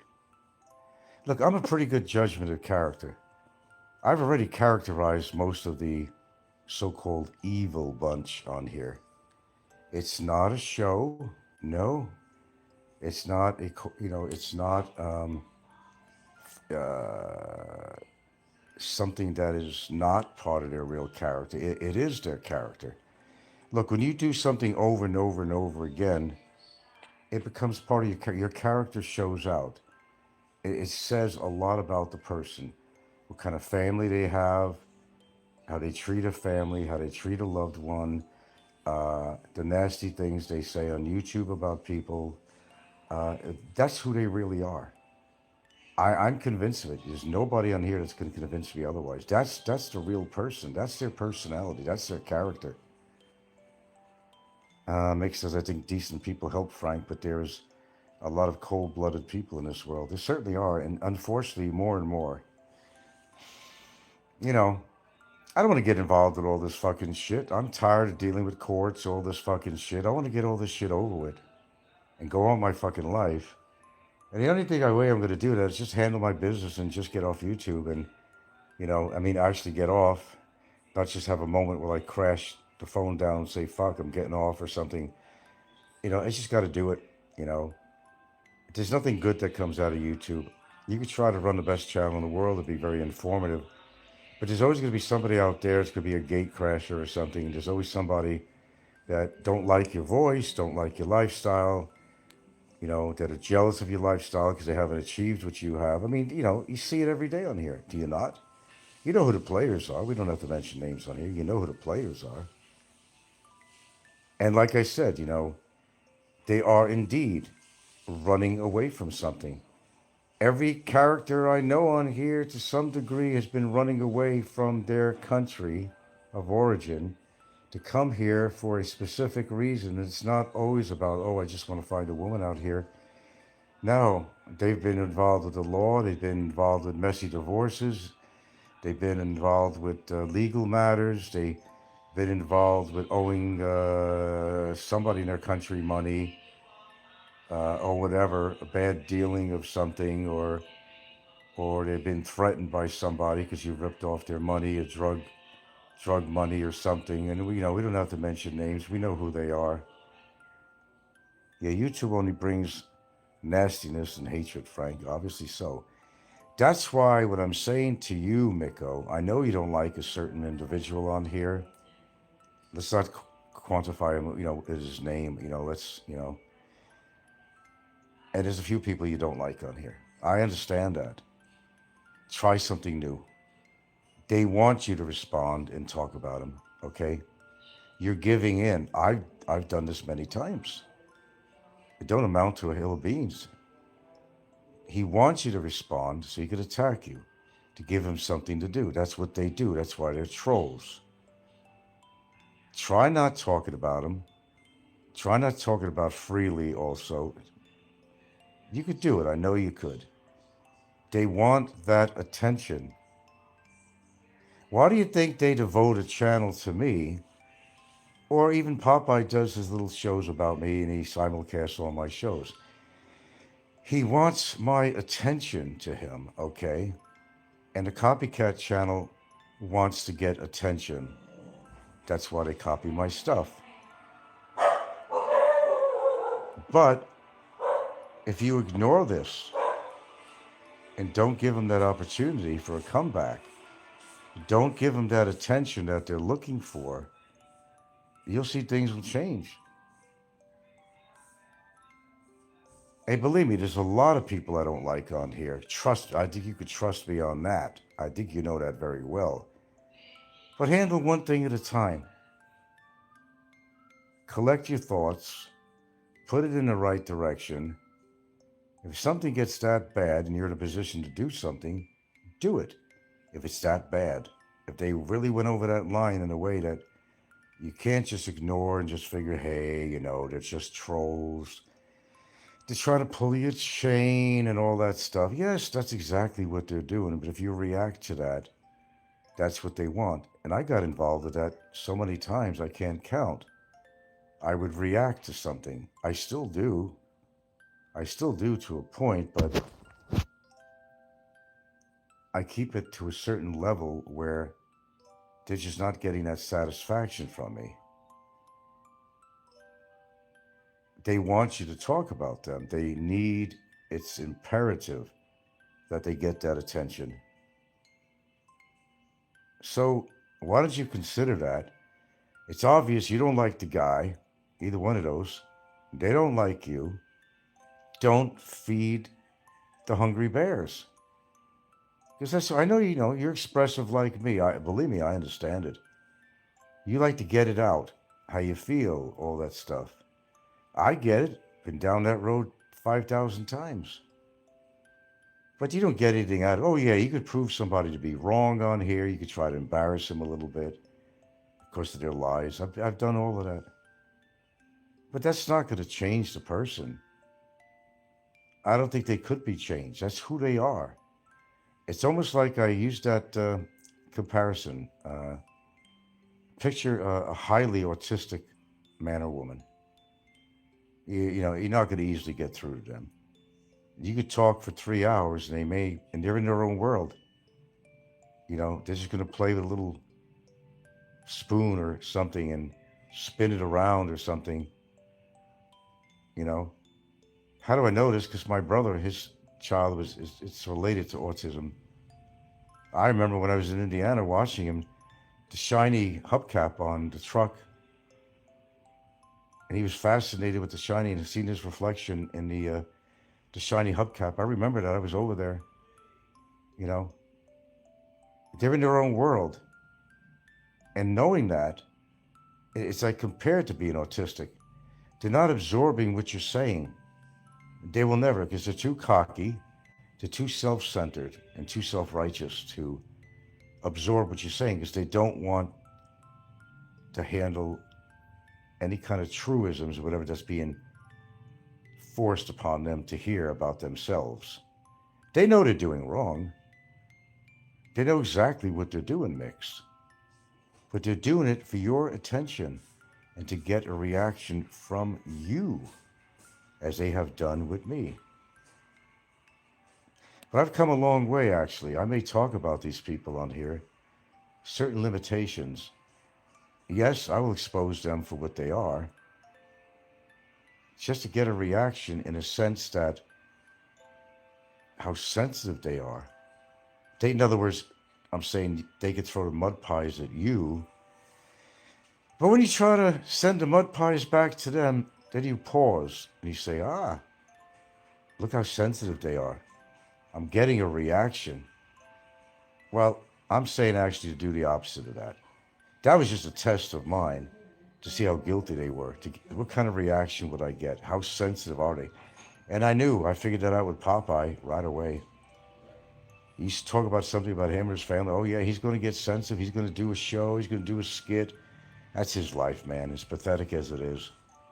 And when you're dealing with people with, this is just a terminology, that have big egos, okay?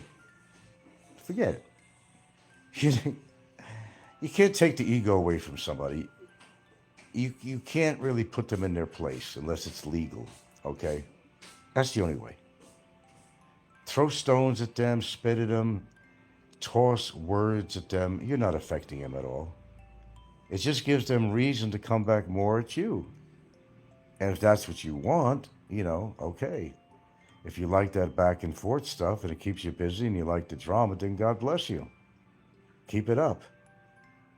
But it never comes out to anything good. The only time it's going to stop is when they pass away. Okay?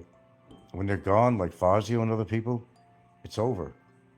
Or if you have a legal case on somebody, it's over. You have your choices to make. But I think ignoring them, I think, is a good start. Hello, look at my ears. I think ignoring them is an excellent start. Oh, don't get me wrong. I'm guilty of a lot of stuff. I comment on some of their shows. Sometimes I can't help it. I admit it. When I hear something so absurd or something, I got to make a comment and say, yeah, really, man, come on. Coming from you? I know, it becomes habit. It's an enticement. It really is. I understand completely. If anybody understands, it's me. But you got to put a halt to that too. And I think that's what I'm doing right here. They want you to respond. They want you to react. They want you to get sensitive about it. Of course, they're going to talk about your family. Of course, they're going to talk about your wife or girlfriend. Of course they are. Because they figure that's the best way to get a reaction from you. Do you know how many times I've been through that? I mean, realistically, how many times? They figure that's a way of getting to me. Well, I must admit, in the past, that did bother me. But they do it so often that it's just passé. It's just, they're going to do what they're going to do to get a reaction from me. So that's kind of the way it is. All right, Mick says, far from it, Frank, but I don't need the drama. Actually, it all happened because I helped Ann. And then I became a pariah. All lies and started them. But yeah, but you're either part of the problem or you're part of the solution. You got involved in that. If you want to do good for Ann, then do that, okay?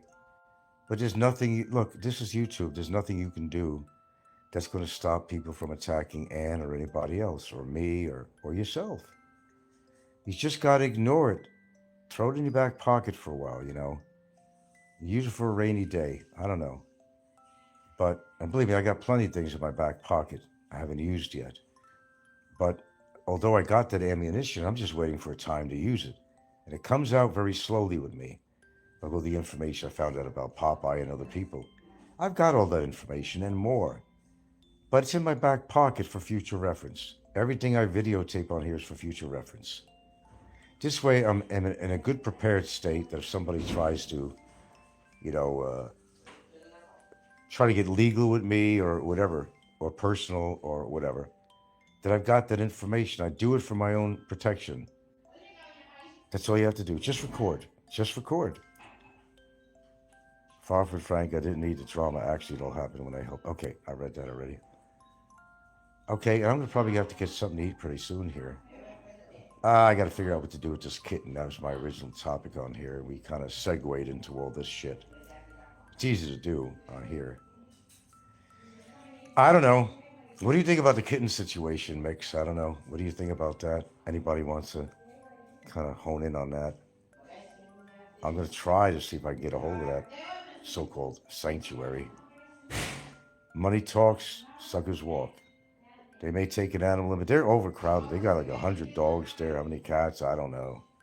I don't really like the person who's running the thing, my own personal reasons, but it's great that she has an animal sanctuary, that she's helping these dogs. But there's a lot I could say about that, but it's not my business to talk about it on here, actually.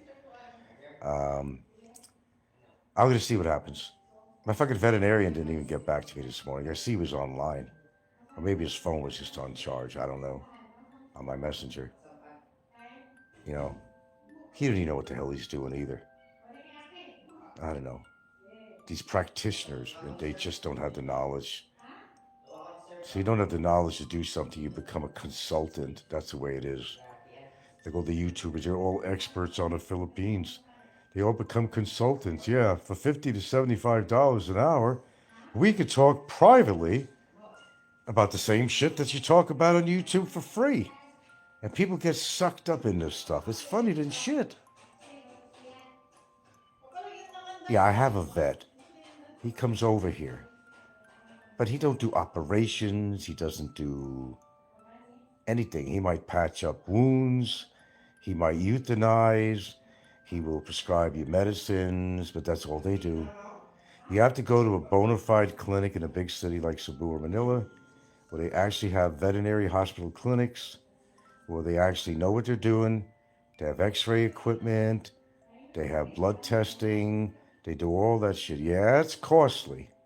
It's costly. That's why people don't do it. But you have to go to a real veterinary. I don't know where to get you. Can't. They're not even like. I don't know what he even has.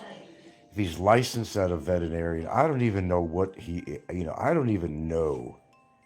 He wears that little document that says, his prescription says he's a veterinarian, but he needs it because of money, because it's expensive to own X-ray equipment. And how much expertise does he have? Anything about operations? Does he know surgery?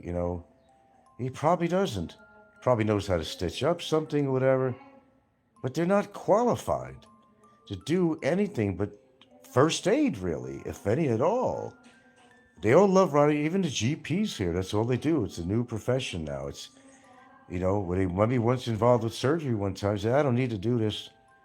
I'm worried about getting sued if I do something wrong. And that's why they all become consultants now, the general practitioners. Oh yeah, they could fix up your little wound in the office probably, I think I've seen that. But they'd rather just, be a consult. Okay, what's your problem? Oh, okay, let me listen to your lungs. Let me look in your sinuses, look in your ear. Let me listen for pneumonia. Let me see your wound. That's it. And if they're in a clinic, they actually have ultrasound. A lot of them will have an ultrasound. They'll send you somewhere if you're having a baby. They want to monitor the progress of the fetus. That's about it, man. They're not trained to do anything. That's what you have to take. The reason the doctors do this, the GPs, is less stress. They're still making money without having to get involved with messy operations, potential lawsuits. They just act as a consult and they make a living that way. And they make a pretty good living. I know the guy that I go to, the initial guy, he's maybe a little younger than me, not much. He's an okay guy and all that, but he's good for just pushing this and pushing that, And he has expertise, I think, in diseases, he's an all right guy. I like him and he likes me and Gilda, Well, we see another guy too that's part of the diagnostic lab in Tyne. He's a younger guy, has a fresher mind with medicine. He'll look at any test you have and he'll tell you honestly what he thinks, But the other guy that I had, he would give me, like, if I needed an antibiotic for any reason, he'd give me one of those fluoroquinone types, which can be dangerous. Or he might be giving you the same fucking medicines that you've given before, like an antibiotic that maybe your body's built a resistance to. It's not like they have a record book and they write all this information down. I don't know what he does when I leave. He has a little computer, and I don't know if he makes record of this, because he never refers to the record. I never see him going on a computer bringing me up like they do in American clinics and hospitals or doctor's offices where they go back to your patient record and they go through all that shit. I don't see that. And you're probably not going to see that here in a province level. Also, Kevin did a new shirt where he walked where he walked a few steps and was breathing extremely hard.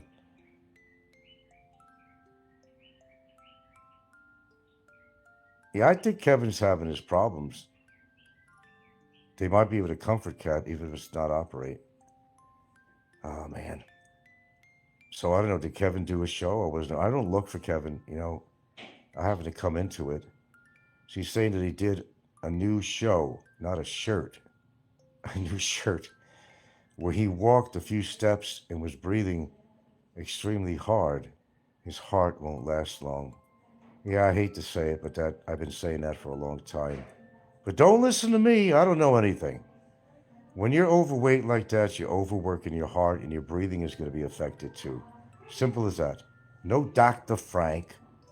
No fucking pedigree to prove it. Just common sense. How about just common sense? I think that Bolo incident, Kevin was never right up. Oh, obviously not. But like I said, I don't wish death on these people. I don't want to wish anything on them that I don't want to wish on myself. Let me make that perfectly clear. Although there's some people on here, as I said, I won't shed a tear. They're not my friends. I never met them personally, some of them. Most of them.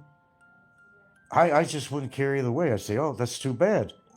Like somebody might come on a show and say, oh, Kevin just passed away. You know, my reaction to that is, oh, really? What happened? Now, would I be surprised? No. I wouldn't be surprised. I wouldn't be that reactive as if to say, well, yeah, I kind of figured that was going to happen. And how did I figure it was going to happen? Because, you know, he does talk about his medical history, and we know he's been obese for a lot of years. We know he's drank for a lot of years. He's diabetic, I'm sure. And he's not very active. He's very sedentary. Even though he had his knee worked on, it's not enough. Sometimes it's just not enough. Like, for example, the kitten. I may be able to try to do something for the kitten, but it may not be enough to save his life. He's already damaged. Well, nobody wants to take him in.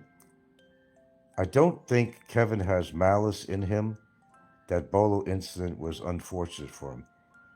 Well, I don't know when you say he doesn't have malice in him. He sure likes to attack me and Gilda. Don't tell me he doesn't have malice in him.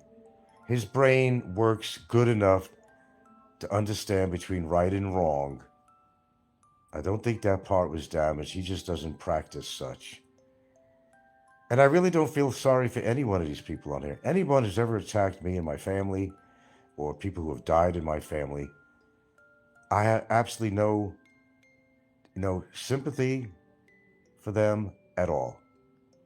They're not my friends. They're just people on YouTube that are nasty humans that have their own set of problems. And that's why they do what they do, say what they say. That's it. They're not personal friends I broke bread with. You know, the only people I've met in person on here was Barry, Hagante, Brevis, and Mick Fisher. Was there anybody else? Oh, Snikko. But not under a social situation, really.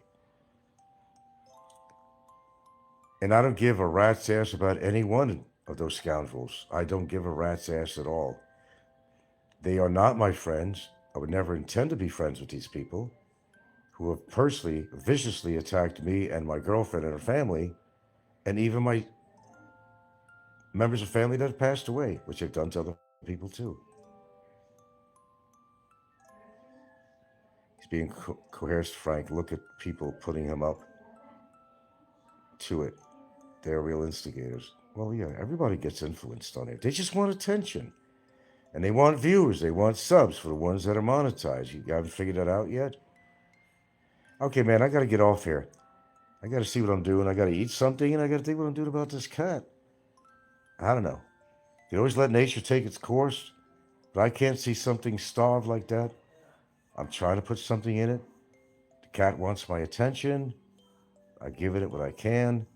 Now I gotta put it to the expert hands of a sanctuary. If I could get the cat there, if they'll take it in, offer them a couple of $100 or something, whatever. You know, I won't go there personally myself. I won't go there personally myself because I really am not really in tune with the owner there for my own reasons, but try to have somebody take it over. I did that with a puppy. Then it's their responsibility. Okay, man. Well, thanks for the dialogue. And hey, don't hesitate to do something nice for somebody or an animal out there. You'll feel good about yourself. You really will. Helping an animal in trouble. You know, I'm not saying that people are that terrible.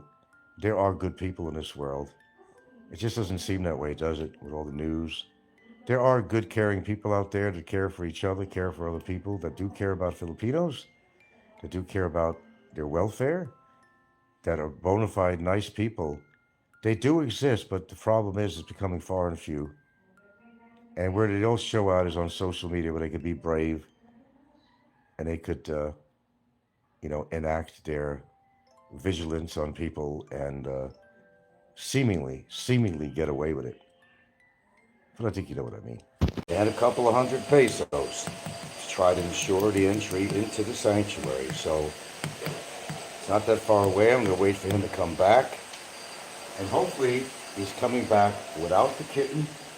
I certainly hope so. And hopefully the kitten will be okay. But it's going to have to get their attention at the gate. They don't always come out. Just told him to come back and let me know the results, what happened. And I'll give you an update on that too.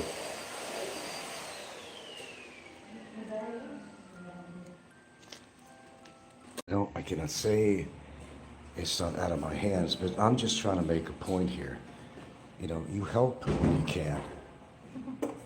And if you can't, you can't. But doing something is better than not doing anything at all. And that's the point. Help one another. You might want to help another foreigner that's gone on hard times. That's up to you. Help an animal which is not really capable of doing things that we humans can do. You know, don't do it for the accolades. Don't do it for a medal. Don't do it for show. Do it because it's something that you want to do. Internally, you know you got to do it. And if you picture yourself in that situation, you probably would want some help. So, the faith of little Elmer. No, I didn't name. It's not in my hands anymore. But unfortunately, there's another cat, a regular, that is again pregnant. And that's the problem. There's going to be more kittens. And hopefully this mother takes responsibility. She didn't in the past to a lot of them. I don't know what I'm doing, but as I said, the first line of dealing with this is to not feed the cats and let them get their natural instincts taken over to hunt. It's like when you keep on feeding somebody like, a beggar, whether it's a YouTube beggar or a street beggar. If they're not doing anything to better themselves, you don't help them. But you could have a heart. But if they truly need your help, yeah, help. But unfortunately, there are people or situations where you just can't help or don't want to help. But it's something simple you can do. You can't solve all the problems here in the Philippines. With people, with animals, finding yourself a girlfriend, which many find it very difficult to do. You just got to put the effort out and make it happen. If you need to make some changes within yourself, that's exactly what you do. Give it a try. It may work. It may not. But until you try, You're never going to know, right? So yeah, if you could help an animal out there, certainly do. There are shelters around. You could find one. Yep. Frank, do you give to the beggars in Cebu when you go there? The only time I ever give in is when there's a mother with a baby and I might help out. But I know a lot of the kids, they actually work for somebody too, unfortunately. It could be part of a small syndicate that sends these kids out, but a lot of times the parents will send these kids out to make money and all that. And, you know, it's not a good thing to teach your kids. I mean, if this was America, that would be against the law, child labor laws, but this ain't America. And they're trying to survive, but teaching your kid to beg instead of better himself in the future, he's going to be a beggar when he's an adult. And that's why the government says not to give in to the beggars on the street. Now, don't get me wrong. If you had like half of a sandwich left that you didn't want to eat, you were too full or something, don't waste it. Give it to an animal, give it to a kid that needs the food. I'm not saying you shouldn't help in the streets of Cebu. That's really up to you, but it's supposed to be against the law to do that to begin with. It just kind of reinforces that behavior. I'm waiting for a ride. I'll only be on here till my ride comes, but haircut time. All of us. You know, follow your heart. That's all I can tell you. But understand that, you know, when you're giving to a child beggar on the street, you're not teaching him good skills for his future, because he figures, well, I don't have to work. If he could find a job, and that takes a lot too. You want to keep that in mind too. It's not that easy to find even a fast food job. The requirements they're actually asking from you. You know, and I know you're the only one out here listening, Mikko, but I'll keep this on.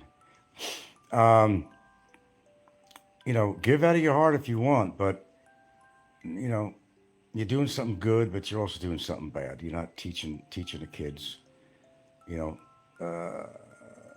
for their future to work and earn a living.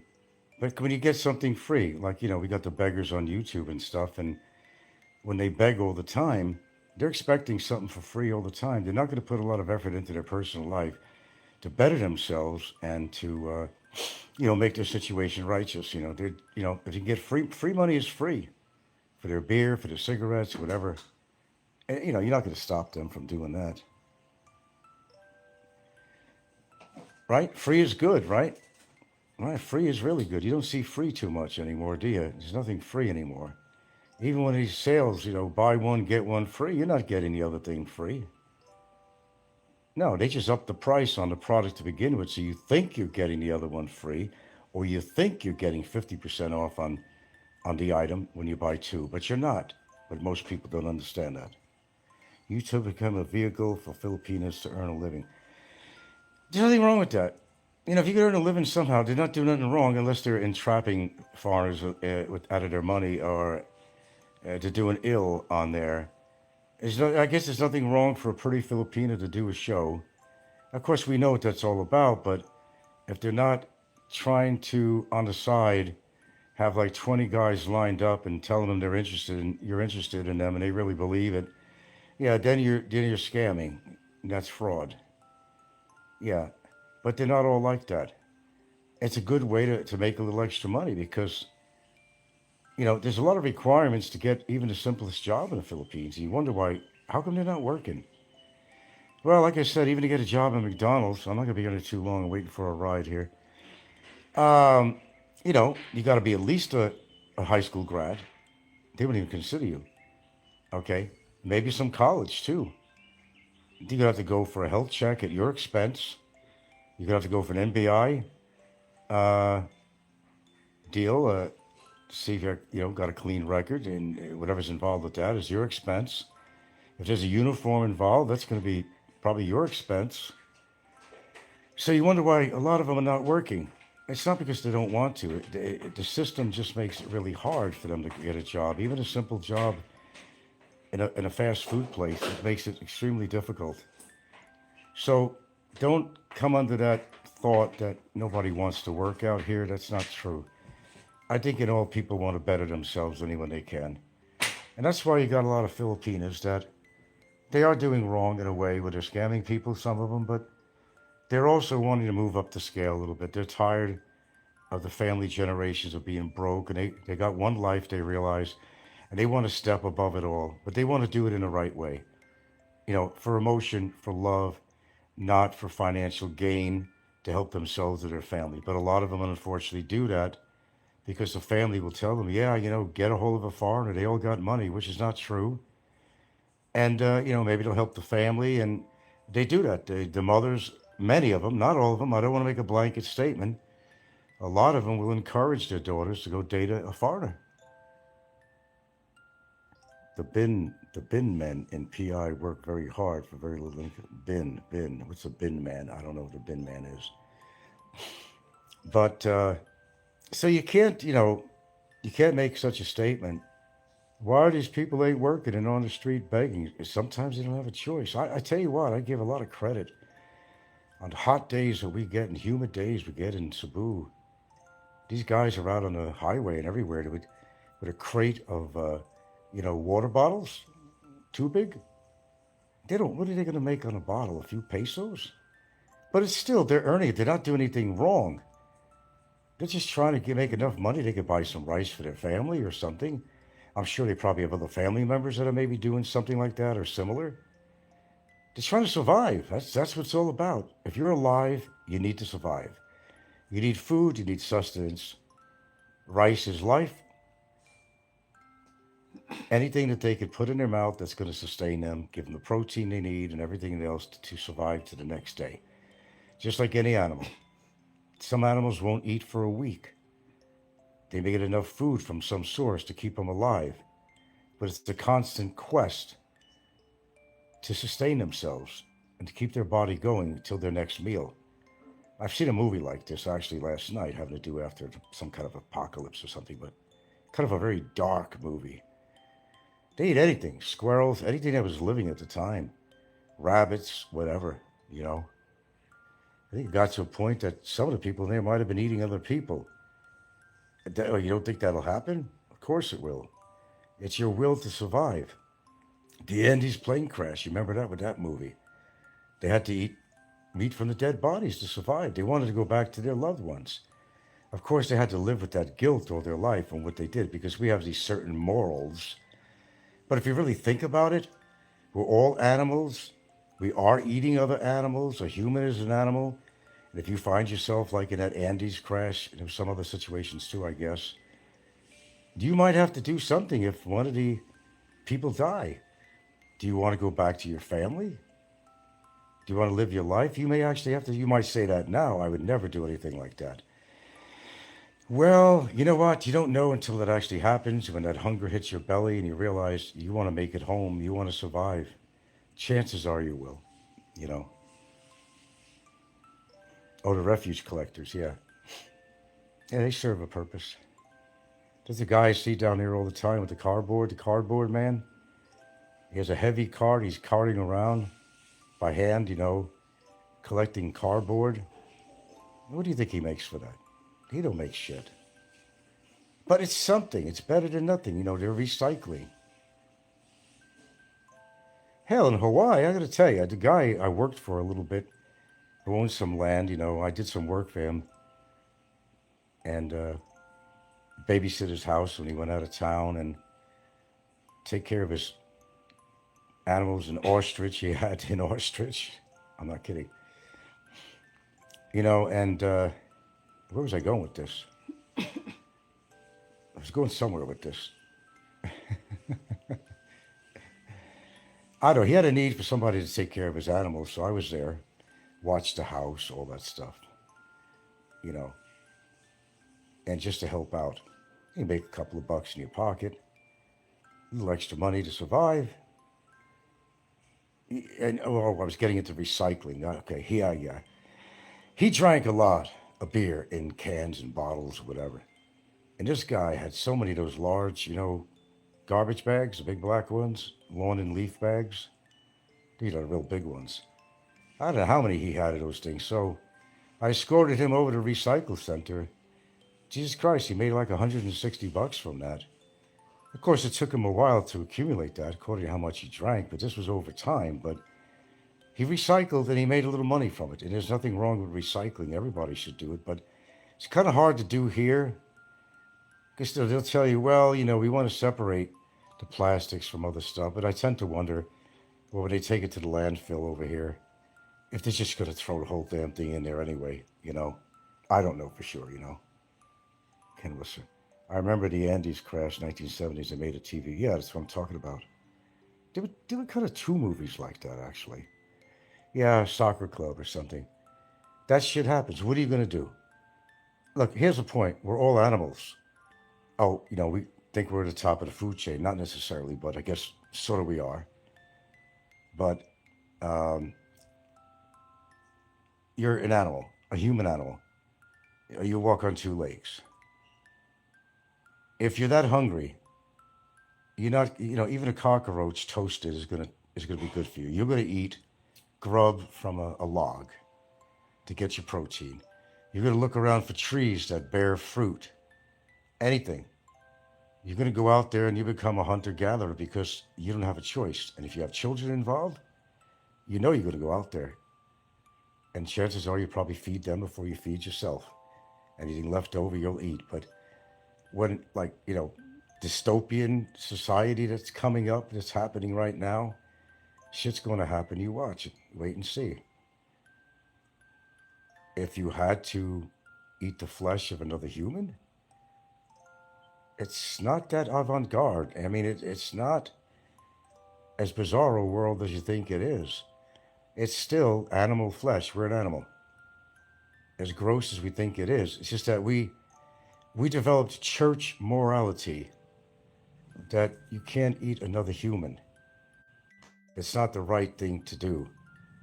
Well, thank goodness that, you know, our laws, you know, are in effect that, you know, we do regard this as being too sacred. You don't eat another human because I'll tell you what, there's going to be a lot of people killing other people for meals. Once it's accepted, once they're used to eating that, you know, you have a neighbor you don't like, you kill him and roast him up. Look what Jeffrey Dahmer did.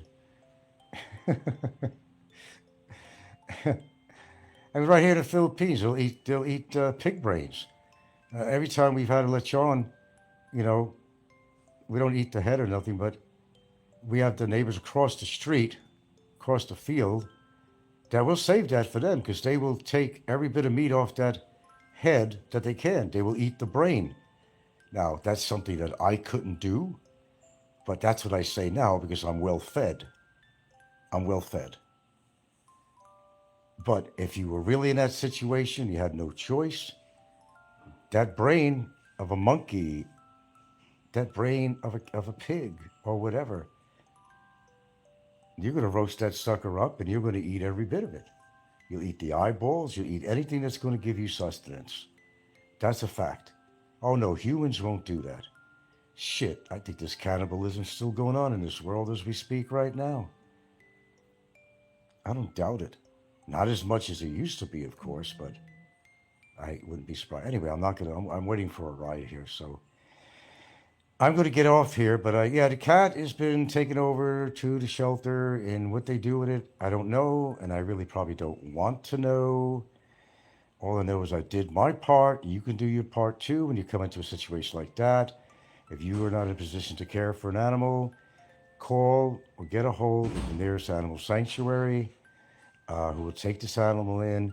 Give them just a couple of $100 You don't have to give them a lot of money. They'll appreciate the donation because it's going to take them food and medicine to take care of the animal. Just next time you see an animal like that, I want you to think about me. I want you to think about what I talked about. And don't get a guilt conscious on it. If you're in a position to help that animal, you know, be careful about handling animals, though, because they could bite you if they have an injury. You don't even want a little bite from a cat. I went through that. I had to get all these rabies vaccinations years ago over in Cebu. See what the situation is. If you could bring it to a shelter, then do so. If you could give it at least a little first aid, or at least give it a little bit of water on a hot day. You got a water bottle on you, more likely. Find a little receptacle or something to give it water. If you have a little extra food on you, give it to the dog. That'll enable him to live yet another day. Okay, that's all I have to say. That's the update, and there'll be more kittens coming because one of the regular cats that hang around here, the mother must have died a long time ago, Gilda. You know that? The one that had all the big inflammation on him. You know that one?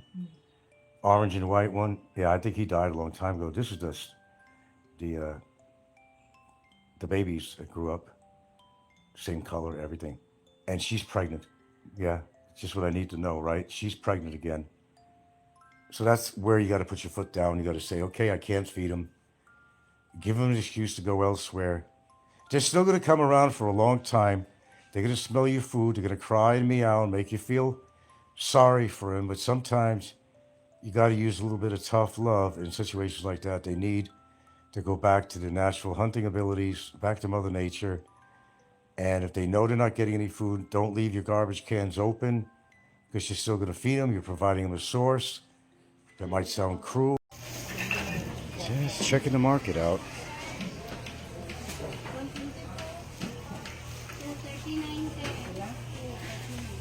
Pila? They're looking pretty good. Got a cucumber, some lettuce. Right in there, babe. Right in there.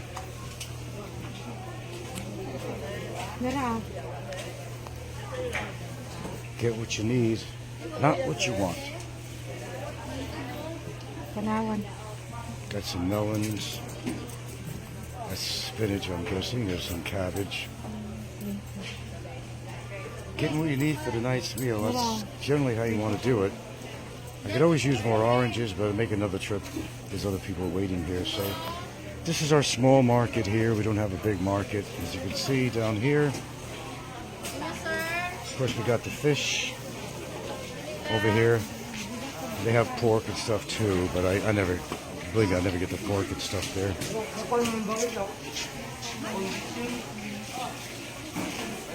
Fish, lots of fish, pork. People are lined up today. They're making business today. They got a little water feeding hole for the dogs. It's very nice of them to do that. I appreciate that. We got the fish, all kinds of fish. Yes, we do. Other items.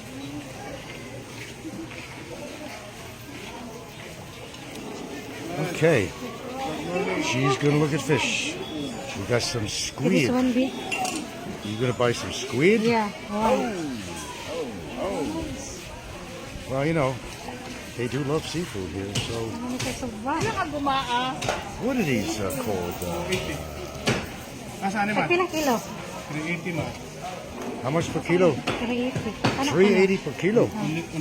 My goodness. Does it look like an alien creature? I think they are. That's my opinion. I think they're aliens. Oh, man.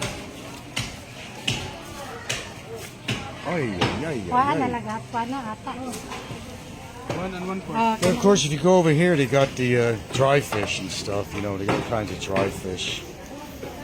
And they're salted and anything goes pretty much, you know. They got all the dry fish. A lot of people come here to visit and they bring this back home to Cebu is what they do. A lot of it comes from here, actually. Everything you think of, even skeletons. I've seen skeletons here. I got to go back and pay. Anything goes. Anything goes. If it's seafood, they're down with it.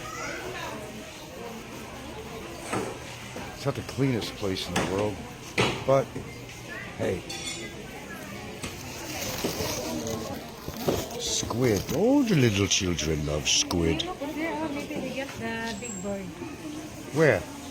You want to look for Big Bird? Gotta call it. You gotta say it at the accent. Big Bird. You got Big Bird?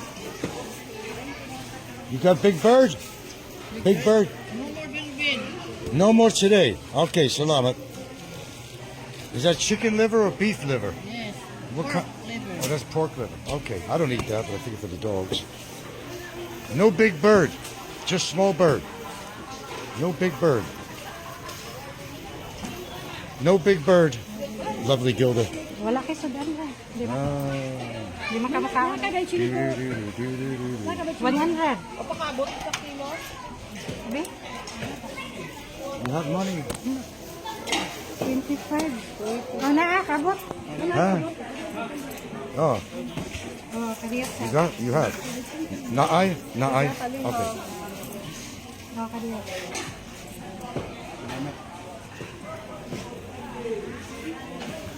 There you go. Ici market. The market. I gotta get one of those scrubby brooms, you know, for the deck outside. They don't have it here, but they have it in this other big store that they have that kind of stuff. But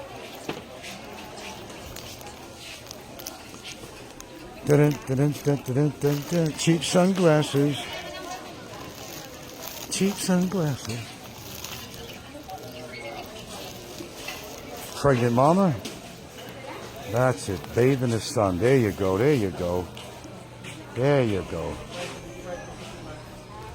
They purposely go in the sun because they need the UVs, and they know that. He's not going to the store buying some D3 supplements, you know. My boy, my boy, my boy, my boy. All right, thank you, son. Okay.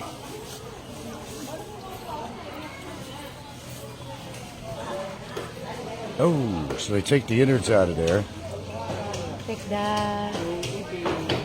Take the guts out, yeah.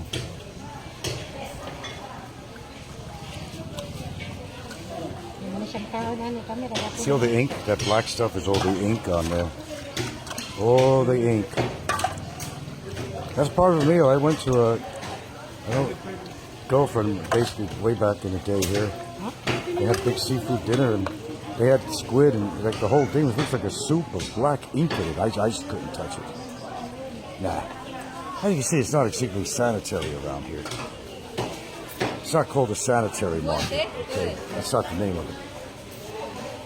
It's up to you after all the flies have been on all this shit is, you know, take it home, clean it up with white vinegar, cook it very well, you know, so the parasites are dead and, you know. It's like a horror movie, sci-fi movie, parasites, flies. But, you know, Mr. Spoiled here, Mr. Spoiled American. If I had to eat fish a lot, I would have to eat it. Simple as that. I may not think it's great, but if you're hungry, you'll even eat a squid. Black ink or not.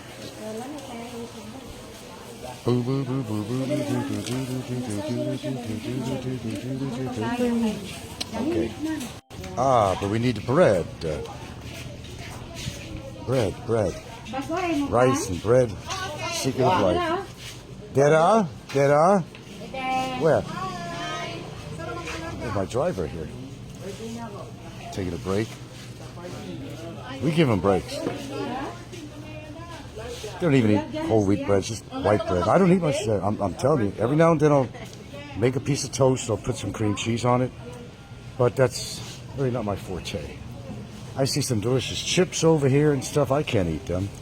Ooh, chippies. I'd love to have a bag of that right now, but I have to force myself not to eat that. If I start eating that, what's going to happen is I'll be eating that all the time. See how that works? These guys look like Ruskies or something here. We go to DIY first. DIY? You want to go to DIY? Yeah? Okay. Ooh. Walking down the streets of Santa Fe town. Walking down the streets, kind of seeing what's going down. DIY, do it yourself. DIY, Goldilocks, stay away from there. DIY, get my exercise, my stair stepping for today. Are you ready? Yes, I'm ready. Are you ready? Yes, I'm ready. I'm ready for love. Mr. DIY. Mr. offers a DIY. wide range of products Yes, for it does. everyone's needs. Everyone's needs. Your needs, my needs, everybody's needs. What happened? Did you knock your toe or something? Urgent, urgent, emergency, urgent, urgent, emergency, urgent, urgent, urgent. Oh, okay. Okay, she forced me into it. We're going to get that brush we talked about. Price, $310. Paid. Oh, you want the blue one? Okay, we'll get the blue one. That makes any damn difference. But I like blue. So does she. $310. There you go. $310. Oh, we got these emergency vests. I don't know. I wouldn't wear that in the street. I'm going to stand out too much to the police. Here I am. Ranting like a hurricane. Here I am. What's that color there? Oh, he needs one of those? Yeah. Really? That's crazy. That's crazy. Okay, whatever the boy wants, he gets. Fish is what's for dinner. Hello, Frank. Hey, how you doing, man? What's going on today? No, same old shit, man. Just shopping around. Gotta shop around. Yeah, okay. You don't talk, though, do you? No. Go back. Well, you know, I feel really good today. I did a good deed. I did a very good deed today. I did. But, you know, I do a lot of good deeds. I'd like to find something that will clean my recliner, but the armor roll, man, I don't know. Chinese, that's a different one. Which one is that? Because armor roll is expensive here. Ain't no 59 pesos, I'll tell you that, Jack. Okay, clean protection, interior vinyl, rubber, and plastic. I don't think that's really healthy to put on my chair, to be honest with you. I'll pass. I'll use diluted vinegar. Oh!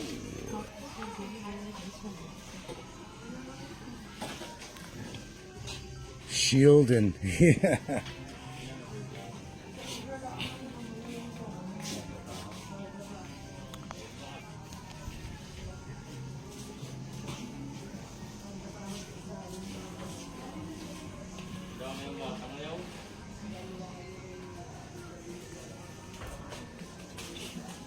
Okay.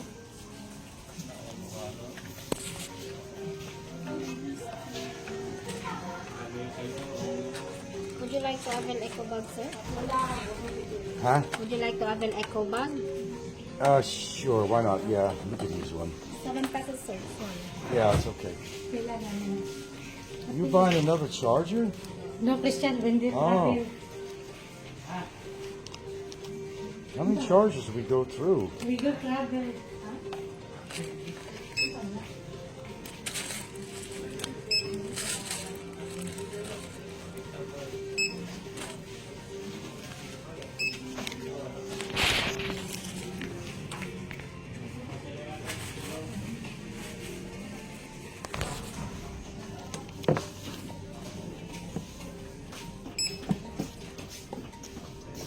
The total, sir, is 633.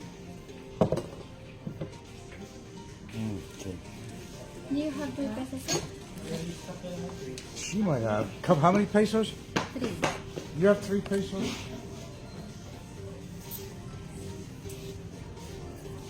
Five na.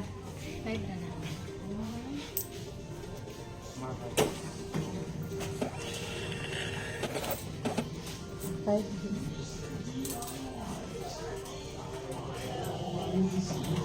Madara. Your change is 357. Thank you.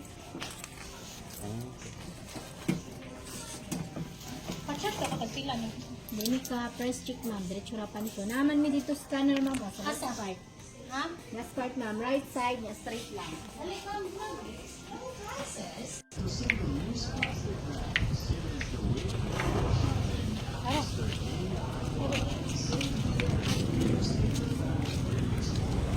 Oh, what else?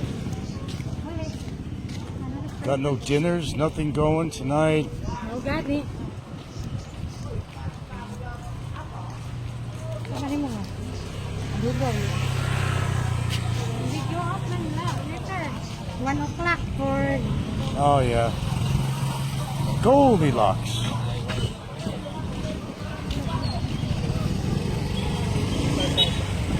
Hala. Oh, well.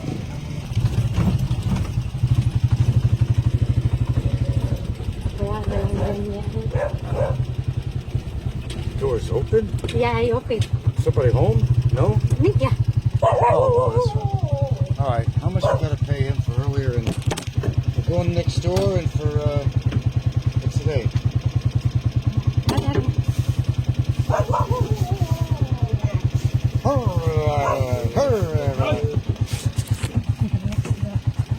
Okay, girls.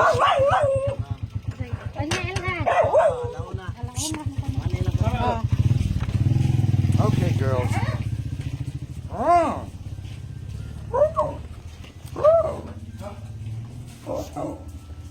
Okay, girls. Oh, sorry.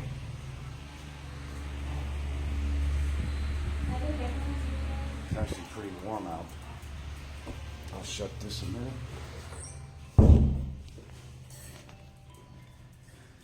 Oh my goodness.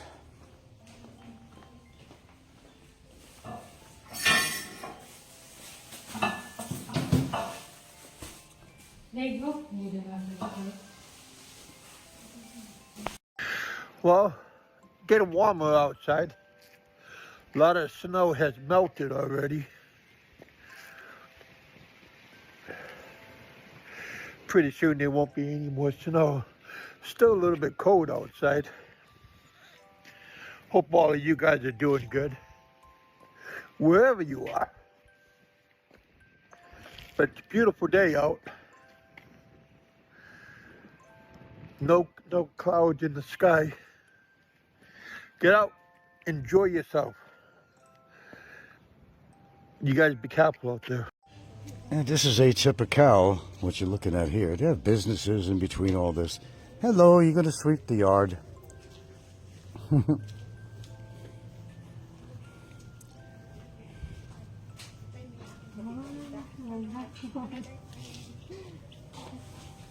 Ikaw sa course ko no para Martes.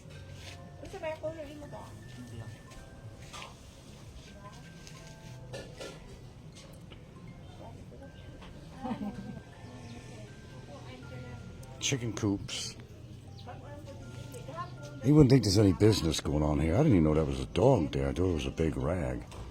But within all this, what looks like a big mess to you, but they have a business running there. These people are very good at what they do. They make shirts for special occasions, you know, white shirts for different occasions and all kinds of stuff. I couldn't even tell you everything.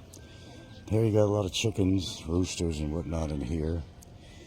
Yeah, I know. From people looking from the outside, they say, man, I don't know people live like this. This is atypical out here. You know, all the spoiled people out there that are making good money or come from different countries that say, man, I couldn't live like this. This is, you know, any living space is a living space out here, you know. Some of it is not livable, like in here. There's nothing in here, and this is about to fall apart. It's very dangerous, as you can see. But this is atypical, you know, Filipino living. I'm not going to pretend.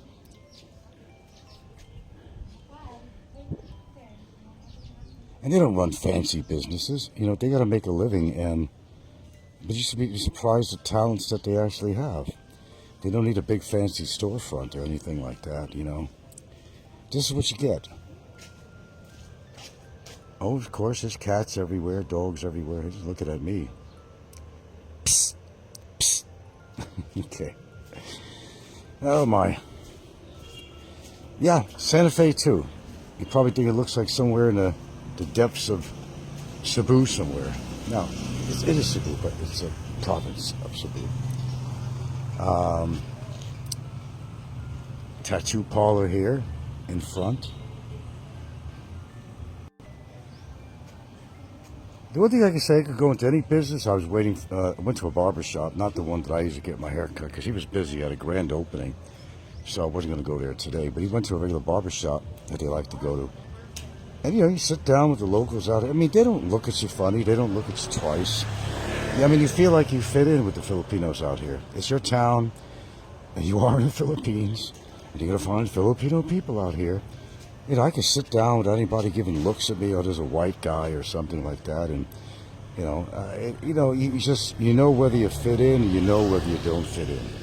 You know, you become part of the culture, you're living in that culture, and it's not a big deal. After a while, you're living out here. If you're wondering whether or not you'd be comfortable living upon Filipinos, if you're actually going to plan to move out, yeah. I really don't see that as a problem. Let me see if this business is open here. There's a meat shop that, I don't know, either on vacation or something over here, but, and this is a MJ Square. There's not a whole lot of, you see a few tourists you can see here, roaming around, but there's no special occasions going on. You don't find a lot of tourists lately. They come on the weekends. Some of the restaurants I go to, there's Tiki Bar. There's one place here, Big Joe, Generica has some good stuff in here, pharmaceutical. I don't know if they're closing down for good or they sold the property here, but we used to go here to get a few different types of meats. Rather than in a market, we have 100,000 flies. You know, they have refrigerated in here, or it was. And Twisted, it's a good place you want an ice cream or something. Well, they call it ice cream. It's not made with real cream. Well, they might tell you different, but even Dairy Queen, same thing. There's a lot of little hidden businesses that you don't see. There's a lot that people don't see when they come in this town. Unless it's like right on the road, they don't see it. Now, the one thing in this town, now this is a successful business here, Aloha, then there's another one, you know, that we go to, Cocoa Bar. They've been around for a while, and they're doing pretty good, well managed. But, you know, you're going to open up you know, you get this wild hair, you want to open up a restaurant business. It's really a gamble. This place, I don't know how many times it was called something else that you're looking at right now. Little things like Korean mini marts. There's not like a whole lot of stuff in MJ Square, but it changes hands every now and then. One thing becomes another when it ain't working. Somebody else takes over it, you know. And but investing in a restaurant is kind of a big gamble. It's all a gamble. Because you have to invest in the equipment, everything you'll be cooking with, grills, all that stuff. So, people have tried, I mean, you don't know until you actually try it, and even like trying something different in the town, people don't always take to something different. You know, they're used to a certain kind of food they like to eat. Sure, that might work well with tourists, but the thing is, you know, how many tourists come in this town? This is not Boracay. Oh, no, thank you. Voila, no, thank you. You don't know until you try, but remember, all these towns in here are tourist-based. They're dependent on tourism. Same as when I lived in Hawaii. It was really pretty much dependent on tourism. When tourism goes down, so does the town. When you got a big company, that's happened how many times in Michigan, you know, the car industry and all that. When a business that employs half the town or something goes out of business, that's how many people are going to be out of work. Well, if I had some time, I'd take you over to the beach down there, but we have to run around a few places here. But yeah, it's a small town, but it's pretty spread out, and a lot of people who visit here, they don't realize Santa Fe is more than what you see in this a little downtown area down over there, and you know, all around. It's quite spread out. We got some interesting areas with some coves and kind of really interesting forests too. I mean, it's in mangroves, and they have a few eco parks here and so forth. Now, I'm not, you know, the director of tourism here. There are all kinds of tradespeople here, but they don't necessarily go to school to learn their trade. Their dads teach them, it's just passed on in the family. And they learn these trades, and they do it by just practice. I mean, nobody gave them any instruction, really. They just kind of learn on their own, you know, whether they're carpenters or plumbers or anything. They don't always go to a school to learn all this stuff, because basically they're very self-sufficient. They learn these things on their own because, first of all, a lot of people can't afford to pay on their own for some kind of service. So they learn how to do it, and you don't have to be required to pay somebody for that service. You kind of learn on your own, just by practice and you know, your own self needs to get something done. So it sometimes seems that everybody is an expert on something here. You know, oh yeah, I know an electrician. Well, the guy wasn't trained as a electrician, but you know, he knows how to play with wires, and through practice and experience and whatnot, they learn. Same as a carpenter or anybody else. And they have their own way of doing things here too, which is really interesting. We may not see in Western culture the tools they use, makeshift tools that they can't afford, but they always find a way. Cement mixer, they can't afford that.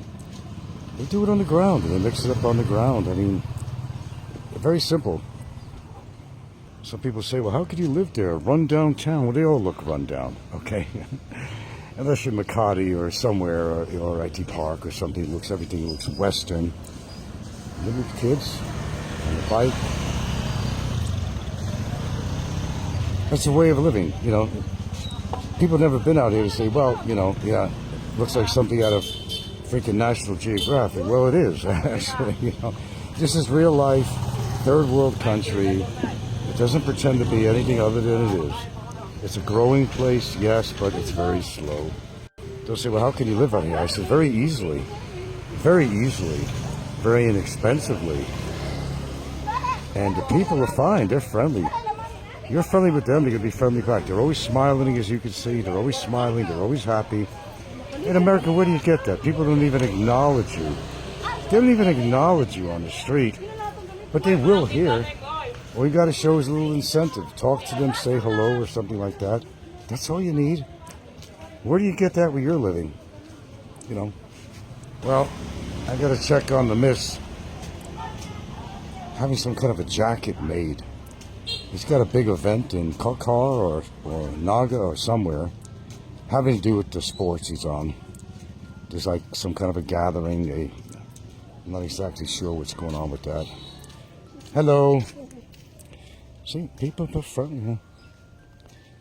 I just never got that in Hawaii. I just never got that, really, anywhere I lived, actually. Not like it is out here. I know, this is your judgment. Okay, you're looking at this lot here, and look at this mess and all that. Well, in a lot of places like this, people are living around or in this kind of stuff. They're doing what they can do. And that's all they can do. They're doing the best they can with what they have. It's home. Home is not necessarily a big old mansion. Or even a decent house like I'm living in, you know, would be to a poor Filipino, would be like a freaking mansion. But, you know, I take it for granted a lot. They wouldn't take it for granted. They say, be nice to live in a place like this. And I'm just thinking to myself, yeah. I mean, I like it here too.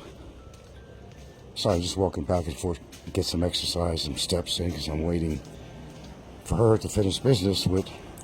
Meanwhile, my driver's been very patient. And he's pretty wonderful because, well, you know, he gets paid extra, of course, for waiting. He could be picking up other customers, but, you know, we make sure we take care of them, you know. So no, I don't need a car. And at my age, I don't want a car. And sometimes, I don't know, I might fall asleep behind a wheel or something for all I know. You know, I don't want to take that chance. With the expense, all the bullshit of a car, hitting somebody, hitting us. You're not going to collect on insurance from them. It's just not going to happen. And they're going to make you the one that's guilty, even if you're not. I mean, that's just a fact. Okay, are we actually done here? That they're engaged in. Take a look at what happened in Memphis, Tennessee, where the U.S. Marshals, acting on behalf of the DOJ right here, start kicking a dog. Here, play this clip right here. Well, you guys, enough's enough. It is time to move out of the province. We had enough. 2 check-in luggages. That's when I finally fly back to America. We're going to go to another go to another city. I believe it's 50 pounds for the check-in luggages. I usually go lower, like 48, I believe. You guys can correct me. I got this bigger suitcase here. Oh my God, that's not no 50 kilo. Holy shit. What? Oh, John! Where are you going? I'm leaving. I want to go with you. You can. We're going to go down by Dumageddon, I guess.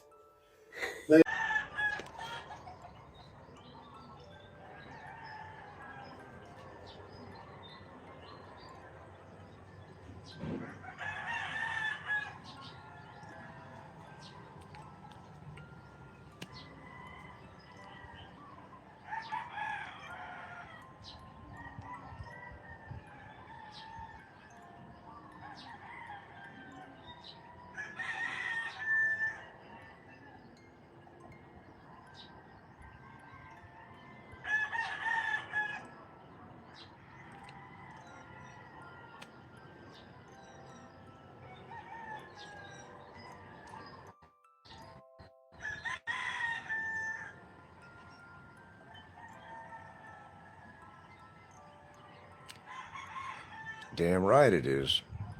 Every morning you face a new morning. It's a beautiful morning. Beautiful morning.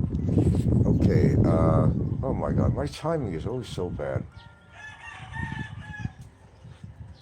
Body's like a time clock.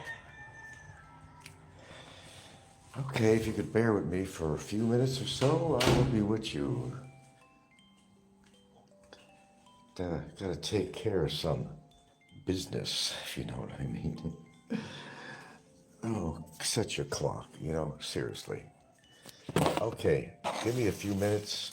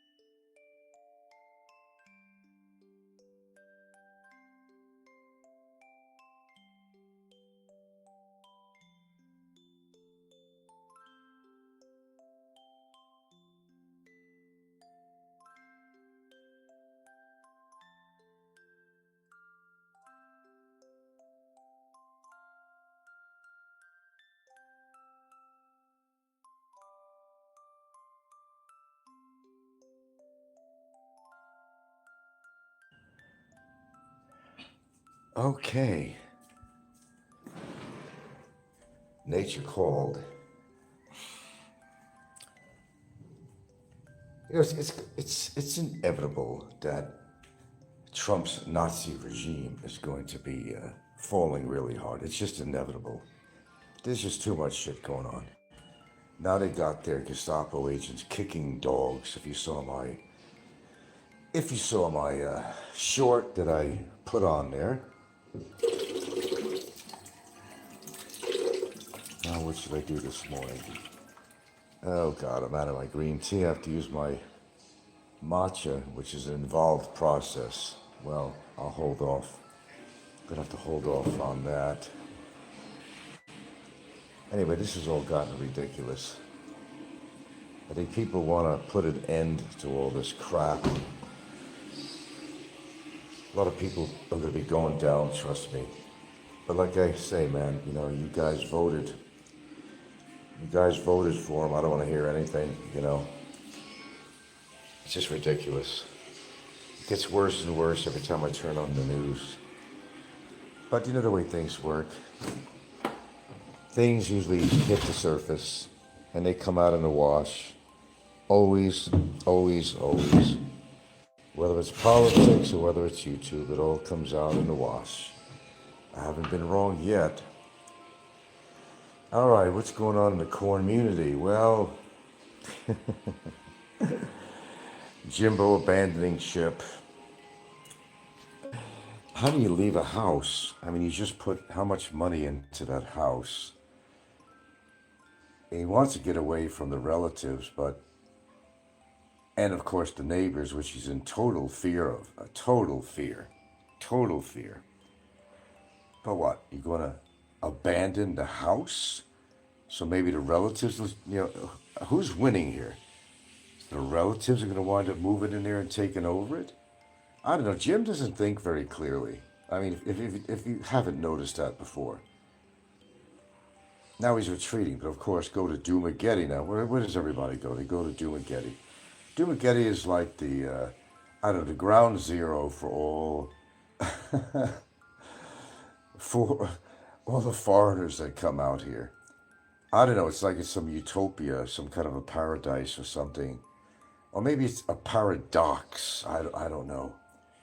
But Dumageddon, the place to be. Shit, I wouldn't live in Dumageddon if you bought me a house and said, here, live here, your house, free. No, I wouldn't.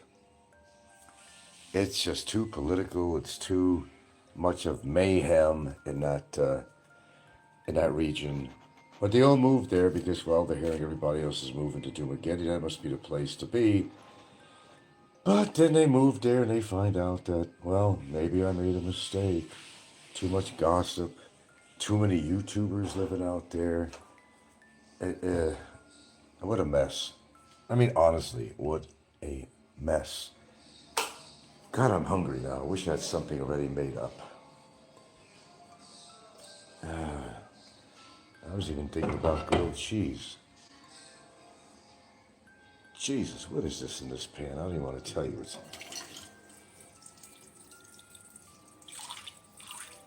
got to be kidding me. Sink is a mess. Hey, I'm going to show you it. Sink is a mess. I hate this. Look at this. Nobody want. All right. Here I go.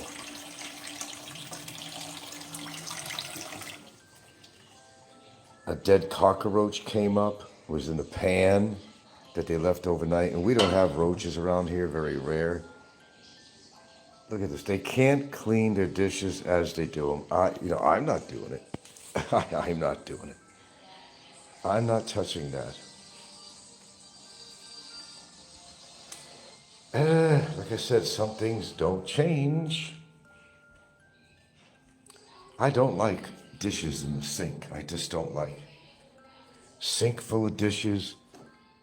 In fact, the pan that was on the stove had a dead cockroach in it, by the way, Gil. When do we see cockroaches, right? There was a dead cockroach that died in the oil or something in there. The pan was on the stove. A dead cockroach that big. It's floating in the sink now in a swill because there's 1,000 dishes in there. Why is it that nobody wants to clean the dishes when they do it, and they leave it for you or me or something? I don't know, dear. Some things got to change. There's some things that don't change, but there's some things that have to change. I hate messes like that. And then when they do clean the dishes, are they really cleaning those dishes? I found crusties on plates. I found... What are you going to do? You got to deal with certain things. All the speeches in the world is not going to correct things all the time, unfortunately. So Jimbo's picking up and leaving. Oh, that was cute when he had his girlfriend in the luggage. Should have sent her off somewhere.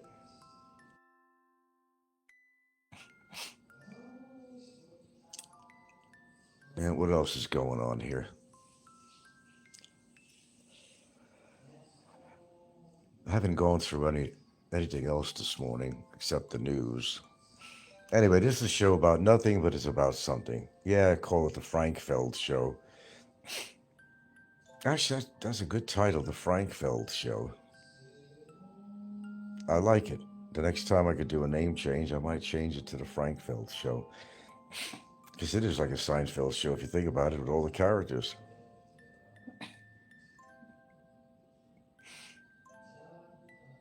Let's see what's going on here. Oh, haircut time today. I was thinking about getting a buzz cut, but nah, that wouldn't work for me.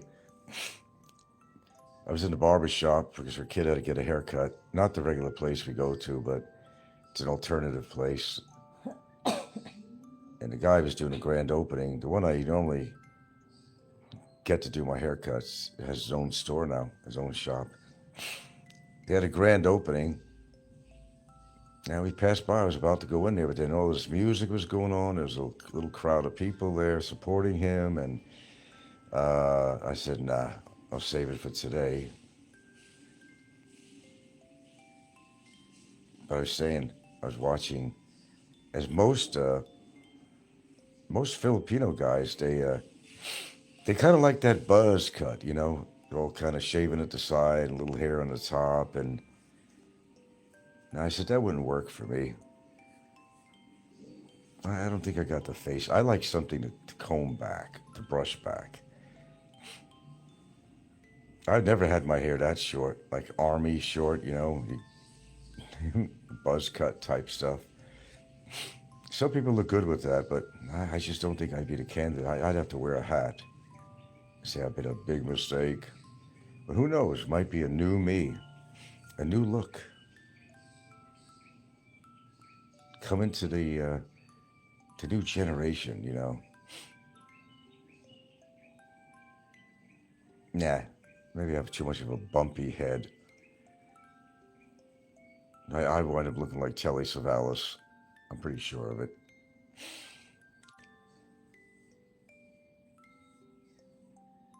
Kicking dogs. They learned that from Barry. Yeah, just as in, forgot what state.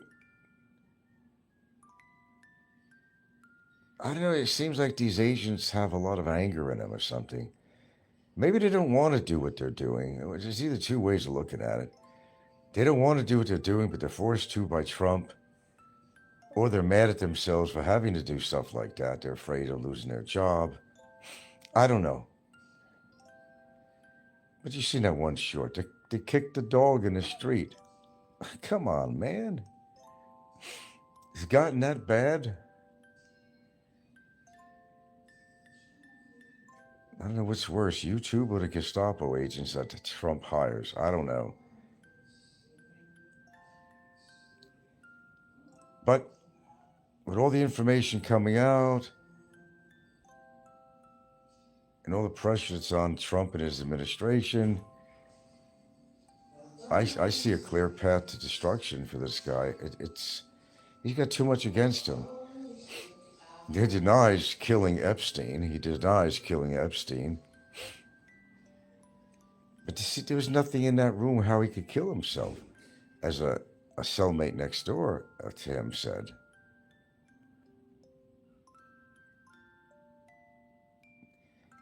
They think it was he paid another inmate or something. They seen an orange jumpsuit in some scene prior to that. But actually, did you know they had prior knowledge? They were already doing reports in the news 2 days before Epstein actually died. They were reporting it that he committed suicide. I don't know if you guys knew that information. 2 days later is when they actually killed him. I know, there was some reports they seen Epstein in some other country or something like that. Well, we never seen the body. No, we didn't.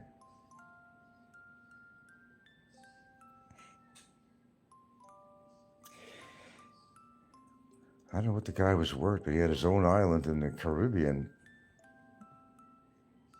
He admitted he's a criminal. There was an interview with him while he was in jail. Being interviewed, he admitted, I'm a criminal. But he liked little girls. You know, I don't know if he said that in the interview, but and boy, Trump sure did. He had a 14-year-old girl give him a blowjob. I mean, she's the one that bit him on the dick. She accidentally or purposely, she bit him on the dick. She said it was more like a stump that was, what did she say? Compared it to, it bent over like an elbow macaroni or something like that. I don't know. You see, not even before that picture, you felt that he's alive. That's a hard one, man. Well, I don't know. He had enough money to pay people off to pull this. Whatever happened to his assets? They seized all his assets? Does family get his money? I don't know. I don't know much about that. Well, don't worry. We won't make this all about Epstein, but... yeah, like they said, Elvis has been alive all these years. How old would he be now? No, I mean, nothing is impossible. Maybe people had enough of the spotlight, Too much pressure. No, but Elvis was in bad shape, though, health-wise. The pills he was taking, he got bloated up. He was just, he had problems taking a shit. I mean, it was so painful. He had to have his guards or his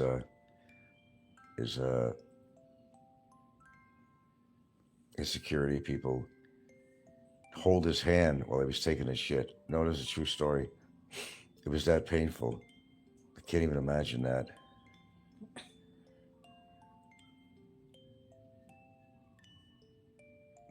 Gotta admit though, Elvis was a good looking guy as guys go. I mean, he had the perfect features and stuff, No wonder women, of course, his younger years went crazy over him. He had it all going on for himself, Now his estate makes more money than he ever made in his life.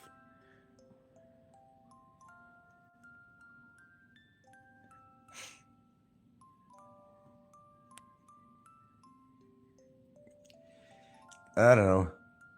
Macaulay Culkin, boy, is he getting more publicity these days. He got a good-looking wife there he's got now. He looks the same. It's just amazing. He's got those eyes that are really close together. It's the Macaulay Culkin look.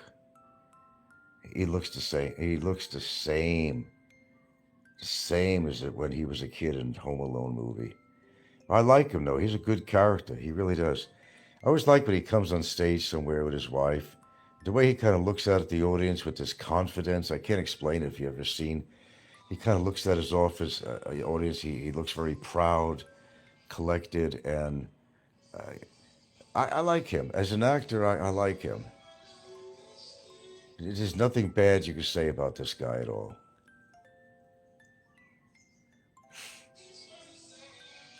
I mean, there's really nothing. And it's hard to say about a lot of actors, but there's nothing you can say about this guy. They're still using all his clips, and that's because it came out more publicity on him because he was giving his condolences publicly to I forgot her name, but the woman who played his mom on Home Alone. They were very close.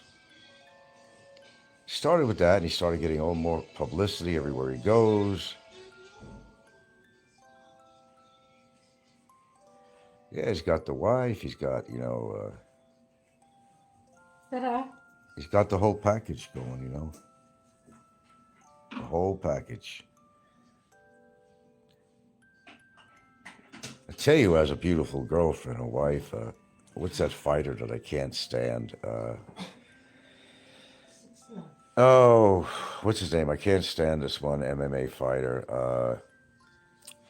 Cocky motherfucker. It's morning here. Yeah, he lost. He got the big swollen jaw. He had that one fight that he lost. He broke his jaw. What's his name? Boy, he's got a real piece of paradise of a girlfriend there. Did you see her? That blonde? Gosh, she's got it all going for her.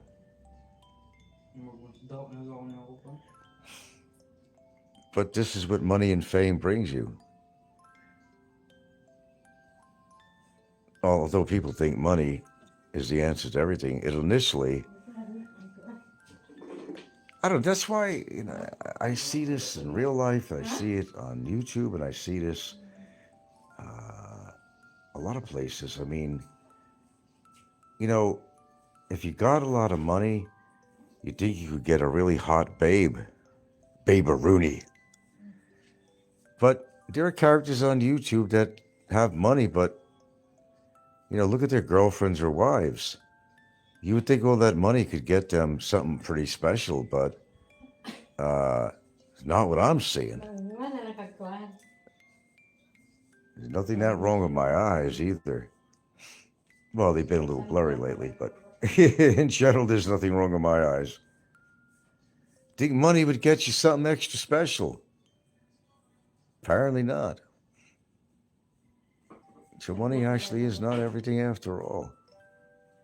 I think it's a matter of personal taste, really.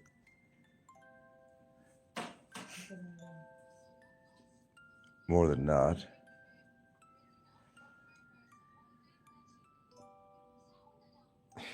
Pictorial.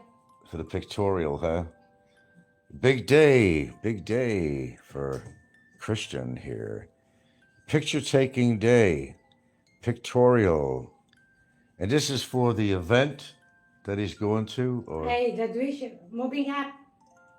Oh, for moving up to the next grade. Oh, the pictorial's for the year. Pictorial for the grade level. Pictorial for the next level. You're going into 11th, right? Huh? Yeah. Going into 11th. Very good looking kid. He's a very good looking kid. He's involved in all the kids. He's involved, he's playing volleyball and other stuff too. But they're going to be going away for a week. And we're going to wind up in Naga or? Minganilia. Oh, Minganilia. Oh, of all places, Minganilia. Wow. But then you'll be traveling to other towns too? Oh, they're all coming to Minganilla, all the different teams for competition with your team. They're all coming to Minganilla. All complete, huh? Okay. The competition all going to be in Minganilla. And they're from everywhere too. And this is volleyball. Is it just a volleyball or other? Yeah, their team is a volleyball. That's just for that, just for volleyball. No, a lot of games. Oh, different types. Different type of games for the provincial meet. For provincial meet. Yeah, so Because if we win the provincial meet, we'll go to regionals. Wow. Good interest in sports. What now? Another scratch? Boy, I get scratched all over, I'll tell you. See, I picture your hair. They got ants again. But not only, but God, my God, I'm stepping on stuff too. Yeah. Yeah, I'm even stepping on ants around here too. Good morning, Mix.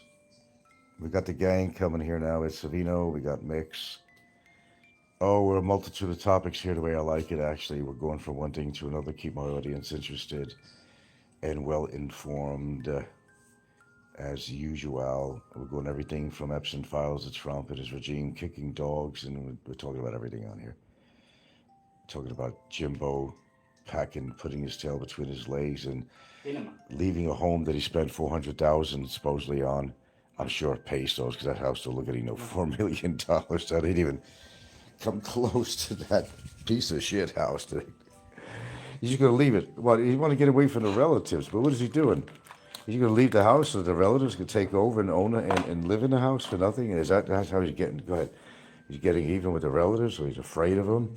And not to mention his neighbors are, uptight and everything else with all that legal stuff going on. Boy, there's so much going on. I don't know. People just pick up and leave. They're just running away from something. I don't know. They just never fucking learn. I don't know what to say. I really don't. It can only happen on YouTube, really. Only on YouTube. So much crazy shit going on. There's been a lot going on the next few days. I'm probably on the outs a little bit with my veterinarian because, I decided to speak up and say, hey, you're this medicine and that medicine, this medicine, it's not working. It might make my dog worse. So you're going to make my dog blind. You're going to kill my dog with stuff. He's telling him to take prednisone. Now I got to wean the dog down off to the prednisone that he's presently on for 5 days, and she, rather. It's just fucking ridiculous, man. Like I said, the Philippines has its pluses, but the one thing they don't have is too many qualified veterinarians. At least not this guy. The province ones you got to watch out for. They're acting like they're big doctors and shit, but they're not. They don't even have a blood test, or they have no equipment at all, nothing, no x-ray equipment, no blood testing equipment. They all go by, well, try this. No, I'm done with the try this shit. Shit, ChatGPT is my fucking veterinarian these days. They're the ones that helped me save my dog's life. So now I gotta reduce the prednisone. And the whole idea of the prednisone, first of all, is to make you understanding.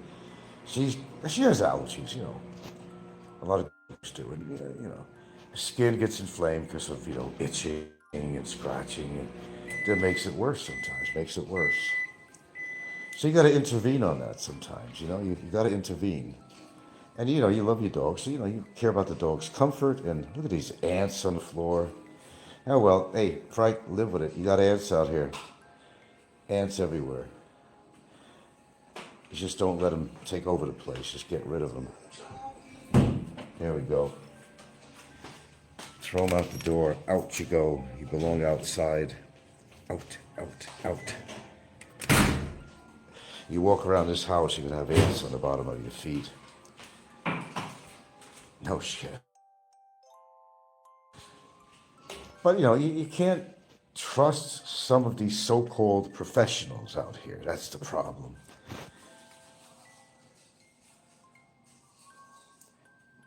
Not really, man, Then he was, telling me to put this cyclosporin eye drops in my dog's eye because supposedly, and without real testing, my dog supposedly has this kind of a dry eye syndrome. I think I have it myself. It's common. Pretty common in a lot of dogs. Okay, so, put the stuff in Dextron, put in there to help lubricate her eye. But then, you got to take some cyclosporin, which is a kind of an antibiotic kind of thing for the eye. And it's just making her, eye all creamy pus coming out. But then again, it's the eye's way of reacting to protect the eyeball and from the dryness, and that looks like a pus that comes out. It would get really worse sometimes. Past couple of days hasn't been too bad since I didn't put any cyclosporin in, so I might hold off on that. I don't want her to go blind. There's a lot of intricacies with the dog's eyes. If you got dry eye syndrome, they could go blind. She already is a little bit blurry in one eye. I know, I see the way she walks. And I had another vet that fucked up one of my dogs, too. So, I mean, what, now I gotta become my own veterinarian? Seriously? Come on, man. Oh, I've done all that stuff, mixed extra sealer. Believe me. I chased him with a cigarette lighter and burned him, too. I mean, you have to get a torch. I don't have any boric acid. I haven't bought any for a while. So I got to get a little more boric acid. But now that we know we knocked those trees down, that's, you know, it's really helped with the red ant puff. They're still around. They're just finding other places to go. They're still around. But it's not like it was. And that's where they were making a nest, all in the trees. Boy, we had a lot of them. But you never really seen them in the house, very rare. They was always outside. Always outside. No, it's tough. But no, I mean, you know how I love dogs and I love animals, and you know, you try to put your trust in somebody who comes off as being a professional. They act like a big shot. They call themselves veterinarians, but you know, they don't know anything too much more than what I fucking know. And you think that's an exaggeration? No, it's not. It's something that I couldn't look up on ChatGPT. Okay? He doesn't have a lot of knowledge, but it's like I don't have a choice. No other veterinarians around here.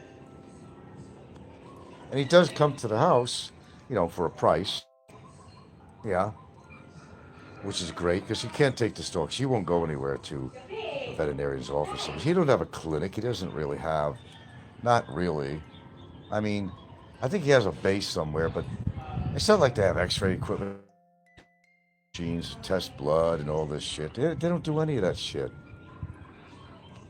So you really want to trust your animals that you love and you're taking care of with somebody with very little experience. Here, try this. Oh, I know a lot of my patients, you know, they've tried this medicine, it worked. You know, it may work for some dog, may not work for yours. I mean, and then, you know, I looked up all this stuff on the prednisone, which you know is a steroid, right? Yeah. Yeah, I know, yeah. I don't know what he feels about me right now. I wrote him some. I said, look, I'm not looking to kill my dog. I try to put it, be as sensitive as I can on here, you know, nicely put on my text to him. Because we're in touch on Messenger. That's how I can always get a hold of him, get advice from him or whatever. But I kind of laid it out. And you should. I mean, you absolutely should. I think it's important that you do. You know, he's not free. You're paying for his services. Just like if I get a plumber over here, hey, I got a leak. Fix the leak. You don't fix the leak. You just paid the fucking guy for what? He didn't fix your leak? I don't go for that shit. I'll pay for a service. I want it done right. Yeah. This is just a rap show here. We're talking about everything under the sun on here. And I kind of like it that way. A little grab bag of this and that. It gives everybody what they want. We could talk, you know, very, you know, just sensitively, you know, about other vloggers and stuff. We could talk about world issues. We could talk about whatever. It's a Seinfeld show. I call it the Frankfeld Show, basically. I should rename it the Frankfeld Show. Actually, I should. Next time I'm able to make a change on here. It should be called the Frankfeld Show. Because that's what people want. I cannot sit there and listen to, like, you know, Mike's Philippines retirement. I cannot stomach even looking at the guy. He's such a phony, such a bullshit artist. And then Philly in the Philippines, Frankenstein there. I'd have to force myself to listen to 10 minutes of his show. Force myself. I just don't like the guy. I'm sick of his clickbait crap. He makes a big... But you see, they know what they're... Let me tell you something. You've been doing this a while. Your show's pretty successful with viewers and all that shit. They picked up on everything. And by the way, what you don't know... You know when people like, oh, let's do a poll. A lot of you don't know. Let's do a poll. So they put a poll out. Not only are they getting the algorithms going, all that stuff by having all the viewers, you know, but when they do a poll and people react to the poll or they vote on the poll, that gives the channel more clout. Actually, more, it kind of goes down like you have more viewers or actually more activity, which, you know, affects the algorithms. It's very purposeful. And then when you hear a lot of shows, like you'll see a lot of these independent news shows or anybody, like some doctor giving advice on a YouTube show. There's plenty of them, right? When they say, "Oh," I bet you guys didn't notice. I know a lot of things. Believe me, I know a lot of things. And when they say, "Hey, tell me where you're from," or something. So where are you commenting from? They all use that formula. I could see it. Maybe you guys can't, but I know this is a fact. So it gets them to react. When you get people to comment on your show, if you're monetized, that, fucks with the algorithms in a positive way. And when you're getting audience participation, okay. And what do they call that? The actually word for that is audience retention and all that shit. I know all about that stuff. There's very little I don't know something about.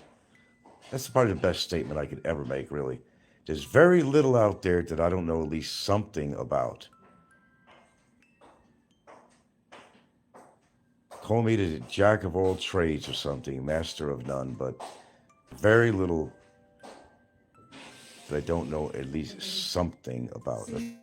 That's probably the honest answer I could. Engagement, that's what it is. Audience engagement.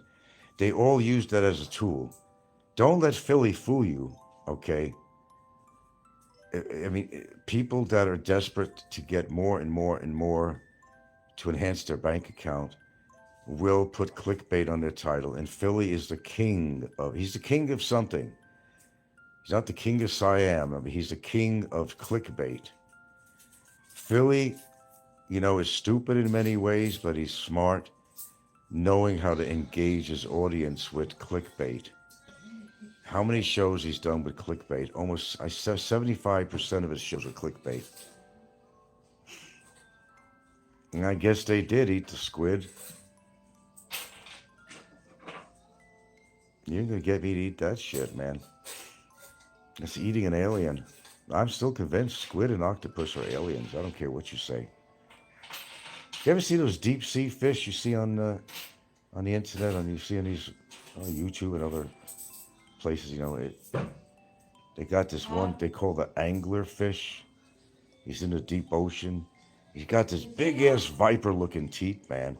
He's got this stringy thing with a little hat on it or something. I don't know that flows above his fucking head. I forgot what the purpose of that was. It was almost like a bait in a way, kind of a bait that would draw fish to him. They got fish that light up like a light bulb down there, man. I'm sorry, but I think that's aliens. I think that's all alien life forms. You ain't gonna convince me they're not. That's why they're living deep, deep in the depths of the oceans, the depth that most people can't go without special, submarines and stuff like that to get, deal with the pressure. It's a safer place to be. That's why the ocean is one of the most unexplored places in the world, on the earth, is the oceans. Not to mention subterranean. Oh, not to mention, but I am. Subterranean, what goes on under the ground. We actually have oceans in areas underground, bigger than the oceans that we have, if you didn't know that. Would Frankie lie to you? And, Fazio might be right about something after all. About, what was Fazio talking about? Reptilians. Fazio might be right about something. Maybe Fazio had a different insight than a lot of us do. Reptilians. Mick says, I must say that fish market was very unhygienic, but I have to say the dry place you went afterwards was extremely clean. Yeah. They clean that up. They hose it down. They do that. But, when it's wet outside, they're walking with their feet there and stuff, and it gets muddy and all that. And then you got cats hanging around here all the time. They do feed the cats some entrails or whatever they have of the fish and stuff. So the cats get to eat, and, it's kind of good for that. But, here's the thing, you don't want animals around when you're cooking and stuff like that. You really don't. But, that's like a normal thing around here. Like I said, in the Philippines, you got to take the good with the bad. I mean, you don't have a choice about it unless you just want to move out of the Philippines. You got to take the good with the bad. There's a lot of good and there's a lot of bad both. It's a choice. You live here, you don't want to live here. Or live in an area that's all spicky, clean. You want to live in, what is a better place in the Philippines? What does they say? Makati, and in Cebu you got the ITT Park and stuff like that. Well, you're not going to see as much of that kind of crap around there. You got choices to make as to where you want to live. If you're going to live in a province on an island somewhere, which is a nice existence, you're going to see that shit here too. I show it on my camera yesterday. There's some beautiful houses here on the ocean. We got a lot of wealthy people living on this island. And guess what? They're not all foreigners. We have one family living in this island, Di Francesco, one of them. They own so much land here, businesses, holy crap, real estate, multi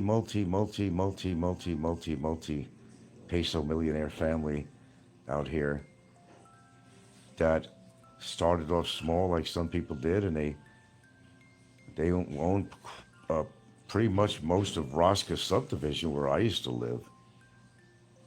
Damn, I'm telling you. What's that mix? Also, remember, even the oval, and any meat will be eaten, whether it's given to the cats or dogs. Oh, I got you. Yeah, nothing goes to waste out here, which is maybe that's a good thing in some respect, but I mean, I wouldn't eat some of that shit they eat.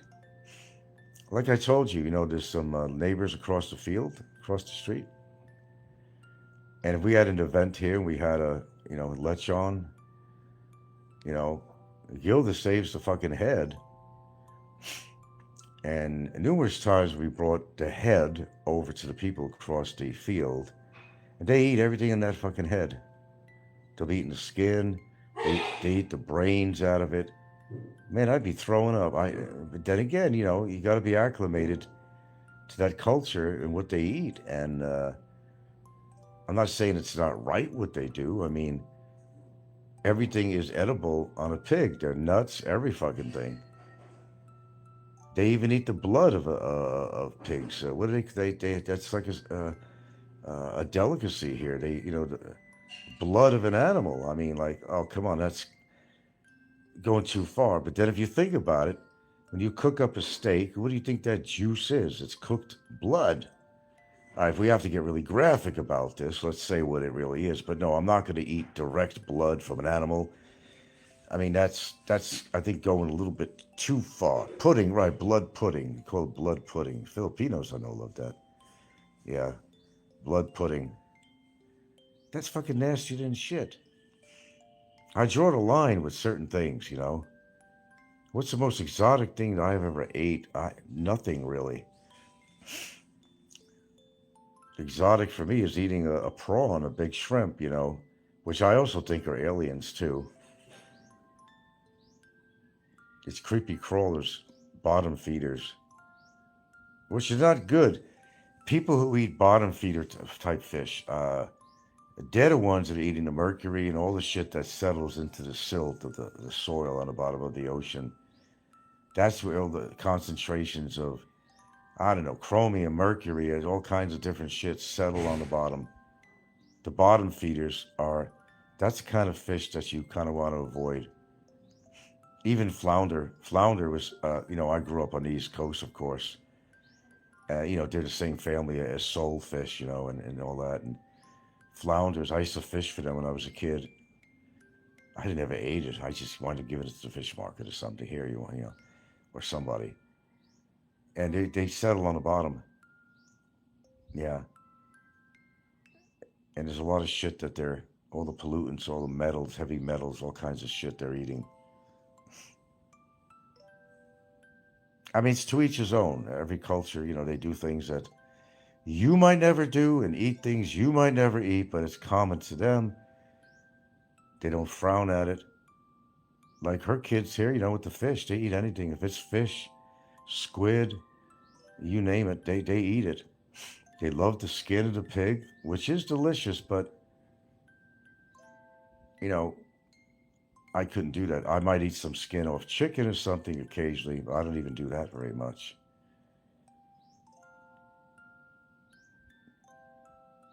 Nothing really exotic. I don't eat anything that's considered really exotic or, nothing like that. I'm just straightforward meat and potatoes, whatever kind of guy. But, well, more than that, good things, fruit, meat, good produce, all that stuff. But, and of course, let's not forget, I got to defrost the blueberries. Okay, of course. Frank, to the PI people, they eat the freshwater fish out of the polluted rivers. What rivers you could find in the Philippines, and there are some rivers. Well, if it's far away from busy cities, populated cities, I'd probably say it's okay. But they pollute waters everywhere out here. If you could find fish in the upper elevations, I'd say that's probably okay. How do they get there? How do they get in a mountain? I've seen like a mountain lake or something. Where do fish come from in a mountain lake if you find a mountain lake? Never understood that. How did they get there unless people threw them in there and they just, propagated, I don't know.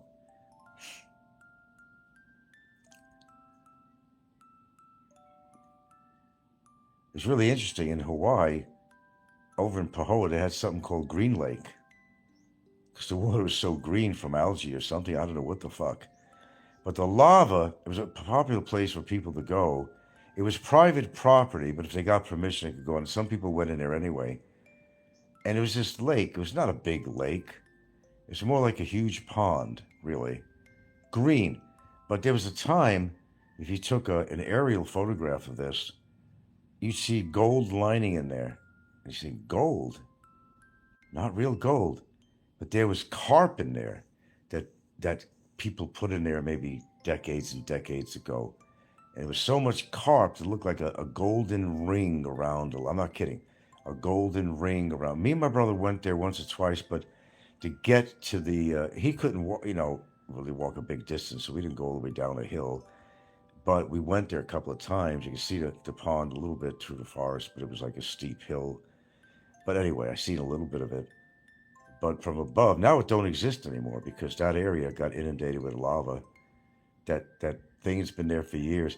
Also, the warm ponds, we used to go to the warm ponds. We'd go in there occasionally. But it really was a great place to get leptospiro or what do you call Legionnaire's disease or something.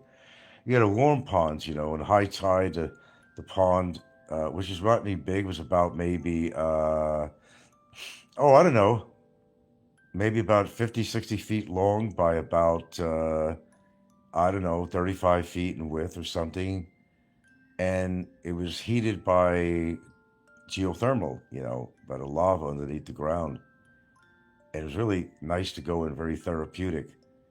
But people used to use it at low tide when there wasn't as much water in there, and all the bacteria would really settle in there. So we stopped going to that. That got inundated by the lava too. It is no longer there. No longer there. A lot of places got destroyed with the lava flow. Not with the one that's going on right now, with the volcano, but it is not seeped into the various adjoining towns around there. It did, though. It destroyed a lot of homes the last time that a big flow. It was going to go into Pahoa. They all got scared. It was going to destroy the town, but it stopped. But houses and stuff got many houses. Well, you see, they were living in level. They go by zones.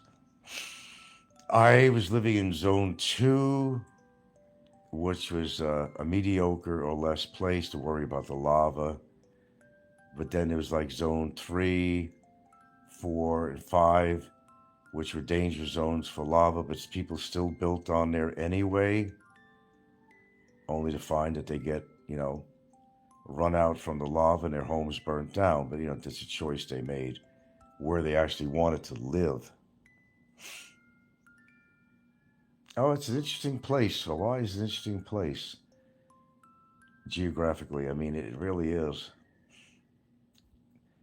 I went into Thurston Lava Tube, which was cool. It's right up in, Total Volcano Village. It's up that way where the volcano is.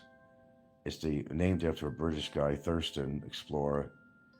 Thurston lava tube. It's a big lava tube. It doesn't go for real long. They got lights in there, low lights, and you could actually walk. And I've done that numerous times. You could actually walk through this big lava tube, and it's about, in height, it's about, I don't know, 20 feet tall by about, I don't know, 25 feet, I don't know, in width. You could actually walk to an actual lava tube, and we've done that several times. Interesting.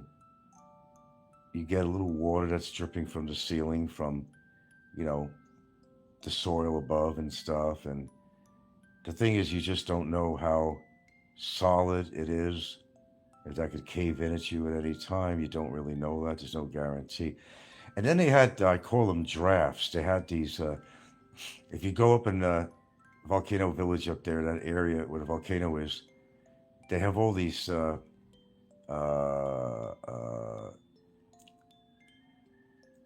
you see these big holes in the ground where you're getting steam. It's all over the place. You can see it looks like something out of a prehistoric movie. But you have this steam coming out from the volcano. Very hot steam. If you were to put your face in it, you'd burn it. But you could feel the heat. They have a railing around there. You could just look in there and you can feel the heat. Yeah, very interesting. It was like walking in prehistoric times, or what you think might be, at the beginning of forming of Earth. I mean, it's just it was fun. It was interesting. So there was some interesting places on the Big Island. It absolutely was. And you got those big cinder cones, just like over in Bahal. The brown hill, whatever you call them, the brown hills or whatever. Chocolate hills. And they had some really huge, covered with grass and all that stuff and vegetation. But you go around the island, you'll see some huge ass things.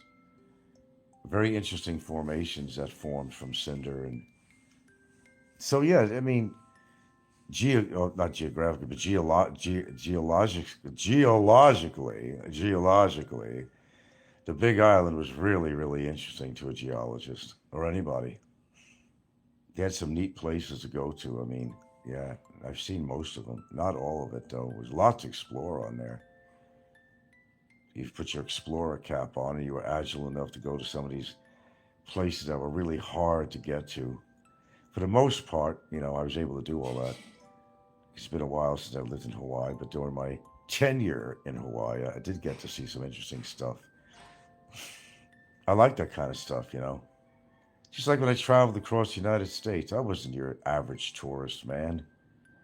I wanted to go, away from the spots you didn't find a lot of tourists, Of course, I was all over Monument Valley, all those places, and then Utah, Arizona, Grand Canyon, Gooseneck Canyon in Utah, all that stuff. Then there was, what was it, in Colorado, the Pueblo cave dwellings, Me, I don't know if they allowed you access. I wanted to go actually into the cave dwellings, but these German couple I was traveling around with, they just wanted, for a view from there. But I'm the kind of guy that wants to get up close and personal. I want to get down there, get down and dirty. If there's a trail leading to it, I guess there was, but I didn't get to do that. But that looked interesting, the Pueblo cave dwellings, how they lived. It looked like a maze of different boxed out areas into the face of the mountainside. Yes, I've seen some interesting things in my time, I certainly have. I'm like Dora the Explorer. I would love to do. I mean, I wish I could cut my age in half, really. I would, really. I love exploration. If I had to change things over, of course I'd do things carefully as I could, but I wouldn't mind being an explorer. I wouldn't mind going to these out-of-the-way places that the tourists will not dare to go, of course, with a guide or something, of course, for safety. And that would be me. That's who I am. Internally, that's who I am. I like exploring, and of course, camera in hand to document it. That's who I am. Unfortunately, I never got to do a lot of that stuff. whether it had to do with money or traveling at the time, living in New York at the time, or whatever it was. You know, but however, you know, when I was in Washington State, you know, I went to some interesting places there too. Oh man, I'll tell you what, you know, old mines. We went by an old mine in Washington State. Let me tell you something, man. How cold a mine is. It goes down deep. There's like a big opening, not huge though. You can't like, I don't know, you couldn't put a truck or car through it, but there was an opening to a mine. And I'm going to tell you something. All you have to do is stick your hands or your head in there. And man, you got to feel the difference in the air between the outside and that mine. Holy shit, it was almost freezing. I don't know about that. It was cold. It was cold. See, I've seen some cool shit, man. I've done some cool shit, but not cool enough. You know, I think there was a lot of things I'd like to explore. Remember I always said that my ideal job, I think for me, and that's why I didn't really stay in it, really. I think the ideal job for me would have been working for someone like National Geographic. But I don't know how you made your money. You'd have to be on assignment. How much money could you make?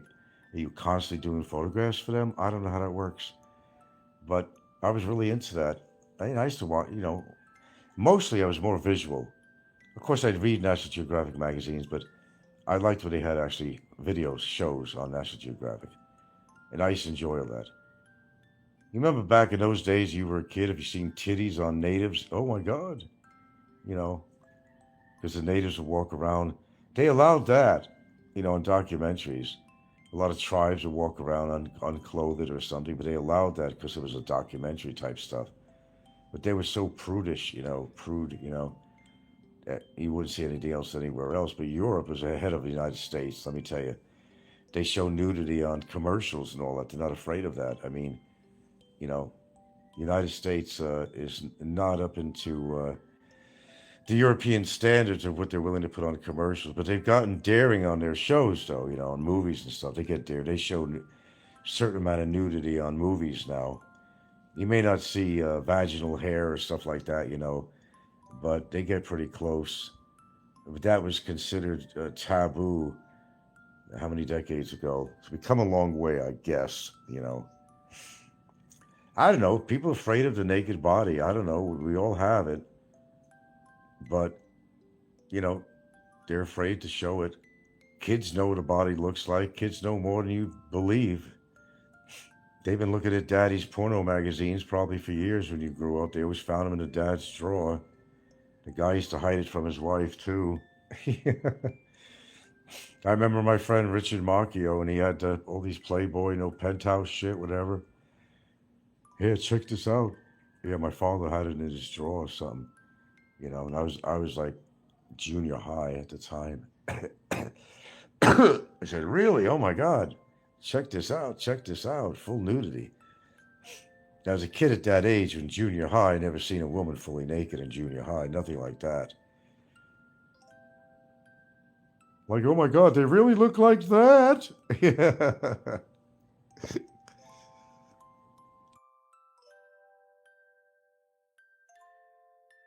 The age of exploration, man, growing up, man.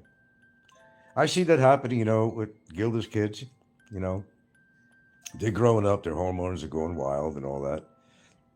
Interest in girls now and all that shit, you know, and then they're getting kind of cocky. The young one here had a girlfriend for a while, forever.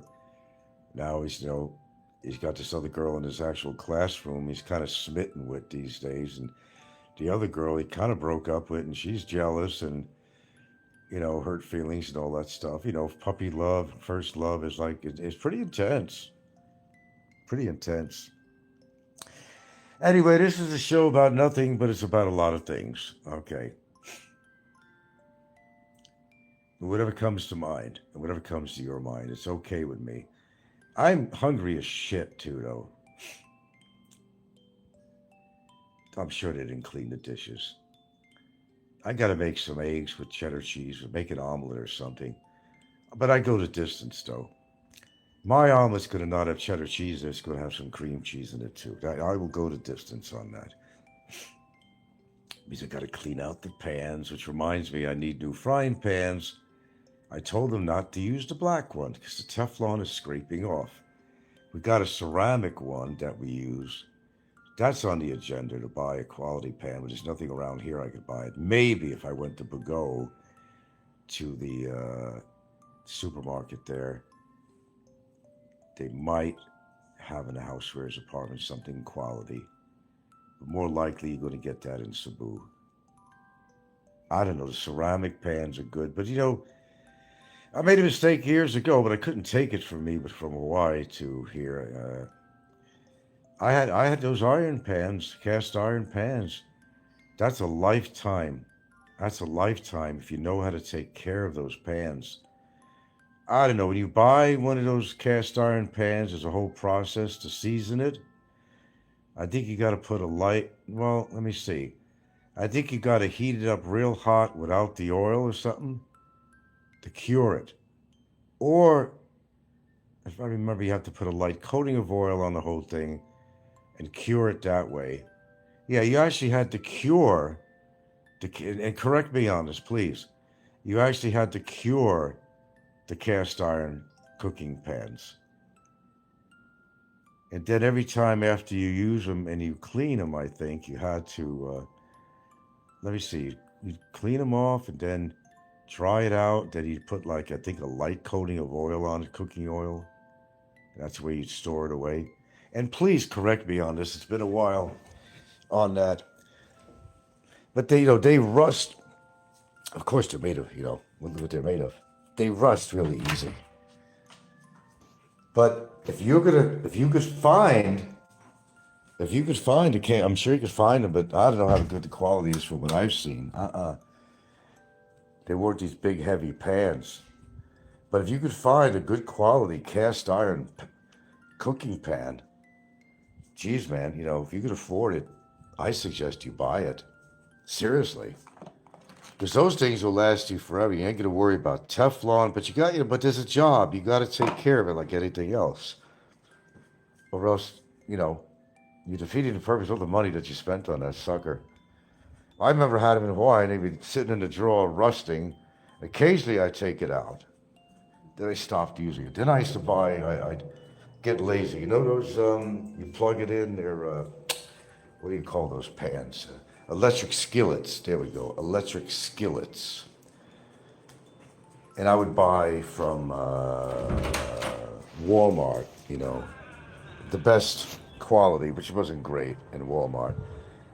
And I used to use that to cook just about everything. My chicken, casseroles, you know, you name it. I got one here. Oh my God. I had to give it away. This thing was made of like fucking tin. You could pick it up with your fucking finger, you know. I thought, oh, I finally found it. I bought it off the neighbor next door because someone gave it to me. Brand new in a box, brand new. Brand new. That thing wouldn't last for a fucking week. It was made of like a tin. That's how thin the metal was in this skillet. But if I tell you what, though, if I could find a place to, and I've been in stores in the malls, and you don't see a lot of these things, electric skillets. You have something that looks kind of like an electric skillet. What the fuck it is. But if I could find the kind of one that I used to like, I mean, I'd use that all the time. But again, we have propane gas here. But then if I was using the electric skillet to cook all the time, then I'd be using a lot more electricity. Defeating the purpose of having propane. Get my point? I don't mind the propane. In fact, I like it. I never trusted gas, though. I never trusted propane. But we got it mounted outside of the house. It's out in the out structure. It just catty corner over to the side of where the stove is on that side. It's in an enclosed area with a screen. But if that went, I mean, it would blow half the kitchen up. I wouldn't be surprised. But I'm funny about stuff like that. That's why I've always had in my life electric stoves. I could trust them. But in the light of your electric bill and stuff, they were not energy saving. But I normally would prefer them over propane. Of course, out here, they're burning wood. They're not worried about all this shit. When that guy, cut down the trees over here, see the tree in the background and see this one here? That wood didn't go to waste. He put it on the side outside of the road. And he came back slowly but surely to get all that wood. What they do is they burn it and they make charcoal out of it. Nothing goes to waste out here. Like I said, blood from an animal, you name it. Eyeballs, brains. And they won't go in the store and buy charcoal when you don't have to. Just burn the wood. Becomes charcoal. There you go. They got that for cooking.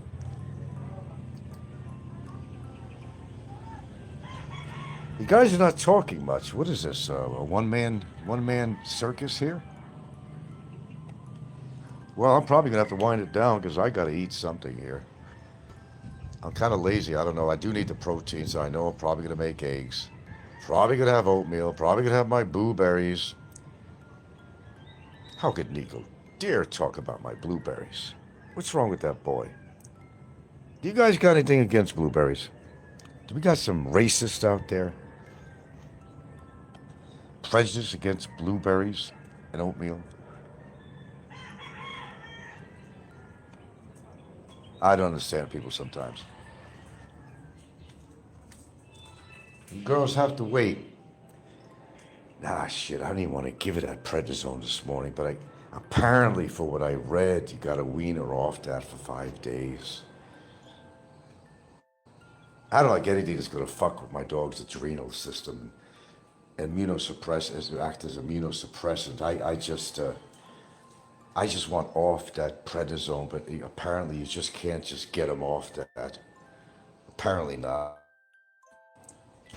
Oh, I can't believe it. Remember the sink? She must have heard me. She did. That's right, she's on the... Look at that. Look at that. Look at that. Look at that. They are listening. Oh, they are listening, apparently. Yes, they are. See, you gotta speak up to make things happen. If you don't, you let them get away with all kinds of atrocities. So eggs it is. I'm gonna make us some omelets. Not just any omelet. I don't want any onion in this though. Eggs. Lady Divine. Do you remember Lady Divine? Eggs.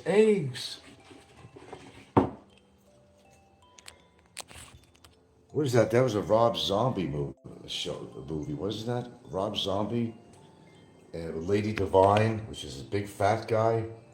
I mean fat, like bigger than Kevin. Do you remember Lady Divine? Or is that two above you? Lady Divine. And she loved eggs.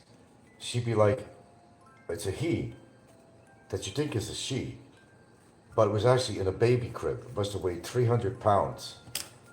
And it would always be in a baby crib. And loved eggs. Loved eggs. Eggs! Where's my eggs? You promised me some eggs.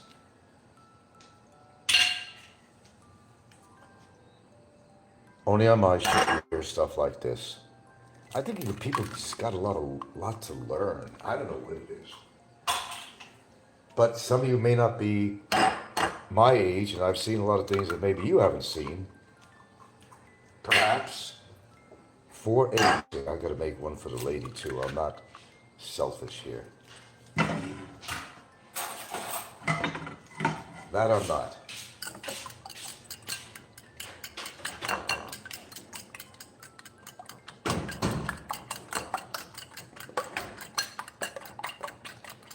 Oh yeah. Oh yeah.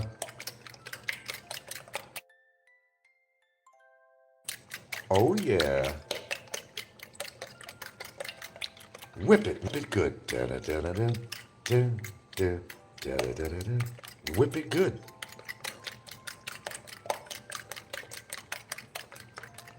Cooking show here. Tell you what I'm gonna do. We're gonna take a little bit of this salt. It's going to be, of course, Himalayan pink salt, of course. We're going to grind this puppy. We're going to put a little bit of salt in this baby. Not too much. You take some black pepper. Piper, actually called piperine by its real name.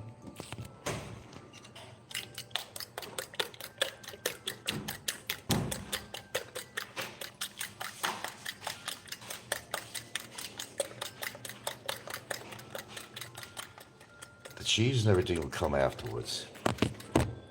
Tell you what we're going to do. Oh, my goodness. I even have, coconut oil here. What am I going to use? I'm going to butter it. Butter.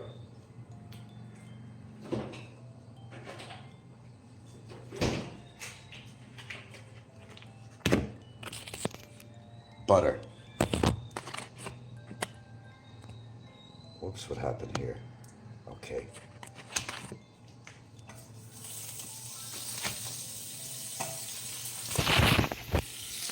Ceramic pan. Look at it turning golden brown. Let's pour this puppy in here, shall we?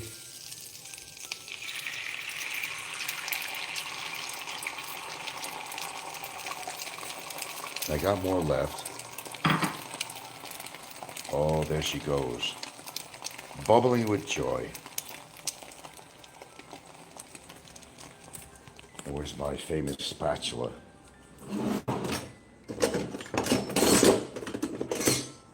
Never heard of the old singer, Petula Clark?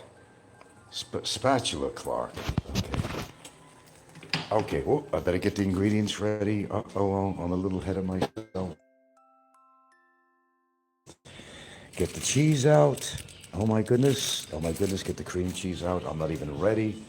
Hold on, gentlemen. Let's get puppy cut up right away. Get the cheddar. Cheddar. Hurry up, Frank, hurry up. Timing is very important. Cut them up into strips. Big fat strips. Don't be afraid. Don't be afraid. Put it in. Then the pièce de résistance.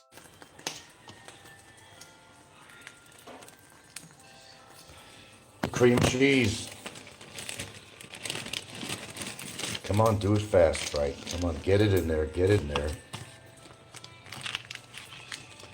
Oh, yeah.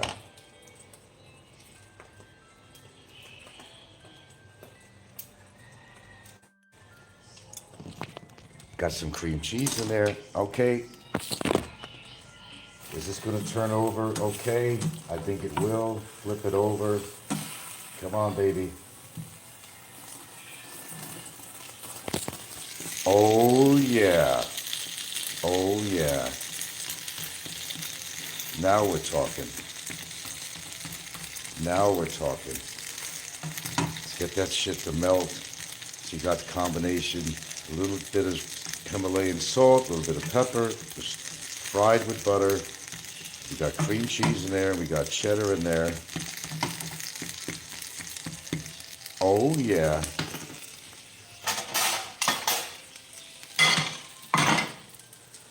Oh, yeah. I'm going to try to make sure it's melting. Okay, I think that's good.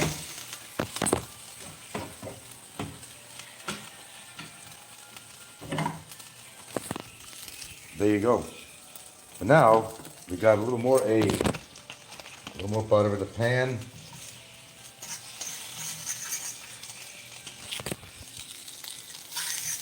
There you go. Don't be afraid.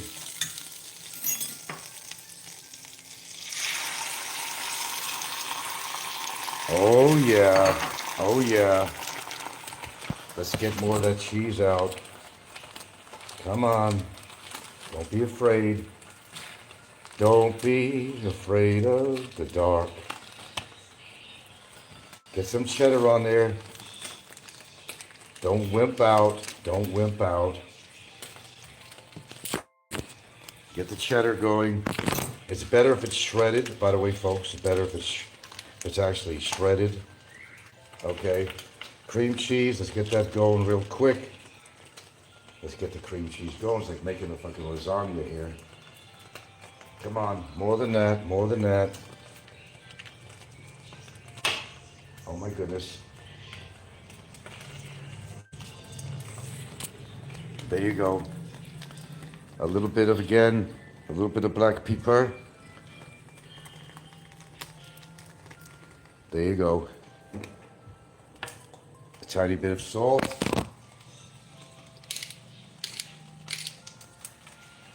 Et voila.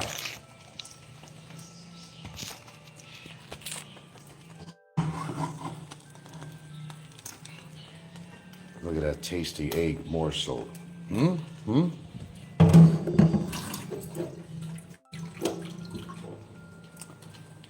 Just gonna be good, good, good, good.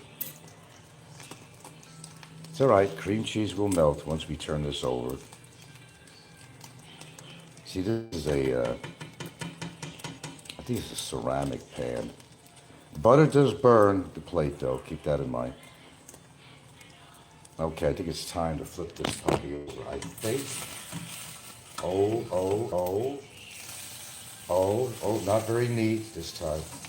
Oh, it's okay. There we go. Get that cheese and butter going here. We should do a cooking show, huh? I've been told.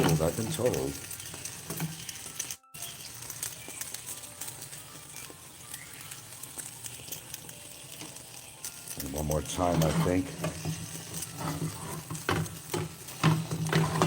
Turn it over one more time. Oh, yeah. Cut the heat off. Damn. You're going to do it. Now, by the way, there's so many things you can do. You could add onions to it. You could add diced tomatoes to this. You could do all that stuff. We're not doing all of that. A pretty basic cheese omelet. Pretty basic.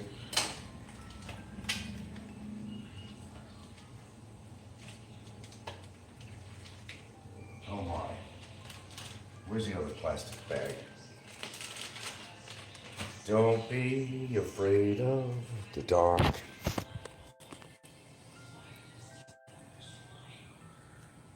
Okay, let's see. Let's get this puppy out of here.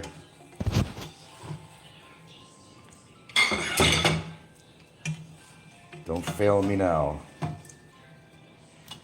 All right. Breakfast for me and the lady. Do do do do do. Do do do do do. Do do do do do do. And a Scooby-Doo to you. Okay, dirty more dishes. Let's get the forks. Don't be afraid of the dark. Gotta call the lady. There we go. No tea, there's nothing in here yet. I didn't get around to it. Been too busy with you boys. Let me find the lady.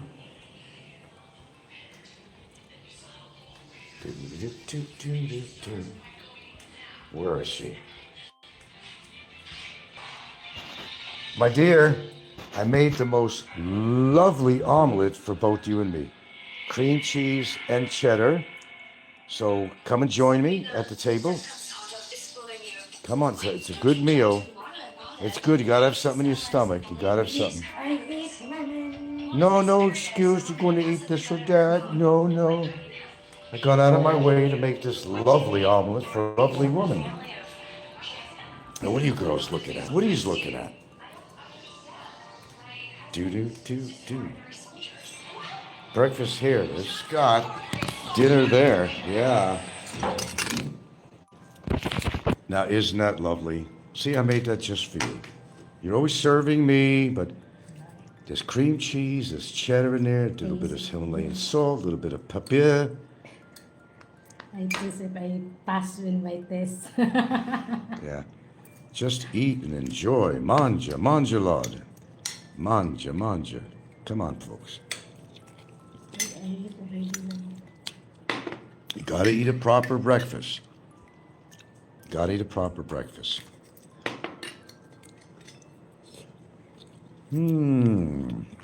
Especially when you get a bite that has the cream cheese and the cheddar in it. I don't know if I'll get that on each bite, but This one, Filipino, is not the proper breakfast. We need the rice. you know what she said? The Philippines, this is not a proper breakfast. They need the rice. You heard it. Oh, look at that. Look. Look at that cheddar just oozing out of here. There's your calcium. And protein.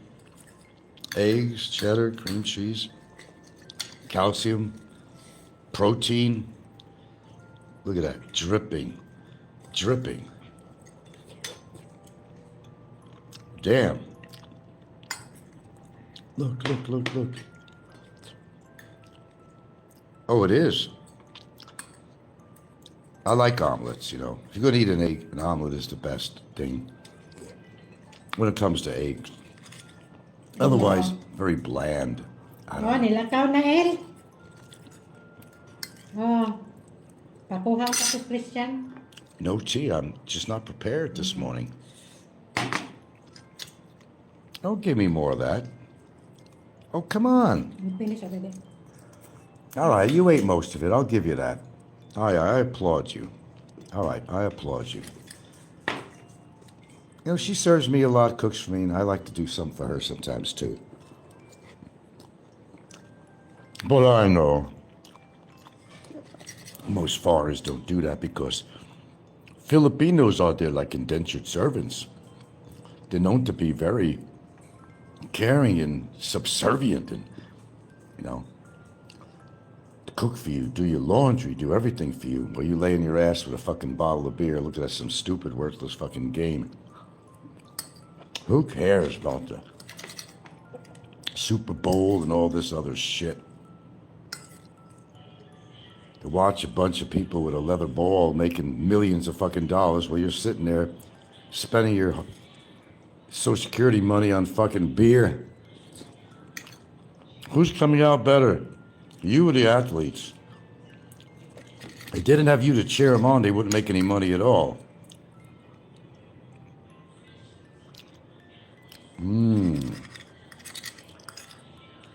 Don't look at me, dogs. You can't have any dairy. No, you can't have dairy foods. Eggs, yes. But dairy, no. Not good. Oh my. I can't even finish that.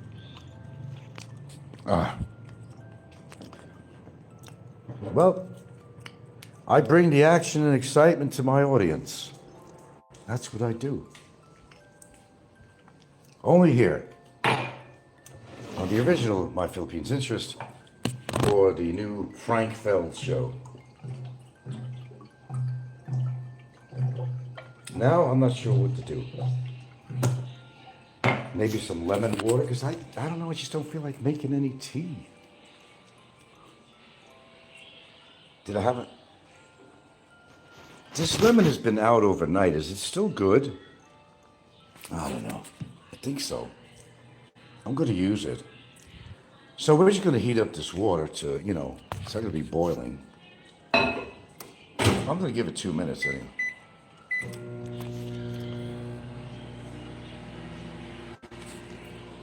Then we're going to squeeze a little lemon in there, and we're going to put some ginger in there. Not my dog, but actual ginger.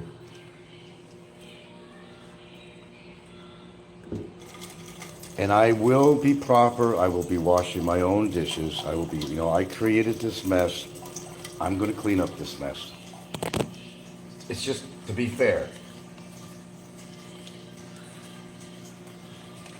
I'm a fair guy. I'm going to put all this shit back in the refrigerator.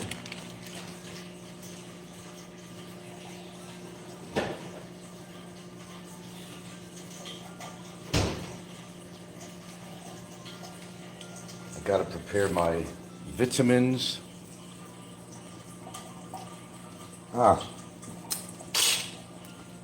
create quite a mess when I cook. But only a good cook creates a mess. That's what good cooks do.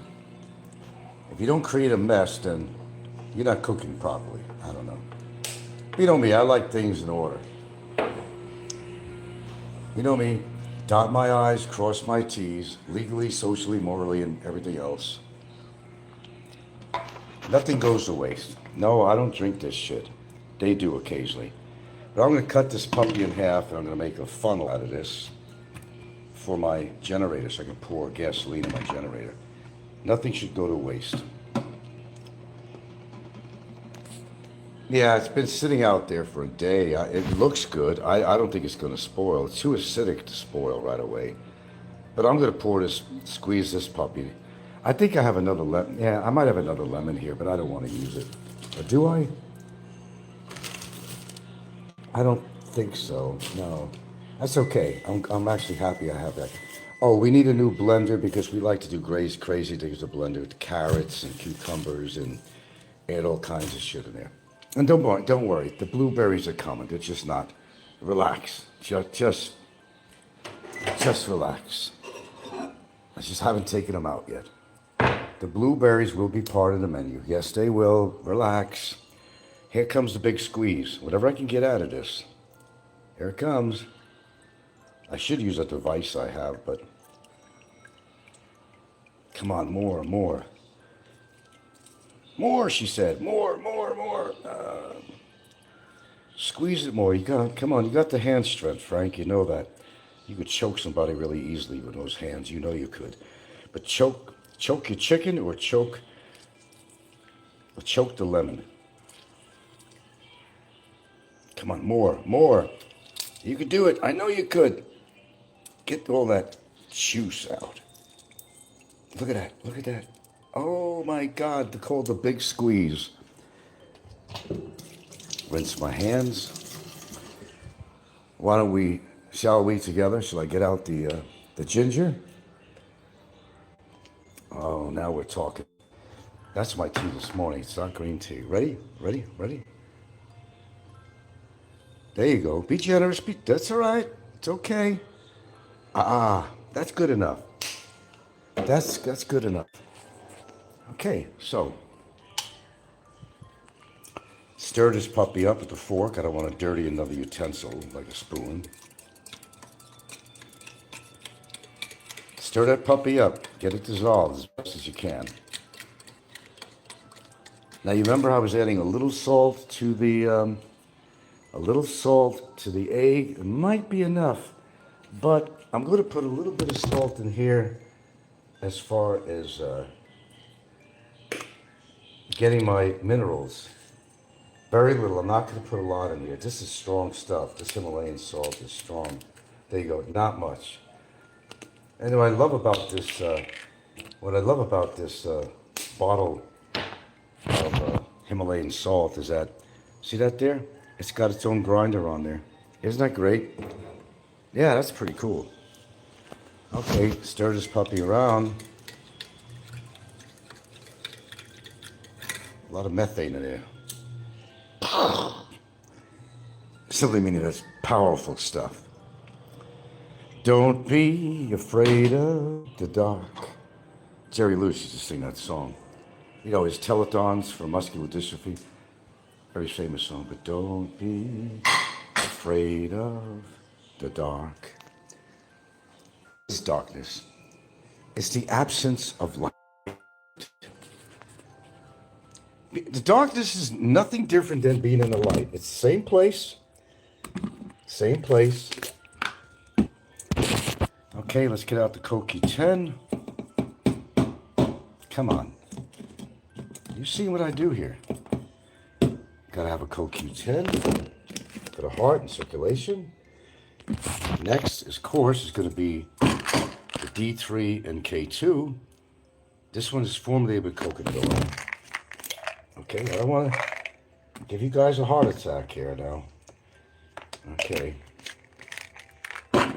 Next, lycopene, which is good for the lungs. It's an antioxidant. Okay. supports your vascular system. Made a derivative of our friend, the tomato. A very good friend, in fact. Next, we're going to be 25 milligrams of zinc. These are 50, but you should not be taking 50. A dishwasher? No, not with my well. I'm only going to take half, so I'm going to break one in half and put the rest in the bottle. So I only need 25 milligrams of that. Okay. Importante. Where is the rest of my... As you see, I'm not taking a bunch of shit. I'm going to take a 9. Now, normally you get a big flush from this. The last time I took this, I didn't get a big flush for the system. But yeah, this one is a sustained release niacin. So it helps you when you want to have sex. Energy and circulatory. Yeah, we're going to throw niacin in it this time today. Yes, we are. Okay. And I've been reluctant to take this. It's the magnesium, but it's its finest ever. Called Noromag. It's magnesium threonate. Now, what is the difference between this thing? Well, I'm going to hold off on this one.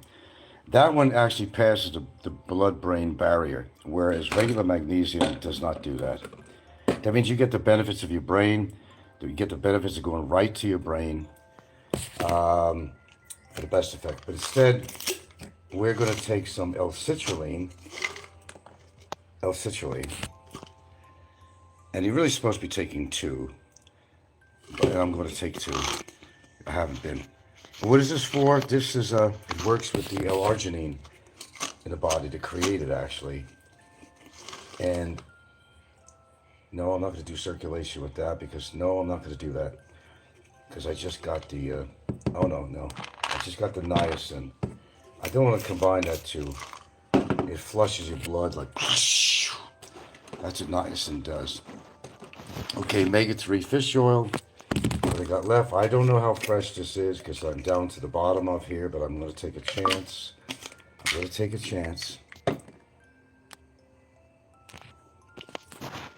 And of course, what you don't see here is going to be vitamin C. I will get around to it here before I consume this. I'm only going to do 500 milligrams. I'm breaking it in half. And there's only one other thing I'm taking, which could act as a blood thinner, but it's good for your heart and circulatory system. And that would be good old-fashioned resveratrol. Very powerful antioxidant, cardiovascular, healthy aging. Let's put this on the table. Let's grab a vitamin C. You're seeing what I do. All the vitamins you see in my room over there, I'm not taking all of them. No. Only because of the kidney stone problem I had. Because some of them could, I'm taking a whole 1,000 milligrams. Yeah, I'm not going to take 5. I'm going way out. I'm taking my 1,000. Okay, so there you go. Oh, resveratrol, I got to take that out. Okay. Do you know this resveratrol? This is like having 1,000 glasses of wine, only getting the antioxidants out of it instead of, and see, they always enhance it with black pepper because there's something about the black pepper. It like synergizes. That's like what I'll take with the turmeric, right? Because the black pepper, they know as piperine, basically supercharges the turmeric and other things.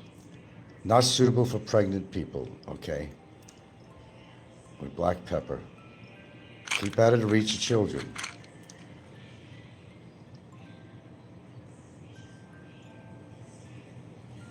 No artificial colors or preservatives or anything. It's not cheap. If you get some good resveratrol, it's not cheap, I will tell you that. Okay, fantastic. It was supposed to be a show about nothing, but man, you got a lot out of this show this morning. I can't take this yet because my little lemon and ginger tea is a little bit too warm. Don't want to burn my esophagus.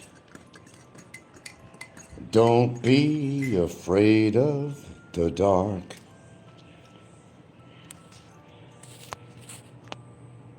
My You don't have to be afraid of a lot of things. Don't be afraid of trolls. Don't be afraid of the significant people. And pardon me, I got to do a quick dishing thing here because that's who I am. I complain about the dishes not being done, but I'm not going to be the one to create the mess after complaining that they're not doing their dishes. I'm going to do a real quick one right now.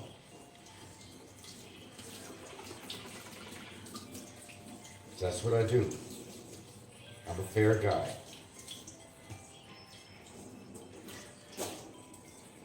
That's what I do.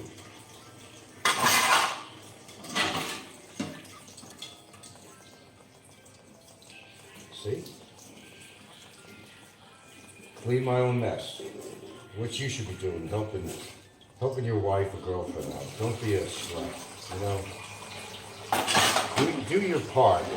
Do your part.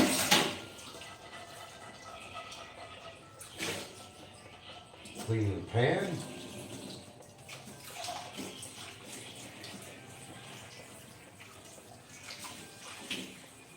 Just bear with me, bear with me. Yeah, we definitely need some new pans around here to get around to it.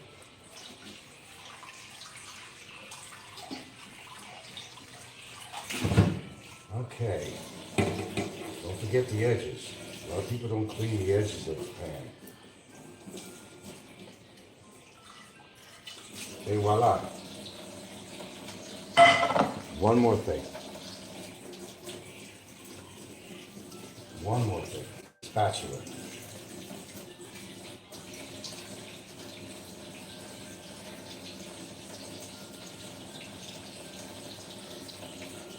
There's more, but I'm doing this for now.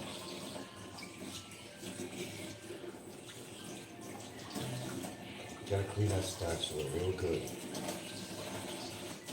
Get the crustings on there.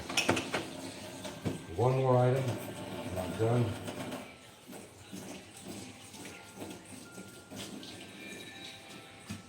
You know, we're not using hot water here, which I don't like. I actually have underneath the sink, it's hot water. It doesn't make it that hot. It really doesn't. It's a waste of electricity. So we do actually have a hot water heater underneath the sink. Forks clean too. We actually do underneath the sink.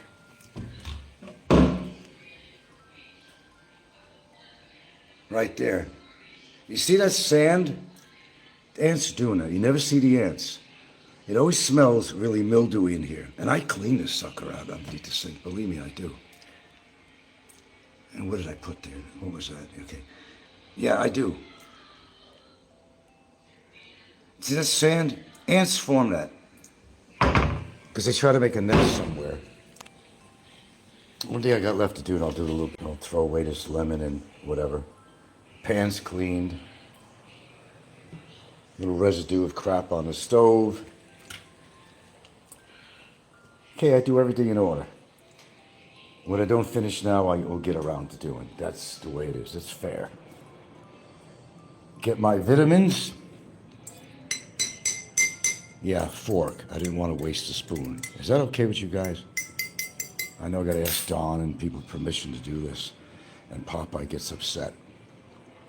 Let's try it.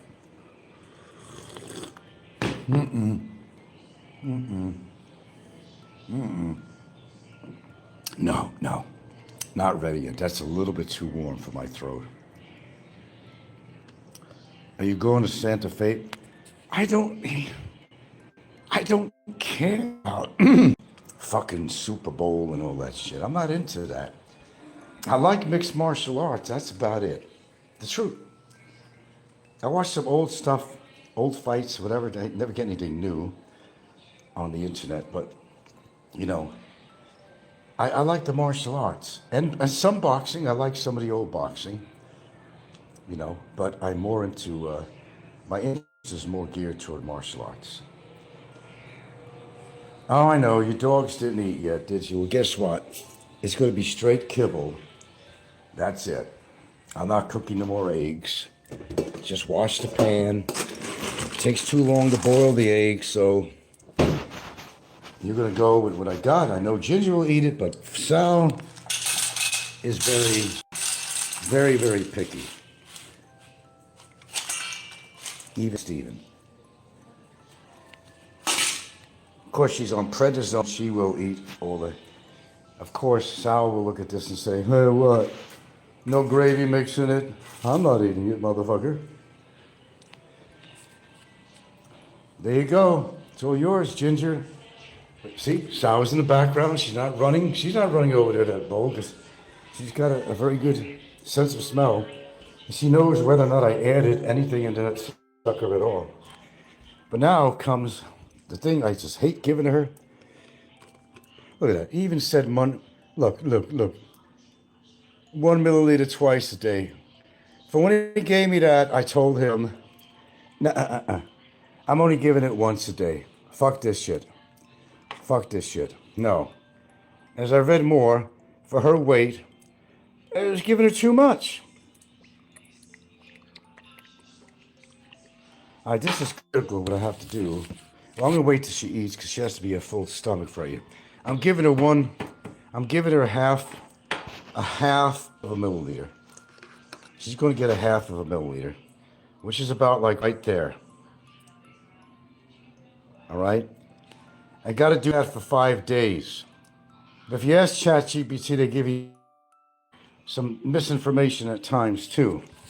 But you got to wean your dog. Even if your dog has only been on the prednisone, which is a corticosteroid, has only been on it for like 5 days or something, it still makes a big difference. You could really harm your dog.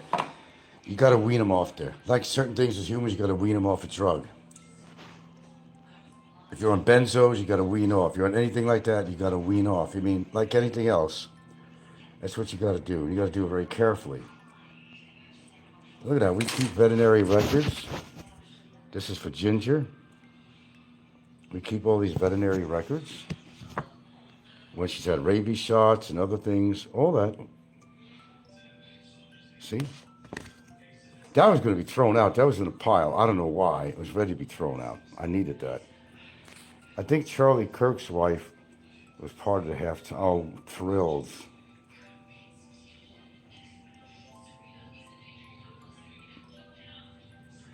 I don't get into the fucking football and baseball shit. It's a waste of fucking time.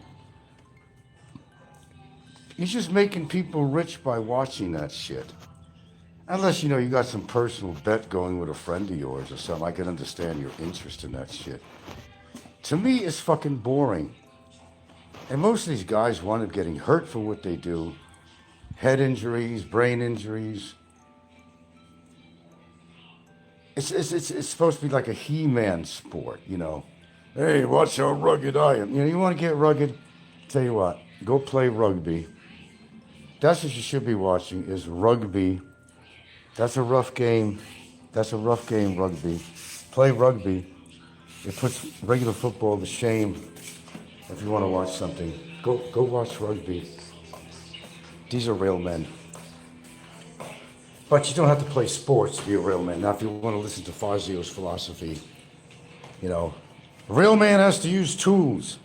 If you don't have any tools and you don't use any of these tools, you're not a real man. Oh, really? All franchises, yeah. I don't understand what people... They live for sports. It's like they live for YouTube. I don't know which is worse, the YouTube or the sports. I don't know. They got to watch the games. Just another excuse to sit down and get... Let's just call it what it is. Let's call a spade a spade. Okay, it's another excuse for alcoholics to sit down. And you got these fucking idiots with these little beer caps on with the hoses and cans that feeds into their mouth. They fucking put fucking paint on their face. I mean, a bunch of fucking buffoons, man. A bunch of fucking idiots.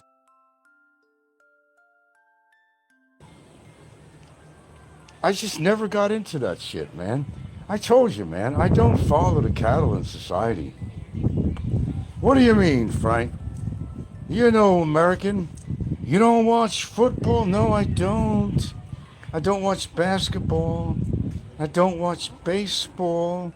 I definitely don't watch golfing. I watch mixed martial arts. A little bit of boxing. And a little bit of rock and roll. It's all about money. It's all it's about. The more people that watch the football games, you got more sponsors. It's all about, everything is about money. Every little thing is about money. Everything.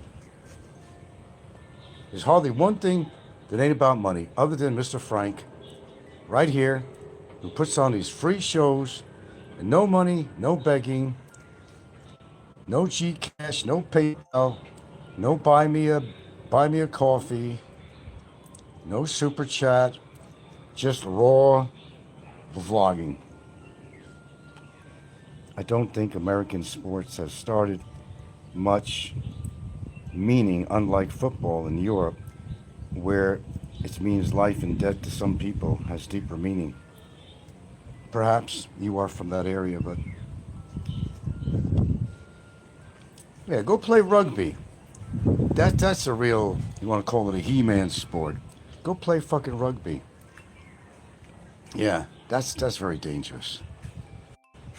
Or maybe you're into jousting. You know, some people into like this medieval jousting tournaments. You know, wouldn't do that.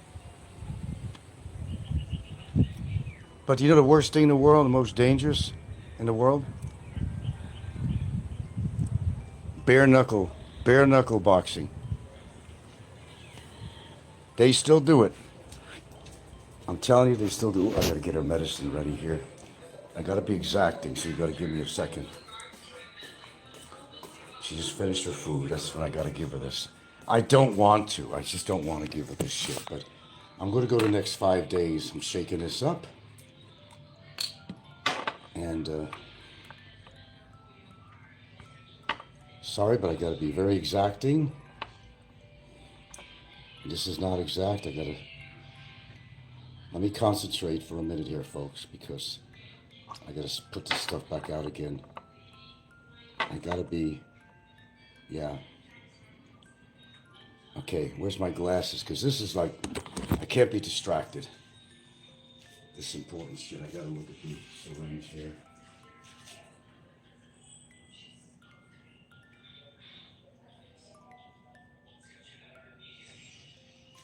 Yeah, I think that's about right. I don't think it might be a little less. I don't know. I gotta do this.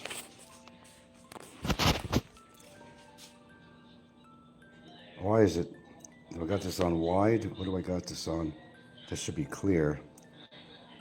You can see 1 milliliter up here. You gotta look, it's marked off, but there's 2. Then you go down to 1, you can see the 1, okay? And we're right about, wouldn't you agree that's about a half? Okay, let me find her now. I really don't like giving this shit up, but I'm gonna do this for 5 days. Chat GPT rather than my veterinarian. I've asked that question numerous times. It comes up with the same. Because you can't just drag the dog off the prednisone. You can't do that. Where'd she go? She's got to go pee first. Okay, let her go pee. She's still got the skin inflammation, but there is a drug, but unfortunately, it's so goddamn expensive. It's called Apoquel, A-P-O-Q-U-E-L. And they sell for about, my God, about 250 pesos per tablet. And you got to start off with 2 a day for a certain period of time. Then you go down to another level. Oh, pooping, good. I can't do that. That's too expensive. That's just too expensive. But that's just, or you want to get cytokine, which is an injection, and that'll last for 4 to 8 weeks. But it can easily be refrigerated. He'll never be able to get it here, and it's not going to be refrigerated by the time I get here if you had to order it. So I can't order that. See, I've learned all this stuff. How do I know all this stuff? Well, you know, you read. Okay, I got to go back in here while she finishes up her business in the yard. I'm holding a syringe here like some mad scientist. I'd say that's about a half a milliliter. If you look at this, you see the 2, you see the 1, And that might even be a little less, but we're going to go with that. Any objections to what you see on the screen?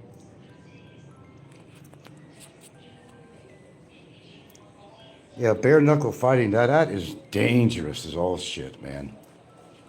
That is dangerous. But you see, I'm being very careful. You guys, will you argue on how much this is here? You see the 2, you see the 1, and you see where the liquid is? Would you say that's about a half a milliliter? Because that's not really marked off as half, and you got to go by, yeah.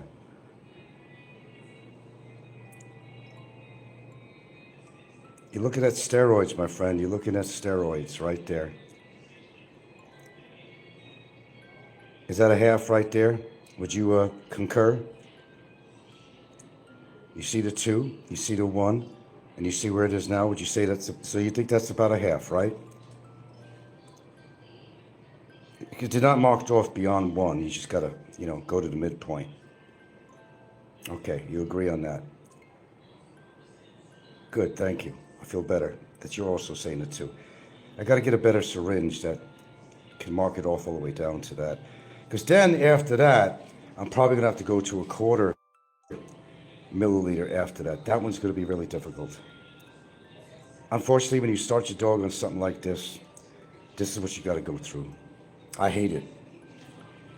I hate that I even got her on it, but she gets the skin inflammation from allergies. I actually rubbed some coconut oil on her because it helps kind of relieve inflammation. She'll get on her chest and stuff.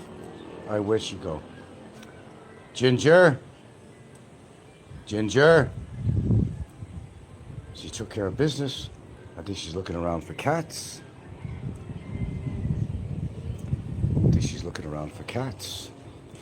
Well, I'm holding this, that's just a syringe, just a... Where are you? Gingerbread. All right, I gotta sit here, try to drink my tea with a syringe in my hand. Take my vitamins. She'll be back in here shortly. I'm gonna lay this puppy down a little bit here. All right, so you're all agreeing on that. That's a half a mil. Okay. Thank you for that. There's my 13. Welcome back, boys.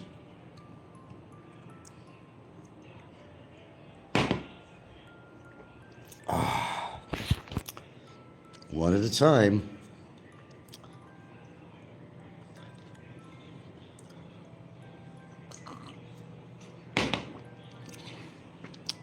I'll chance 2 of them. I don't choke on it.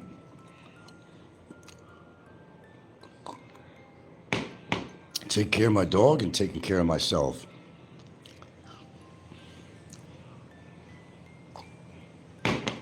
Who the fuck does this on YouTube? It's a joke. All done. Got my vitamins in, morning meds in. Got my dog's syringe here. I still have to put some Dextran, D-E-X-T-R-I-N, you can look it up. Some moisturize her eyes. I got to put a couple of drops in her eyes and then wipe them off a little bit. Then I'm good to go. But yeah, you can't, unfortunately, with steroids, guys, even for humans, you can't just abruptly get off them.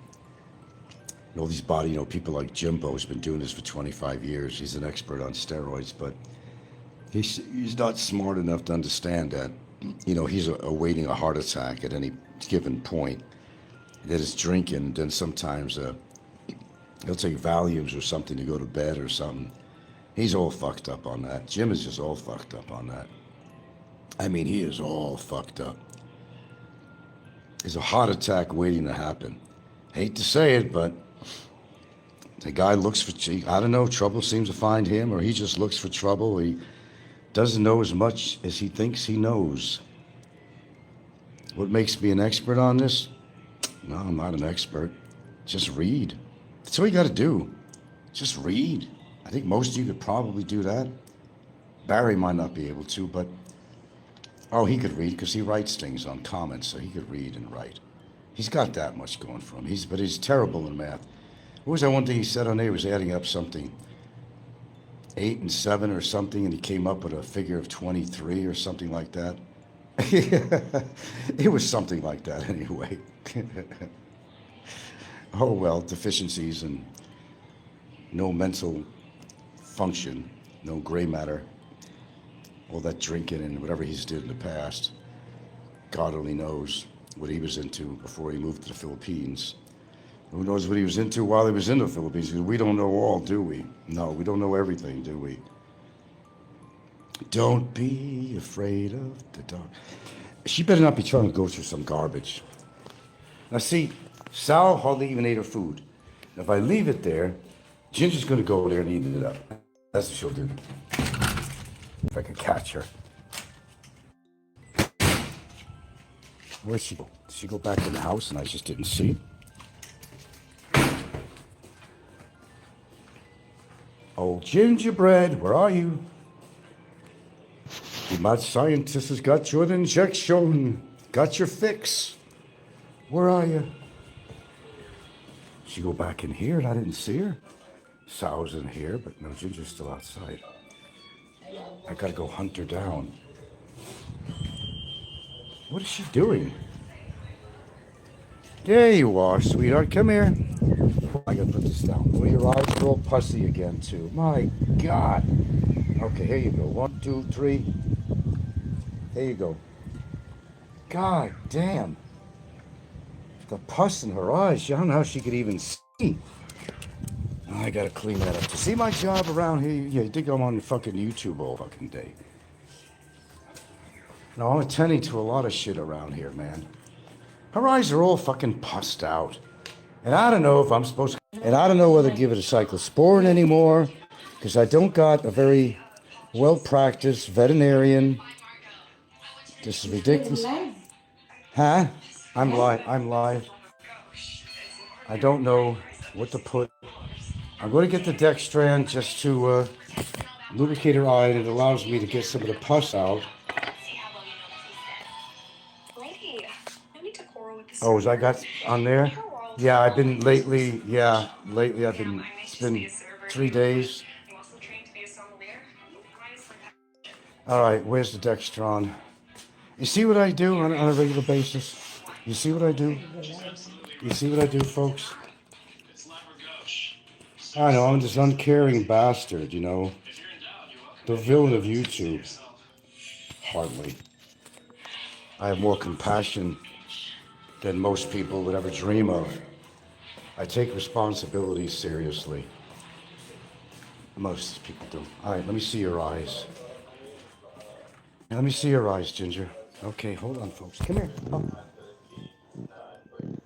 God, you poor thing. You poor thing. 744. God damn, I can't believe this. All right, let me get the Dextran in.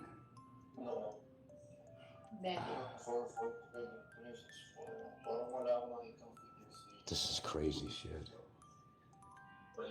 Sige. Pero parang hanggang 700 lang din yung na-record.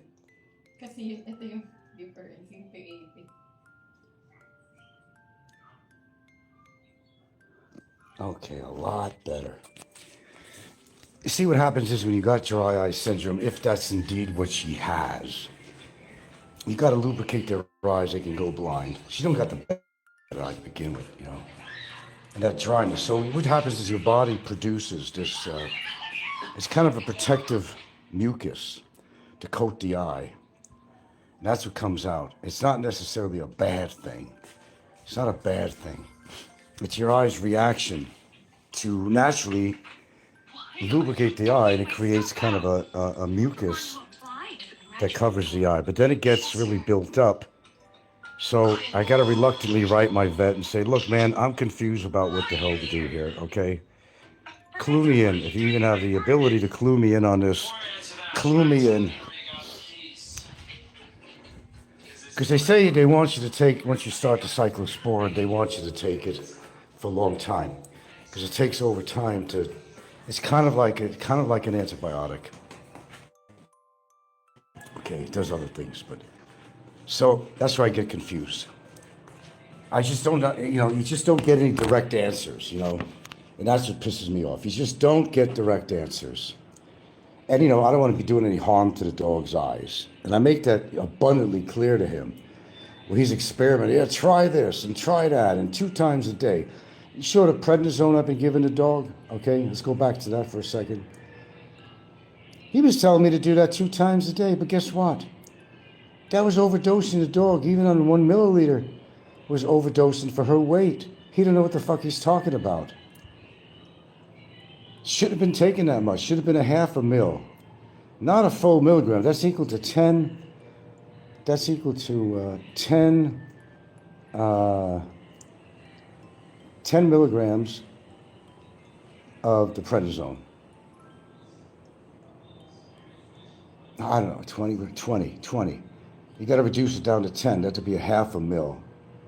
And for the 5 days or so, I was giving her, you see what I'm talking about? I don't know. You get really disillusioned here sometimes, I got to admit it, You have to be a learned person to live out here. You got to be a survivalist. You got to be crafty. You got to be smart. You got to research everything you do out here if you want things to happen in a positive way. When a fucking bacteria comes in your body, your white cells and T cells and all that, they go on the attack naturally. You get too many of that stuff, you may need to go stronger. Just like in life, when you get too much attacked on YouTube and they go over the line, that you have to do something. You are your own T cells and killer cells. And you got to take care of business. Otherwise, that people bacteria can do harm to you. Kind of a good analysis, I guess, better than any. So if you let things go, it gets out of control. Couldn't say it better than that.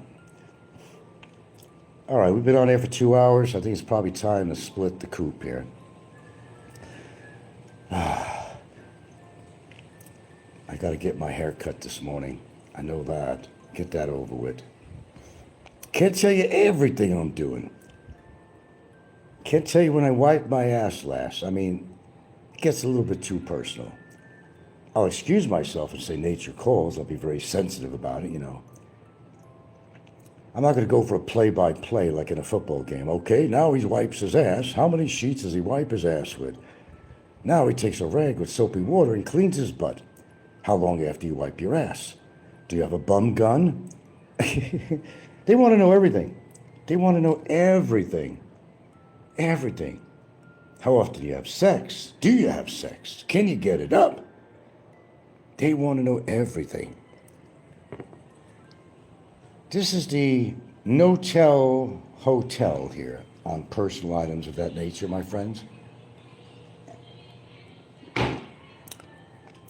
What happens in Vegas stays in Vegas. What happens in Santa Fe on a personal level stays in Santa Fe within the bosom of our home. Okay, what else could I add to this? I got to think of what I'm doing about the dog. Now, she's on my mind right now. You got to wait a while. I got to give her, I might have to, I'm going to write him again. He's probably not going to write me back because I hurt his feelings. People's feelings get hurt real easy. I understand when you really do hurt somebody's feelings and you say something very terrible that ain't true. I understand you get hurt. But if you're telling the truth about something, you shouldn't have your hurt feelings. Just, suck it up. Hey, I was wrong, Even a veterinarian, well, you're right. How many times he changed his mind because of things I told him? Oh, okay, then we'll just switch to this.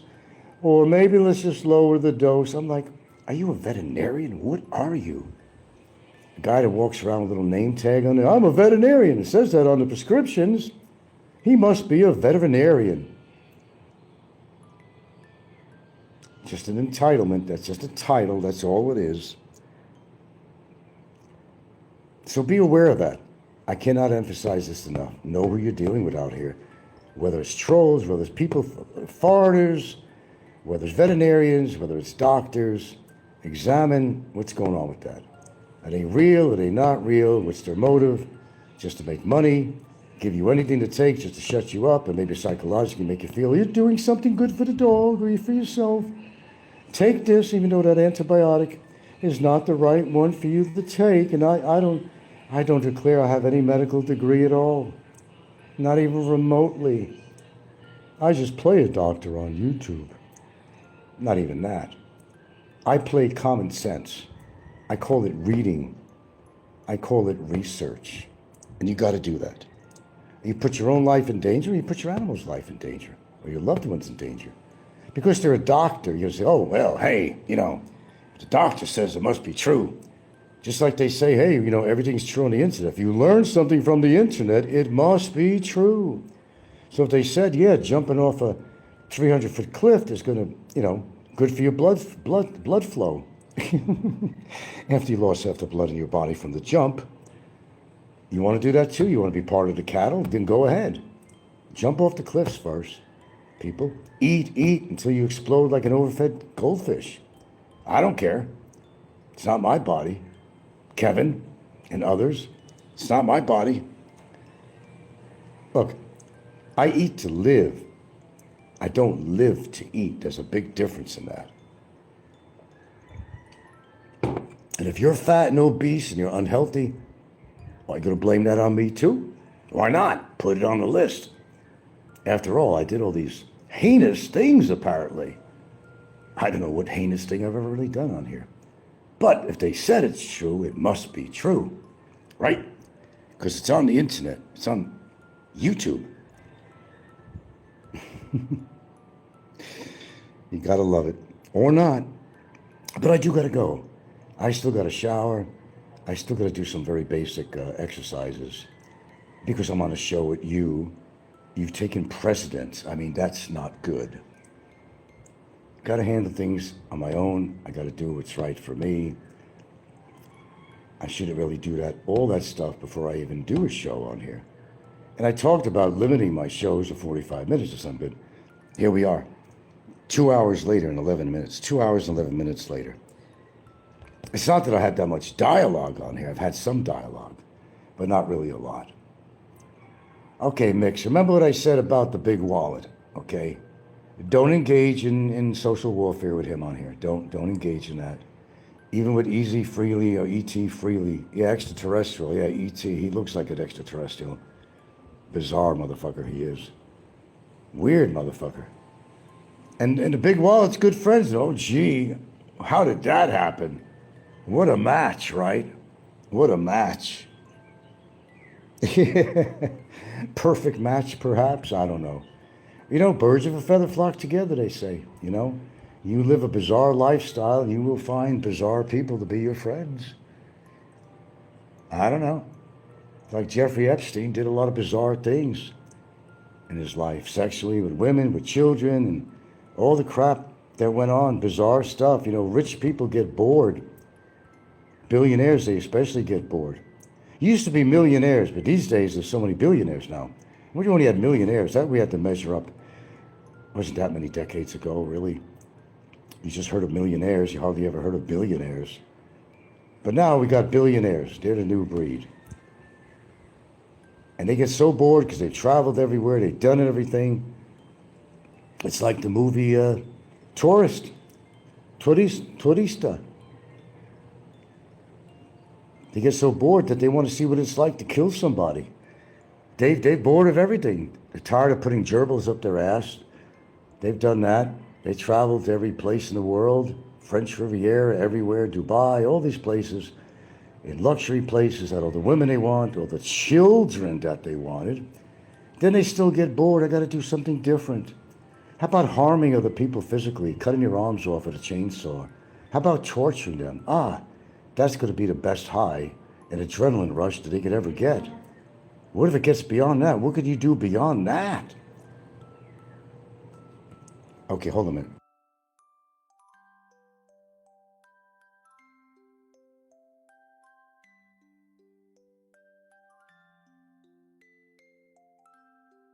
And I got to do a little more shopping today, actually. So I got really a lot to do, haircut, shopping, whatever. I haven't even got around to my exercise yet, so let me figure this out. I got to exercise, then I got to go take a shower and get dressed. can't walk around in my boxer shorts. I have to show a little respect around here. She's sleeping, so I'm not. I do show respect with stuff like that. I'm not going to walk around in my boxer shorts. She doesn't, believe me, she doesn't want to see me and her daughter in my boxer shorts. I don't think so. See, I have that kind of respect for people. You got to have respect. RESPCT goes all the way around. Okay, guys, hope you enjoyed the show. Thank you, trolls, for listening. You're always there. I could count on you. I know who's listening exactly, and I hope you've been entertained. After all, I'm here to entertain you. That's why I'm here. You learn. You get pleasure from my golden voice, my knowledge. Who could do better than me on here? Who has done better than me? I don't know. Maybe I ain't got the views and subs.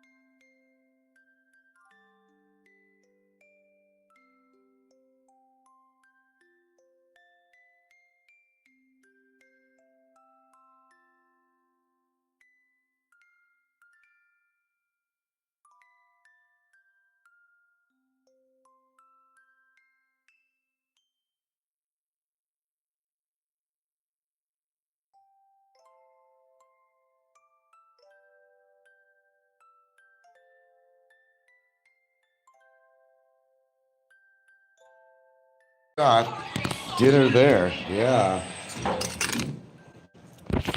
Now, isn't that lovely? See, I made that just for you. You're always serving me, but there's cream cheese, there's cheddar in there, a little bit of Himalayan salt, a little bit of papier. I guess if I pass with my test. Yeah. Just eat and enjoy. Manja, manja, Lord. Manja, manja. Come on, folks. You gotta eat a proper breakfast. Gotta eat a proper breakfast.